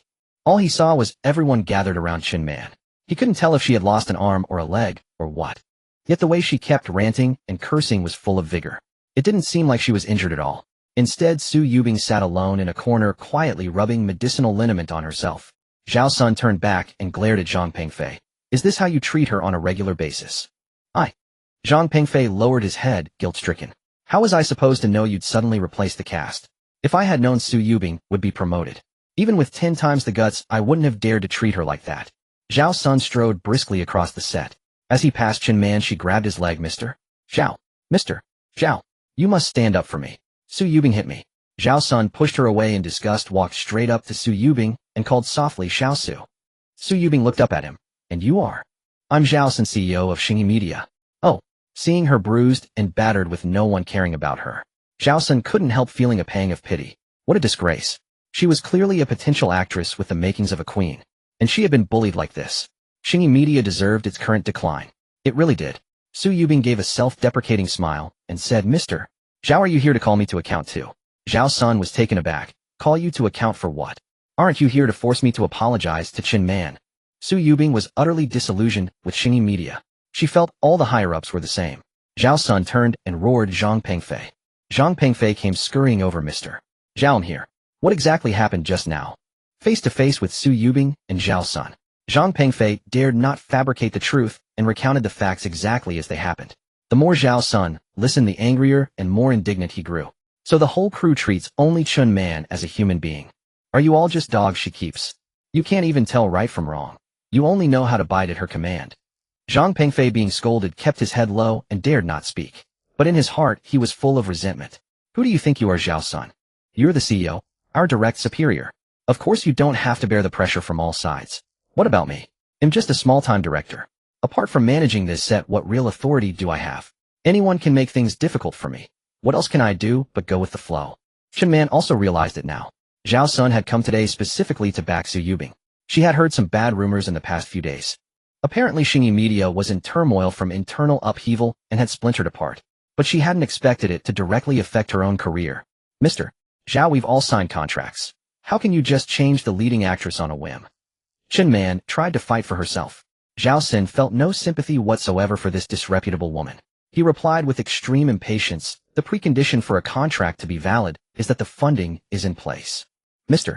Yang has pulled his investment. Your contract is void. You can pack up and leave. Chen Man was struck as if by lightning. What? Yang Jia.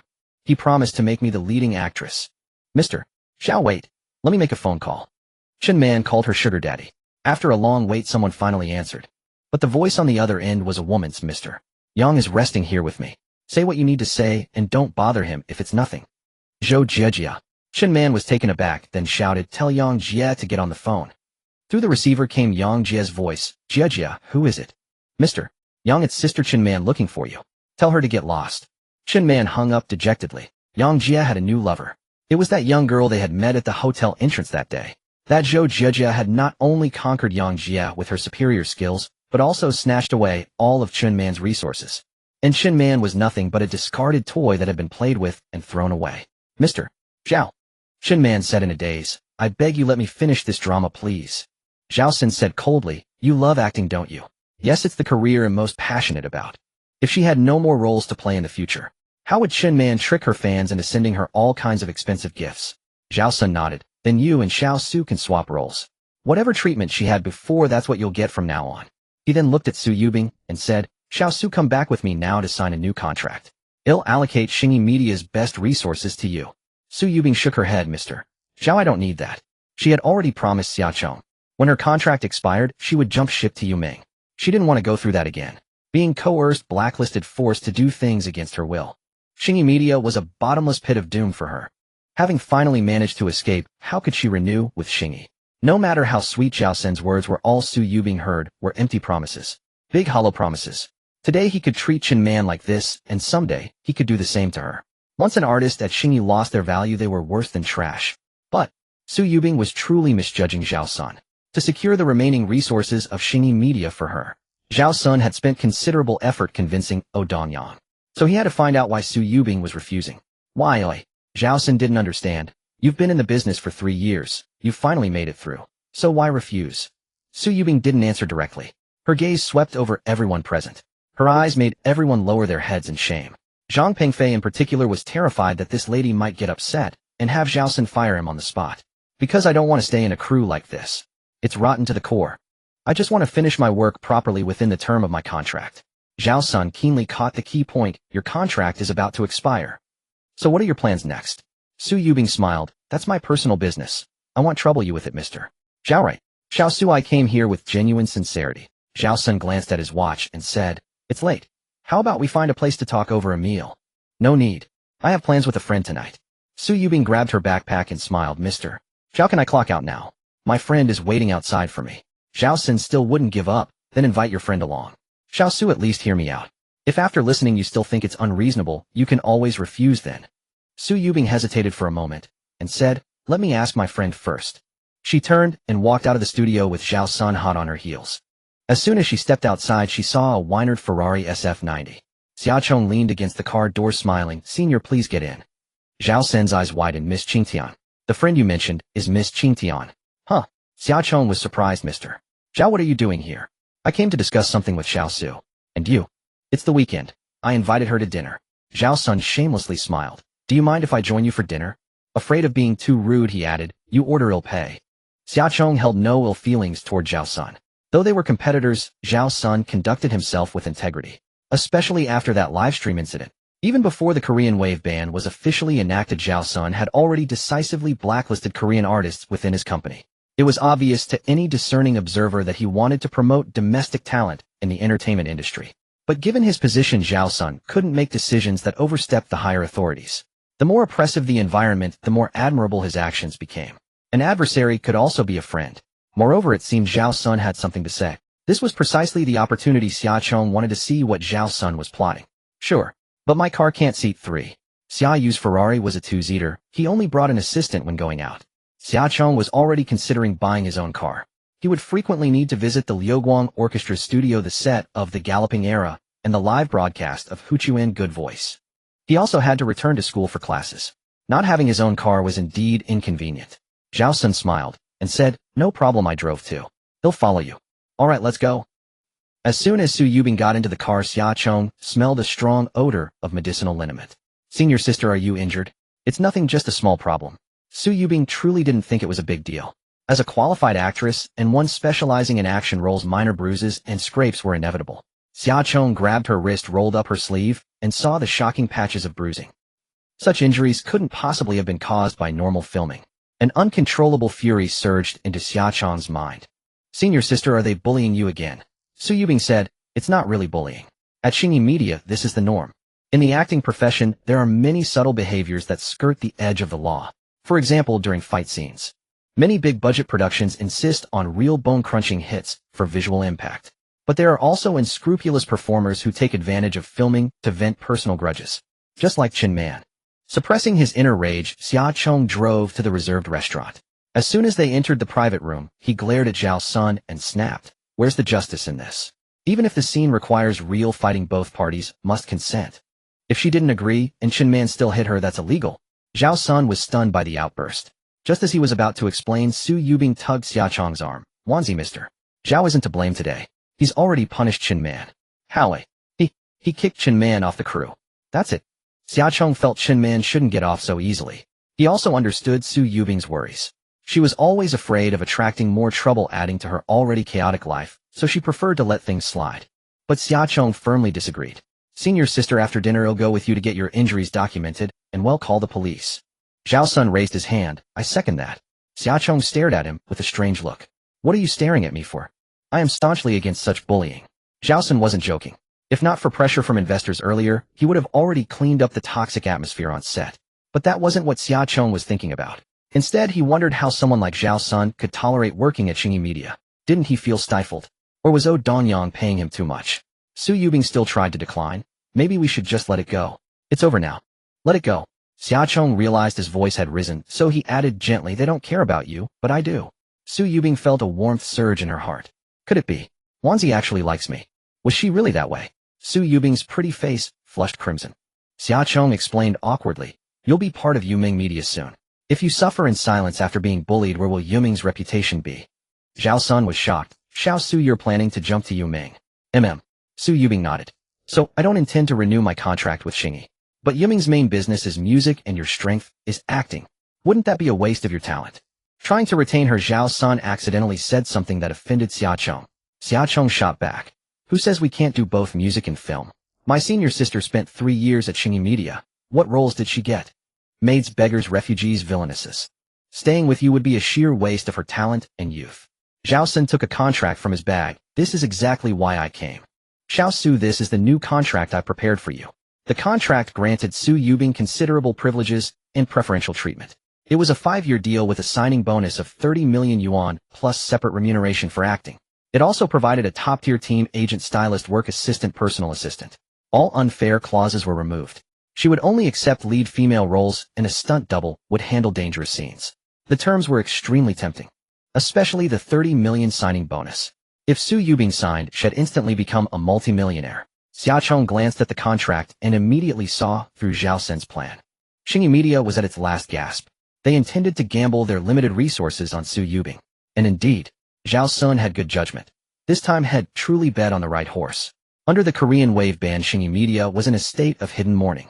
On the verge of bankruptcy, their only chance for a turnaround was to rely on genuinely talented artists like Su Yubing to rebuild the brand's image and reputation. If they could produce a few films grossing tens of millions, the stock price might recover, giving the company a shot at revival. Unfortunately, he was too late. Su Yubing smiled and declined, Mr. Zhao, I appreciate your sincerity, but I still don't want to stay at Xingyi. Zhao Sun shook his head and sighed, smiling wryly. When I saw Miss Qing Tian come to pick you up, I knew a renewal was probably out of the question. Perhaps Yuming is indeed a better choice for you. I respect your decision, but can I make one more request? At least until your contract expires, you're still with Xingyi. I hope you can star in the remaining few films as the female lead. That way we part on good terms. Is that okay? Although he couldn't keep the people, at least he could leave behind a few classic works to minimize losses for Xingyi. This was all Zhao Sun could do for now. Su Yubing naturally wouldn't refuse.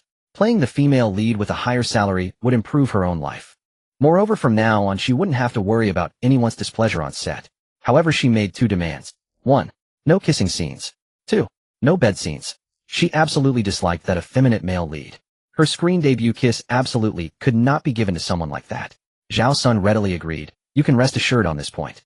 I've already instructed the scriptwriter to revise the script, immediately delete all ambiguous scenes, and let you take the route of a strong female lead. This wasn't just for Su Yubing's sake. Zhao Sun also had little regard for those young male idols playing the leads. With them it would drag down the quality of the entire drama. So he wanted to reduce the male lead's presence. He even went so far as to turn these idol dramas into inspirational films without male leads. After the matters were settled, Zhao Sun had no appetite for dining and took his leave. Please enjoy your meal. I have some business at the company. He paid the bill at the front desk and hurried away. In the private room, only Xiaochong and Su Yubing remained. Xiaochong said, this President Zhao is a decent person, but it's a pity the boss is no good. Su Yubing smiled. If he had replaced Hong Chong and taken over earlier, Xingyi Media might not have ended up like this. Xiaochong shook his head. Even if he had taken over earlier, it wouldn't change much. Xingyi Media was a listed company destined to yield to capital and traffic. Financing was its main business. The artists and works under Xingyi were merely tools for making money. Under such an operational model, no one cared about the quality of the works themselves. All projects were aimed at raking in money. This situation was not something Zhao Sun as CEO could influence. Not like Yuming Media, which was a wholly owned enterprise. A few days ago, when Xingyi Media collapsed, Dongyang's former partners all contacted Xiaoyu seeking cooperation. However, no matter how high the price they offered, they were all ruthlessly rejected by Xiaoyu. In managing the company, Xiaoyu preferred to be autocratic. After all, she wasn't short of money. Why let others step in and take a share? That was why Yuming Media could pursue quality works with undivided attention. Su Yubing asked, is there any result on the house matter? A while ago, the demolition compensation for Hongqing steel plant had been paid. Su Yubing now had about 1.4 million yuan in savings. She planned to buy a house in the city as soon as possible while her parents were still alive, so they could move into a new home and enjoy their old age. A few days ago, she asked Xiaochong to help find a location. Xiaochong then consulted Xiaoning. We have a result. The house is in Huchuan Mansion, a duplex with a split-level structure. Upstairs 2 bedrooms plus a dressing room, downstairs 2 bedrooms, and 2 living rooms with a total area of 332 square meters. This was the house Xiaochong found for Su Yubing. Su Yubing's jaw dropped in astonishment. Honey, my total budget is only 1 million yuan. Huchuan Mansion is a prestigious school district with a minimum price of 230 per square meter. My money is only enough for a down payment, right? Xiaochong shook his head and smiled. This one I found for you is a model unit that was used for client visits. All the units in Huchuan Mansion were sold long ago, and the model room has been sitting idle. You can buy it outright for 1 million yuan, including full interior decoration and furniture. Huchuan Mansion was a project of the Xia Group, which was essentially their own family's property. Xia Ning had already given her consent. Xiaochong could give it to whomever he wanted. He could even let it go for free. But given Su Yubing's personality, she would never accept it. So he quoted a price within her budget. The model room has been visited by many people. I don't know if you mind. Su Yubing exclaimed joyfully, no, I don't mind. I don't mind. A house normally worth over 7 million yuan, she could buy for 1 million, and without spending extra on decoration and furniture. What a steal. Alright, I'll take you to see the house tomorrow. Do you want to bring your parents? Su Yubing hesitated. If I bring them, it might be inconvenient. Her parents had mobility issues and needed care when going out. She couldn't push 2 wheelchairs by herself. Xiaochong laughed. Nothing inconvenient. Tomorrow we'll switch cars to pick you all up. If you're satisfied after seeing the house, you can just move in with your luggage. Su Yubing happily agreed and smiled. Wanzi, since I've caused you so much trouble lately, I'd like to star in Galloping Era for free as repayment. Great. Xiaochong didn't stand on ceremony with her. After the meal, Xiaochong indeed took Su Yubing to the police station. They filed a report at the Criminal Investigation Brigade. The forensic doctor examined Su Yubing's injuries. The abrasion area on her body surface reached 20.0 square centimeters, and the contusion area reached 15.0 square centimeters. This constituted minor injury enough to have Chun Man detained for 10 to 15 days. But the lesson didn't stop there. As a public figure, once Chun Man spent time in jail, she would become a tainted artist. What awaited her was industry blacklisting. Her acting career was completely finished. Moreover, there was no chance of a comeback. Zhao Sun rushed back to Xingyi headquarters overnight. It was late at night, and Danyang was still waiting for his news in the office. As soon as he pushed open the door, Danyang asked impatiently, how did it go? Did she agree? Zhao Sun shook his head with a wry smile. Chairman, we were too late. Su Yubing was poached by Yuming ahead of us. But she still has several dramas to finish within her contract period. The best I could negotiate was to let her play the female lead and complete these dramas. I will personally supervise to ensure the quality of the works, which should help the company recover some blood. Oh Donyang seemed to have aged decades and an instant smiled bitterly with dejection. This is heaven's way of destroying me. If we make Su Yubing popular now, but she takes her traffic to Yuming when her contract ends, what will we have left? Isn't it still going to close down? Zhao Sun shook his head and comforted him. Chairman, we shouldn't dwell on these gains and losses. Since we have nothing left to lose, why not take a different path? Take a different path. What path? Oh Donyang really couldn't think of any way for Xingyi to turn the tables now. Zhao Sun, if you have any ideas, just say it without reservation. Zhao Sun nodded, then handed Oh Donyang a document. Chairman, these are a few reality shows I planned last year, but they were completely rejected by the board. Now, without other directors to obstruct, Zhao Sun felt it was time to restart his plan. Oh Donyang said, you know the company's financial situation is terrible now. I don't have enough funds to support your reality shows. Zhao Sun smiled. Chairman, first take a look at the budget column. Oh Donyang flipped through a few pages. These outdoor reality shows planned by Zhao Sun included one called My Pastoral Song, themed around creating a pastoral life. Another called The Beauty of Shisha, where guests would travel to the Shisha Sea area to experience the tough life of local naval defense soldiers, stand guard for the motherland, and promote and protect national maritime rights. Another called Peak Gear, imitating the most popular Western classic car show themed around promoting car culture. These reality shows, not to mention their clear positive themes, the key point was that each episode cost only a few 100,000 yuan.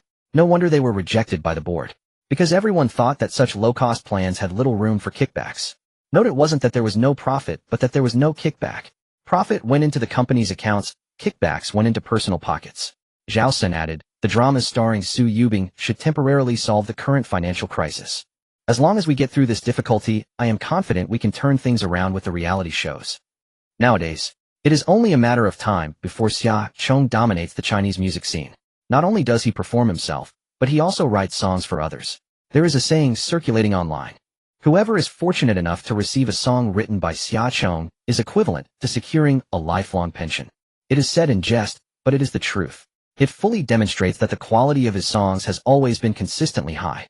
Moreover, he has absolutely no creative bottleneck. If Xingyi tries to compete with Yuming for market share in the Chinese music industry, it would be a dead end. As for the film and television domain, currently Xingyi Media can no longer afford to sustain its production teams. Meanwhile, Yuming Media has set its sights on entering the film and television circle. The poaching of Su Yubing is a very clear signal. They truly cannot compete. What can save Xingyi is only reality shows. Moreover, planning reality shows happens to be Zhao Sun's forte. Before becoming CEO, he was the director of the planning department at Xingyi. Zhao Sun even specifically researched audience preferences for this purpose. He listed over a dozen creative ideas for reality shows. Then he randomly solicited votes from street pedestrians for these ideas, meticulously recording statistical data on which concepts were most popular among passersby. Therefore, when he claims to be confident in turning the tables, he is not just speaking idly. Oh Donyang read the market research report he submitted and couldn't help but sigh, alas, I should have promoted you earlier. After the previous failure of Who is the King of Singers, Oh Donyang did not overly criticize Zhao Sun. Instead, he gave him a chance to redeem himself. As a result, that challenge show erupted into a live broadcast accident, directly leading to the fragmentation of Xingyi Media. Things had turned so ugly. Yet Oh Donyang still did not blame Zhao Sun.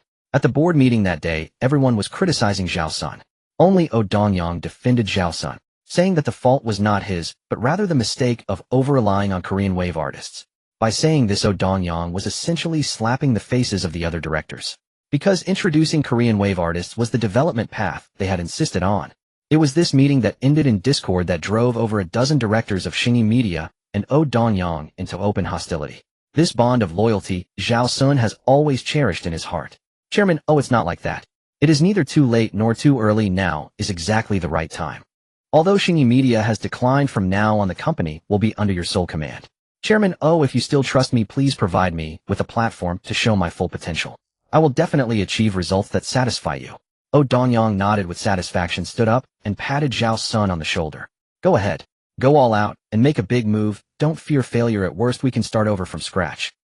The next day, Xiaochong went to Yuming Media to borrow a van and parked it at the dormitory building of Red Star Steel Plant. Su Yubing and a young man, each supporting one of the elderly parents, came down the stairs and shuffled unsteadily toward him. Xiaochong was startled at first. He noticed that the young man's facial features bore a 7,080 resemblance to Su Yubing. Then he realized this should be her younger brother, Su Yutong, also a freshman at Jiangdu Medical University. He was a rather shy young man. Thinking Xiaochong was a girl, he didn't dare to lift his head to look at him. Su Yubing had specially dressed up today. She wore light makeup, a white blouse, and a pencil skirt exuding the sophisticated air of a professional office lady. Wanzi, sorry to trouble you again today. Don't be so polite. To be honest, Huchuan Mansion is my family's property. Just think of me as a real estate agent. Ha. Arriving at Huchuan Mansion, before even entering they noticed that the security guards here were different from those in other neighborhoods. In other neighborhoods the guards were usually retired old men. Normally they would occasionally hassle the residents, but when real trouble came they would run faster than anyone. The security guards at Huchuan Mansion were all young faces hired from professional security companies. Among them were many veterans standing ramrod straight at their posts. Their spirited vigor was instantly apparent, well worth their high salaries and benefits. The van Xiaochong drove was not registered in the access control system. The guard at the gate stopped the vehicle and glanced at the driver's seat. President Xia, please come in. Welcome President Xia for an inspection. Truly worthy of the heavily recruited professional guards. Such sharp eyes. However, it was highly likely that he mistook Xiaochong for Xiaoyu. Because Xiaochong heard him reporting over the walkie-talkie, Captain Miss Xia is here. The van drove into the complex. As soon as it stopped, a group of security guards came running over. The security captain Wang Pingan led the salute and said with a smile, Miss Xia, what brings you here suddenly today? Any instructions? Wang Pingan was quite puzzled in his heart. He had met Xia Ning several times, but had never seen Xia Yu, only seen her photo in the personnel files. He had heard that the second young lady of the Xia family ran an entertainment company and would never normally bother with matters concerning the real estate. Why was she here today? Xiaochong very much wanted to explain his identity. But Su Yubing was right by his side. He remembered that his senior had said she hated effeminate men the most. Xiaochong was not mentally prepared to confess the truth. Moreover, in front of so many people. He could only steel himself and pretend. Nothing. I brought a friend to look at an apartment. You go about your business. Wang Pingan asked in confusion. Look at an apartment. The units in our complex were all sold out long ago. She bought the showroom unit. Wang Pingan suddenly realized, oh I see. Shall I send someone over to clean it? No need. Keep a low profile, pretend I was never here. Xiaochong took out 2 cartons of premium cigarettes from the van and handed them to Wang Pingan. Take these. Wang Pingan was suddenly overwhelmed by the favor, accepted the cigarettes with both hands, nodded, and smiled. Ah sure, thank you Miss Xia. Taking advantage of the moment of receiving the cigarettes, Wang Pingan also took the opportunity to memorize the faces of Su Yubing's family. He would have to jot it down in his notebook later. This family was Miss Xia's friend. He must tell everyone not to neglect them. Xiaochong took the key and opened the door. He stood aside first, letting Su Yubing's family enter and look around. Su Yubing's parents pushed the wheelchair into the bright and spacious living room, their jaws dropping in surprise. Enormous floor-to-ceiling windows. A magnificent chandelier. The living room was furnished with soft carpets and a full set of genuine leather sectional sofas. The sofas faced an LCD TV that was even wider than the wall of their old house. On the floor there was also a fully automatic smart robotic vacuum cleaner. Wow, such a big house. And it comes with furniture and decoration. How much does this cost? Su Yubing suppressed her inner joy and pretended to be calm. Never mind the cost, just tell me, do you like it or not? Of course we like it. But daughter, the money you earn is all hard-earned blood money. Her parents felt that this house clearly looked very expensive. They were afraid it would put an extra burden on Su Yubing. Not long ago their daughter was still leaving early and returning late, working as a shop assistant and delivering takeout. They were heartbroken. Daughter, maybe we should look at another complex. Buying a smaller affordable housing unit would be good too. Su Yubing let out a proud snort. No. I want this one. I've worked so hard to earn money, can't I just enjoy myself a little? The house was fine. Su Yubing liked it, and her parents did too. However, Su Yutong seemed sullen. He lingered at the entrance, unable to step inside. Xiaochong asked in confusion, why don't you come in and take a look? Su Yutong smiled shyly. He'll pass. I don't usually stay at home anyway. He was dressed very plainly from head to toe, including his shoes, worth less than 200 yuan. The very picture of a poor student. His sister had suddenly become wealthy. The family had moved into a big new house. Instead of feeling privileged, he felt a sense of unease. Xiaochong tested the waters. Do you feel you don't deserve to enjoy your sister's hard-earned achievements? Su Yutong nodded. Yeah, my sister has had a really tough time these past few years. She gave up her postgraduate recommendation to enter the entertainment industry just to support me through high school, and she's also been covering our parents' medical bills. I haven't contributed anything to this family. Now that I'm an adult, I can't keep burdening her. His sister's belongings were hers alone. Su Yutong knew this clearly. He didn't want to move into this house and continue to live off her care. He feared others would call his sister a brother-supporting demon, and even more he feared being labeled a useless parasite. Xiaochong understood. Su Yutong's heart was full of inferiority, yet his mindset was remarkably mature. This whole family had kind hearts. Su Yubing called from inside. Yutong, what are you standing out there for?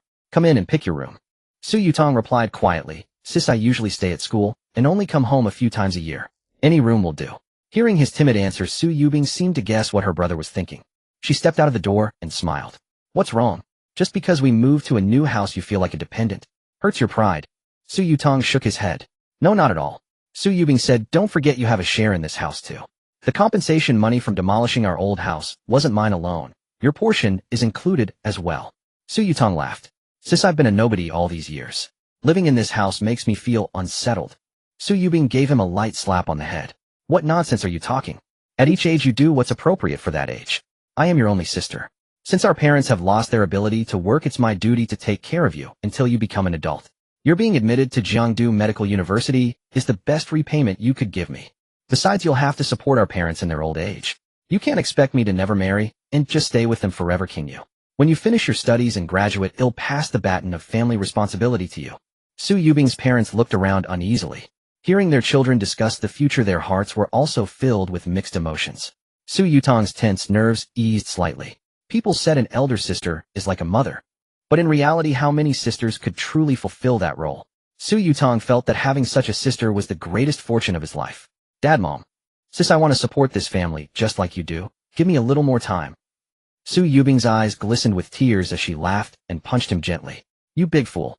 After calming her family's emotions, she returned to Xiaochong. Wanzi, sorry to keep you waiting. Shall we go to the sales office to process the paperwork? Xiaochong smiled. No need. The sales office has long been dismantled. Just settle in comfortably, someone will come to handle the property certificate for you later. Then, who should I transfer the payment for the house to? It was Su Yubing's first time buying a home, so she knew nothing about the process. Xiaochong chuckled. No transfer needed. If you transfer, it'll have to pay taxes. He'll deduct it from your salary once you jump ship to Yumeng. Su Yubing blinked her sharp gaze, seeing through everything, and giggled. Actually, you're just afraid he'll back out, aren't you? Of course. Xiaochong admitted his little scheme. He wanted to get her in debt to him first. Knowing that this woman despised owing favors, she would definitely leave her current job to join Yumeng and repay the debt. Su Yubing brushed aside a few strands of hair near Xiaochong's ear, leaned down, and planted a kiss on his cheek, her lips curving into a smile. Wanzi, thank you. Xiaochong's chest heaved with excitement. A secret thrill ran through him, yet it was accompanied by a strong sense of guilt. He admitted he had selfish motives. After settling Su Yubing's family, Xiaochong, with a flushed face and a guilty conscience, drove the minibus back to Yumeng Media. This vehicle was used to transport stage materials. Wasn't tonight the third episode of Lake Spring Voice? Second sister urgently needed it. Xiaochong didn't dare to say he borrowed the car for Su Yubing. He had sneaked it out behind his second sister's back. As a result, he came back late anyway. As soon as he returned to the company, he heard Xia Yu's yelling inside. She was checking the surveillance footage, cursing as she did. What kind of stupid thief? So many car keys hanging on the wall. Why skip the Benz and the BMW and steal my old Wuling minibus? Xia Yu was furious and no one dared approach. Xiaochong obediently returned the car keys to their original spot. Sis, I was the one who drove it out. Xia Yu glared at him. Where did you go? Helping a friend move. Male or female? Do I know them? Unable to hide it any longer, Xiaochong confessed, Su Yubing. Oh. Xia Yu's eyes turned sly. Got her. Not yet. Useless. Xiaochong opened his mouth as if to say something, then stopped. Xia Yu hooked her arm around his neck and whispered in his ear, little bro, what's going on? Is she playing hard to get or something? No. She thinks I'm a girl. Then just explain it to her, problem solved. She hates effeminate men. I don't even know how to bring it up. Ha ha ha. Sorry ha. Xia Yu laughed heartlessly. So what can you do? Keep pretending to be a girl and continue dating her. When things develop to the final step, pull down your pants and give her a surprise. When feelings are intense, she'll have no choice but to go along, right? The corners of Xiaochong's mouth twitched. Imagining the scene Xia Yu described, would it really be a surprise? Recalling Su Yubing's combat skills and the viciousness of her punches, Xiaochong couldn't help but shudder. No way, he had almost fallen for Xia Yu's evil plan. He hadn't lived long enough to die yet. The third season of Huchuan Good Voice still maintained its popularity, though it was far inferior to the previous season. The previous season featured a surprise challenge from Xingyi Media, which led to a live broadcast incident and the birth of the masterpiece, Blue and White Porcelain. This season returned to normalcy, losing many gossip-seeking viewers. The rating of 11.3 was still quite commendable. Barring any unforeseen events, it was likely to remain at this level. Xiaochong did not take the stage, only staying backstage to oversee. Since no one issued a challenge, Lin Jiaqian, Dong Jingyu, Mao Yu, and other earlier trainees did not appear. Giving more opportunities to newcomers was the tenet of Huchuan Good Voice. Xia Yu's slightly goofy hosting style had already left a fixed impression on the audience. The show had essentially found its footing.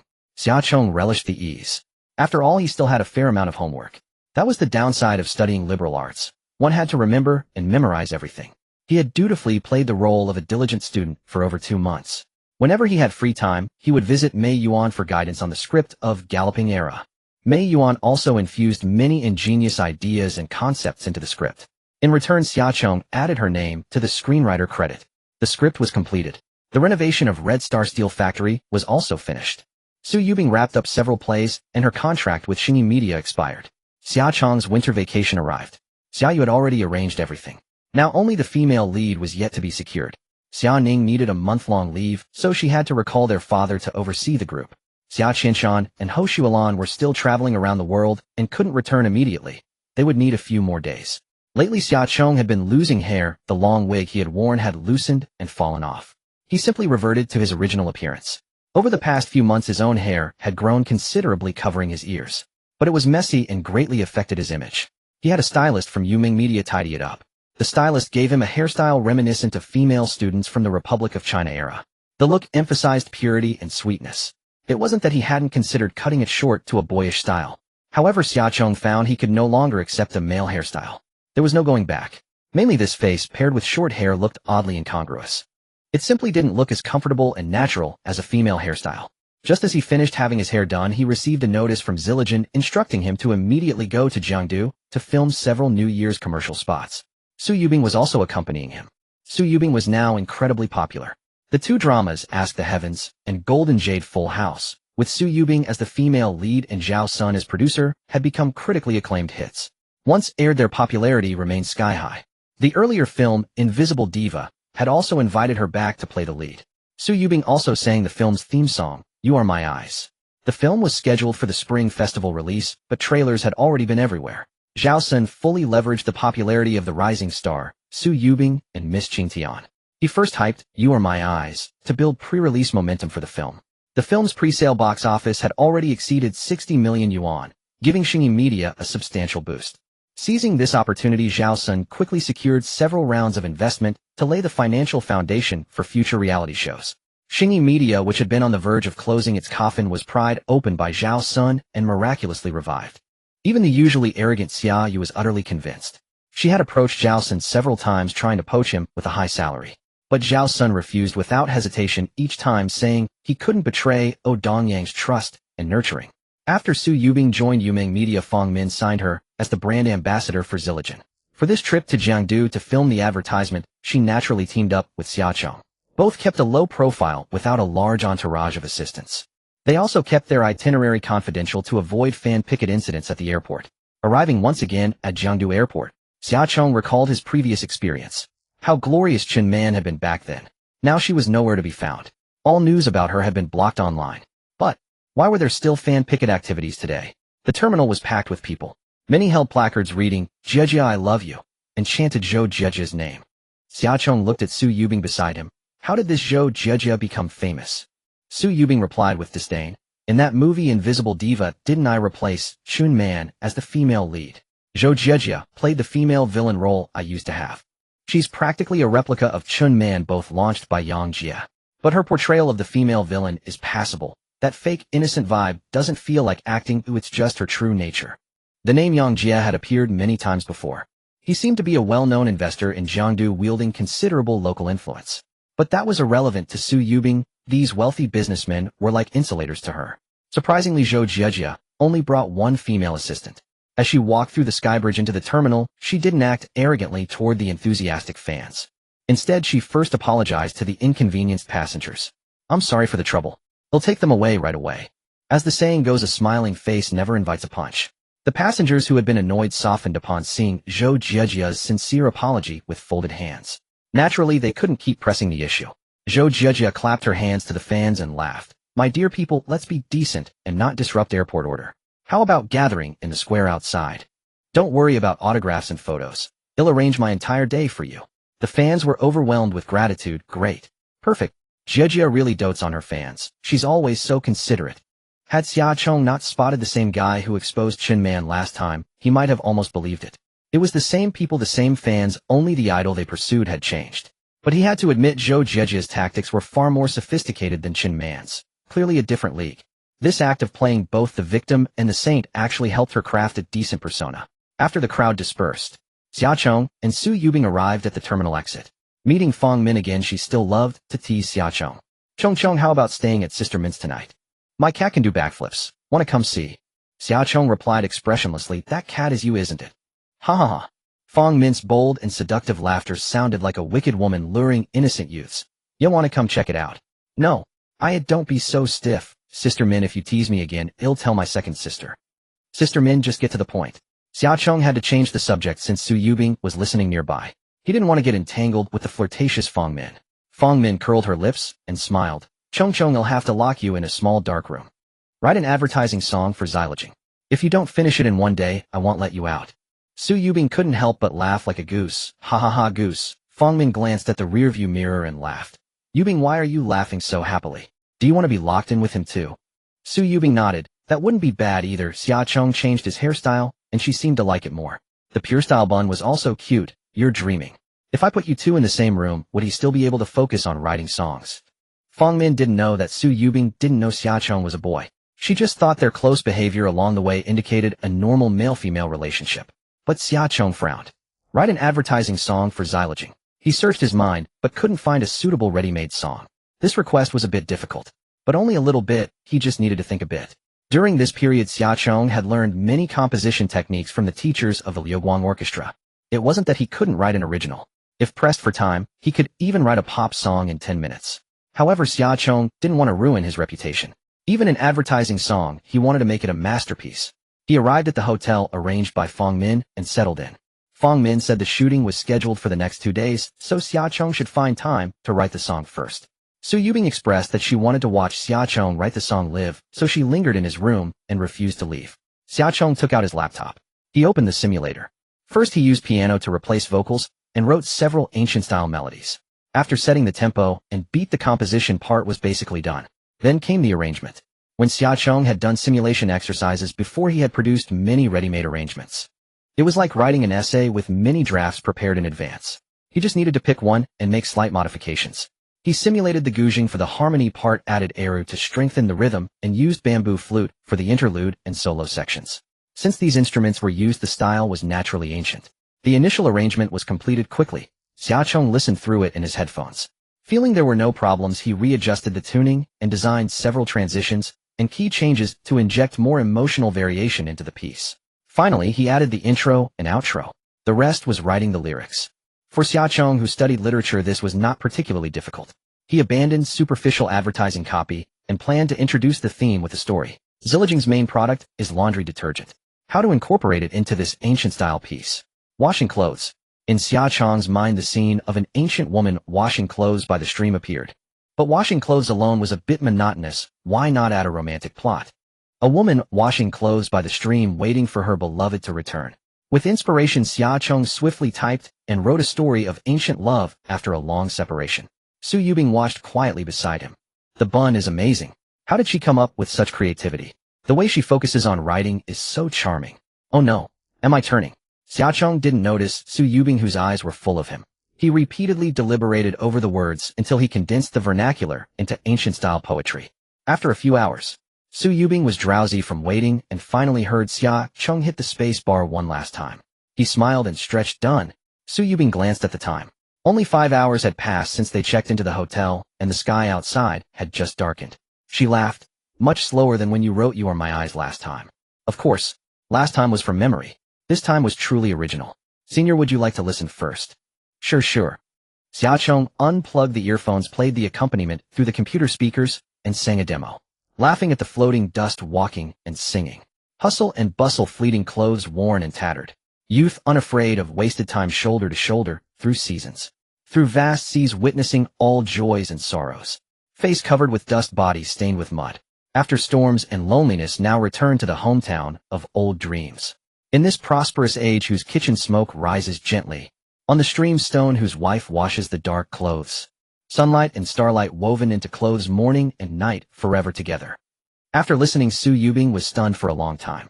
The young man left home and parted from his childhood sweetheart, went through hardships, and returned in prosperous times covered in mud to his longed-for hometown. Across the stream, he saw the woman he had pledged love to in his youth still washing clothes by the stream stone waiting for her beloved. In the end, they reunited after a long separation and stayed together forever. How heartwarming. She was immersed in the imagery, forgetting to comment. In fact, Xiaochang's heart was uneasy. This was his original debut. Would it be much worse than the songs he copied before? What's wrong, don't you think it sounds good? Xiaochang was a little nervous. Su Yubing shook her head repeatedly. No, it sounds great. My mind is a bit slow. Xyloging is such a down-to-earth national brand, but your song suddenly raised its level. Isn't the contrast a bit too strong? In her impression, an advertising song should be that kind of catchy tune. Easy to remember and addictive. For example, I want Opao. I want Opao. Opao fruit milk, oh. Another example, wash wash take a bath baby gold water is a must drop a drop, and soak no mosquitoes no bugs. Bun al bunt. You write such a song for Zilliging's ad, it suddenly seems like we can't afford it. Phew. Xiaochang let out a long breath. It seemed his original was pretty good. At least it didn't fail. At the same time, he silently rejoiced that he hadn't just relied on previous works and given up. He had never stopped learning and improving during this period. Although not as talented as Zhou Dong, even by the standards of his past life, the current Xiaochang was absolutely a qualified singer-songwriter. Otherwise, he really wouldn't be able to report to Fong Min this time. But Su Yubing had a point. Xyloging is a very down-to-earth brand, suddenly pulling out such an advertising song. Would the client actually be satisfied? I'd better send it to Sister Min to listen first. Fong Min was still in a meeting at the company. Suddenly she received an audio file from Xiaochang. Putting on her earphones to preview it, she was utterly stunned. The song was good, but it was not quite what she had envisioned.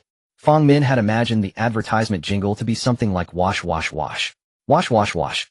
Wash wash wash. Hoo-hoo in that style. However, what had Xiaochang written? Holy cow. Was it necessary to elevate the tone to such a lofty level? At the head seat, Chun Xiao, the CEO of Shili Jing, called out directly Fong Min regarding the investment direction for next quarter's advertising. Do you have any ideas now? Fong Min snapped back to reality. Mr. Chun, let's not discuss that for now. You should listen to this song first. She left her seat, walked over to Chun Xiao, and handed him her earphones. Chun Xiao immediately frowned. I'm holding a meeting up here, and you're listening to music down there. No, she replied. I commissioned Miss Qin Tian to compose an advertisement jingle for our company. But the style of this song might not align with our brand image, so I wanted you to personally appraise it. Fong Min explained the situation. Only then did Chun Xiao's expression ease, and he put on her earphones to listen. Then his expression froze too. It seemed something had occurred to him. He remained still for a long time before taking off the earphones. Fong Min asked nervously, how is it? Excellent, he exclaimed. This song couldn't have come at a better time. The premium new product we're developing next quarter will be named the Washing Brook Sand series, and this song matches its style perfectly. Chun Xiao smiled. By the copyright. Hooray. Fong Min's anxious heart finally settled. She replied to Xiaochang with 2 words: approved. Receiving the reply, Xiaochang relaxed and felt his stomach rumble. Senior, shall we go grab a bite outside? Sure. The two put on their masks, left the hotel, and strolled along the street. Su Yubing naturally took Xiaochang's hand. They were as intimate as close girlfriends out shopping. However, Xiaochang's palm was sweating. Aware of this, Su Yubing took out a tissue to wipe his hand and chuckled. Wanzi, you don't work out much, do you? We've only walked a few steps and you're already drenched in sweat. Your constitution seems a bit weak. Xiaochang forced a smile. Yeah, I really should exercise more. In truth, it wasn't a weak constitution. He was just nervous with a guilty conscience. As they passed a Sichuan restaurant, the poster of boiled sliced pork caught Xiaochang's craving. He wanted to try it, but he was afraid of the spice.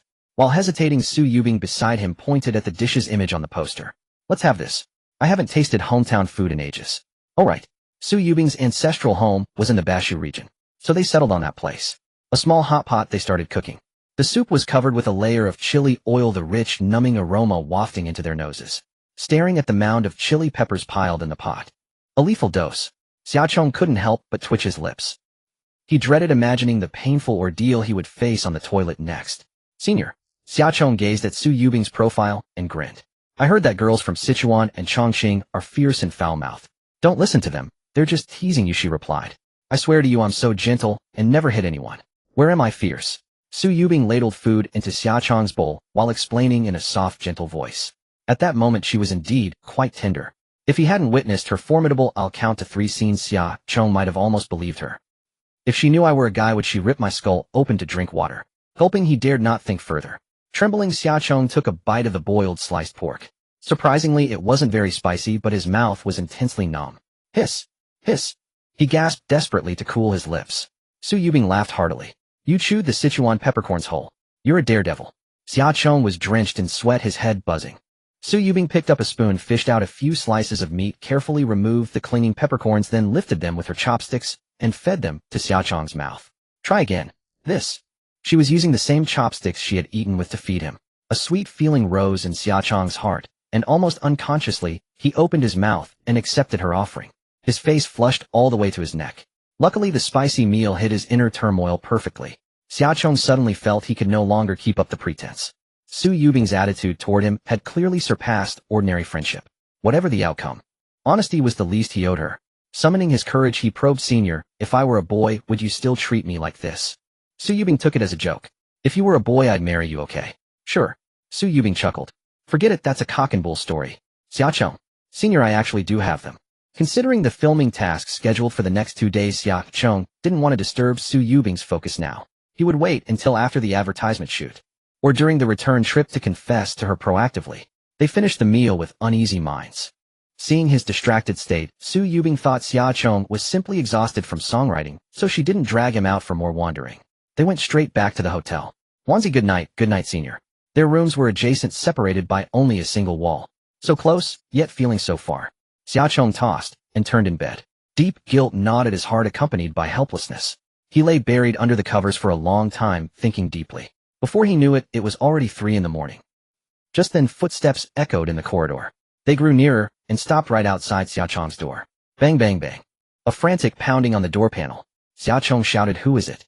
There was no answer from outside, only the continued pounding.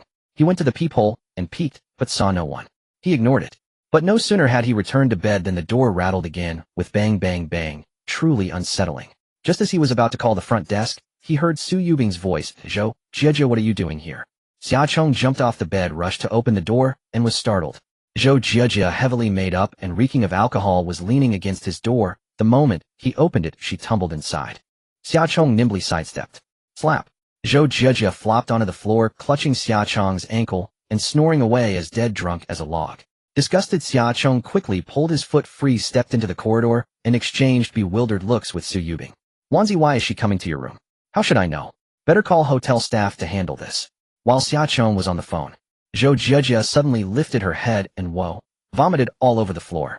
The entire room was immediately filled with the sour, pungent smell of fermented decay. Great. This room was no longer habitable.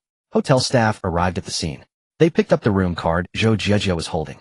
It was room 1003, and Xia Chong's room was 1103. She must have taken the wrong door.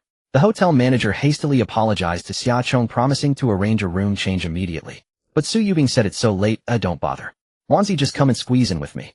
Before Xia Chong could refuse, Su Yubing yanked him back into the room and slammed the door shut with a bang. Xia Chong shuddered, opening his mouth hesitantly. "Senior sister, I..." Su Yubing raised her index finger to his lips. "Whatever you have to say it tomorrow." She flopped back onto the bed and continued sleeping. Overthinking. It was past 3 in the morning. Su Yubing only wanted to sleep. She had no other thoughts. Xia Chong wrapped himself in another blanket, curled up on the sofa, and yawned. Sleepiness overcame him. He drifted into a daze. When he woke up, it was already bright daylight. A faint fragrance reached his nostrils. Opening his eyes, he saw cascading hair swaying over his face. Xia Chong was slightly stunned. Su Yubing had somehow squeezed over her face, pressed tightly against Xia Chong's head, holding him as they curled up together on the small sofa, sharing the same blanket for warmth. She was like the boiled sliced pork and chili oil Xia Chong had tasted last night, both numbing and spicy. But Xia Chong soon realized that the numbness was from being pressed for too long. He gently turned over his left arm, wrapping around Su Yubing's soft body to prevent her from falling off the sofa. He freed his numb right hand and moved it a few times.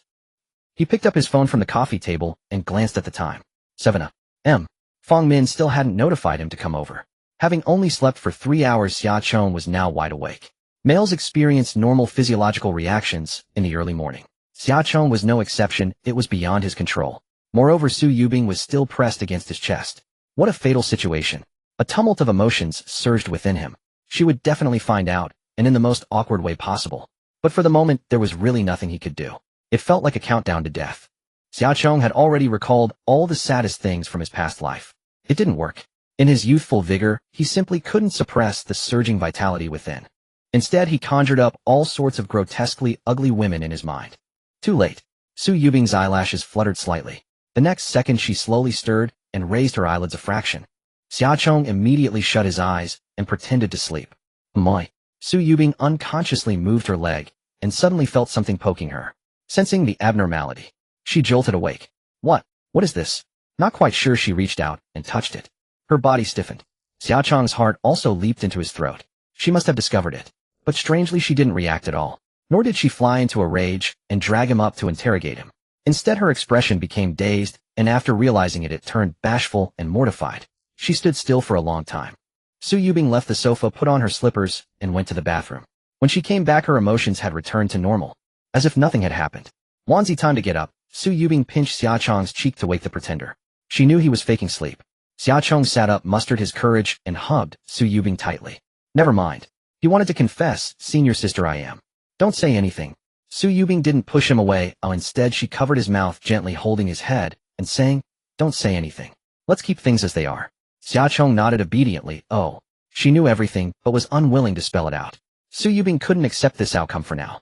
Her close female friend of several months turned out to be a boy. The shock was too great for her. Fortunately, Su Yubing didn't show any disgust or aversion.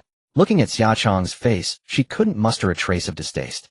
As long as she ignored a certain part, Su Yubing still found it difficult to regard him as a male. Moreover, what she hated were those pretentious, deliberately nauseating sissies. Not someone like Xiaochong who was born with a feminine appearance. Xiaochong wasn't a fake, nor did he hold his fingers like a delicate flower.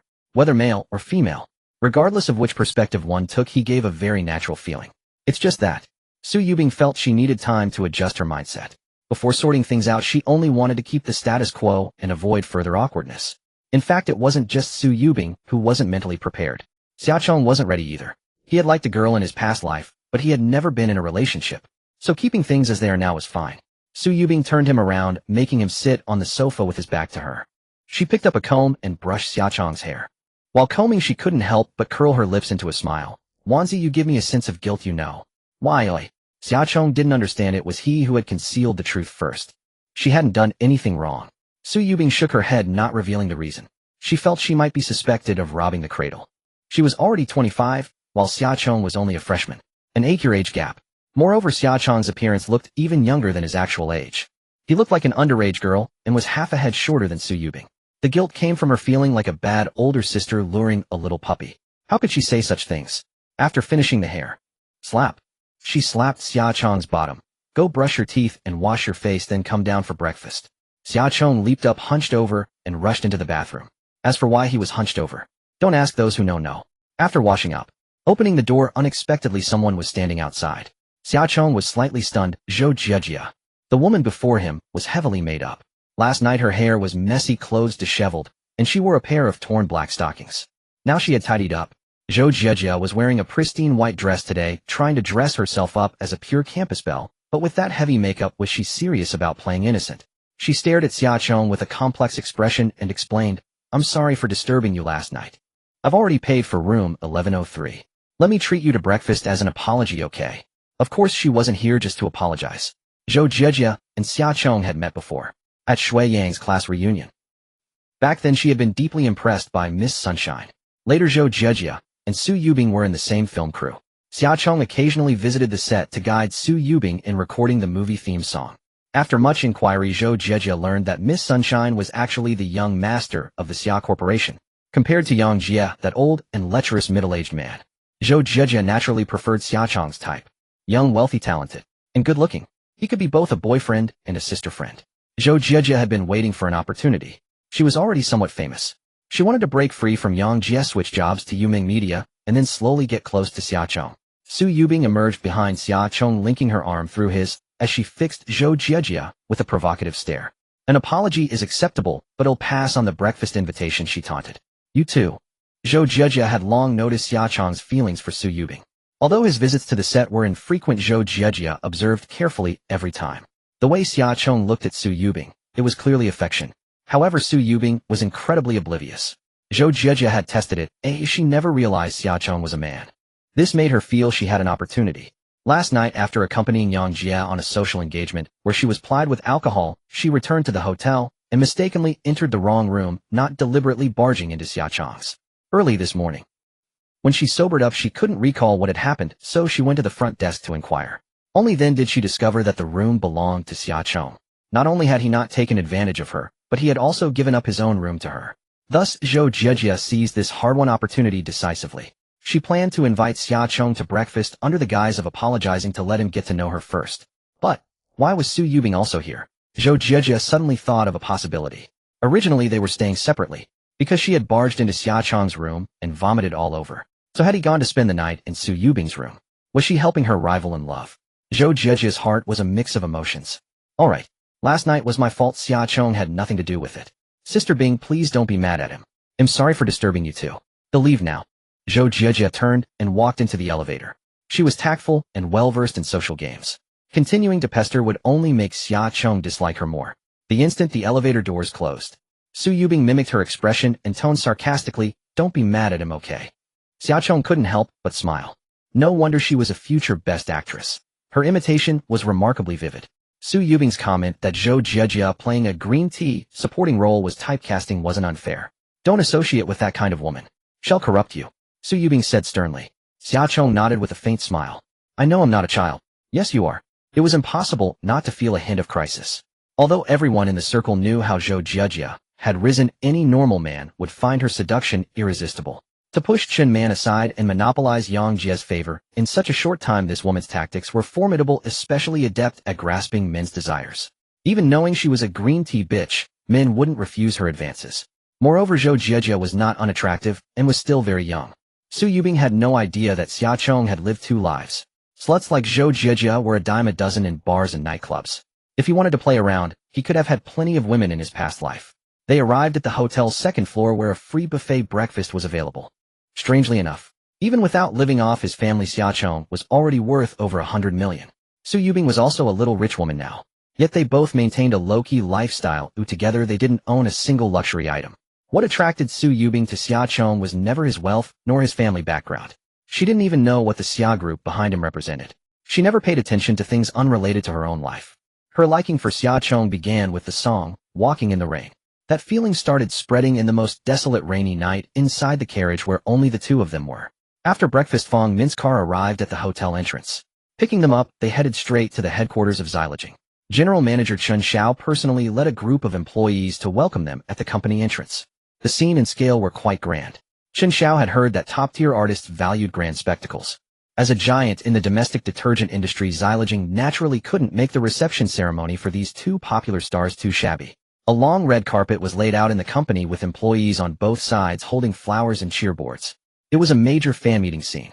Chen Xiao worried he hadn't done enough. But he soon found his worries were unnecessary. Xia Chong and Su Yubing had no star attitude at all. They didn't even have a personal assistant. They simply arrived in Fong Min's car. Chen Xiao couldn't help recalling a previous brand ambassador his company had worked with. A male artist of modest fame from the third tier who tried to create the pomp of a superstar. He brought 4 or 5 assistants along with a stylist and bodyguards. What should have been a few minutes reception dragged on for 2 or 3 hours, most of it spent on photos and group shots. They even needed to touch up makeup several times. Then they posted the endorsement news online as a major story heavily promoting it. Xia Chong and Su Yubing were completely indifferent to all that. After a brief self-introduction, they directly discussed work with Chen Xiao. General Manager Chen, are there any specific requirements for the ad shoot? Chen Xiao paused. A manager Fong will arrange everything. Would you like to go in and rest first? Our company has its own gym, cafe, and entertainment facilities like a billiard room, Chen Xiao said. Xia Chong smiled. No need to trouble yourselves. Let's start work. Alright. Manager Fong, you make the arrangements. Their low-key attitude left Chen Xiao somewhat baffled. This batch of brand ambassadors was unexpectedly cooperative. They only asked about the content to be shot and made no outrageous demands. Chen Xiao found it quite unaccustomed. After Xia Chong and Su Yubing left with Fong Min, Chen Xiao turned to his female secretary, Xiao Liang. When did our domestic entertainment artists become so dedicated? His secretary, who followed the entertainment circle closely, explained with a smile, General Chen, I have to congratulate you. Among the new generation artists there are only these two with both talent and virtue, and now you've recruited both as brand ambassadors. Chen Xiao laughed heartily. Really? For real? The secretary couldn't help teasing. General Chen, are you still on 3G? This meme is so outdated. So what meme is popular now? You're so outdated, damn it. Xyloging was going to shoot a New Year's advertisement. They would wear festive clothes, hold a pair of small New Year couplets, and say a few New Year greetings to the camera with the theme of celebrating the Spring Festival. They didn't even prepare a script, letting him and Su Yubing improvise. Xia Chong changed into a pink hanfu, specially prepared by Fong Min, wore a red tiger head hat with fluffy edges, and held a scroll inscribed with "Everything Goes Well," looking just like a New Year girl from a Chinese New Year painting. He was cute enough, looking at him gave a sense of national peace and prosperity. But what to say in front of the camera? Congratulations, and good fortune. Everything goes well. Too perfunctory. Forget it, he might as well sing a verse of Happy New Year for them. Happy New Year. Happy New Year. Wishing everyone a Happy New Year. We sing, we dance. Wishing everyone a Happy New Year. Xia Chong, holding the banners, sang and danced. First he demonstrated for Su Yubing, teaching her before they appeared together. His little legs kicked back and forth, lively and playful. It had snowed in Jiangdu City today. The shooting location was a vast expanse of white. Xia Chong and Su Yubing played with snow, while filming, making snowballs and throwing them at each other, their eyes full of sweet affection. It didn't look like acting. After singing Happy New Year, they flashed bright smiles. Xyloging wishes the whole nation a happy spring festival. Fong Min immediately gave a thumbs up. Great, great. It passed in one take, saving time, effort, and worry. Xia Chong and Su Yubing changed clothes and continued with Fong Min to shoot the next one. For this he brought out another hit song, Congratulations. Every street and alley, every person's mouth, the first greeting when meeting is congratulations. Congratulations, congratulations to you. Congratulations, congratulations to you. Winter has come to an end. Truly good news. The warm spring breeze is about to awaken the earth. Congratulations, congratulations to you. Congratulations, congratulations to you. This song has been passed down since 1945. Originally, it celebrated the victory of the anti-Japanese war in his past life, later evolving into a New Year greeting song. The filming was completed successfully. Fong Min proposed to buy the copyright of these two New Year songs on behalf of Xyloging, planning to sing them every spring festival from now on. But Xia Chong firmly refused.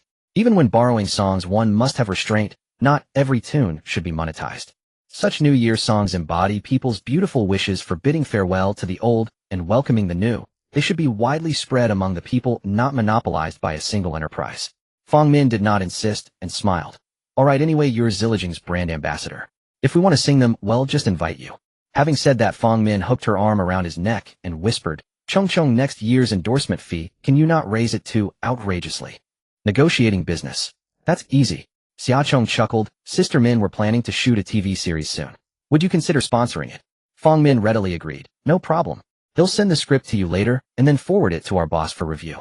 Our President Chun likes you a lot and should be quite generous. Xia Chong smiled and nodded. Okay, thanks, Sister Min. The endorsement fee for next year won't increase, it stays at this price. He understood the wisdom of a steady meal versus a feast of hunger. Greed and incessant demands would eventually alienate the market. It was better to maintain a good partnership. Whether filming or making music in the future, Xyloging would not treat him unfairly. The shooting task went far more smoothly than expected, finishing a day ahead of schedule. They could head home by evening. However, their flight was delayed by heavy snow. Xia Chong didn't want to stay in Jiangdu and suggested, Senior sister, shall we take the train back? Take the high-speed rail. That works too. No, I mean the old green train. The one that goes chugga chugga woo woo woo. The green train had always been the favorite mode of travel for literary youths seeking inspiration. Along the way, endless scenery unfolded. Especially the Qinghai-Tibet Railway. An ordeal for the body, but a purification for the soul. Su Yubing's eyes widened in astonishment. Did you realize how far Jiangdu City is from Huchuan City? Over 2,000 kilometers. Yet she didn't mind indulging his whim. Su Yubing smiled. Okay, but do green trains still exist these days? Xia Chong pulled out his phone. Let me check. They did. The nearest regular train departed in half an hour. Moreover, the train station was just nearby. Xyloging had a massive freight volume transported by rail every day. Fong Min saw them off at the station. Before she could say goodbye, Xia Chong hurriedly dragged Su Yubing into the ticket hall. Fong Min snorted in annoyance. Little brat. The peak season for student holidays had long passed. Fewer people now chose the green train for travel. Mostly, it was migrant workers saving on homeward-bound fares and a few retired seniors wandering aimlessly. The carriage was almost empty with only a scattering of passengers.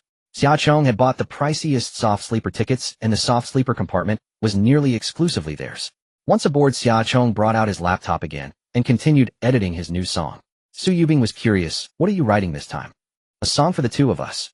The idea had sprouted in Xia Chong's mind long ago. A borrowed song was ultimately someone else's. The track Keep Walking in the Rain had always been a regret in his heart. Su Yubing had crossed paths with him because of that song. Xiaochong could only lament why he hadn't written it himself. It felt like an unfinished story, brilliant in its journey and promising in its future, yet the beginning was borrowed from another. He could fool others, but not himself. So no matter what, Xiaochong wanted to make up for that regret. This time, he didn't strain for ornate words or affect elegance. His skill in crafting ancient-style lyrics fell short. Instead, every line he wrote came straight from his heart. He poured into this song everything he wanted to say, but dared not speak aloud. Xiaochong Yu Bing summer bug talks, ice rain-soaked day passing by your side.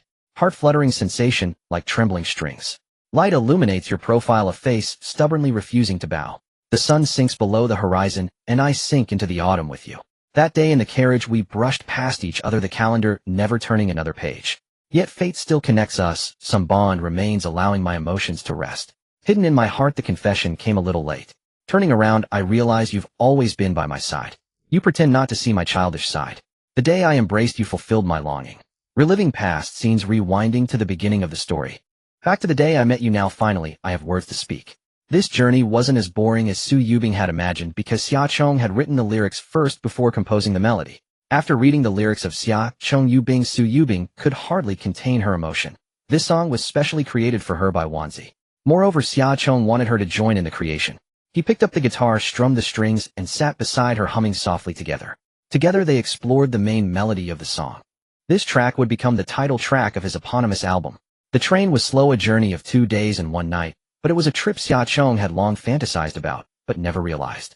As Mu Xian rode in slowness of old, in the old days carriages, horses, and mail were all slow. A lifetime was only enough to love one person. Love in the past was slow, meeting someone meant a lifetime, choosing someone meant growing old together. The person he hadn't met in his past life, he had found in this one. She was willing to accompany him on a slow green train. They wrote songs together, composed together. She understood his thoughts, he grasped her stubbornness. This journey held no romantic flourishes or grand passions. Just mutual companionship, watching the same scenery and sunrises and sunsets. The 2-day journey was nearing its end, the train drawing closer to the final stop. Whether this relationship should progress further, Xiaochong had already made up his mind. Senior, you once said, if I were a boy you'd marry me. Did you really mean it? Xiaochong blushed, bringing up her joke. Su Yubing ruffled his hair, laughing. Kid, you're not even at the legal marriage age yet. Then can you wait for me? Su Yubing tilted her head, gazing at the scenery outside the window, pondering for a long time. Silly. She smiled wryly. Who starts with that right away? We haven't even dated yet. Then, let's start now. But I haven't mentally prepared myself. Isn't maintaining our current status fine? Xiaochong shook his head. No, I'm not here to be your bestie. Su Yubing turned her head, gazing out the window. She remained silent for a long moment. Perhaps it was a silent acquiescence. Suddenly she laughed, laughing at herself, a woman of 25. Many of her former classmates were already married with children. Yet here she was, as if transported back to the innocence of her maiden years, clumsy and naive, just beginning her first love. Was this compensation for all she had sacrificed over the years? Her family, her career, her dreams, now finally paying off. Attention passengers. Due to a landslide on the Songbin-Huchuan section, this train will stop at Songbin Station. The departure time is unknown. Please evacuate the carriages in an orderly manner and proceed to the waiting hall or arrange alternative transport to your destination. The announcement from the carriage's loudspeaker interrupted Xiaochong and Su Yubing's thoughts. The weather had been erratic lately, with endless winter rain in the southern regions causing geological disasters. The landslide ahead had damaged a section of the railway. Xiaochong and Su Yubing had no choice but to disembark early. The time was 8:01 p.m. The train had stopped at Songbin County in Huchuan City, still about 60 kilometers from the city center. As soon as they stepped off, they were shivering from the biting cold. The icy wind, laden with damp chill, felt like a magical assault penetrating to the bone. At a temperature of 0°C, a fine drizzle drifted like fog in the air, forcing them to breathe shallowly, lest their nasal passages sting sharply. Fortunately, both Xiaochong and Su Yubing had brought masks. Xiaochong tightened his down jacket and walked stiffly, shivering with every step. Su Yubing, who was physically stronger, pointed to the luggage and chuckled. You sit on the suitcase, I'll push you along. Xiaochong pulled the hood over his head, wrapping himself tightly. Senior, aren't you cold? Not at all. Su Yubing hoisted him onto the upright suitcase, using it like a dolly, and pushed him toward the station exit. 2 years ago I shot a film called Extreme Cold Zone. The temperature back then was similar to today's. I played the villain. There was a scene where the protagonist threw me into a frozen river. I soaked in near freezing water for over 10 minutes. When I came out, my hair and eyelashes were frozen into icicles. I haven't feared the cold ever since. Xiaochong was dumbfounded. This woman was truly heartbreaking. That could have killed you. Why didn't you refuse? No choice. They paid too much. Su Yubing recounted that day's story. A sudden cold wave had plummeted the temperature, and no one wanted to take the water scene. Not even the professional stunt doubles. Frustrated, the director offered an extra 3,000 yuan as a bonus to anyone who would do it. Su Yubing's fee for the entire film was only 5,000 yuan. Without a second thought, she signed up. Actually, I regretted it the moment I hit the water. It felt like the closest I've ever been to death. But since I was already in, I thought if I gave up, I wouldn't get the bonus. What a waste of freezing. So I kept repeating to myself 30,000. 30,000. 30,000. I chanted for over 10 minutes until they hauled me out. That was my first time making entertainment news. The Iron Lady of Dedication braves the bitter cold filming amidst ice and snow. Unfortunately, the story was completely overshadowed by Chun Man's scandal. Xia Chong rubbed his reddened hands and pressed them against Su Yubing's icy cheeks to warm her. It won't be like this anymore. The era of internet-famous stars is over. Those warm little hands touched Su Yubing's heart. She nodded, smiling. Yes, I can feel it. The wind is shifting in domestic entertainment. Before, audiences were fed garbage by trend-chasing stars, and even competed over whose garbage was worse. But since her starring role in When Tian, viewers finally understood that acting wasn't just about staring blankly and reciting lines. Characters in drama could have flesh and blood, could experience real emotions. They realized that bad films weren't always the script's fault. The so-called stars simply couldn't act. Once the door of word of mouth was opened, audiences no longer tolerated those who made up the numbers. Outside the train station, Su Yubing stood in the square staring at the deserted streets. Where do we go now? Songbin County was never bustling, especially in this dreadful weather. Xia Chong thought about calling Xia Yu to pick them up, but the roads might be icy, and it was unsafe for his sister to drive alone at night. Maybe we find a place to stay another night. There were a few hotels near the station, but they looked dirty and shabby. Perhaps even prone to shady cards slipped under the door. Xia Chong hesitated about getting 2 rooms. Just then a white Li L9 drove past him. It stopped dozens of meters ahead, then reversed back. The window rolled down, and a voice called out, Chong Chong, what are you doing here? Brother-in-law. Li Linfeng got out, opened the trunk, and without a word packed both their luggage inside. He opened the rear door, pushed Xia Chong and Su Yubing into the car. It's cold out here, let's talk inside. The car was warm. Immediately they felt safe. Brother-in-law, what brings you here? Li Linfeng settled into the driver's seat, smiling. Picking up your sister. Xia Corporation invested in an industrial park in Songbin County. She came to inspect today, but the temperature dropped suddenly in the afternoon. I worried about icy roads, so I told her to wait for me. The brother-in-law remained the gentle man he always was. They drove steadily to the newly built industrial park where Xia Ning and her secretary Lin Fei were in a business minivan running the heater and handling work in the parking lot. Li Linfeng picked them up and headed straight back to Huchuan City. You too. Xia Ning got in the car and was surprised to see Xia Chong and Su Yubing. We took a green train from Jiangdu. A section of the tracks had a landslide, so we had to stop at Songbin. We ran into brother-in-law. Xia Ning said, a green train. From Jiangdu. Chong Chong, haven't you been earning a lot lately? Xia Chong chuckled. It's not about the money. I just wanted to experience a green train. Xia Ning smiled wryly, then glanced at Su Yubing, who sat rigidly with an awkward, guilty smile. She seemed to understand something. Xia Ning smiled wryly, then glanced at Su Yubing, who sat rigidly with an awkward, guilty smile. She seemed to understand something. Xia Ning tactfully refrained from asking directly. When Xia Yu first spread the rumor that her younger brother was together with Su Yubing, she had Lin Fei investigate Su Yubing's background. There were no scandals. She was a clean and responsible young woman. Age was not an issue as long as her younger brother liked her. When Xia Chong previously asked her for the apartment at Huchuan Mansion, Xia Ning had more or less guessed something and prepared to accept Su Yubing. The elder sister and brother-in-law remained silent, seeing but not saying. However, Lin Fei was not so tactful. She had been a fan of Xia Chong and Su Yubing all along. Sitting in the same car with the two idols, she was so excited that she could not contain herself. Wow. Chong Chong, are you and Yubing together? Su Yubing remained silent. Xia Chong nodded awkwardly. Lin Fei clapped her hands and praised, great. I'm absolutely thrilled for both sides. I've always thought you two were a perfect match. Can't believe you're actually together. Wow, I'm so happy, even happier than being in a relationship myself. By the way, am I the first fan to know the inside scoop? When are you planning to make it public? Xia Ning coughed twice, hinting Lin Fei not to ask what she should not. This secretary had been with her for years. She usually performed well, but she had a particularly bad habit. She was especially gossipy when talking about others. Lin Fei then realized she had been rude, and quickly stopped. Sorry, I got a little too excited. Xia Chong smiled and shook his head. It's fine. There were 5 people in the car. Li Linfeng was focused on driving, while Xia Ning was resting with her eyes closed. Lin Fei lowered her voice and chattered about scandals of other celebrities. It was already very late when they returned to Huchuan City.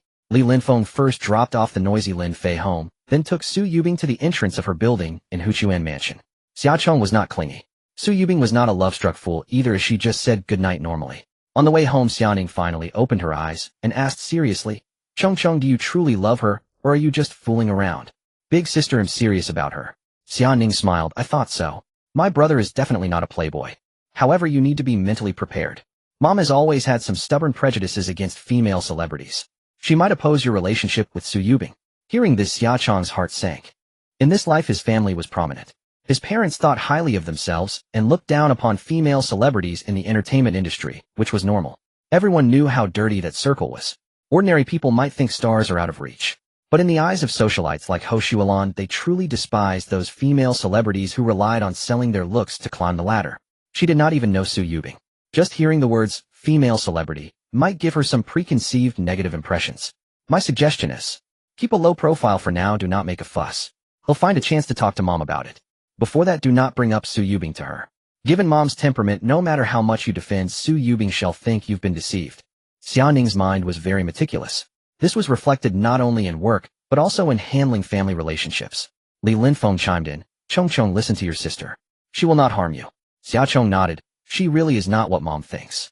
Xiaoning smiled. I know. I might know more about your girlfriend than you do. Cheng, do not blame me for being meddlesome. You are too naive. If you are dating a woman from the entertainment industry, I have to vet her for you. In Xiaoning's eyes, Xiaocheng was just a young man experiencing first love. As his elder sister, she had to take precautions.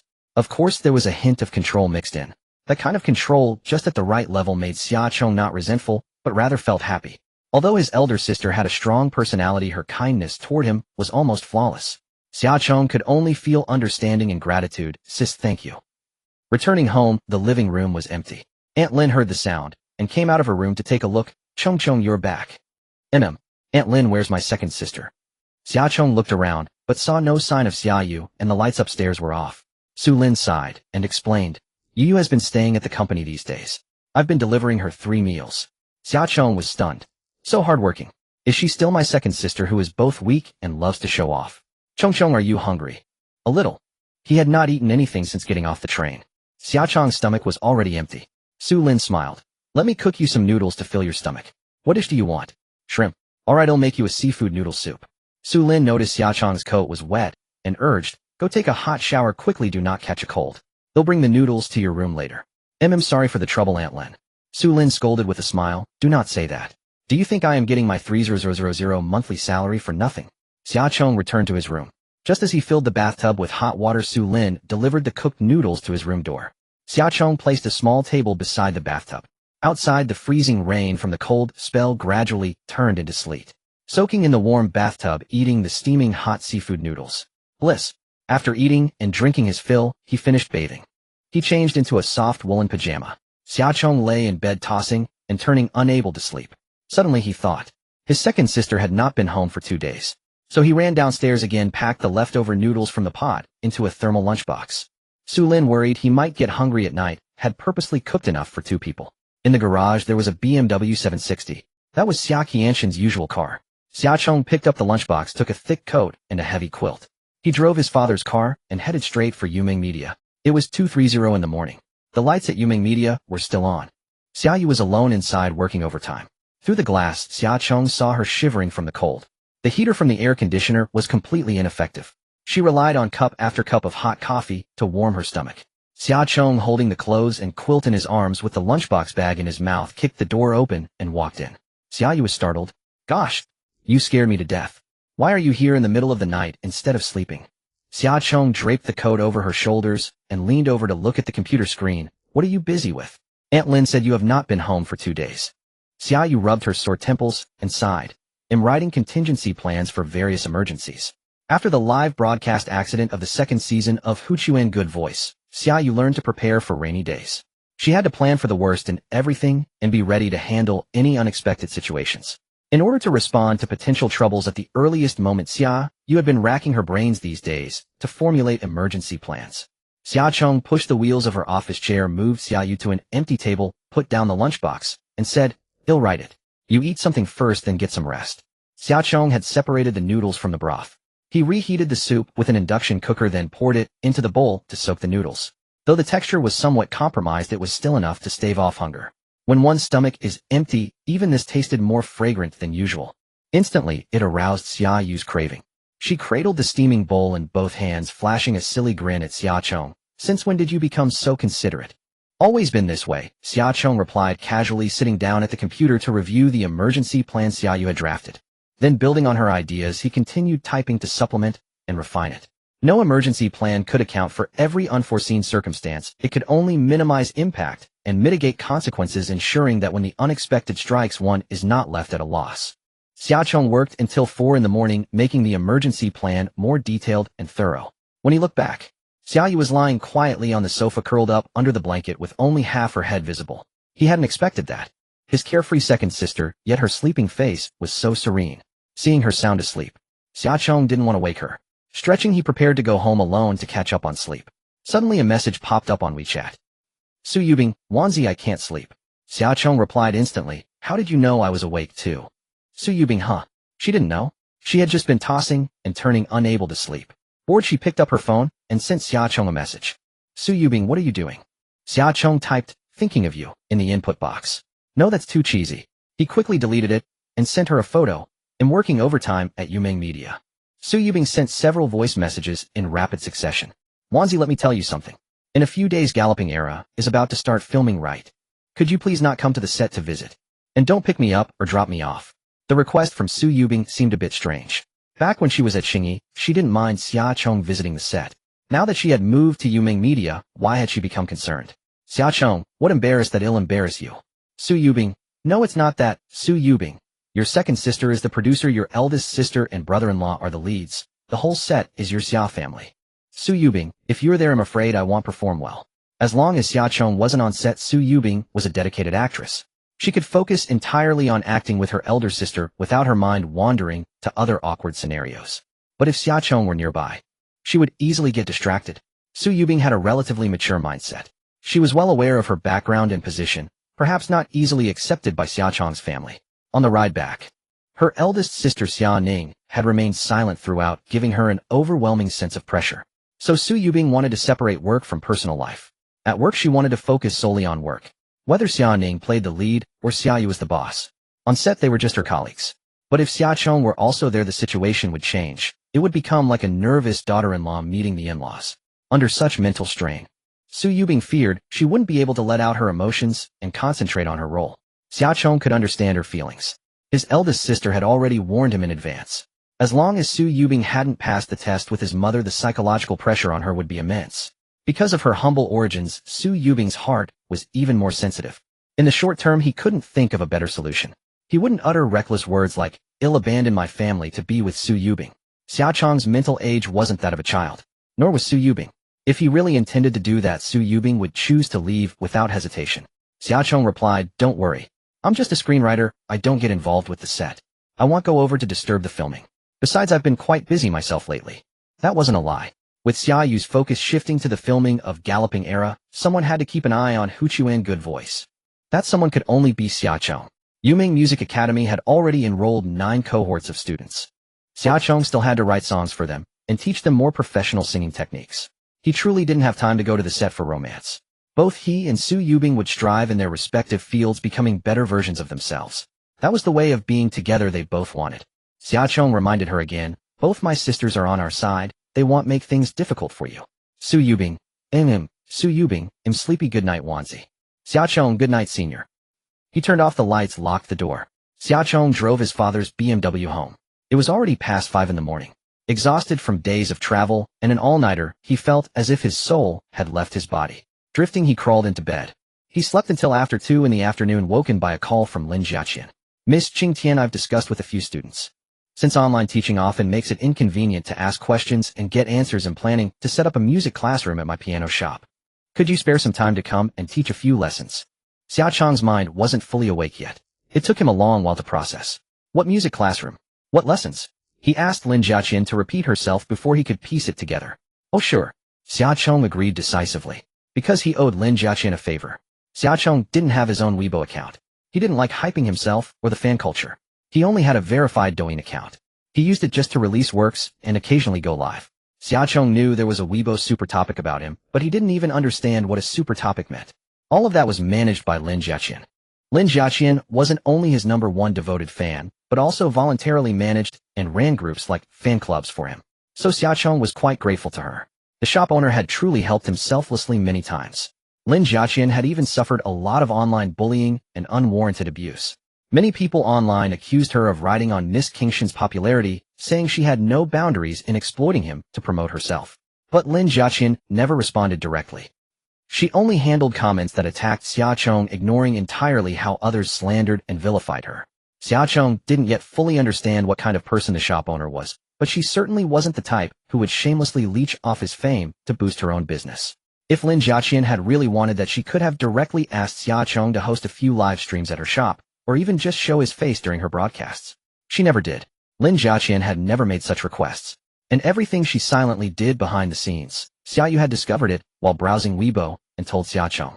Although Lin Jiaqian's piano shop did see increased sales as a result, wasn't that what she deserved. Setting up an offline music classroom at the shop was fine. Hanging a sign outside that read, Yuming Music Academy, would not only make it convenient for him to teach students, but also serve to clear Lin Jiaqian's name. After a moment of thought, Xiaocheng transferred 200 yuan to Lin Jiaqian.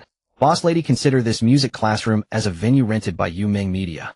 This 200 is the rent. Check what equipment you still need. Lin Jiaqian said, I don't want the money. I can sponsor the venue and equipment. No. Xiaocheng firmly rejected Lin Jiaqian's sponsorship. That way she would only be dragged through the mud even more. What's a venue worth? I'd do it too. Just trying to ride the wave to trick fans into buying pianos from you, right? If she did that, her comment section would be flooded with nasty remarks like that. But a normal business transaction wouldn't make Lin Jiaqian appear to be throwing herself at him, and those voices accusing her of leeching fame would disappear. Because Yuming Media chose to cooperate with her, not because she was leeching fame under the guise of sponsorship. Moreover, Xiaocheng and Lin Jiaqian had no romantic relationship whatsoever. Maybe Lin Jiaqian did have feelings for him, but Xiaocheng couldn't accept them, nor could he play dumb. He couldn't take Lin Jiaqian's kindness for granted. The accounts that needed to be settled had to be clear. He didn't want any unsavory rumors to spread later. And even less did he want Su Yubing to misunderstand. Setting up a music classroom cost a few $100,000 at most. He could afford it himself. No matter what Lin Jiaqian said, Xiaocheng refused flat out. Boss lady, if you won't accept the rent, I'll have to look elsewhere. Only then did Lin Jiaqian reluctantly accept the transfer. When will the classroom be ready? It's all set. All that's missing is you, the mentor. Xiaocheng thought for a moment and asked, what about the trainees? Are they all in Huchuan? Yes, some are staying in hotels, others are renting places. 9 sessions, a total of 23 trainees. They used to be drifters in Beijing. After realizing their dreams on Huquan's voice, they stayed in Huchuan. This was Yuming Media's base, so staying here was the only way not to miss opportunities. Xiaocheng gave it serious thought. He had looked at the resumes of those amateur singers. Their lives were quite tough. Moreover, they hadn't officially debuted yet. They just had fame, but no stable income. The songs they sang on stage hadn't been officially released. Xiaoyu wasn't a heartless capitalist trying to withhold their pay maliciously. She just wanted to observe for a while and strictly evaluate the trainees' character and quality. Only after the first season of Huquan's voice ended would she decide whether to sign them to Yuming Media. In other words, this was a probation period and unpaid at that. Sister Qian, have everyone gather at your place. Clean the 2nd and 3rd floors. They'll serve as dormitories for the trainees. Lin Jiaqian was taken aback. The 2nd and 3rd floors? I didn't rent those. No problem. Because that commercial street belonged to the Xia family, with mostly 3-5 arcade buildings. Restaurants like Wallace and KFC or supermarkets like RT Mart and Bubageo usually rented entire buildings. The bottom 2 floors were for business, and the upper floors served as warehouses. Lin Jiaqian's place was in a relatively remote area, and the 2nd and 3rd floors above her shop were empty. Xiaocheng dropped a bombshell. I am your landlord. It took Lin Jiaqian a while to react. Oh right, this street belongs to your Xia group, doesn't it? Yes. Haha, okay, I'll arrange it right away. Xiaocheng said, living areas for male and female trainees must be separate. Absolutely no mixed gender cohabitation. If anyone disobeys, kick them out directly. This was important. Yuming Media absolutely would not sign artists with messy private lives. Lin Jiaqian readily agreed, no problem. Any other arrangements? Xiaocheng said, later hire a cook. Yuming Media will cover the trainees' meals and lodging so everyone can settle down in Huchuan. Sister Qian, if they encounter any difficulties in life, first verify the situation. If it's true, report it to me. Lin Jiaqian was deeply moved. Miss Qingtian, you're really someone worth knowing. You truly spoil your fans. Although Xiaocheng never posted things like "thank you fans" online, he had never even made a public statement. But the benefits he arranged solved the trainees' urgent living difficulties. Xiaocheng smiled. One last request. Sister Qian, don't call me Miss Qingtian. Just call me Xiaocheng. Can I call you Cheng? Whatever you like, just don't include Miss. Xiaocheng didn't like that title at all. It was all because Xiaoyu had hastily given him that stage name back, then just to spite Han Ziyuan. Han Ziyuan had long faded into obscurity. Thinking about it, Xiaocheng decided to change his stage name and use his real name. His name had nothing to hide. After hanging up on Lin Jiaqian, Xiaocheng directly contacted Douyin's official customer service. He changed all the personal info and certification on his Douyin account. Username Xiaocheng. Followers 887350000. Verification singer. Bio intern artist of Yuming Media. The gender marker was previously hidden. Xiaocheng now made it visible male. Then, he also put his ID photo as the cover image on his profile page. He blurred out the ID number and address, leaving only the photo name and gender. This might lose followers, but Xiaocheng didn't care. Music fans loved his work. Those who came for his gender or sightseeing fans, let them unfollow. Besides, although he had only concealed it before, if anyone dug deep, it could still be considered misleading. Rather than being exposed later, it was better for him to come out proactively. Half an hour after changing his info, Xiaocheng opened Douyin again to check. He was curious whether his move had caused an uproar. To his surprise, followers 887130000. Not much of a drop. In the comment section of the pinned post, walking in the rain, Miss Qingtian is a guy. I still don't believe it. But if he really is a guy, I think I like him even more. I want a boyfriend who can be my bestie. What guy? This is just my little wife who can't get pregnant. Gender doesn't matter. I love his songs. His ID photo is so pure. At least it proves his looks aren't fake. I used to think I liked pretty girls, but now I realize I just like anyone good looking. Of course there were a few angry comments too. Disgusting. Typical Gwenon, so cringe. Why did you have to reveal your gender? You couldn't even leave us a bit of fantasy. I hate male bimbos the most. Unfollow. You tricked us by pretending to be a girl. Why don't you just off yourself? There were gender war comments, discriminatory ones, and direct cyberbullying. And a group of loyal fans fighting back. What did he trick you into? Did he scam money or sex? He hasn't even streamed or promoted products. He just didn't disclose it before. Now he hasn't he? Don't forget, Xiaocheng hasn't even officially debuted yet. He posted his ID. That shows he doesn't care whether you unfollow or not. Xiaocheng glanced at a few comments and then logged off his profile. Let others say what they will. Being true to yourself is enough. Just then, an unfamiliar number called. Xiaocheng answered. Hello? Who is this? Hi, I'm Zhao Sun. Zhao Sun's voice came through, laughing. Xiaocheng, I have a reality show ready to shoot. I'd like to ask if you're interested in being a guest. Xiaocheng was taken aback. No way, brother Zhao, you really dare to think. My second sister is the boss of Yoming and you're inviting me to film a reality show at Xingyi. There's no conflict at all. Xiaocheng, don't be so quick to refuse. I suggest you save my phone number first. Soon you'll change your mind. I await your reply. Zhao Sen's tone, brimming with unwavering confidence, left Xiaocheng slightly bewildered. Where did his confidence stem from? Xiaocheng soon found the answer. A few days passed. Xiao Qianshan and Ho Shualan ended their vacation early and returned home. The old man was to take over from Xia Ning, temporarily managing the Xia group for a while. Xia Ning was thus able to join the filming crew. However, a new problem soon emerged. The filming team of Yuming Media, both in terms of personnel numbers and skill level, was insufficient to support a serious drama. When the company was first established, it had little reputation in the industry. It couldn't recruit experienced employees. This young team mostly consisted of fresh graduates and interns. Since joining Yuming Media, they had only shot a few commercials and promotional films, sorely lacking experience in film and television production, and lacked a seasoned director to guide them. The most professional film and television teams in the country had once been under the banner of Xingyi Media. After Xingyi Media split, many rebranded entertainment companies emerged across the nation. In reality, these were all former subsidiaries of Xingyi, which had entirely carved up the industry's human resources. Those renowned directors and photography crews were bound by contracts and couldn't casually join Yuming Media's production. Xiaoyu contacted the other companies intending to hire them temporarily, only to be met with exorbitant demands. She refused to be taken advantage of. She would rather spend the same money cultivating her own team than be gouged by them. Upon learning of this, Xiaocheng suddenly grasped Zhao Sen's intention. He had indeed called it right. Xingyi Media still had two film and television teams whose professional competence ranked among the best in the country. The director was Su Samping, the mentor who had once guided Su Yubing. Su Samping's reputation online was a mix of praise and criticism. Some called him the king of bad films, others hailed him as a gold medal director. Xiaocheng had also watched a few of his works. There were indeed bad films, but that didn't tell the whole story. Su Samping's directorial skills were formidable, yet he couldn't elevate those terrible actors. Moreover, the investors imposed too many restrictions. Su Samping didn't even have the basic authority to select the cast. How could one expect him to produce good films under such circumstances? Leaving those bad films aside. In his early days, Su Samping directed 2 literary films that fully demonstrated his personal prowess.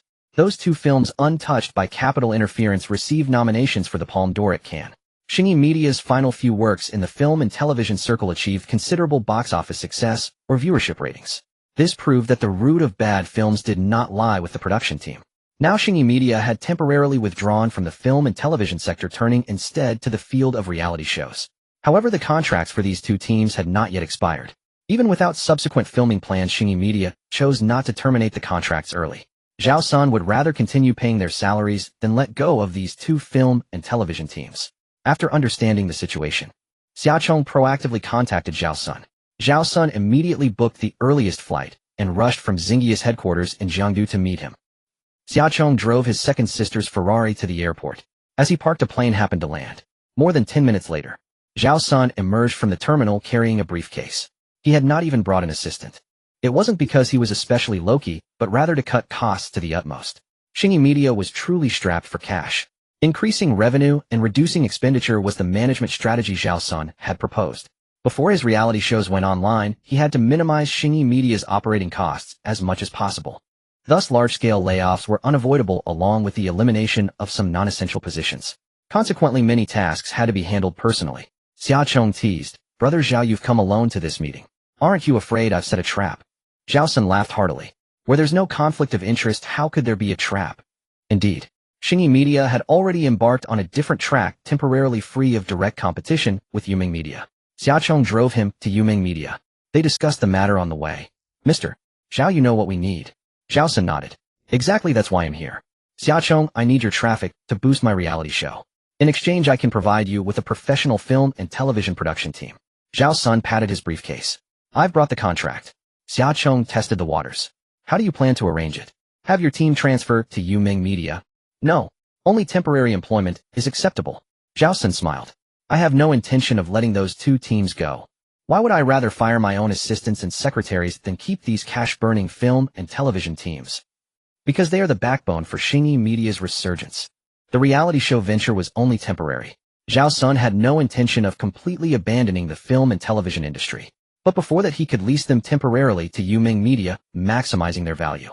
Zhao Sun now resembled a gambler with a poor hand. He had to play each card, carefully extracting maximum value from every move. For instance, the moment news broke that Yuming Media was preparing to film The Galloping Years, Zhao Sun immediately spotted the opportunity and seized it firmly. At present, Xiaochong was enjoying unprecedented popularity.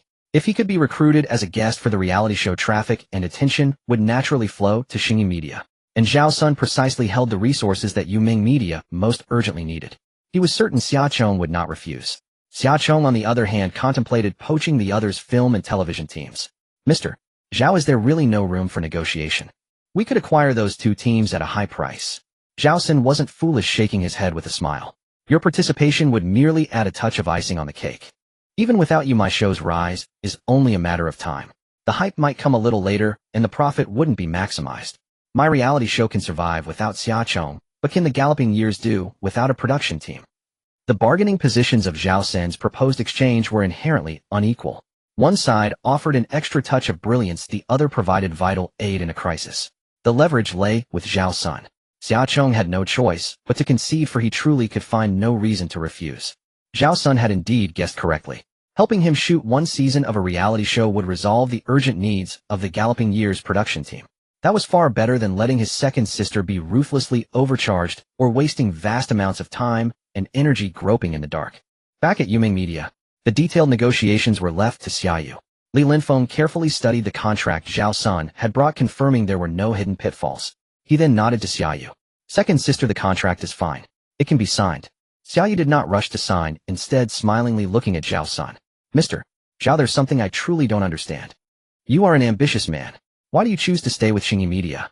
I can assure you that if you jump ship to my side, you can realize your ideals and goals faster and better."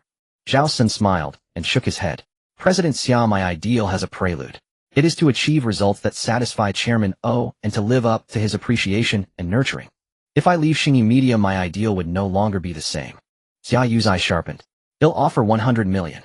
Zhao Sun was momentarily surprised by Xia Yu's audacious offer, but then shook his head with a smile. The road to one's ideals does require money to pave.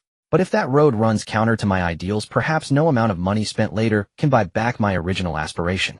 That was all that could be said, and more words would be futile. Xia Yu could only sigh, inwardly regretting not having poached him earlier. She decisively picked up the pen and signed. Mr. Zhao, a pleasure to work with. Likewise. May I take Xia Chong away now? Not yet. At least not until after the first season of Lake's Spring Good Voice concludes. After Zhao Sun left, Xia Yu made a grand move, gathering all the company's employees for a meeting. The meeting's theme consisted of only 2 words: steel skills.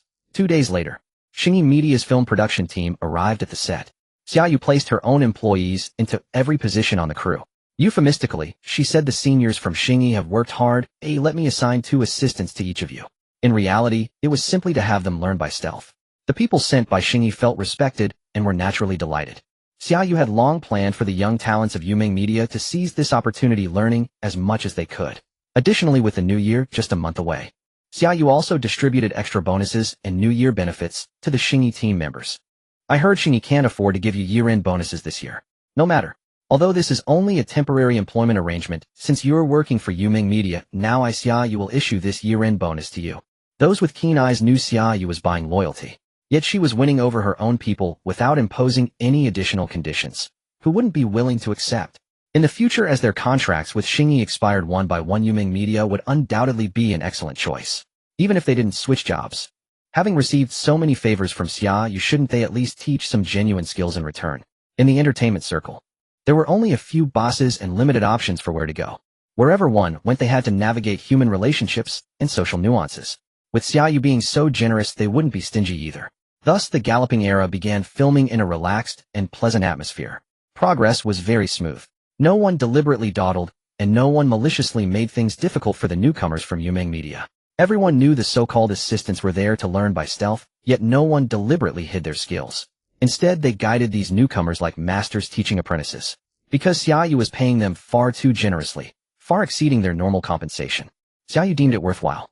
Cultivating her own film production team would prevent competitors from holding her back in the future. Spending money up front was worth it, considered as tuition fees. On set, harmony reigned, while over at Xia Chong's place, he was busily overwhelmed. He had to write songs, compose music, teach singing, and also guide the trainees' stage presence, nurturing them to professional singer standards. He even cleared out a room at Tianlai Music Store to use as an office. Despite this, he alone couldn't manage it all. Forced to do so, he decided to hire 2 assistants. The first applicant was Senior Lin Jie, the same senior who had approached Xia Chong at the auditorium entrance during the top 10 campus singers audition, asking for his contact information. He was knowledgeable, handsome, and from a wealthy family. His character was quite good. He never harassed Xia Chong or pestered him persistently. Later, when Lin Jie learned from classmates about Xia Chong's true gender, he remained downcast for a long time, having finally met someone he liked, only to find out it was a boy. However, he had long since moved on. Now he purely regarded Xia Chong as an idol. Hearing that Xia Chong was hiring assistants, he immediately came to apply. Lin Jie possessed solid literary skills and had received professional host training. His future direction was to become a TV program host. Due to family background, Lin Jie had been exposed to various social occasions since childhood, excelling in interpersonal skills and on-the-spot adaptability. Xia Chong had a very good impression of this senior, so he kept Lin Jie on, assigning him to host Huchuan Good Voice for Xia Yu. Additionally, many routine tasks required communication and coordination with Huchuan TV station, all of which were also handed over to Lin Jie. The second applicant was Zhou Jiejie. Meeting Zhou Jiejie again, Xia Chong was somewhat surprised. Her entire aura had changed. She no longer wore the heavy streetwalker-like makeup as before. Entering Xia Chong's office, seeing no one around, she began to play the victim, recounting her plight. Her sugar daddy Yang Jie had failed in his investments and decided to withdraw capital from the entertainment industry to shift to real businesses. Zhou Jiejie was still with Xingyi Media for now, but like all traffic stars, she now found herself in a situation with no roles to shoot. She wasn't banned or frozen out, but it made little difference. She had no work and no new projects. Moreover, this state would persist for a long time to come. Zhou Jiejie tearfully said to Xia Chong, "I've turned over a new leaf. I don't want to be a puppet of capital anymore. I want to reform myself, work down toward stop relying on men, and earn my own living. Xia Chong, can you give me this chance?" Xia Chong decisively shook his head and refused. "Sorry, there's no suitable position here for you. Please look elsewhere. Do you despise me for being dirty? I already know I was wrong. Zhou Zhejia's tear-streaked, pitiful appearance might have stirred sympathy in any other man evoking some compassion. But not Xiaocheng.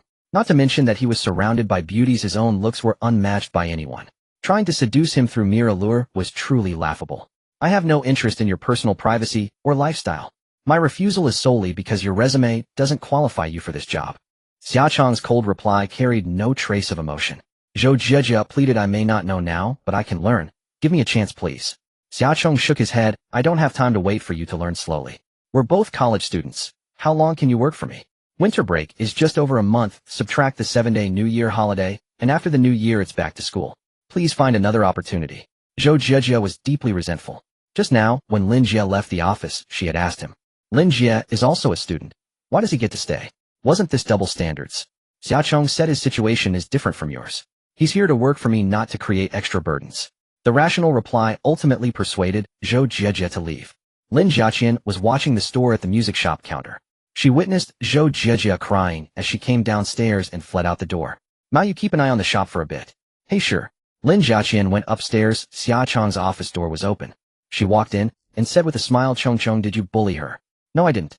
Xiaocheng was puzzled. Sister Qian, why do you say that? I saw Zhou Zhejia running out in tears. Xiaocheng smiled helplessly. You follow gossip so closely. Don't you know her character yet? I do know. She's actually a nice person. Lin Jiaqian ticked off on her fingers, listing Zhou Zhejia's positive traits: pretty good acting skills, humble and polite, and especially caring toward fans. She even set aside her star persona to apply as your assistant. I thought you'd take this chance to recruit her into Yumeng. Damn, was Zhou Zhejia's public image so solid? If not for witnessing it firsthand, fans could never imagine how depraved their idol was behind the screen, could they? Sister Qian, do you still remember Qin Man? Yeah, the one kept by a wealthy businessman. Heard she was later abandoned by her sugar daddy. Right, the one who took Qin Man's place was Zhou Zhejia. Lin Jiaqian was shocked. She's actually that kind of person. Yes, she says she's turned over a new leaf and wants me to give her a legitimate job. Do you believe that? Lin Jiaqian quickly analyzed in her mind and shook her head repeatedly. I don't believe it. Isn't she just a pure green tea? Her approach to you definitely has ulterior motives. Is that why you rejected her? Xiaocheng shook his head. No. Oh, then why? Xiaocheng smiled. What she's like in private has nothing to do with me. I rejected her mainly because Yubing dislikes her. Lin Jiaqian immediately rolled her eyes. Oh my. Just then another applicant arrived at the door. A sweet and adorable girl speaking fluent Chinese with a hint of Japanese accent. Hello, I'm Sasaki Yuki. I'm here to apply for the position of Xiaocheng's assistant. Xiaocheng and Lin Jiaqian were both stunned. Sasaki Yuki, the Japanese songstress. Why would she come to apply for an assistant position? Yuki-chan, I'm recruiting an assistant, not an artist. Of course, if you want to join Yumeng Media, we would be more than welcome. Sasaki Yuki had been famous for a long time. Her influence in the global music industry was far greater than Xiaocheng's. Xiaocheng was currently only a web celebrity singer with fame and traffic limited to the domestic market. In terms of status alone, it was like a professor becoming an assistant to a student. Ano watashi wa. Her Chinese language module failed to load. It seemed that her fluent greeting earlier was just something she had rehearsed many times. Her actual Chinese proficiency was probably comparable to that of a kindergarten child. Sasaki Yuki took a moment to compose herself and said with a sweet smile, I want to try Chinese music. I can be your assistant. I want to work for you. Wait. Xiaocheng frowned. Yuki-chan, have you terminated your contract with Xingyi? Sasaki Yuki nodded, then shook her head. The situation was a bit complicated. She struggled to explain. The recent Korea ban was only directed at Korean pop artists and did not include Japanese artists. However, no one dared to court trouble now, especially Xingyi, which had already suffered heavy losses. Sasaki Yuki was no exception, as she was currently unemployed. Many of her companions had already returned to their home country or gone to Europe to seek broader horizons. Only she chose to stay. The music created by Xiaocheng had left a deep impression on her. Moreover, the fans in this country were especially kind to her, and Sasaki Yuki couldn't bear to leave. But for now, Sasaki Yuki could not directly jump to Yumeng Media.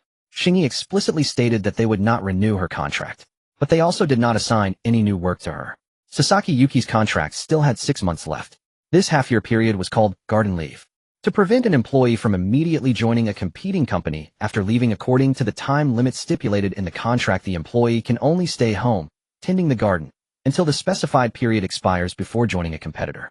Therefore, Sasaki Yuki could do anything except switch jobs. She intended to use this garden leave to come and be Xiaocheng's assistant. Xiaocheng wa hen Shiwan and I really like you. Sasaki Yuki not only confessed face to face, but also bent her hands over her head to make a heart shape at Xiaocheng. She looked like a total fangirl, unaware that she herself was a super idol. Xia Chong hesitated.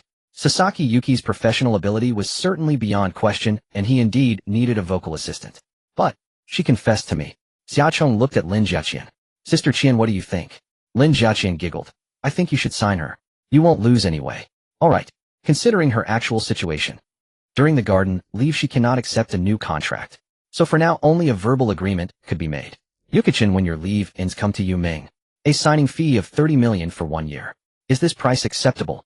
Sasaki Yuki made an okay gesture. Assistant salary 2,000 per month. Is that okay? Sasaki Yuki nodded again adorably. Xia Chong frowned deeply. This girl was too easy to fool. She didn't negotiate any conditions at all. Actually, this was Sasaki Yuki's first time personally interviewing for a job. These matters were all handled by her agent before. Her previous agent was extremely unscrupulous. Sasaki Yuki was an honest child, and she also suffered from the language barrier, being kept in the dark even after being sold out. Of the money she earned from Shingi Media, the agent would take 70, and she herself could only get 30. Later Shingi disbanded and overseas artists couldn't get any gigs. Seeing that there was no money to be made, the agent decisively parted ways with her. Yukichin, can you start work tomorrow? Sasaki Yuki shook her head with a smile. No problem. Okay, that's all for today. Go back and prepare. After seeing off this Japanese songstress, Lin Jiaqian couldn't help but comment. I think she's missing a screw. She's a bit silly, but she is indeed very cute. Xia Chong laughed. Fortunately, she came to Yu Ming. If she had gone to another entertainment company, she would have been devoured, clean bones and all.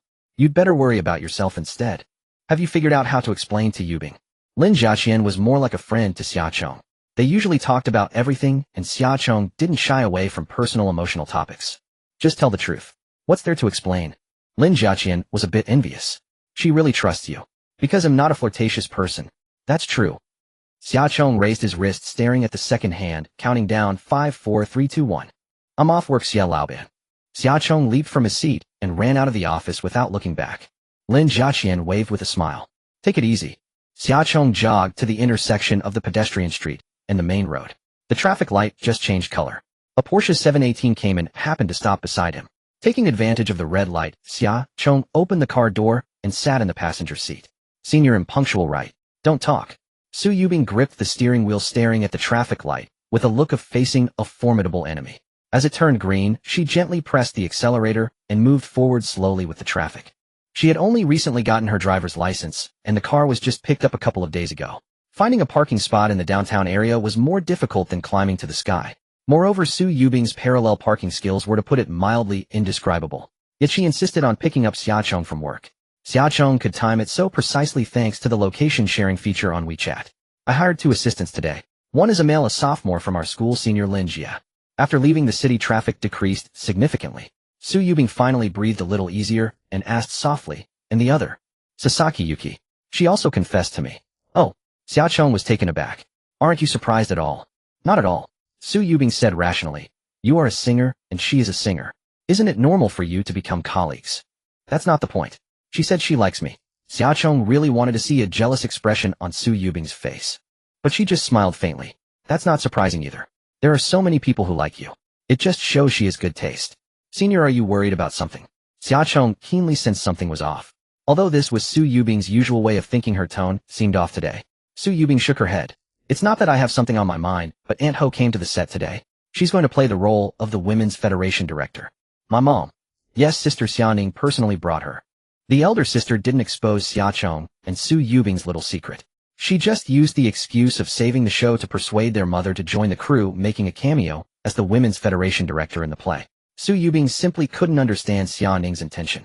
She had something on her mind. It was inevitable to feel guilty acting alongside Xia Chong's mother.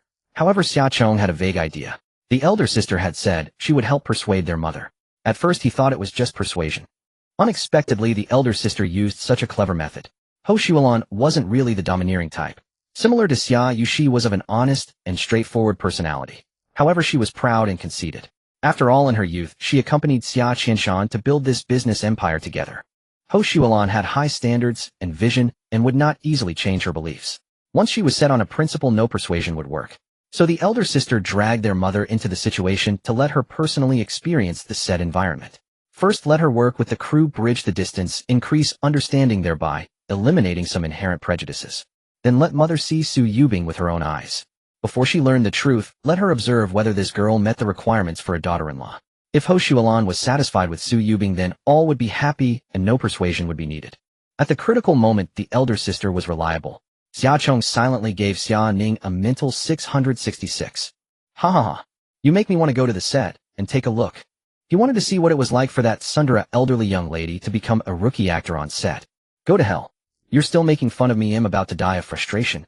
If it weren't for you, I wouldn't care how she sees me. Su Yubing had been worrying about this all day. Xia Chong smiled. Is it possible that? If it weren't for me, she wouldn't have appeared on set. Senior, just keep a calm mind. Don't deliberately show off in front of her, nor flatter or please her. You just need to be yourself, completely pretend my mother doesn't exist, and then she will see your truest self. Su Yubing was stunned. You mean Sister Xia Ning deliberately arranged this to let Annie Ho observe me? Yes, my mother doesn't know about us yet. Letting her get to know you this way, the resistance we will face will naturally fade, even disappear. Xia Chong did not conceal Xia Ning's intention, because Su Yubing was not the kind of girl who would deliberately change herself to cater to others' preferences. Telling her the truth was only to make her less nervous. Su Yubing finally beamed. You scared me to death. When I saw Annie this morning, I thought she came to interrogate me, and I was on tenterhooks all day. They arrived at a suburban wetland park, parked the car, opened the trunk, and took out camping luggage. Xia Chong held Su Yubing's hand and strolled on the narrow wooden plank road of the bridge. Both wore masks and sunglasses covering themselves thoroughly. This was the downside of being celebrities. Going on a date required sneaking around as if they were having an affair. They found a quiet, secluded lawn. Xia Chong set up a tent and canopy, while Su Yubing set up the grill and folding tables and chairs. The sky gradually darkened. Lit the starry sky atmosphere lights, and the small campsite was instantly decorated exceptionally warm. Xia Chong watched a video by the river to learn fishing. This was preparation for participating in the reality show My Pastoral Song. He had never done farm work and wanted to learn some skills so that when he went on the show he wouldn't be just a pretty face. As a result, it took him a long time just to tie a fishhook. After tying it, he realized, damn, he forgot to bring bait. Su Yubing was roasting their own food behind. Xia Chong threaded some corn kernels onto the hook, not sure if it would work. Anyway, he didn't really expect to catch any fish. He was just experiencing the atmosphere. Where to date and what to do didn't matter. What mattered was who you were with. Perhaps because it was winter, the fish weren't very active. The Azure River surface was calm with no insect chirps from the meadows and reeds. The good thing was no mosquitoes. It was very quiet. Only the sizzling sound of the grill emitting smoke could be heard. Soon a mixed aroma of cumin powder and meat wafted over. Su Yubing held a large handful of grilled skewers, pulled a small stool to sit beside Xia Chong, feeding him while watching the bobber in the water. Any action? None, yet not sure if corn works as bait. Just as he finished, the bobber started bobbing up and down. Su Yubing shouted excitedly, hey, there's a fish. Xia Chong immediately reacted, gripping the rod with both hands and yanking it upward sharply. It was very heavy. Was it snagged? At that moment, a force began to contest with Xia Chong along the fishing line. Splashed. A huge splash erupted from the water. The dim dark figure vaguely visible was a grass carp about 1 meter long. The grass carp struggled desperately, trying to escape to deeper water. Inexperienced Xia Chong had no idea a fish could be so strong in the water. His slender body was pulled, his feet slipped, and he fell whack onto the grass, yet he still gripped the rod firmly, refusing to let go. The fish wildly tugged the line in the water, bending the rod into an exaggerated bow shape. Xia Chong clenched his teeth, secretly worried. Would the rod break? If it breaks, would it snap back into his face? The splashing sounds of water quickly attracted several uncles from nearby fishing spots. They stood at a distance watching, shaking their heads at Xia Chong's very unprofessional posture and technique. Damn, I've been fishing here for 3 years. I've caught shared bikes, dead people's clothes and wallets, even a bra, but I've never seen such a big grass carp. Haven't seen these two girls before, probably their first time fishing. So they didn't come home empty-handed. A group of fishing enthusiasts clicked their tongues in amazement, gathering by the shore, watching more and more intently. Not sure whether they were watching the fish or the beauties. Seeing Xia Chong's bottom being dragged little by little toward the water. Su Yubing couldn't bear it anymore. Let me help you. I'm strong. No. Fishing and needing a woman's help. I, Xia Chong, have my pride, don't I? And so many people watching. Don't be shy, they don't know you're a man. I won't. Alas, you're hopeless. Su Yubing hugged Xia Chong from behind and pulled him back a few steps to help him steady himself. Otherwise you wouldn't know if it's man fishing or fish fishing man. After a stalemate of over 10 minutes, Xia Chong gradually mastered the technique of playing the fish. It was like flying a kite. When the fish struggled, he loosened a bit. When it wanted to rest, he pulled hard. After a stalemate of over 10 minutes, The fish's strength finally exhausted Xia Chong slowly pulled it back to the shore and with difficulty used a net to scoop it out of the water. It was indeed 1 meter long. It was heavy. An old man walked over and chuckled. Little girl, I'll give you 200 yuan for this fish. Others chimed in, I'll give 300, 330, 350. The fishing enthusiasts scrambled to buy. It didn't matter if they caught the fish themselves. Buy it, take a photo, post it on WeChat Moments. This boasting could last at least a year. Then take the fish home to show off to wife and kids and brag some more. Not for sale. Xia Chong turned them all away. He kept the fish intending to slaughter and eat it himself. If he couldn't finish it, he would invite friends over to share. Xia Chong placed the fish on the lawn, lay down beside it to compare sizes, pulled out his phone, took a group photo, and posted it on his social media circle. Caption, still too weak, needs more practice. In the photo, Xia Chong smiled sweetly. Beside him, the big grass carp wore an expression of utter despair. The comment section instantly became lively. Second sister, did you buy that from the market? Chen Yan, for real. Zhou replied to Chen Yan, what the hell are you talking about? Shui Yang, how are you going to cook it? Steamed, boiled, or roasted? Brother-in-law, Sheng, send me your location. I'll bring 2 cases of beer. Big sister, brother-in-law, include me. Tang Jiangxue, Chong, am craving some fish.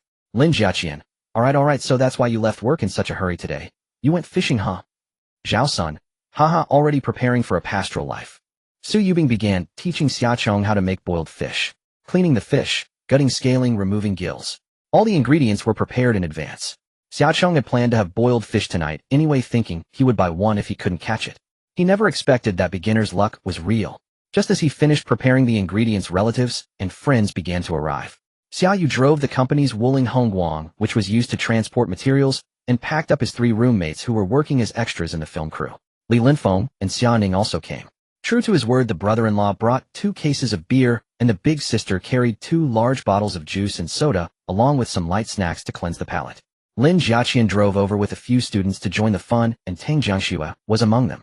It was supposed to be a private affair, but because Xia Chong caught a big grass carp, it turned into a team-building event for Yuming Media. Seeing Xia Chong in an apron cooking boiled fish, with somewhat clumsy techniques, everyone's jaws dropped. What was even more surprising was that Su Yubing, like a virtuous wife and mother, was guiding him personally. Zhou was dumbfounded. You two are really together. Su Yubing admitted generously, yes, am I not worthy? You are. A perfect match. Back then they had taken the bus together to accompany Xia Chong to buy a guitar. It was Zhou who pointed at the advertisement poster on the bus and said that Su Yubing's name and Xia Chong had great chemistry. That remark turned into a prophecy. They did get together after all. Shui Yang grabbed Zhou's head and laughed, prophet. They'll kill you. On the eve of the winter solstice, the night was quite cold. Everyone gathered around the grill, roasting food and chatting cheerfully. Here it comes. Here it comes.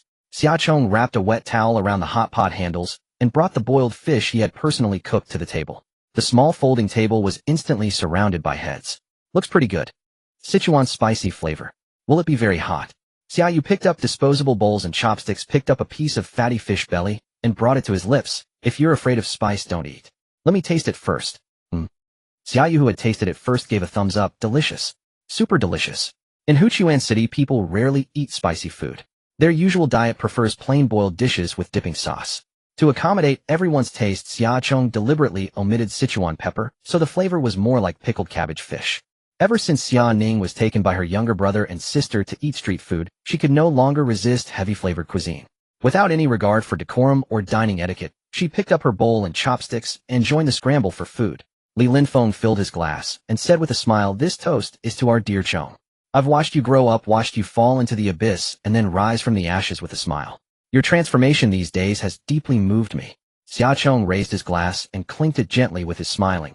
Instead of complaining about being in darkness, it's better to carry a lantern and move forward. Li Linfeng nodded approvingly, exactly towards the light. They drank it all in one gulp. At that moment, Xia Chong felt he had truly integrated into this world. The memories of his past life had gradually faded away recently like fleeting clouds. On the contrary, the memories of this body became increasingly vivid. They surged through every cell of his body, constantly reminding him that he was Xia Chong and no longer someone from a past life. He had selectively avoided memories he hadn't experienced. Facing his relatives, he felt uneasy. Facing his friends, he felt guilty. He always wondered if he had stolen Xia Chong's life. This question was ultimately unavoidable. Merging the memories of 2 lives was a long and painful process. During this process, Xia Chong retraced the extremely agonizing mental journey of his depression period. The difference was that he chose to accept it with equanimity. Of course, stopping medication was also a factor.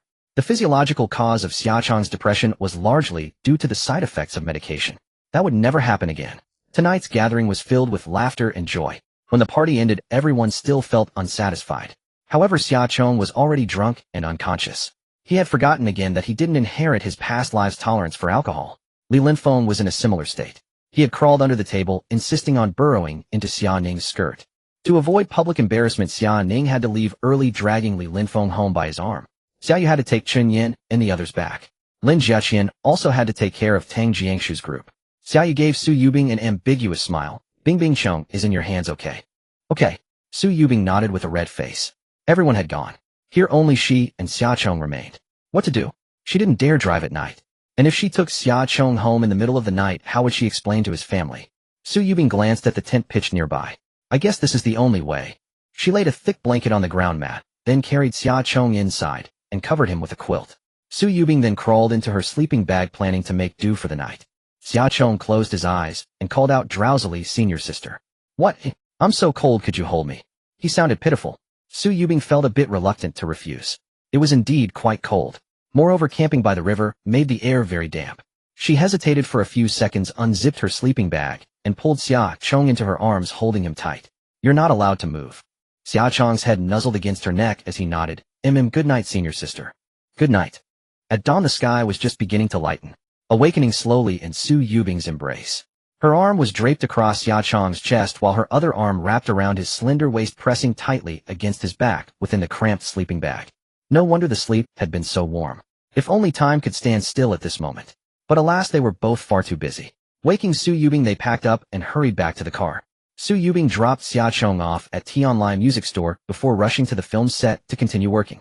Borrowing a student's dormitory, Xia Chong took a hot shower and changed into clean clothes. Just as he arrived at the office, Yuki Sasaki was already waiting at the door. "Good morning, President Xia." "Morning." Yuki Sasaki hesitated, then said, "There's something I need to report to you. Director Zhao from Xingyi notified me yesterday to go film a reality show. Should I go or not?" "Go? Why not when there's money to be made?" Yuki Sasaki felt quite embarrassed. It might affect work here. Xia Chong smiled. "No worries, I happen to be joining that reality show too." "Really?" "Yes, after we finish these 2 days, I'll head over to record it." Xia Chong opened his computer, copied a batch of audio files onto a portable hard drive, and handed it to Yuki Sasaki with a smile. "These are the accompaniment tracks. Take them to the classroom and have everyone rehearse a few times." No sooner had Yuki Sasaki left than Lin Jia entered. "Chong, I've completed the coordination with the TV station. What's next on the agenda?" Xia Chong was slightly taken aback. "So fast?" Lin Jia chuckled. "Yes, I prepared the host's materials last night, and I've memorized all the script lines that need to be recited." With these two assistants, work had indeed become much easier. Xia Chong smiled and nodded. "All right, nothing else for now. Senior, go rehearse with them first. After all, it's the finals of the first season, and I want the stage effect to be as professional as possible." The earlier episodes of Lake Spring Good Voice had gained popularity through their down-to-earth appeal. The contestants who made it to the finals were all amateur singers with solid fundamentals. Therefore, the final stage shouldn't rely on gimmicks. Instead, it should focus on showcasing the contestants' professional skills and stage presence. The final stage was set at the Lake Spring City Sports Center. With a spectator stand capable of holding 20,000 people, temporary seating could expand it to nearly 40,000, arranged to professional concert standards. Tickets had been on public sale a month earlier. The distance and elevation between seats and the stage varied, naturally dividing ticket prices into several tiers. The seats closest to the stage with the best view cost 800 yuan. Then came 600, 400, 200, 100. The tickets were divided into 5 tiers. Every seat was filled, all sold out. After deducting taxes, stage construction, and venue rental expenses, about 5 million yuan remained. Yuming Media had sponsorship and advertising fees, and Xia Chong also earned substantial income from endorsements. He distributed the ticket revenue among the contestants. Divided among the 23 contestants, each would receive over 200,000 yuan. After the finals, not all could stay. Xiao only offered 10 signing spots, meaning 13 people would be eliminated. The eliminated contestants would receive their share of the ticket dividends, at least alleviating their immediate financial hardships, so the past few months wouldn't be in vain. Among the first season's contestants, Xia Chong had the highest hopes for Tang Jiangxue. Sister Tang had the most solid vocal skills, blending opera-style singing with ancient-style pop, attracting a considerable audience. Next was Dong Jingyu, hailed by fans as the folk poet, and Mao Yu, dubbed the rebellious princess. These 3 contestants were widely regarded as the top contenders for the championship. Advancement was certainly assured, the only question was who would take the crown. Boss Lin Jiaqian was slightly inferior to them. Lin Jiaqian still had her old problem, unstable live performances. Her ceiling was high, but her floor was low. Where she would end up in the rankings depended on her own luck. Besides them, a few dark horse contestants might bring unexpected surprises in the finals. The rehearsals for Lake's Spring Good Voice went smoothly. However, a minor incident occurred on the set of The Galloping Era. Su Yubing's character, the young female technician, Amei, had a quarrel scene with Ho Shualan. Amei had an open-minded view of love and a rather aloof personality. In that conservative era, she was a rebellious negative example. Ho Shualan, playing the role of the Women's Federation director, naturally had to talk to Amei for ideological education. As a result, conflict arose both on and off the set. Su Yubing always immersed herself in her role while filming. Every subtle change in the emotional tone of her lines and every micro-expression on her face were so vivid that they didn't seem acted. When Amei retorted against the Women's Federation director, Su Yubing's performance was so realistic that Ho Shualan forgot she was acting. All she knew was that she was being berated by a young and beautiful woman, being called pedantic, outdated, and so on. Ho Shualan thought to herself, "My eldest daughter is the chairman of Shasher Group and my second daughter is the boss of Yumeng Media. Who does Su Yubing think she is? What kind of actress? Huh. In essence, just a mere performer. How could I tolerate this?" Ho Shualan immediately lost her temper. "Do you dare say that again?" Su Yubing was too deep in character to notice that Ho Shualan was genuinely enraged. She thought to herself, "Is this my future mother-in-law? Her acting is pretty good," with a glare of her eyes and a fierce demeanor. That aura almost intimidated her. Why should I say it again? Do you want to be humiliated by the same words again? These 2 lines weren't in the script. The dialogue had deviated because of Ho Shualan. So Su Yubing quickly gauged the character's psychological state, improvised these 2 lines, and successfully carried the scene. Such a response indeed fit Amei's persona perfectly. Director Su Samping didn't call cut. Instead, he gave Su Yubing a thumbs up. Ho Shualan scanned Su Yubing with a contemptuous gaze, her cold eyes carrying a threatening edge. In a half-minute shot, the expressions on Ho Zulin's face changed at least 5 times, yet each was perfectly timed. Finally, she curled her lips in disdain, let out a cold laugh, and slammed the door as she left. Without uttering a single line, Ho Shualan conveyed a strong sense of oppression solely through her facial expressions. Instinctively, one couldn't help but imagine the ensuing plot. Would the fierce Women's Federation director make things difficult for the audacious Amei? Cut. Director Su Samping called the scene laughing heartily. This segment was excellent, full of emotion and tension. I was worried this quarrel scene might be too subdued, but I could smell gunpowder on set. Especially you, Aunt Ho, that final close-up of your expression was absolutely flawless. Applause erupted across the set. Everyone gathered around Ho Shualan, and Su Yubing clapping and cheering. Ho Shualan froze. What was she doing? Why were they applauding her? What had made her so angry in the first place? Alright, they were filming. Ho Shualan turned and glanced at Su Yubing again. Su Yubing smiled and praised. "Auntie, I had no idea your acting was so powerful. I nearly couldn't keep up." Ho Shualan narrowed her eyes, staring straight into Su Yubing's. Over half a lifetime, she had seen countless people. No demon, no monster, no scheming wretch could escape her sharp eyes. There was no shortage of gold-digging girls trying to flatter Ho Shualan into becoming their godmother. When Xia Qianshan was young, countless young women had set their sights on him. No vixen, no manipulative bitch could fool Ho Zulin's eyes. Yet Su Yubing's gaze was clear and pure. After the director called cut, she returned to her gentle, kind demeanor, standing quietly there, neither humble nor arrogant, meeting Ho Zulin's stare. Ho Shualan could not detect a single trace of greed or desire in her eyes. This girl was a completely different person on and off the set. Realizing this, Ho Shualan understood that perhaps she had overreacted. Still, it had inadvertently sparked a brilliant performance. Everyone was praising her acting. Ho Shualan, a woman of pride, naturally took the opportunity to step down gracefully. "Yubing, you were excellent too. You pulled me into the scene so deeply that I nearly lost my temper at you." She had in fact already lost it. Otherwise the effect wouldn't have been so seamless. "Among all the actresses in this country, you're the first whose acting I can truly acknowledge." Ho Shualan patted Su Yubing's shoulder. "Not bad. You really are something." Of course, that didn't mean her impression of actresses had changed. It was merely an acknowledgement of Su Yubing's skill. Xiaoyu came over laughing heartily. "Mom, Yubing isn't like those stars who only walk red carpets. She's a real actress." Ho Shualan shot her a glare. "Is there a difference?" "Of course. I'm not bragging, Mom, but your acting could easily outshine those airheads. Luckily, it was Yubing opposite you. If anyone else had played a Mei, I don't know who could have kept up." Xiaoyu's flattery was masterful. It elevated her mother's status, while also praising Su Yubing. Xiaoyu's temperament was most like Ho Zuolin's, so her words carried weight. The daughter's pride matched her mother's, and she rarely offered such high praise lightly. Ho Shuolan couldn't help but grow curious. What had Su Yubing done to deserve such high regard from Yu? A girl so young and beautiful navigating the entertainment industry for 3 years. Could she truly have focused solely on honing her craft, without seeking out wealthy patrons? It was baffling. Ho Shuolan still found it hard to believe that any actress in the circle could remain pure. Huff. Su Yubing let out a quiet sigh of relief. The scrutinizing gaze Ho Shuolan had given her like a prosecutor examining a suspect made her deeply uncomfortable. Wanzi had said last night that she just needed to be her true self on set. There was no need to deliberately flatter or please her mother. Su Yubing followed that advice today, and it had worked quite well. After a short break, the crew prepared to film the protagonist's scenes again. Yubing, it's a bit stuffy here. Would you like to take a walk with me? Ho Shuolan extended an invitation to Su Yubing. Su Yubing nodded. Sure. As they strolled through the old Hongxing steel factory, Ho Shuolan began to ask, Yubing, what business does your family run? Su Yubing pointed to an old dormitory building nearby. I used to live there. My parents were both workers at the Hongxing factory. Oh. Ho Shuolan looked astonished. But you don't seem like a worker's child at all. If you hadn't said that, I would have thought you were from some noble family.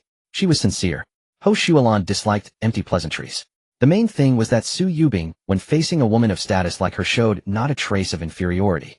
She possessed a confident beauty. That confidence stemmed from some inner foundation, either a privileged upbringing or a powerful backer. Girls from ordinary families would pale in comparison to Su Yubing. What was the source of her confidence? Auntie, you're joking. What noble lady would deliver food or work as a salesgirl? Ho Shuolan frowned. You? Delivering food? Working as a salesgirl? How did you end up in such a mess? Su Yubing smiled. I refused to drink with the investors, and my previous boss blacklisted me. Ho Shuolan was silent for a long time. She didn't usually follow entertainment news and had no knowledge of Su Yubing's past. She was skeptical of the claim, but then realized there was no need to lie. Such things couldn't be hidden. She could easily ask anyone on set. Who was your previous boss? Huang Hong. The one who was arrested and sent to prison recently. Yes. Ho Shuolan laughed. Scum. Good riddance. Su Yubing was taken aback. Auntie probably didn't know what Huang Hong had done to Xia Chong, did she?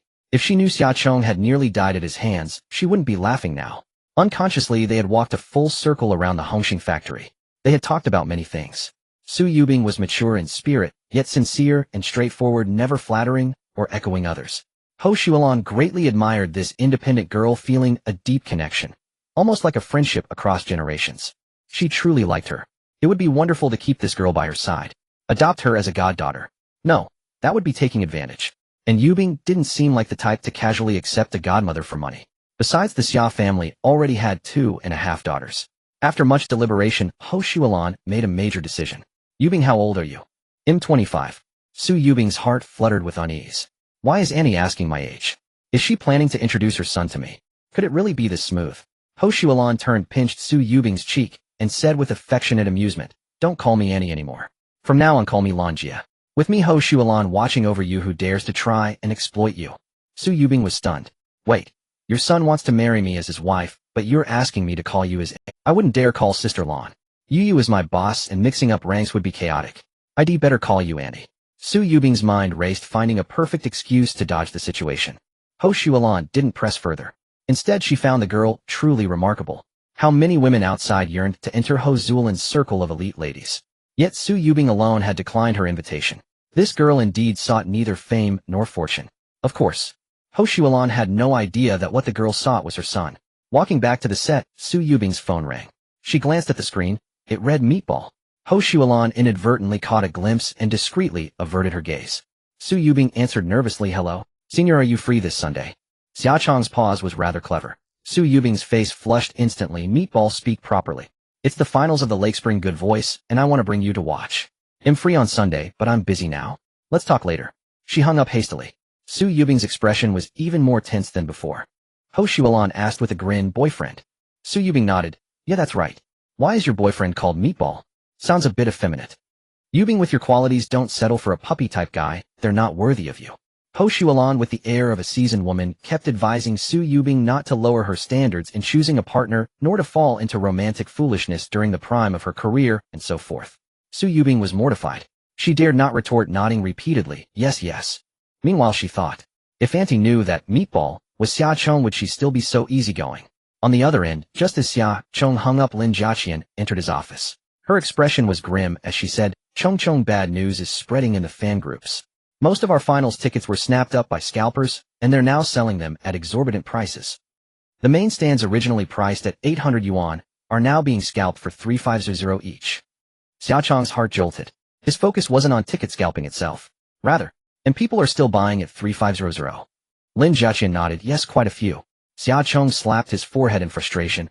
I set the price too low, giving scalpers an opening. It's not your fault, you priced it fairly. Blame those profiteering scoundrels. Lin Jiaqian fumed. What do we do now? We can't just watch fans get ripped off while those scalpers rake it in, can we?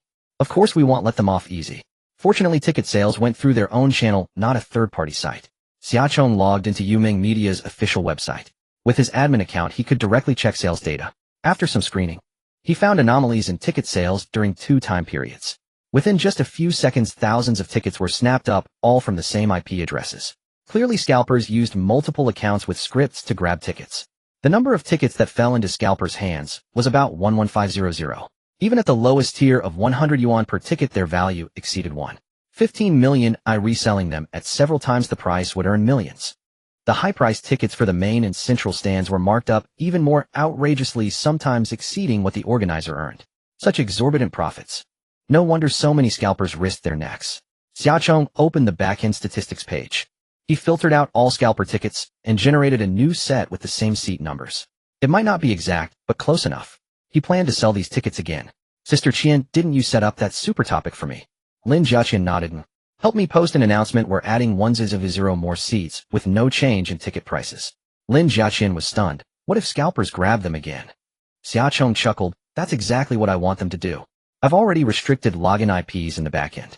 These 1,000 tickets can only be purchased from the scalpers region. The IP addresses of those script accounts were all from a specific area in Dongjiang City, another province. Xia Chong configured the system to allow only accounts from that region to log into Yuming's official site. Then, isn't that colluding with scalpers to cheat fans? Lin Jiaqian didn't understand. Why give the scalpers more tickets? Xia Chong smiled. Do I seem like that kind of person? No, that's why I'm confused. Then watch closely. Dongjiang City High-Tech Zone. A certain floor of an office building was quite shabby. The company's workspace wasn't even finished. Bare red brick walls and concrete floors with only a few computers running 247. Several young technicians chatted idly while monitoring ticket sales on various platforms. A group of roughnecks loafed around playing poker and mahjong. This was a scalper operation specializing in ticket reselling. The technicians used scripts to snatch tickets while the thugs handled sales online and offline. Suddenly, someone shouted, Manager Wu, the good voice, just released more tickets. 1,000 more. Wu Tao, the scalper manager, beamed. What are you waiting for? Snatch them all.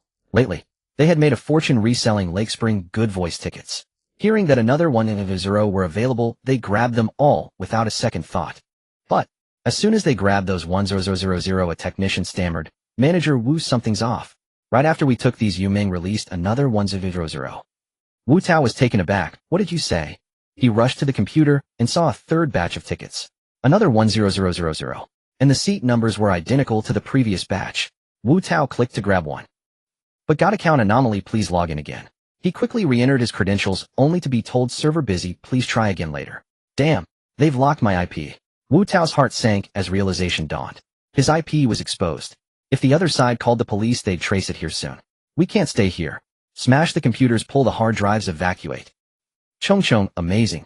Lin Jiaqian was in awe of Xia Chong's maneuver. As soon as the scalpers grabbed those 1,000 tickets, Xia Chong immediately called the police, providing their IP address for the Dongjiang authorities to pursue.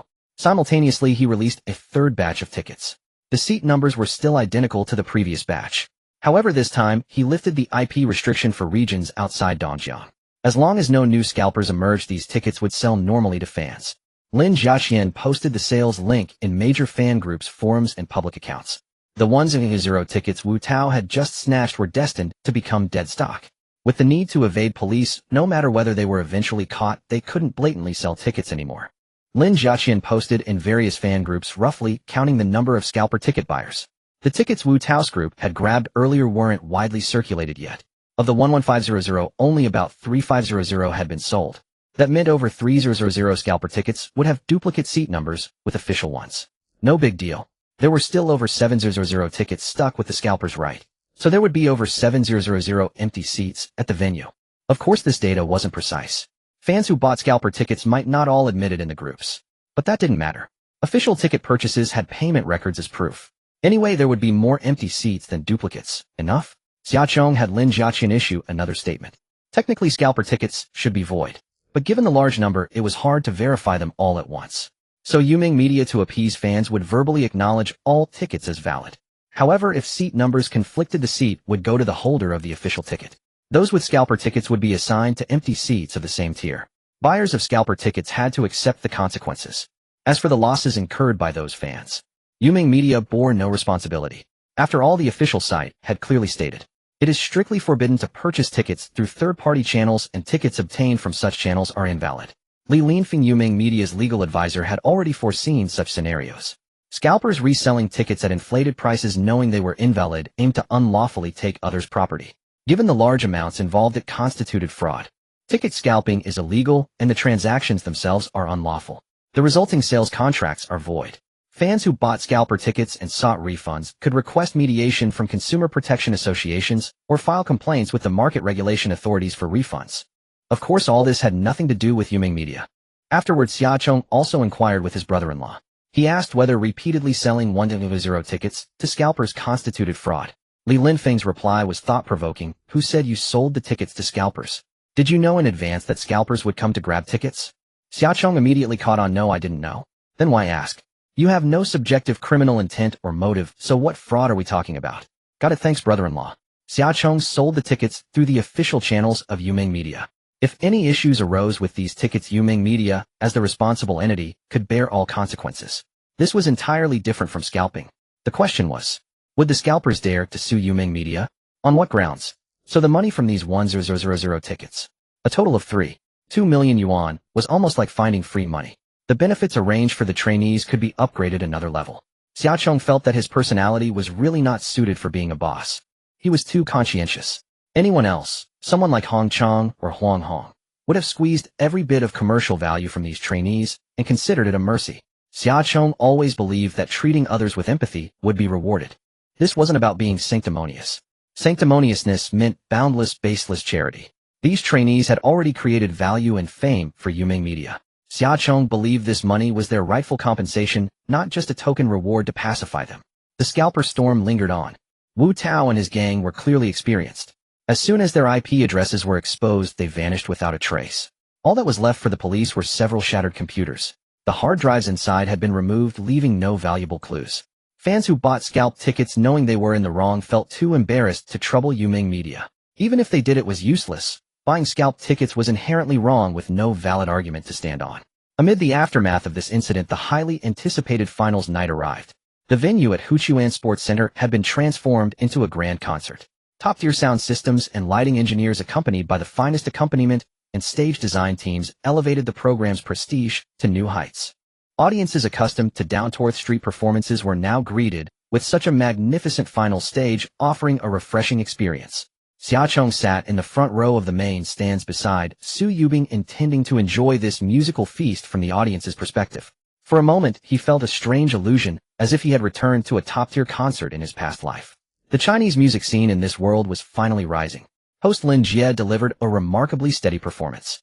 Good evening, dear audiences, both here live, and those watching on TV or in the live stream. Welcome to the finals night of the first season of Huchuan Good Voice. I am your host for tonight, Lin Jie. Most people feel a bit nervous standing on stage. I belong to the minority. I am extremely nervous. The humorous and brief opening line amused tens of thousands in the audience. In the past, I used to be quite nervous when hosting shows. But later someone taught me a trick. Imagine all the audience as adorable girls. That might help. Right now, standing here, I imagine you all as cute girls. It really works. I'm not nervous anymore, just a bit tired on the eyes. Oh my, so many cute girls, I can't take them all in. Lin Jie turned his opening into a stand-up comedy act. The audience erupted in laughter. Ha ha. I need to step down and recover. Before I return, let's welcome our first contestant tonight. A unique, unmarried woman past the typical age. Let me secretly tell you, she's still single. Applause for our monitor of Yuming Music Academy's first class, Lin Jiaqian. She will present a song, Just Don't Think of Me. The live and broadcast screens displayed the song's details. Just Don't Think of Me, Lin Jiaqian lyrics, Xia Chong music, Xia Chong arrangement, Xia Chung Chunjiang accompaniment Liuguang Orchestra Dance Yuming Spirit Dance Troupe, the lights shifted. Lin Jia exited as Lin Jiaqian took the stage. She wore a magnificent evening gown and an elegant European-style hat adorned with feathers at the brim. Graceful as the piano prelude began, her gaze turned tender as water. I've been lonely for so long, and still not better feeling the whole world sneers and mocks and whispers. How proud can I be? I'm fragile and powerless, okay? Her opening notes stunned the entire audience. Xiaochang's anxious heart finally eased. Among all the trainees, he worried the most about Lin Jiaqian. She easily got nervous. If she faltered on the first line, the entire song would collapse. Fortunately, her performance tonight was exceptional. As she gradually settled into the zone, her delivery grew better and better.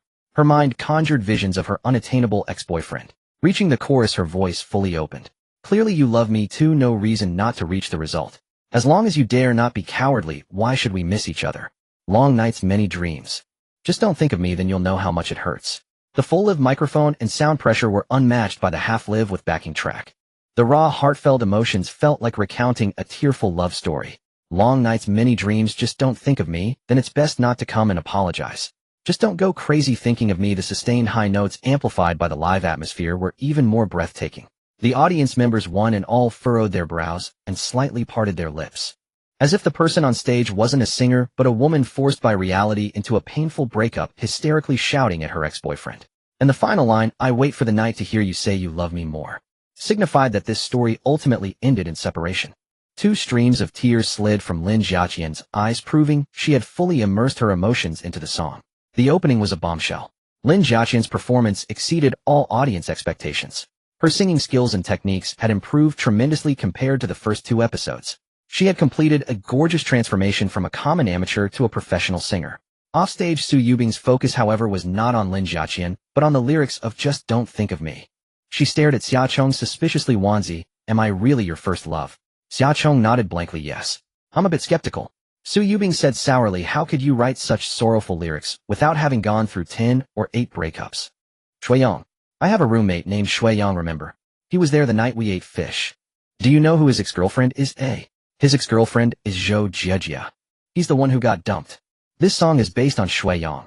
Xiaochong decisively threw Shuiyong under the bus. "Whenever my roommates talk about breakups, they have so many stories. They are the material for my songs." Su Yubing smiled sweetly and said, "All right, stop explaining. I know you're innocent. But Chong, the concert is so successful, aren't you going to sing one for the fans?" Looking at the magnificent stage, Su Yubing felt it was a pity that Xiaochong wouldn't perform. Xiaochong smiled mysteriously. "Let's watch them first." "Huh, so you are going to perform, right?" Su Yubing realized that this guy was definitely hiding something. The trainees came on stage one after another. No 2 songs shared the same style. The mood and style of the lyrics and music perfectly matched the trainees' voices. Yet in the credits for lyrics and composition, all of them bore the name Xiaochong. This commanded admiration and submission. Xiaochong could not only be his own singer-songwriter, but also produce equally excellent tracks for others. With his sole strength, he turned the entire Chinese music scene into a flourishing garden of diverse styles rather than sticking rigidly to one. His first album, Love You, the entire album mainly featured sweet love songs, almost completely replicating Wang Xinling's style, leaving the impression of a sweetheart empress. But aside from Love You, looking at the works he wrote for the trainees: Meng Ruo, Profile Face, Chun Weiyan, How Much Love Can Return, Mao Yu, Main Love Song, Dong Jingyu, South Mountain South, Lu Lingwei, The Fleeting Years, and so on. Any one of these could stand out as a distinctive masterpiece. This concert truly had no dull moments. Every trainee who performed brought surprising works. Xiaochong was very satisfied with their performances. Each trainee executed flawlessly. Having rehearsed several times in advance, the effect was indeed different. But there was still a sense that something extraordinary was missing. Until Tang Jiangxue, the one on whom Xiaochong had placed high hopes, made her final appearance. Sister Tang's fame was already immense. Her fan base had long exceeded 10 million. The audience was eagerly anticipating. What kind of new ancient-style masterpiece would she bring this time? However, Xiaochong had prepared a different folk-style song for Tang Jiangxue Jioa. Tang Jiangxue stepped onto the stage wearing a red Xiuhe dress. It was as if she were a bride who had traveled back to the feudal old society. Backstage, an elderly man with a goatee was brought out. The old man wore a white headscarf with an ancient suona tucked at his waist, standing behind Tang Jiangxue to the side. Seeing this rogue instrument appear, everyone realized that things were not so simple. Can this thing even be used for accompaniment? Isn't the suona only played at weddings and funerals? Having the suona appear on stage as an accompanying instrument was a first for the music world in this universe. The old man blew the suona, playing a solo prelude that was time-worn and sorrowful. It was pleasant enough. But the suona's timbre was so piercing and loud. Wasn't Tang Jiangxue afraid that her voice would be overshadowed by it? The prelude slowly faded. Tang Jiangxue, dressed in the shoha dress, narrated the lyrics with sorrowful emotion. The fields beside me, the juju blossoms by my hand, sorghum ripens reddening the sky. I Jiu'er send you on a distant journey. Although only 4 short lines, the seemingly simple is often the hardest. Repetition of the 4 lines, 3 times emotional progression, is crucial. Jiu'er is a character from the famous literary work, Red Sorghum. The work is set against the backdrop of Northeast folk life in the 1930s-40s, reproducing the national spirit of resisting for survival during the anti-Japanese war from the people's perspective. Jiu'er dares to love and hate, unafraid of restraint, bravely breaking the feudal cage, pursuing true love at all cost. At the crucial moment of defending her homeland, she led the enemy into the sorghum field to die together, protecting her home with her life. The melody of Jiu'er carries strong ethnic elements and spirit, while the simple 4 lines exude a rich humanistic atmosphere. Tang Jiangxue's piercing voice makes one seem to see Jiu'er's stubbornness and indomitability. Those who have seen Red Sorghum naturally feel a sense of immersion. Those who haven't seen it also get lost in the artistic conception as the music changes. Tang Jiangxue's voice has rich layers, and her control of emotion is spot on. Emotion in the twist, sorrow in emotion. A chant accompanied by a symphony of trombone, cello, violin. The musical style suddenly shifts from desolate to solemn and stirring. The fields beside me, the juju blossoms by my hand, sorghum ripens reddening the sky. I Jiu'er send you on a distant journey. The suona rises. The goatee old man puffs his cheeks and unleashes full force. Then came Tang Jiangxue's rich high notes, giving the illusion of challenging the suona. The fields beside me, the juju blossoms by my hand, sorghum ripens reddening the sky. I Jiu'er send you on a distant journey. Tang Jiangxue's vocal pressure was almost on par with the suona. Though the sound engineer deserved some credit, the singing skill was outrageously exaggerated. The powerful sound waves not only swept through the entire sports center, but could also be clearly heard by citizens several kilometers away. The vibrating sound pressure seemed to blow off the audience's skulls. Everyone was dumbstruck, leaning back in disbelief. Is this song humanly possible? Tang Jiangxue continued to bomb, raising the high notes wave after wave. Sorghum ripens reddening the sky. I Jiu'er send you on a distant journey. This time the collective resonance of head, chest, abdomen, and pelvic cavities directly overshadowed the suona. As the suona was defeated by the human voice, all accompanying instruments faded into insignificance, falling into silent reverence for Tang Jiangxue's final note. I Jiu'er send you on a distant journey below stage. The first to applaud was Xia Chong. This, Jiu'er, was arranged based on the version by Tan Jing from a previous life. Choosing this song was actually a gamble. To deliver such an astonishing effect is truly difficult, purely dependent on whether one's singing skill and technique can hold up. Xia Chong and Tang Jiangxue had discussed it for a long time. Tang Jiangxue had confidence in her singing, and besides her, Xia Chong really couldn't think of anyone else who could sing Jiu'er. Even he himself couldn't. Tang Jiangxue's voice had an innate epic quality with natural advantages in both operatic and folk singing styles. So regardless of success or failure, she decided to bring Jiu'er to the finals. Thus a legendary live performance was created. Oh no, Tang Jiangxue's title is the Demon Queen. Wanzi. Where is she? Su Yubing just snapped out of the lingering charm of Jiu'er. Turning her head, she found Xia Chong had vanished. On the seat beside her, only a hand warmer shaped like paidaxing remained. On the stage, Lin Jia announced the final score rankings. The champion was beyond doubt. Tang Jiangxue's Jiu'er led by a landslide, scoring 99.8 points, and became the queen of the first season of Huchuan Good Voice. 2. Dong Jingyu, Nanshan Nan 92.5 points. 3. Meng Ruo, Su Lian 91.8 points. 4. Lin Jiaqian and I Jiubu Yao Xiang Qi 190.2 points. 5. Mao Yu Ai de Zhu de Gu 88.3 points. 6. Lu Lingwei Tsong Tsong Nanyan 88 points. Audience friends, are you still feeling a bit unsatisfied? I feel the same. I just noticed that teacher Chong Chong is secretly hiding at the scene. What do you say, can we let him off tonight? As the show neared its end, Lin Jia once again stirred the audience's atmosphere. Tens of thousands of people in the venue shouted in unison, no. Let's welcome him on stage with the warmest applause, shall we? Chong Chong, Chong Chong, Chong Chong, Chong Chong. The audience's emotions were almost frantic. Every contestant was so amazing. What kind of stage effect would it be if Xia Chong himself performed? Leaving aside other things, the ticket was definitely worth it. The audience called out eagerly. Suddenly the stage lights all went out at once. The vast sports center was plunged into darkness.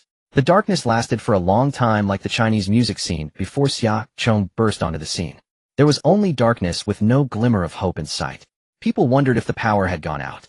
The originally high spirits inexplicably gave way to a hint of panic, just as everyone was whispering to each other. A beam of white light projected onto the pianist Chen Jiang. Then a second light illuminated the bassist Yang Kaiyu, accompanied by a gentle and beautiful prelude. A third light fell. Xia Chong, dressed in a campus-style outfit, appeared sweetly on the stage. The audience seats were like a sea of stars, and Xia Chong also waved his own glow stick. The big screen displayed the song information: "Sing Whenever You Want," Huqiuan Good Voice theme song lyrics, Xia Chong music, Xia Chong arrangement, Xia Chong performed by all members of Yuming Music Academy accompanied by Liuguang Band. First, Xia Chong sang solo. Push open the night skylight, make a wish to the shooting star, give me a pair of wings to get close to the sun. I learned to grow up alone, love gives me energy, dreams are magical nutrients urging me to bloom. Sing whenever you want, sing it loud, even if no one applauds, at least I can bravely appreciate myself. Sing whenever you want, sing it beautifully, even if the stage is empty, one day I will see the waving glow sticks. The contestants successively came on stage to harmonize with Xia Chong. Then all the contestants sang together: push open the night skylight, make a wish to the shooting star. Give me a pair of wings to get close to the sun. I learned to grow up alone, love gives me strength. Dreams are magical nutrients urging me to bloom. Finally, the entire audience joined in the chorus: sing whenever you want, sing it loud, even if no one applauds, at least I can bravely appreciate myself. Sing whenever you want, sing it beautifully, even if the stage is empty, one day I will see the waving glow sticks. Good music is infectious, and the form of a chorus can maximize that infectiousness. On the stage, the contestants sang and laughed, tears streaming down their faces. Even those who were unfortunately eliminated felt that their lives were complete at this moment, because they truly saw, standing in the center of the stage, tens of thousands of audience members waving glow sticks at them. It didn't matter anymore that they were eliminated. There was no regret in their hearts. The final stage of Huqiuan Good Voice would become their most beautiful memory. Live up to youth. Live up to dreams. Thank you, Teacher Chong Chong. The days at Yuming Music Academy were really happy. Good times are always short, but our story will never end. Those eliminated contestants lined up to hug Xia Chong. Tonight's farewell. They would go their separate ways again, continuing to struggle for a living. Maybe it would be hard to see each other again in the future, but no one had any complaints. Without Xia Chong, perhaps they would never have had the chance to step on such a stage in their entire lives. For them to have such an opportunity once was more than enough. The first season of Huqiuan Good Voice gradually came to an end, immersed in the emotion brought by Sing Whenever You Want. The next day, the streets and alleys were all singing the more than 20 divine songs born that night.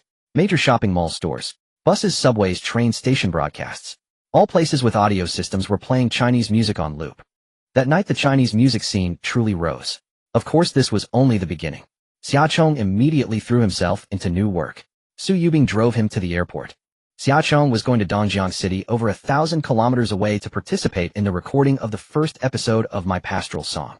This trip would separate them for about half a month. We're here. Su Yubing pressed the electronic brake and parked the car outside the terminal. Oh. Xia Chong slowly unbuckled his seatbelt. It was obvious that he was a bit reluctant. Su Yubing grinned slyly, suddenly pulled his upper body over, and gently kissed Xia Chong's lips. After a moment, Su Yubing lifted her head and whispered in his ear, "Work hard, don't miss me." The fragrance of their first kiss still lingered on his lips. It was a bit intoxicating. Xia Chong stared at Su Yubing with pitiful eyes. "Senior, I didn't react just now. Can we do it again?" Su Yubing snorted, brushing aside a few strands of hair by her ear. She hooked her arms around Xia Chong's neck, leaned down, and sealed his mouth with her red lips. Both were novices at kissing. The two clumsy beginners, however, immensely enjoyed the deep affection of this moment. Xia Chong closed his eyes tightly, his cheeks burning, a beautiful blush gradually rising on his exquisite face, intoxicated in this dreamlike moment. Until their minds went blank, and they were almost suffocating, they slowly parted. Then he clung tightly to Su Yubing's embrace. After a while, Su Yubing smiled gently and pushed him away lightly. "All right, you should go now." Xia Chong's mind was a bit dazed. He got out of the car absent-mindedly, took his luggage, and said blankly, "Senior, goodbye." "Bye-bye." After saying goodbye to Su Yubing, Xia Chong pulled his suitcase into the terminal. "Chong Chong." Zui Yuji waved to him from the boarding gate. "I'm here." "Hey." Xia Chong snapped back to reality and boarded the flight to Dongjiang with her. However, there was also a detestable person traveling with them. Yuji's seat was on the right, Xiaochong was in the middle, and there was an empty seat to his left. When the passenger for that seat appeared, Xiaochong's brows instantly furrowed. Why is it this Zhou Jieji again? Edge. Xiaochong, why are you here too? Zhou Jieji asked in confusion. Are you also going to Dongjiang to record a reality show? Yes, that's right. The reply was merely out of basic politeness. Then Xiaochong leaned back against the seat, closing his eyes to rest. Zhou Jieji knew she was not well-liked, so she stopped forcing awkward conversation. Sasaki Yuki probably also knew this girl's reputation was not the best. She quietly watched the clouds outside the porthole, careful not to disturb Xiaochong's rest. They arrived in Dongjiang City after about 2 hours. Xiaochong put on his mask and walked through the skybridge into the terminal. At Dongjiang Airport, the spectacle of fans greeting him appeared once again. At first he thought it was another stage scene orchestrated by Zhou Jieji, but unexpectedly this time the fans had come to welcome him, and it was organized by the airport. The loudspeakers throughout the terminal were playing Love You. Dozens of beautiful flight attendants temporarily formed a girl group in the center of the hall, dancing to the music of Love You to welcome Xiaochong. In your heart, am I the only one? Love means I often bug you. Oh baby, say more sweet words, think of me more. Xiaochong suddenly understood. Huqiuan Airport had revealed his itinerary to Dongjiang Airport, which organized a flash mob event here. This time because the airport had made broadcasts in advance and arranged alternative passages for normal passenger flow. The fans who came to greet him were also very orderly. Holding support signs, they stood only on both sides of the passage, leaving plenty of space around them without causing crowding. It did not cause significant inconvenience to regular travelers. Xiaochong took off his mask and smiled, waving to the fans. Thank you everyone, I am truly overwhelmed by your kindness. Please try not to do this in the future. Causing trouble for everyone would make me really embarrassed. The airport official chuckled. It's fine, you are a positive energy artist promoted by the Communist Youth League public account. Cooperating with the organization to promote positive energy is our duty at Dongjiang Airport. And also to capitalize on Xiaochong's popularity. Alright. Yesterday Xiaochong was featured in the official promotional video of Huqiuan Communist Youth League.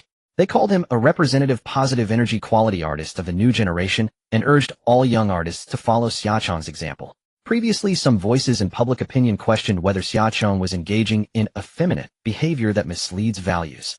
Now those remarks have completely vanished. Xiaochong's works and character have received official recognition.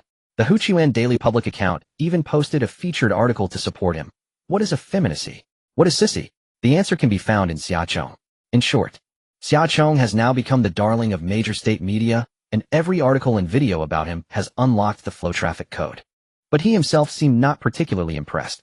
Xiaochong casually signed a few autographs for passing fans and took some photos. Then he hurriedly left the airport.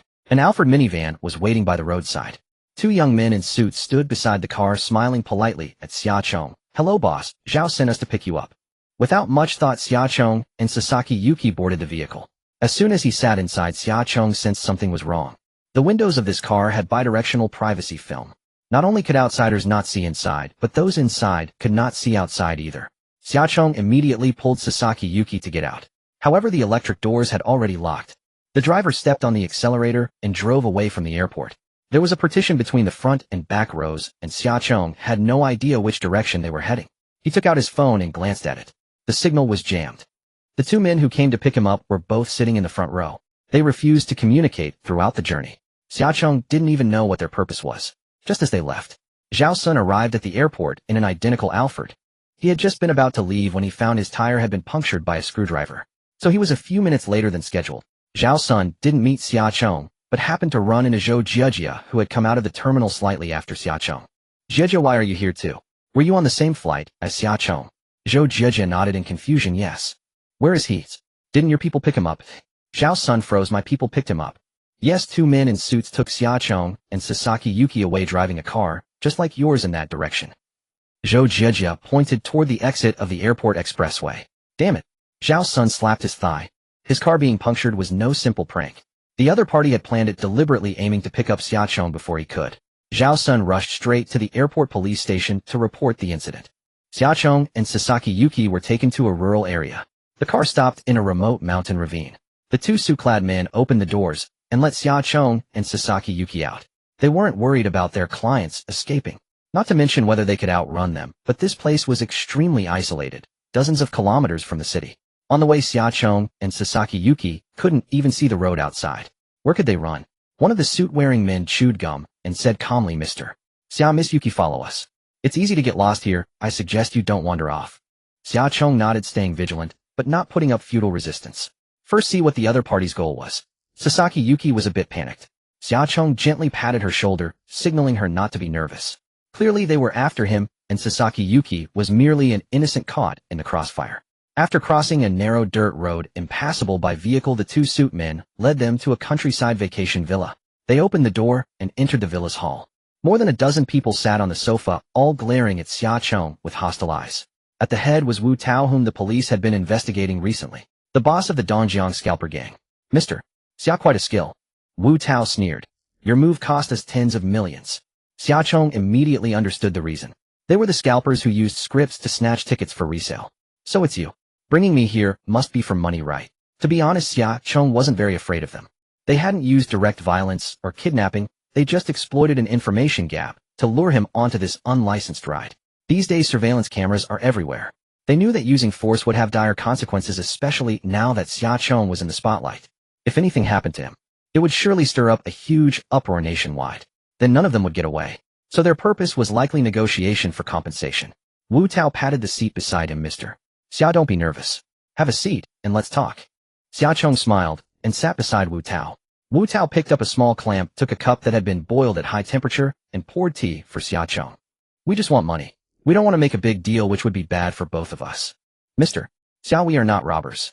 I want to ask for more than I should. Wu Tao snapped his fingers. One of his subordinates brought over 2 large suitcases, placed them on the coffee table, and opened them. Inside the suitcases were stacks of concert tickets. See, these 17,000 plus tickets were all bought with real money. Just refund this batch of tickets through your own channels at Yuming Media, returning the payment legally and through proper means. Summerbug smiled. I won't refund you. Do you dare to tear up the ticket? Wu Tao spread his hands. Let me be clear first. I didn't kidnap you. I just invited you here to negotiate a resolution. If you don't want to talk nicely, the door is right there. You can leave whenever you want. However, if you don't compensate our losses today, you'll have to walk back on your own. By the way, the nearest national highway is 60 kilometers away, and you'll have to cross 2 mountains along the way. Wu Tao chuckled, but his laughter lacked confidence, revealing his unease. Summerbug remained unfazed, instead turning defiant. I'm not leaving. Why should I? He lounged back on the sofa, stretching comfortably. Anyway, since someone's supporting me, I'll just stay here, eat, and live off you until someone comes to pick me up. Summerbug glanced at his watch. It's been 2.5 hours since I went missing. Do you think Zhao Sun will call the police? How long would it take them to find this place? Seeing Summerbug's total lack of panic, Wu Tao frowned deeply. He had thought this kid was a cowardly rich second generation. But beneath that seemingly delicate appearance lay a courageous heart. His intimidation tactics were useless on Summerbug. Wu Tao just wanted to extort some money. He truly didn't have the nerve for murder or arson. He was merely a regional manager in a vast scalping organization. After the police raided their Dongjiang hideout, his superior immediately cut all ties to avoid implication if he was caught. Now a discarded pawn, unable to recover the funds meant for ticket scalping, Wu Tao was stuck with a pile of worthless tickets hiding with his underlings. Daily expenses were no small sum, and he was truly at the end of his rope. Had he any working capital left, he wouldn't have dared to risk tangling with Summerbug. Young Master Xia, that batch of ticket money is crucial to me. If you don't refund me, my studio's cash flow will break. I admit I don't dare to harm you, but the problem now is I can't pay salaries. With the new year approaching, can you guarantee they won't dare to touch you if they don't get paid? Wu Tao grew anxious, casting a meaningful glance at his men. They all put on fierce expressions, glaring at Summerbug, as if ready to tear him apart. Summerbug's mind raced as he observed Wu Tao, around 30, slightly balding, wearing black-rimmed glasses, a typical IT guy. Probably just a technician. He had brains and skill, but sadly strayed onto the wrong path. A gentleman degenerated. Manager Wu, no need to get so worked up. Since you said you invited me to negotiate, do you intend to have a proper talk, or just take a risk and coerce me into paying? Summerbug left the statement open-ended. Sensing room for negotiation, Wu Tao softened his tone. Does young Master Xia mean we can still talk? Well, I need to know who your boss is first. Summerbug now understood. Wu Tao was merely a pawn, a cog in the scalping machine. Otherwise he wouldn't be so rattled over a single loss. Behind him must be a vast, intricate structure. Wu Tao shook his head. I dare not say. Young Master Xia, offending you might land me in jail for a few months. Offending my boss would cost me my life. Summerbug asked doubtfully. That exaggerated. Wu Tao lit a cigarette, took a deep drag, and exhaled with a sigh. It's like this. I can't give you names. The darkness of this scalping industry is beyond imagination. All I can tell you is that my boss is just a puppet for money. Behind him are several actual power-holding politicians. Merely uttering these words made Wu Tao tremble. Summer Bug's heart also shuddered. Unknowingly, he had developed so smoothly so far. But touching the dark side of the entertainment industry was only a matter of time. This circle not only generates huge profits, but is also rife with gray zones bordering the law, a hotbed of corruption. No more could be said. Summer Bug probed lightly among these people you mentioned. Does it include director Liu Changle? Of course Summer Bug wasn't suspecting Liu Changle. If Liu had any ill intentions, he would have revealed himself long ago. Mentioning Liu's name was just to provoke Wu Tao into revealing key information. Wu Tao was stunned for a long while. You mean Director Liu from the National Radio and Television Administration?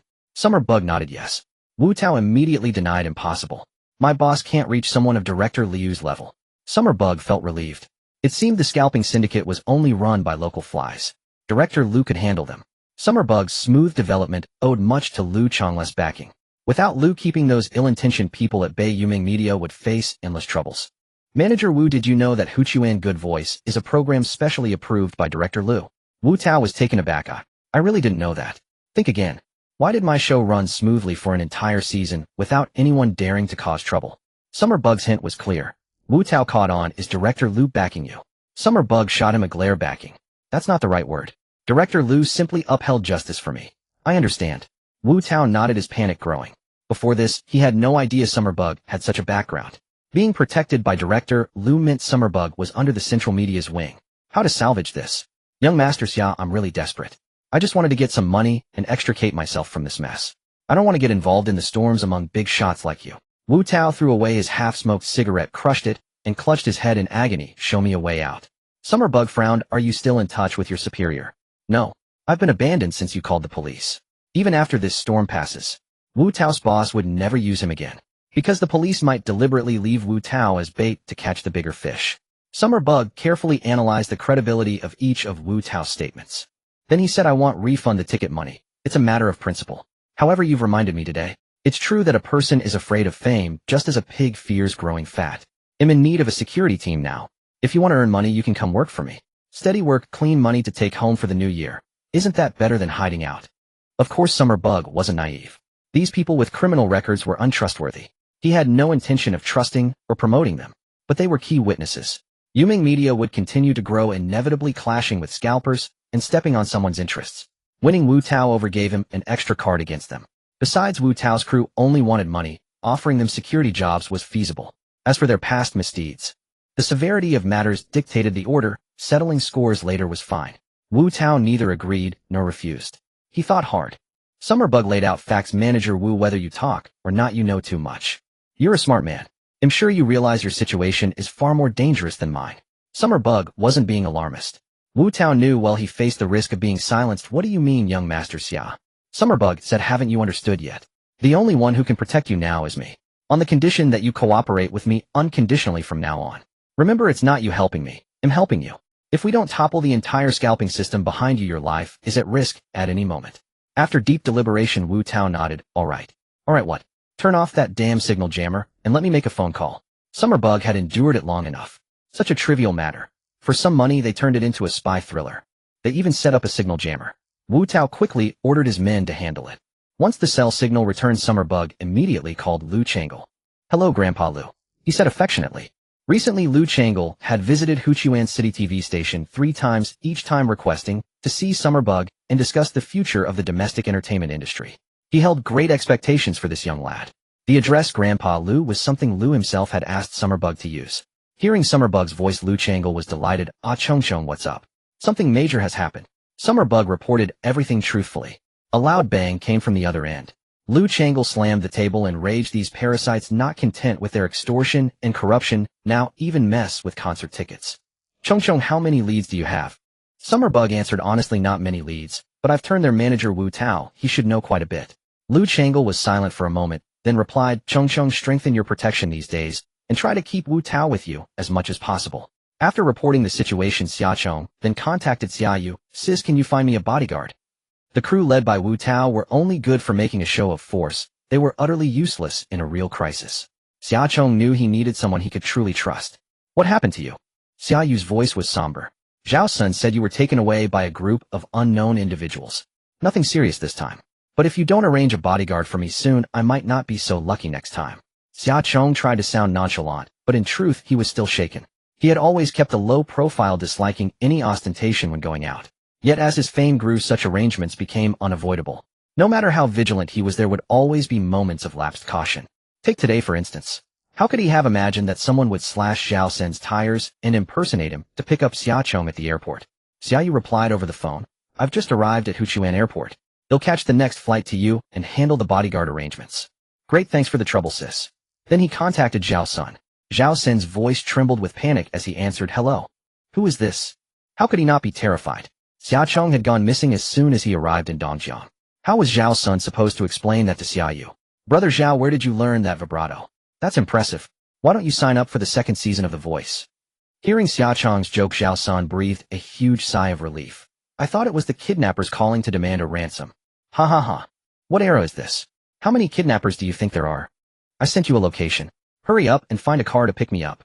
Zhao Sun glanced at the WeChat message and exclaimed in astonishment, "You still need a ride? Walk 200 meters north and you'll be here." Huh. Xia Chong was dumbfounded. Zhao Sun had shared his live location with him. Taking a closer look, the two were separated only by a small barren hill dozens of meters high. Xia Chong grabbed Sasaki Yuki and dashed out, running to the top of the bare hill. Looking down, the other side revealed a dry, cracked terraced field. Zhao Sun stood about 200 meters beyond the terraced field, waving at him and Sasaki Yuki. So the remote, godforsaken place that Wu Tao had found was actually the filming location for my pastoral song. Wu Tao caught up with a group of people, afraid that Xia Chong would leave them behind. "Young Master Xia, CEO Xia." Wu Tao chased after him. "Are you still keeping your word from earlier?" Xia Chong thought for a moment and said, "You'll be my head of security, 800 a month, no social insurance. The rest of you 5000 a month." This salary was market rate. The security guards in the residential complexes earned a bit less, but they had other benefits. Xia Chong couldn't be bothered to pay social insurance for Wu Tao and his men. They were just temporary workers anyway. He didn't expect them to stand guard in danger. Once Lu Changle had everything arranged, he could hand Wu Tao over. Wu Tao didn't haggle. Enough salary to get by was fine. The main thing was that by following Xia Chong, they no longer had to hide. "Don't follow me. Stay here and don't interfere with my work. They'll call you if I need you." Xia Chong left them in the countryside villa. Taking only Sasaki Yuki, he followed the field path down and finally reached Zhao Sun. This place was called Nanshi Village. It was far from the hustle and bustle of the city, like a paradise untouched by the world. All the young people in the village had gone to the city to strive. They bought houses in the city, got married, had children, and built careers. The elderly in the village had passed away one by one, with no new residents to take their place. The permanent population was only a few dozen, half of whom were farmers, and the rest worked in the village committee. The entire village was in a state of dilapidation. Even the ancestral halls and old houses had received little repair. The mud brick walls, having weathered nearly a century of storms, had mostly collapsed into piles of yellow earth. Because the village was so far from the city and the mountain roads were steep, rugged, and narrow, the cost of building materials and labor was several times higher than elsewhere. The only decent building in the village was the countryside villa at Wu Tao's family home. He had earned some money over the years as a ticket scalper and built this villa in his hometown, partly to provide for his parents' retirement and partly as a hiding place for himself. Apart from Wu Tao's villa, the rest of Nanshi Village practically retained the look of the 1950s and 1960s, exuding a strong rustic charm. For the locals, these mountains were a cage trapping them. For the film crew, they were an excellent shooting location. The moment Xia Chong and Sasaki Yuki stepped down from the terraced fields, the recording began. A drone flew over their heads, continuously tracking them, guiding Xia Chong to the assembly point. When Xia Chong entered the gate of Nanshi Village Elementary School, he found all the other guests had already arrived. They were seated around a shabby old wooden table, chatting and laughing about the pastoral life that was about to begin. Zhou Jiejie smiled and called out, "Xia Chong, Yuki, come over here." "Oh." Xia Chong walked into the playground and looked around. He noticed that the poorly equipped elementary school had long been abandoned and was now temporarily rented by the production team as a gathering spot. He scanned the guests who had arrived. He already knew Sasaki Yuki and Zhou Jiejie. As for the other three, he had only heard their names before, but had never met them in person. Song Mingjing, a former trainee of Xingyi's girl group. After the group disbanded, she went solo, but had few performances or representative works. Qi Jinghuan, a renowned young painter with a refined and gentle demeanor. Yang Qing, a veteran actor from Xingyi, but effeminate in manner. Not the kind of natural feminine appearance like Xia Chong's. Yang Qing would pencil his eyebrows, line his eyes, apply foundation, and put on lipstick. A typical young star in the entertainment industry. 3 men and 3 women, 6 in total. Zhao Sun stood off to the side, personally serving as the director. The show pursued authenticity and had no preset script. Zhao Xin only provided a general direction by assigning tasks. The rest was entirely up to the guests as long as they didn't do anything inappropriate. All guests are here. I assume you've all gotten to know each other. Next, please collect your task cards. The camera zoomed in on Xiaochang's face. He stepped forward, took the envelope from Zhao Sun, tore it open, and pulled out the card to read the task. 6 exclusive farm tools with the Xingyi logo are hidden in the village. The first one to find a tool gets priority in choosing a house. The 6 rooms assigned to the regular guests were all numbered. Though they were all dilapidated, some were at least structurally sound, while others had walls with cracks or roofs that leaked. Room No. 3 was in the best condition, a small 2-story wooden house. Apart from being covered in dust and cobwebs, it was largely intact. So everyone set their sights on Room No. 3, scattering across the village to search for the exclusive farm tools marked with the logo. During the recording of the show, the person closest to the guests was not other guests nor the director team. It was the ever-present personal camera operator. They usually never appeared on screen, yet they accompanied the guests every moment. Considering that the guests had to eat and live with the camera operators for over 10 days, Zhao Sun assigned camera operators of the same gender as the guests. Only for Xiaochong did he arrange a female camera operator. She was an intern named Lu Xiaoran. Everyone had gone out to find farming tools. Taking advantage of the moment alone, Xiaochong approached Zhao Sun and asked, "Old Zhao, why did you assign me a female camera operator?" Zhao Sun sighed, "Because she's the only one available now. Weren't all the main camera operators seconded to film the galloping era?" "I see. Then why me specifically?" Zhao Sun said, "Because among the 3 male guests, Xiaoran feels safe only with you." Xiaochong, don't dwell on the details. When you and Xiaoran work together, others will just think you're both women. Xiaochong, well, okay. Xiaochong turned around and walked toward Lu Xiaoran, waving at the camera. "Let's go, we'll find tools too." Lu Xiaoran smiled shyly, holding the camera and following Xiaochong out of Nanxi Village Elementary to the village. Unlike the other guests who were frantically rummaging through boxes and cabinets, Xiaochong strolled leisurely through the village, occasionally looking up at the old weathered wooden beams and square pillars. The village houses were mostly framed with ordinary round and square timbers with walls built from fired mud bricks. But one large house with a plaque reading Sima Mansion caught Xiaochong's attention. Its intricately carved hollow patterns matched exactly what the history professor had described. Qi Jinghuan, passing by, saw Xiaochong staring blankly at the plaque. He approached curiously and asked, "Chong, what are you looking at?" Xiaochong replied, "The house. Its ancestors were once wealthy." "Oh."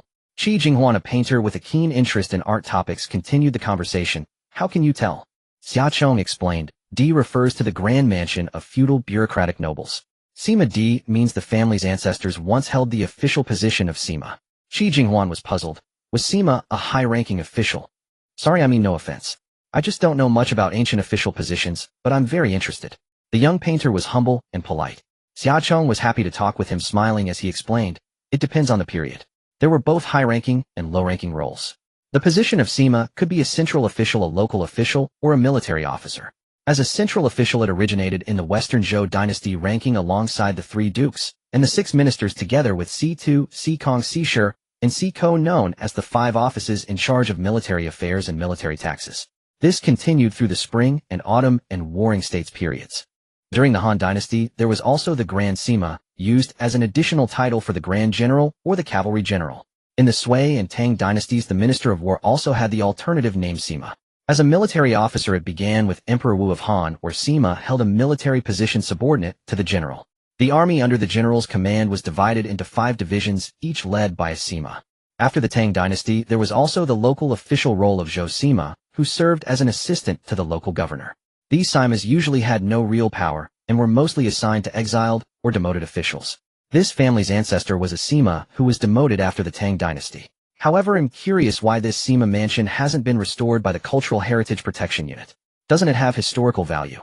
The large house appeared to be a crumbling, dangerous building. It was likely that the Cultural Heritage Protection Unit in Dongjiang City hadn't discovered it.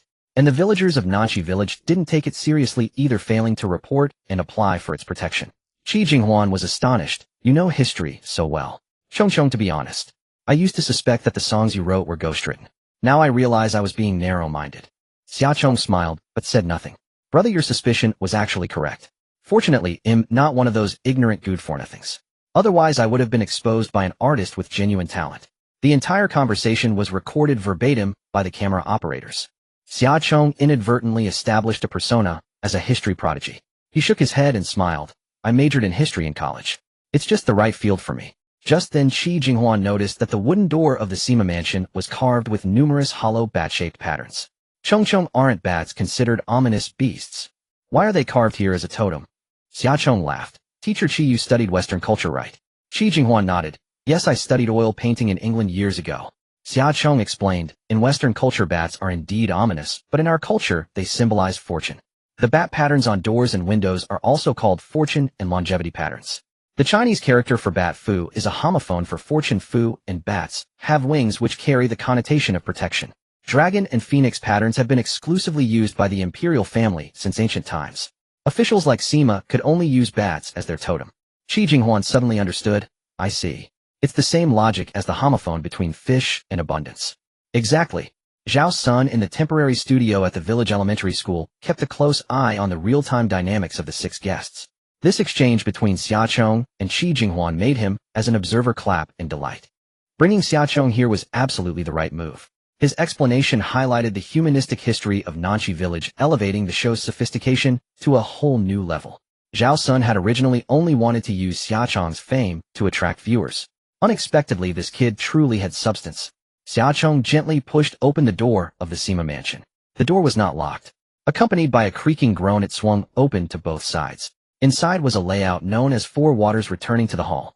The square courtyard was covered in chicken, duck, and goose droppings. There was also a chicken coop made of wire mesh. But it was empty with only a heap of feathers. Clearly the villagers of Nanqi village did not regard this Sima mansion as an important cultural relic. They usually used it as a poultry farm. Perhaps to accommodate the filming of the show, the villagers had driven their poultry to other places. Xiaocheng noticed a distinct set of footprints on the ground. They were clearly shoe prints left after the poultry had been moved away. Xiaocheng guessed that the show's crew had come in to hide something and stepped on chicken droppings, leaving these footprints.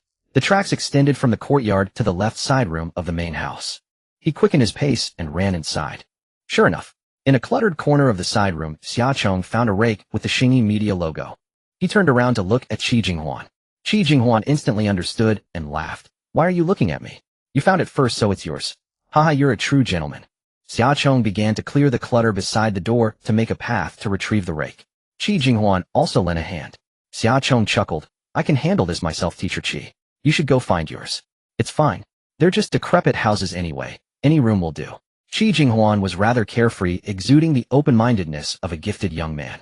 Xiaocheng shared the same mentality. He had joined this reality show not just because of Zhao Sen's trade-off, but also with the intention of having fun. His main goal was simply to enjoy himself. Xiaocheng wasn't particularly competitive. Just then, a passing guest heard the noise and rushed in. It was that effeminate Yang Qing. He barged in brashly with his cameraman. Without asking for permission, he cut in front of Qi Jinghuan and shouted at Xiaocheng. Why you found farm tools? Chong. Can I pick my house first? Xiaocheng turned around and stared at Yang Qing as if he were an idiot, thinking, are you out of your mind? He said nothing, yet somehow conveyed everything. I have sensitive skin. The first floor is too damp. My skin gets easily allergic. I can only stay in that 2-story wooden house now. 3. Please let me choose first. Yang Qing contrived a flimsy excuse. Xiaocheng simply couldn't stand seeing a man act so coy and affected. Disgusting. Qi Jinghuan held back his words and silently turned to leave Sima mansion, searching elsewhere for other farm tools. Xiaocheng completely ignored Yang Qing. He moved aside the clutter and dragged the heavy iron plow out. Yang Qing, always expecting others to yield to him, shamelessly reached out to snatch it. Thanks, Chong. You're so kind. Get lost. Do you know how disgusting you are? Stay away from me. Xiaocheng didn't care about the cameras rolling, nor did he hide his aversion to Yang Qing. Yang Qing first showed a stunned expression. Then he ran off, sobbing, mincing with delicate little steps. More girly than a girl, more cloying than a green tea BTCH. In the broadcast room, the director turned to Zhao's son. Mr. Zhao, should we cut this part? Zhao Sen chuckled. Why cut it? Conflict and controversy are what draw viewers. Otherwise, why do you think I brought Yang Qing here? Zhao Sen understood how to create show effects. Audiences these days love to elevate one by tearing down another. Today they boost this one while bashing that one. Tomorrow they switch sides. Zhao Sen deliberately recruited Yang Qing to serve as the most detestable clown in the team. With Yang Qing as the sole target of criticism, his role was akin to that of a certain Mr. Zhang. No comparison, no harm. With a character like Yang Qing as a foil, the other guests became even more endearing. That plow was meant for oxen, not the scalpers who resell tickets, but the old yellow cattle that till the fields for farmers. This plow was heavy, at least several tens of jin. Xiaocheng could only drag it along. He trudged unsteadily along the village path. Suddenly, he felt the plow become much lighter. Turning around, he saw Zhou Jijia holding a carrying pole, using leverage to help pry the plow forward bit by bit. That carrying pole was the task farm tool Zhou Jijia had found. Xiaochong paused and said, "Thanks, but you don't have to help me. Don't let it delay your house selection." Zhou Jijia smiled sweetly. "It's okay. They've all gone far. A little time won't matter." "Chongchong, you're so thin. It pains me to see you." In that instant, Xiaochong suddenly understood. Why was Zhou Jijia a green tea BTCH yet not hated by men? Because she was too considerate. She appeared exceedingly kind and warm-hearted, making it hard for anyone to refuse her good side. Actually, the reason people detest green tea betches is simply that they themselves aren't the ones being played. Too bad. Her tricks still didn't work on Xiaochong. Because Xiaochong had witnessed her dirty side firsthand, and because his roommate was a man Zhou Jijia had once messed with. Moreover, his senior sister had given a strict order no interaction with Zhou Jijia at all. Thinking of Su Yubing. His girlfriend was even physically stronger than him. Xiaochong suddenly felt ashamed.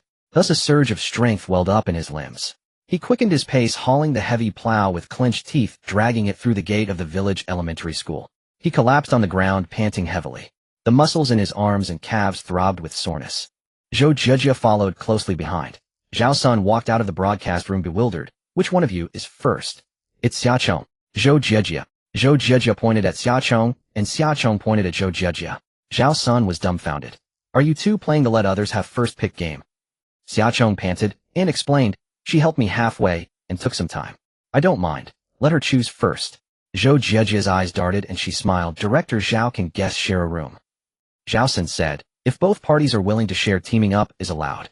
Then, "Chongchong, since we arrived at the same time, how about we pick no? 3 together." "No. 3 has 2 floors. We can each take one." So this was her plan. Zhou Jijia's abacus beads almost hit Xiaochong in the face. "You wish." Xiaochong refused decisively. "No thanks. I'm afraid of allergies. I can't stay in no. 3. Zhou Jijia was taken aback. "Allergic to a wooden house?" "No, allergic to you." He said it half-jokingly. He didn't speak as harshly as he had to Yangqing earlier. After all, Zhou Jijia was just a green tea BTCH. She hadn't harmed Xiaochong or anything. Xiaochong couldn't very well yell at her on camera. With that said, Zhou Jijia didn't press further and ended up choosing no. 3. Xiaochong had no interest in that 2-story wooden house anyway. He picked no. 5. Although no. 5 was very rundown. It came with a large yard. In front of the house was a creek flowing from north to south. Nanchi village was actually named after this stream. He brought Lu Xiaoran to his new home. Walls made of mud bricks, a sloping roof covered with green tiles. The foundation was stacked with bluestone bricks raised half a meter above the ground. Stepping up 3 stone steps, Xiaochong pushed open the door and entered, finding the floor also paved with blue bricks. He guessed that the foundation had been backfilled with desiccants like plant ash. The people of old had wisdom in building houses. There was no need to worry about excessive dampness. The house was about 50 square meters, laid out in a horizontal rectangle. Entering the main door, the central hall had an old-fashioned square table against the wall. On the left and right sides of the hall, wooden partitions divided 2 rooms, each roughly 20 square meters. Xiaochong meticulously inspected the entire house. First, he ruled out safety hazards. He found no problems. After all, the production team had carefully selected it, as Zhao Sun didn't want any accidents during the reality show. As long as it was safe, everything else was minor. There were just a few holes in the windows and some missing tiles on the roof. The kitchen and toilet were outside. On the left was a bath and toilet built with stone bricks and a tin roof. On the right was a wooden frame with a tile canopy under which sat a wood-fired stove. House No. 5 stood on higher ground. Standing in the yard, one could take in the scenery of most of Nanchi village. Not bad. Before it got dark, Xiaochong had to figure out how to fix the doors, windows, and roof. The director team wouldn't provide any materials or tools. The guests had to collect them in the village themselves, scavenging or borrowing from the villagers. Everything for daily necessities, food, clothing, shelter, had to be obtained on their own. The production team encouraged exchanging labor for equivalent resources. For instance, helping villagers with work in exchange for fruits, vegetables, or their poultry. So Xiaochong turned his gaze toward Wu Tao's villa. He stroked his chin deep in thought, considering what usable items might be at Wu Tao's place. That floor-to-ceiling window sure looked tempting. "Hello." Xiaochong returned to Wu Tao's villa. However, this time, he brought the photographer Lu Xiaoran. Wu Tao was taken aback, but quickly realized that Xiaochong was filming a reality show. Xiaochong winked and gestured, signaling Wu Tao to pretend not to know him. Wu Tao immediately understood. He stood up and smiled. "Hello, can I help you?" As he rose, the dozen or so subordinates sitting in the living room also stood up. Among them, some had full-sleeve tattoos while others bore scars on their foreheads. The pressure was palpable. These men clearly weren't good people. Lu Xiaoran nervously swallowed, thinking, Xiaochong, you're really bold. These guys might be gangsters. Xiaochong pointed at the small garden outside the villa. Wu Tao's garden was overgrown with weeds filled with reeds and grasses as tall as a person, looking like a desolate wilderness. There was also an exquisite courtyard corridor, its roof covered with glass that shielded against rain without blocking light. Xiaochong said, I can help you tidy up the garden on the condition that I borrow a few pieces of glass, okay? The tempered glass on top of the garden corridor. Lu Xiaoran grew even more terrified. This? Is he going to dismantle someone's garden?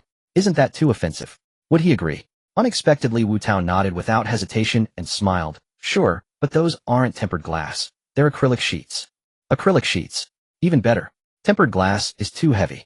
In comparison, acrylic sheets are not only much lighter, but also less prone to damage. Could you help deliver them to house no. 5 over there?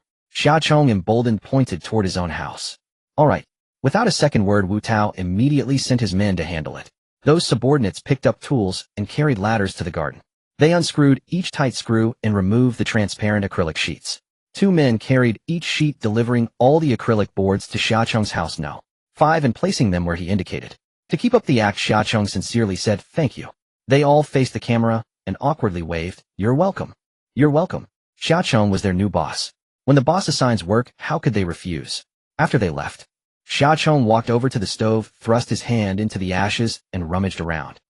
Lu Xiaoran crouched down, lowering the camera angle. She was very curious. What exactly was this guy up to? Xiaochong picked up a few pitch-black charcoal pieces, went back inside, and used the charcoal to draw guidelines on the wall. The lines extended along the original broken wooden window, redrawing a frame according to the length and height of the acrylic sheets. Then he picked up the hammer and chisel borrowed from Wu Tao's house. Following the guidelines, he began chiseling the wall from top to bottom, dismantling the house. These rammed earth bricks, if not deliberately damaged, could withstand wind and rain for decades. But once a gap was cut, it became easier to dismantle. Xiaochong placed the chisel tip against the brick, and with a single hammer strike, a large chunk broke off. After half an hour of dismantling, he removed the first window. Then he hammered the chisel into the brick joints and used leverage to pry up and down, loosening the rammed earth bricks one by one.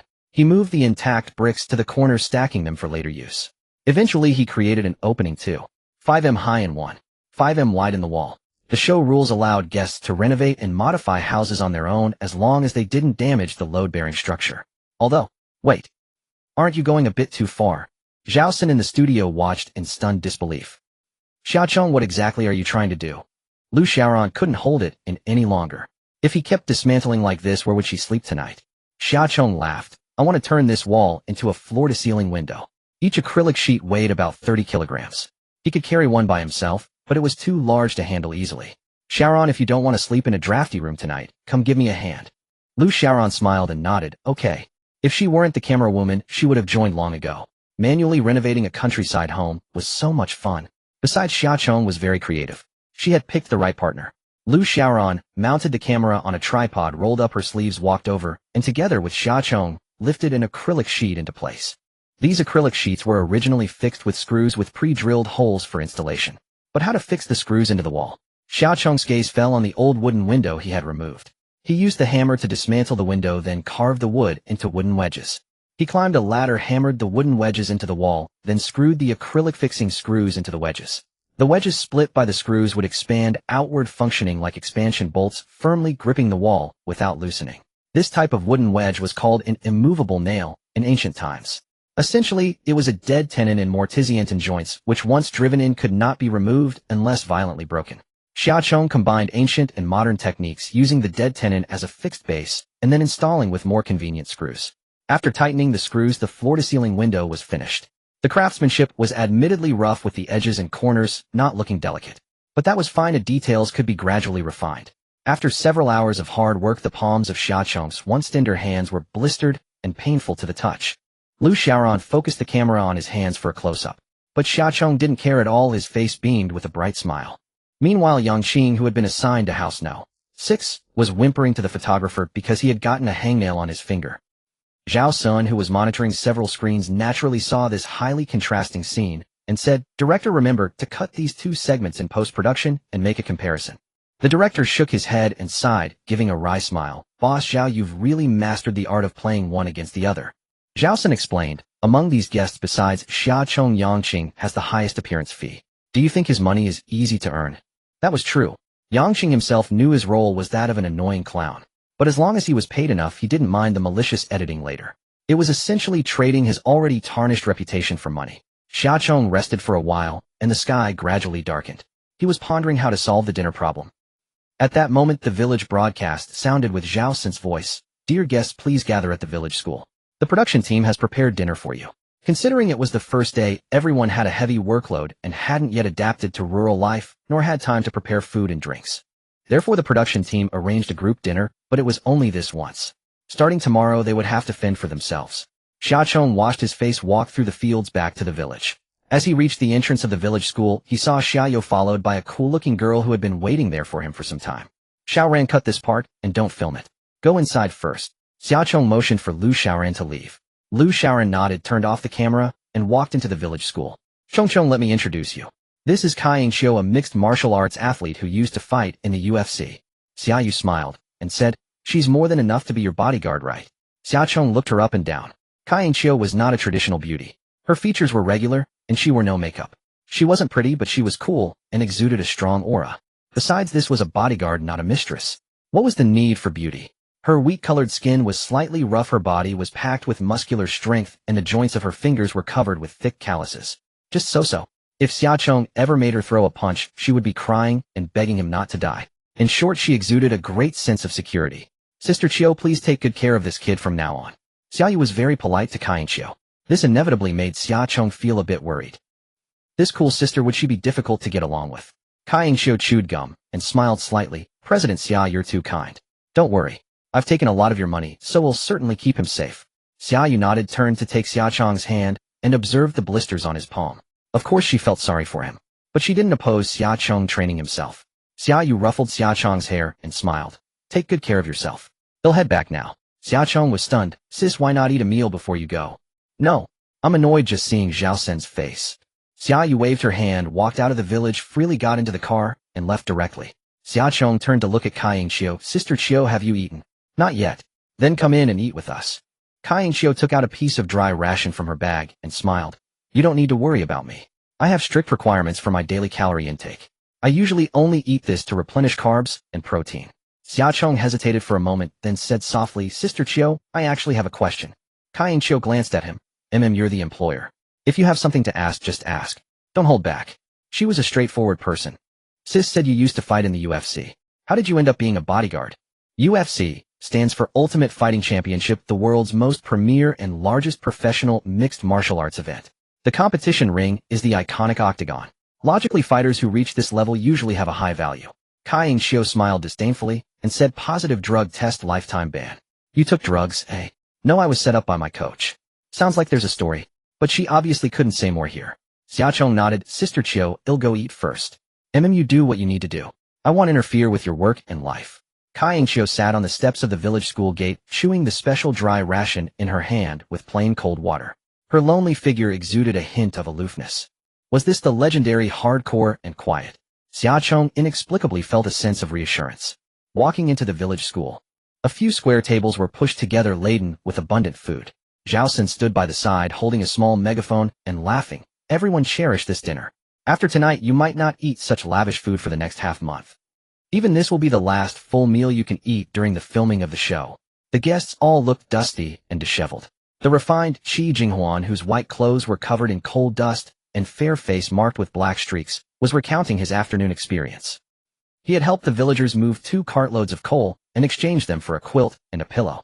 Zuozui Yuji and Song Mingjing sat opposite Xia Chong. The 2 girls had teamed up and were living together in house no. 4. For 2 girls lacking survival knowledge, huddling together for warmth was not a bad choice. At this moment, Zhou Jieji noticed that the hand holding Xia Chong's chopsticks was trembling slightly. She exclaimed, Xia Chong, what happened to your hand? Xia Chong gave a faint smile. Don't make a fuss, it's just a blister from rubbing. Qi Jinghuan grabbed Xia Chong's wrist and turned his palm over, simultaneously opening his own palm to compare with Xia Chong's. His hand also had a layer of blisters. Qi Jinghuan asked blankly, how did you get this? Did you also move coal? Xia Chong laughed. No, I spent the whole afternoon dismantling the house. Lu Xiaoran, standing behind Xia Chong, couldn't help laughing. Xia Chong brought an empty bowl, filled it with rice and some meat and vegetables, turned around and handed it to Lu Xiaoran. Stop laughing, eat first. Lu Xiaoran pointed to her camera and reminded him. I'm still filming here. But Xia Chong stood up without explanation, forcefully stuffing the bowl and chopsticks into her hand. Lu Xiaoran's heart warmed instantly. How wonderful to have a caring partner. Looking at the other photographers. Everyone was working diligently while hungry. Seeing this, the other guests also followed suit and fed their respective photographers. Only Yang Qing didn't care about the photographer. Seeing that Xia Chong and Qi Jinghuan had blisters on their hands, he also extended his band-aid-covered index finger and complained, "When I was cleaning, I got a thorn that thick stuck in my finger. It hurts so much. Jiejia, look, my finger is swollen." Yang Qing tore off the band-aid to show Zhou Jiejia the invisible wound. Zhou Jiejia smiled awkwardly. Really? Well, you should take good care of your injury and be more careful in the future. Wu Jiejia really knows how to care for people. Xia Chong said with a dark face. Can you not be disgusting and ruin the appetite during a meal? Instantly the whole room fell silent. Yes, that's it. Fight. Fight. And then Zhao Sen's secret murmurs became especially loud in the brief silence. This made everyone's gaze turn to him, the director, who just wanted to see chaos. Noisy. Zhao Sun turned his head toward the kitchen and shouted, "Stir-fry those rice noodles quickly. Add more chili, I love it." An instantaneous response. Song Mingjing chuckled. Director Zhao, you're such a clever little rascal. Thanks to his interruption, the awkward atmosphere instantly dissipated. Xia Chong and Yang Qing ignored each other. However, the cameramen on both sides were quietly competing, capturing each other's partners' various micro-expressions. When Xia Chong ate quietly, she was as beautiful as a painting. Yang Qing held a fork, stabbing the steak on his plate repeatedly, as if pricking a voodoo doll. His face full of resentment and silent muttering made his inner perversion palpable through the screen. To be fair, Yang Qing's acting was indeed impressive. This annoying persona was indeed shaped so vividly that it made people grit their teeth. He would be perfectly suited to play villains in period dramas, such as a powerful eunuch in the imperial court who wields immense influence, a role that perfectly matches Yang Qing's sinister and twisted temperament. After eating and drinking their fill, the guests chatted freely about their thoughts today and their survival plans for the coming days. Just as they were happily chatting, Zhao Sun announced a new mission. Counting today, you have 3 days of adaptation period. On the 4th day, Nanxi village will welcome 6 mysterious guest visitors. They will stay in the village for 2 days and 1 night, choose their preferred homestead to join, and assist you with various tasks. When the guests leave the village, they will rate your homesteads. Each round, the homestead with the highest rating will receive extra rewards. Therefore, you not only need to take care of yourselves, but also prepare to entertain guests. The guests immediately erupted in complaints. Yo, director, what are you doing? Yang Qing pinched his throat to produce a falsetto voice. We can barely support ourselves, how can we entertain guests? Xia Chong was the first to realize. This reality show's format bore some resemblance to Back to Field. The key was to make guests feel at home. However, Zhao Sun had introduced a rating system, adding a competitive element to the show. Fun. Actually, even without that exchange condition, Xia Chong was very willing to participate in this show. It was also a form of exercise for herself. After the dinner ended, everyone returned to their new homes. Zuozui Yuji came over to exchange goodnights with Xia Chong, then went back hand in hand with Song Mingjing. Zhou Jiejia noticed that Xia Chong's attention was never on her from start to finish, so she simply stopped bothering him. Instead, she turned to Qi Jinghuan beside her and smiled. Teacher Qi, good night. Hey Jiejia, good night. Yang Qing shamelessly came over. Jiejia, can I crash at your place for 1 night? That broken house of mine is not only drafty, but also has no place to shower. Zhou Jiejia was taken aback. This. I can lend you the bathroom on the 1st floor, but I can't let you stay overnight. She had always maintained a White Lotus persona in public. Although she also despised Yang Qing in her heart, she wouldn't embarrass him. Seeing that she was willing to help, Yang Qing was already very happy. Thanks Jiejia, you're so sweet. Then came another round of sickeningly sweet and insincere pleasantries between them. At this moment, Xia Chong had already returned to his house. No. 5. Lu Xiaoran was still carrying the equipment, following behind him. She could only clock off after Xia Chong went to sleep. Xia Chong stood in the yard looking up at the sky, and Lu Xiaoran raised the camera along with him. Wow! She couldn't help letting out an exclamation. A cameraman was essentially a mere tool, neither supposed to appear in the frame nor make any off-screen sounds. Lu Xiaoran had already broken the rules several times today, but she really couldn't help it. The night sky above was adorned with a galaxy of stars, a scene utterly invisible in the flashy, bustling city. Lu Xiaoran had once believed that those beautiful starry photos online were all photoshopped, and that such a starry sky didn't exist in reality. That was why she felt utterly shocked. Such a starry sky truly existed. Coming back to her senses, she realized that Xia Chong had already gone back into the house, and come out with a guitar. Under the starry sky, he sat on a ridge and gently strummed the strings. The brightest star in the night sky, can you hear the loneliness and sighs deep in the heart of the one who looks up? Oh, brightest star in the night sky, can you recall the figure that once walked with me, now vanished in the wind? I pray for a transparent heart and eyes that can weep, granting me the courage to believe again. Oh, crossing the lies to embrace you. Whenever I can't find the meaning of existence, whenever I get lost in the dark night, oh, the brightest star in the night sky, please guide me closer to you. This song left Liu Xiaoran spellbound. Zhao Sun in the studio was also stunned. Wasn't this the theme song of the reality show? With Xia Chong's BGM addition, this show would surely become a hit. Xiaoran. Zhao Sun's voice came from Liu Xiaoran's earpiece. Quickly ask Xia Chong what the song is called. Xia Chong, what's the name of this song? The brightest star in the night sky. Xia Chong was also moved by the scene tonight. Even in his past life, he had never seen such a beautiful starry sky. The melody of this song inexplicably echoed in his mind. At this moment, he noticed that Liu Xiaoran was already exhausted. A girl in her internship period carrying a camera and following him for almost the whole day. Of course she was tired. Xia Chong wanted to help her finish early and lighten her load. So he packed up and went to check the bathhouse. There was water and electricity, but no water heater. Although Nachi village was located in the south, the water was quite cold in this late winter and early spring season. Helpless Xia Chong had to go back to the house, found a rag, and cleaned the big iron pot hanging beside the stove. He fetched 2 buckets of water and poured them into the pot, then lit the stove to heat the water until it was slightly hot to the touch. Seeing him taking clothes into the bathhouse, Liu Xiaoran still followed closely behind him. Xia Chong turned around in confusion. Xiaoran, you don't need to film me taking a shower, right? Liu Xiaoran giggled. I'd love to film it, but I'm afraid it won't be broadcast. You go watch the fire at the stove first. I've heated water for both of us. After I finish showering, you can take one too. Don't let the water get cold. Liu Xiaoran nodded. Oh, okay. He really knows how to care for people. Actually, after Liu Xiaoran finished work, she could have gone back to the dormitory at the village school to rest. The cameraman was not bound by the show's guest rules.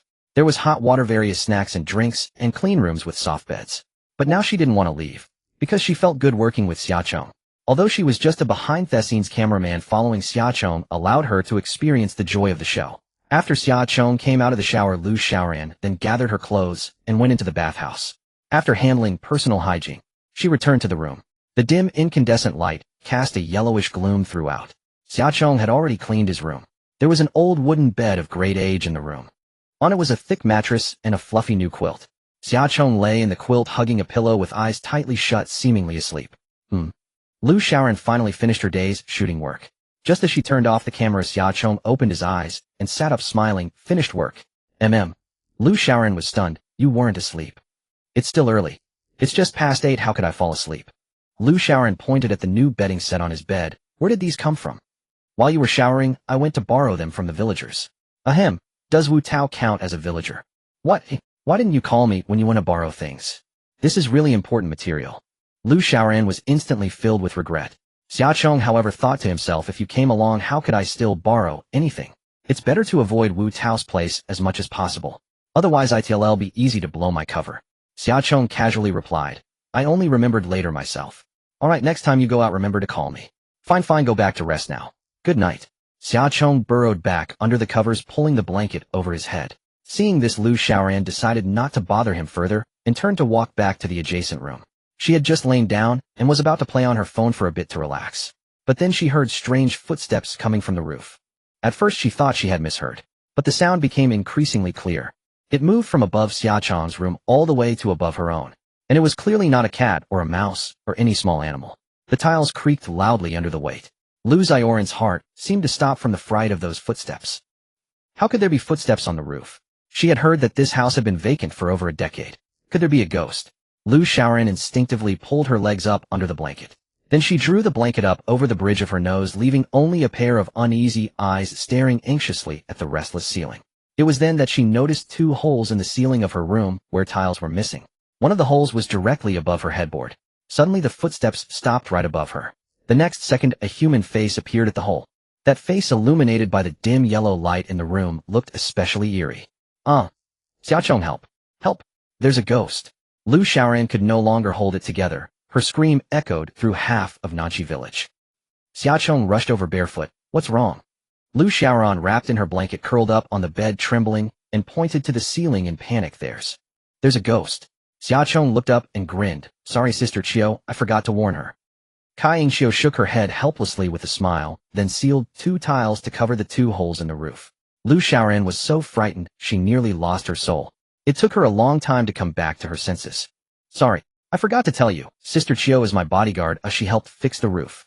Earlier when Lu Xiaoran had gone to take a shower, Kai Yingxiu had accompanied Xiaochong to Wu Tao's place to borrow blankets. After returning, she had carefully inspected Xiaochong's dwelling. Finding several holes in the roof, she deemed them a safety hazard and climbed up without a word to patch them. After hearing Xiaochong's explanation, the pale-faced Lu Xiaoran nodded numbly. Oh, I'm fine, just a bit shaken. Her heart had stopped just moments ago, and now it was pounding wildly. She had nearly not made it through. Scaring someone to death is no joke.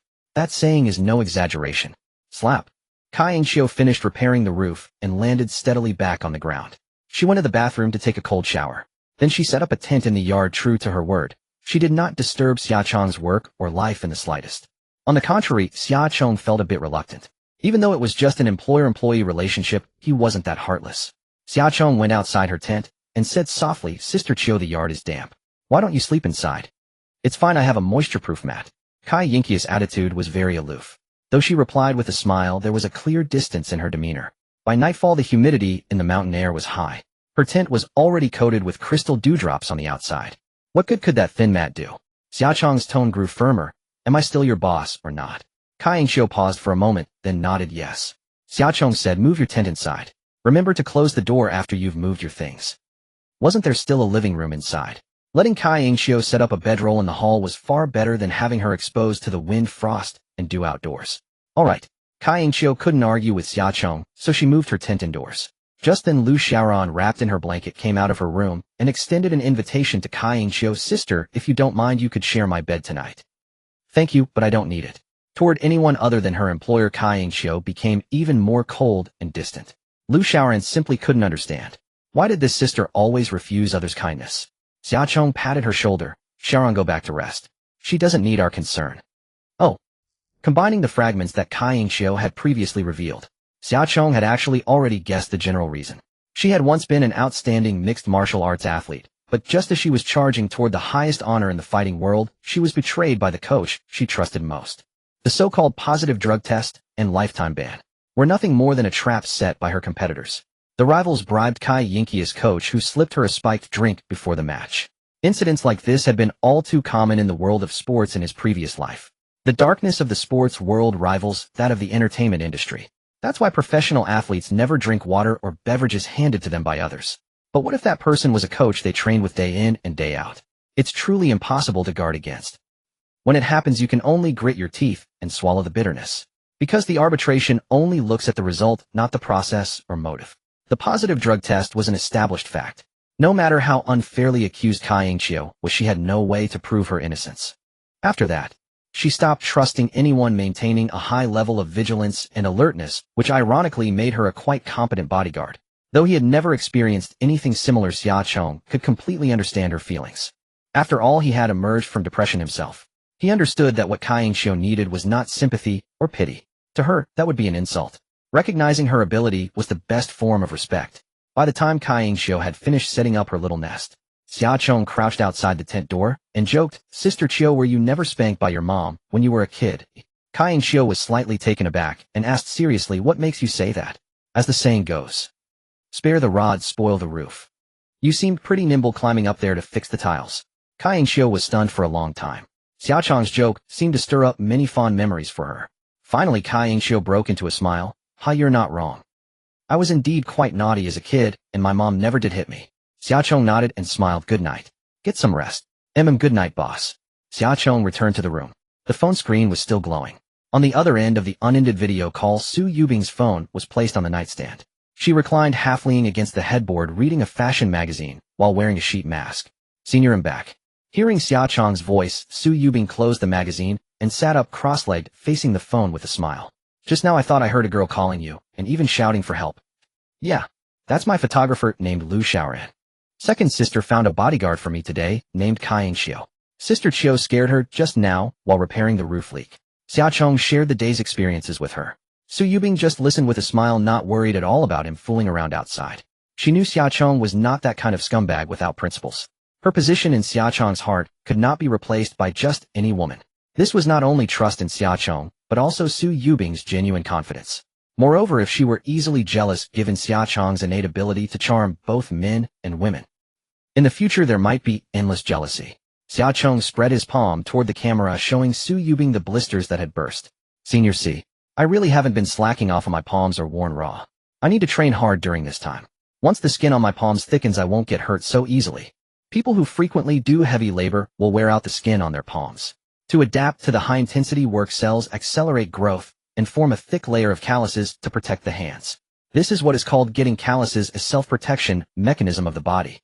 Xiaochong's body was comparable to a pampered young lady. He had never done manual labor, and his soft palms broke at the slightest friction. But he didn't want to be a powerless pretty boy. He didn't need to develop a thick layer of calluses, but at least he should adapt to some simple labor. Su Yubing, far from being distressed, laughed and said, I told you my judgment was right. My Wanzi is only beautiful on the outside, but inside she's not weak at all. In her view, it was no big deal for a boy to get a little scratched, or even bleed, while training himself. What was there to feel sorry about? She herself had gone through the same. To become a qualified actress, she had also been injured and bled, and working while sick was normal. After wounds heal, one becomes stronger like a butterfly emerging from a cocoon. Keep it up. It's only the first day, you have to persevere to the end. Su Yubing didn't offer comfort, she only gave encouragement. Xiaochong laughed. If only you were here too. The night sky in Nanxi village is especially beautiful. I'd love to, but how can I find the time? Su Yubing's smile seemed to hide a little secret. In fact, Zhao Sun had already contacted her. He hoped Su Yubing could appear as a guest star. However, Su Yubing's schedule was full, so she was arranged for the final episode. For now, she kept it from Xiaochong, planning to surprise him with a sudden appearance later. After reporting today's schedule to his girlfriend, it was only 10 p.m. Normally at this time, he wasn't asleep and his body clock wasn't used to going to bed early. But Xiaochong turned off his phone, pulled up the covers, and closed his eyes. He adjusted his breathing rhythm, letting his mind go completely blank. Outside the window, the wind stirred the woods, bringing the rustling sound of swaying branches and leaves accompanied by the gurgling stream. Xiaochong, with his absolute pitch, could accurately distinguish each note. To him, it was pure natural sleep music. Before he knew it, he sank into a dream. He slept until 4:30 a.m. and woke up naturally. Perhaps it was due to the high concentration of negative oxygen ions in the mountains. Xiaochong opened his eyes, feeling his mind extremely clear, unable to fall back asleep. So he took a deep breath, threw off the covers, braved the slight chill, quickly dressed, and got up to wash. The rustling sounds were very soft, but still woke Kai Yingxiu, who was sleeping on a makeshift bed in the living room. Boss, up so early? Xiaochong, brushing his teeth, mumbled indistinctly, I'm too hungry to sleep, want to go out for food. Okay, I'll go with you. Good. Kai Yingxiu packed up her tent and hid it in an inconspicuous place to avoid affecting the filming. Since the boss was already up, she wouldn't deliberately slow down to reduce the noise. As a bodyguard, efficiency was key. She absolutely couldn't make the employer wait for her to get ready before going out. By the time Xiaochong slowly finished brushing his teeth and washing his face, Kai Yingxiu had already quickly taken care of her own hygiene. However, her movements also woke Lu Xiaoran. Lu Xiaoran came out wrapped in a quilt, rubbing his sleepy eyes. Xiaochong, it's only a little past 4. It's not early, look over there. Xiaochong pointed to the vegetable field in the distance. A few villagers were wearing headlamps, picking vegetables in the dark and bringing them to the stream for a simple wash. Seeing that Xiaochong was about to start working, Lu Xiaoran naturally dared not delay. He quickly washed his face, used mouthwash to clean his mouth, and immediately turned on the camera, following behind Xiaochong to start recording. Xiaochong carried a flashlight and walked up to the villager who was washing vegetables, greeting, Aunt Wang, good morning. Hey, good morning to you too. The responder was a middle-aged farmer woman named Wang Cooling. He had met her once yesterday at the village school. That big table of food had been the ingredients provided by Wang Cooling and her husband. Xiaochong asked, Aunt Wang, do you pick vegetables this early every day? Facing the camera, Wang Cooling showed a simple smile. Yes, if I'm late, I want make money. She pointed to the 3-wheeled cart parked beside the field and said, the vegetables I grow are sold wholesale to vendors in town. I have to deliver a batch every day. At home, it's just me and my husband. Of both our sons work in the city, and the vegetables we grow are too much for us to finish. Xiaochong glanced at the 3-wheeled cart and smiled. Aunt Wang, if I help you deliver vegetables every day, can I have some? Wang Cooling laughed. I have no problem with that, but I'm afraid you little girl won't be able to keep it up. Auntie, I'm a guy. Haha, still a little girl who told you to be so handsome. Wang Cooling thought Xiaochong was just acting on a whim. Waking up early once or twice was fine, but doing it every day was actually very hard. However, she didn't refuse. The village chief had long reminded the villagers to cooperate with the filming of the show as much as possible. Every morning come to pick vegetables at 4 o'clock, give them a simple wash here. Then load them onto the cart and deliver them to the entrance of Nanxing village to a vegetable vendor named Lao Hu. He drives a big blue truck. The vegetables the vendor collected were not only from Wangkuling. That guy named Lao who drove his truck through the villages along the route every day collecting fresh vegetables all the way. However, Nanxi village was too remote and the roads were bad. So they had to deliver the vegetables themselves to the nearest Nanxing village for loading. Wangkuling smiled. I've already washed today's vegetables, can you help me deliver them? Xiaocheng nodded and helped her lift the bamboo baskets of vegetables onto the three-wheeled cart. Wangkuling reminded him, drive slowly, follow Uncle Lin's cart. Just deliver before 5:30. She pointed to another villager's three-wheeled cart. That person was called Uncle Lin. He also delivered vegetables to Nanxing village every morning. Wangkuling smiled. When you come back you can pick 10 gene of whatever I've planted in this field and take them. Great, thanks Annie. This electric three-wheeler wasn't hard to drive. Moreover, running on the rural village roads at 4 in the morning no one would ever check it. The driver's seat could actually fit 3 people side by side. But Lu Xiaoran, to get a better filming angle, chose to squat in the cargo bed at the back.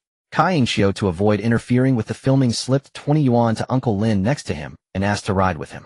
Uncle Lin said genially, no need for money as long as you don't mind the dirt, just sit. Xiaocheng shifted into forward gear and gently twisted the throttle. The three-wheeler cautiously drove away from the field, bumping back onto the flat village road, following Uncle Lin's cart slowly, heading toward Nanxing village 30 kilometers away. The mountain road was pitch black and the headlights weren't very bright. Fortunately, Uncle Lao Lin, who led the way, was an experienced driver. Xiaocheng simply fixed his gaze on the taillight ahead, braking whenever he saw the brake lights flash, thus driving steadily. Arriving at Nanxing village, they unloaded the goods and briefly acquainted themselves with the vegetable vendors. Returning empty to Nanxi village, the vehicle nearly ran out of power. The last few kilometers grew progressively slower. By the time they reached the village entrance, it was almost about to stall. Barely making it back, Xiaocheng handed the money to Wangkuling. She then led him to the vegetable field. They picked some tomatoes, potatoes, eggplants, and spinach, totaling about 10 gene. Wangkuling wasn't overly meticulous, a pound more or less didn't bother her. Moreover, she gifted Xiaocheng a basket of free-range eggs and half a sack of rice. Chongchong, take this and make scrambled eggs with tomatoes. It's delicious. Thank you, Aunt Wang. Haha, this is your reward for helping me. No need to be polite. Xiaocheng carried the rice and vegetables home feeling elated. He scrubbed the iron pot he had used the night before to heat bathwater, poured in some rice, and prepared to cook a pot of plain congee. While the congee simmered, he selected a few tomatoes, washed and chopped them, then cracked and beat several eggs. Preparing the ingredients took little time. But this pot wasn't a pressure cooker. The congee needed to be simmered slowly over low heat. Xiaocheng grabbed a sickle and headed straight to Wu Tao's villa, not to kill anyone, but to fulfill yesterday's promise of helping him tend the garden. Xiaocheng's hands ached but gradually grew numb. Wu Tao had just woken up to see his boss stooping over, busily weeding in the garden. What the hell? Not seriously, boss. With such a tiny sickle. Wu Tao came downstairs, opened the door, and brought Xiaocheng a lawnmower. Mister, Xia, use this. Xiaocheng turned and glanced at it. The mower resembled a broom with a long handle and rotating blades at the end. Sure, thank you, boss. Wu Tao gave an awkward yet polite smile. You're joking, boss. I'm just a villager. With the lawnmower, efficiency skyrocketed. It was even quite fun. In no time, he trimmed the garden's grass down to ankle height. The cut weeds were not wasted. Xiaocheng bound them into a large bundle with hemp ropes, dragged it into the yard, and spread it out to dry. Once dried, they could serve as firewood. Though not durable for long, they ignited quickly. Those wooden logs, on the other hand, always took him ages to get going. He ladled out the piping hot congee into a large porcelain basin to cool. Then he heated oil again and cooked scrambled eggs with tomatoes. Xiaoran, would you like some? Lu Xiaoran shook her head and smiled. No thanks, I have a work meal. Though she was eager to taste Xiaocheng's cooking since she was on a show, he had limited food supplies, and she didn't want to burden him further. Kai Yingxiu also declined. The dry rations she brought were homemade energy bars. Although they tasted awful and provided no satiety, the nutritional intake was precisely calculated based on her daily exercise volume. This was her way of maintaining competitive form, a torment as ascetic as a monk's self-discipline. Xiaocheng didn't understand, but respected her choice. I think I cooked way too much, he mused, staring at the basin of congee. He had no idea when he put it in the pot. It didn't seem like much rice, yet it turned out enough for 4 or 5 people. Xiaocheng had already done a lot of work, and it was only 8 in the morning. Other guests were just waking up. Qi Jinghuan wandered around the village and its outskirts, searching for ways to trade for food. He encountered Zhou Jiejia, who was also foraging. The two paired up and noticed smoke rising from house No. 5, so they went to investigate. Good morning, Chong Chong. Upon entering they saw Xiaocheng engrossed in devouring his meal. The fragrant scrambled eggs with tomatoes and the steaming congee. Qi Jinghuan and Zhou Jiejia both rubbed their stomachs. They were hungry. They wanted to eat, but felt too embarrassed to ask as it was someone else's hard-earned food. Spotting them, Xiaocheng had a bright idea since he couldn't finish it all and didn't need to save it for lunch. He had other vegetables, Tianjin, every day. He couldn't eat it all, not by a long shot. Why not trade the food for temporary labor? Haven't you two eaten yet? Qi Jinghuan shook his head. No, we haven't. Then come eat with me, and after that help me with some work, okay? Zhou Jiejia agreed without hesitation. Sure. Little did she know what awaited them. After breakfast, Xiaocheng started dismantling the house again.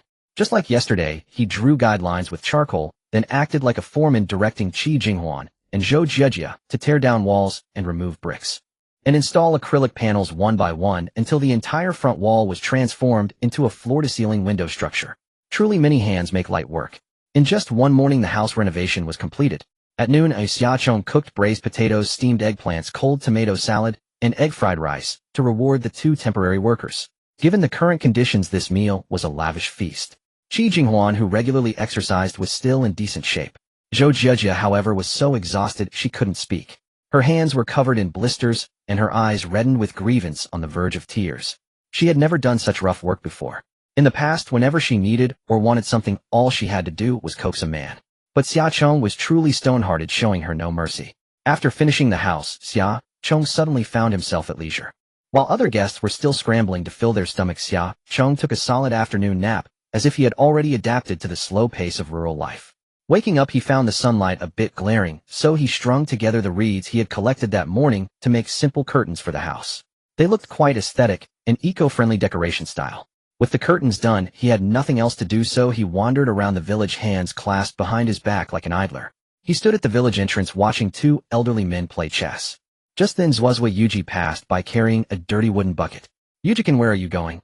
I'm going to help the village chief feed the pigs. What about you? What are you doing here? You go ahead. I'm just killing time. Bored with the chess game, Xiaocheng moved on. Passing a corner, he caught a glimpse of something stunning out of the corner of his eye. He backtracked, slipped through an alley, and arrived at the front of a residential house. On its wall was painted a lifelike panda, a 3D mural. From a specific angle, it looked as if a real panda were leaning against the corner, gnawing on bamboo. Qi Jinghuan held a palette in his left hand and a brush in his right, standing on a stepladder, meticulously adding details. A few villagers gathered around, chattering. Upon inquiring, Xiaocheng learned that Qi Jinghuan had traded his artwork for 3 days' worth of food. As he admired the masterpiece, he heard Yang Qing shouting behind him. Turning around, he saw Yang Qing clutching an old hen, rushing this way in panic, pursued by a pack of furious Chinese rural dogs.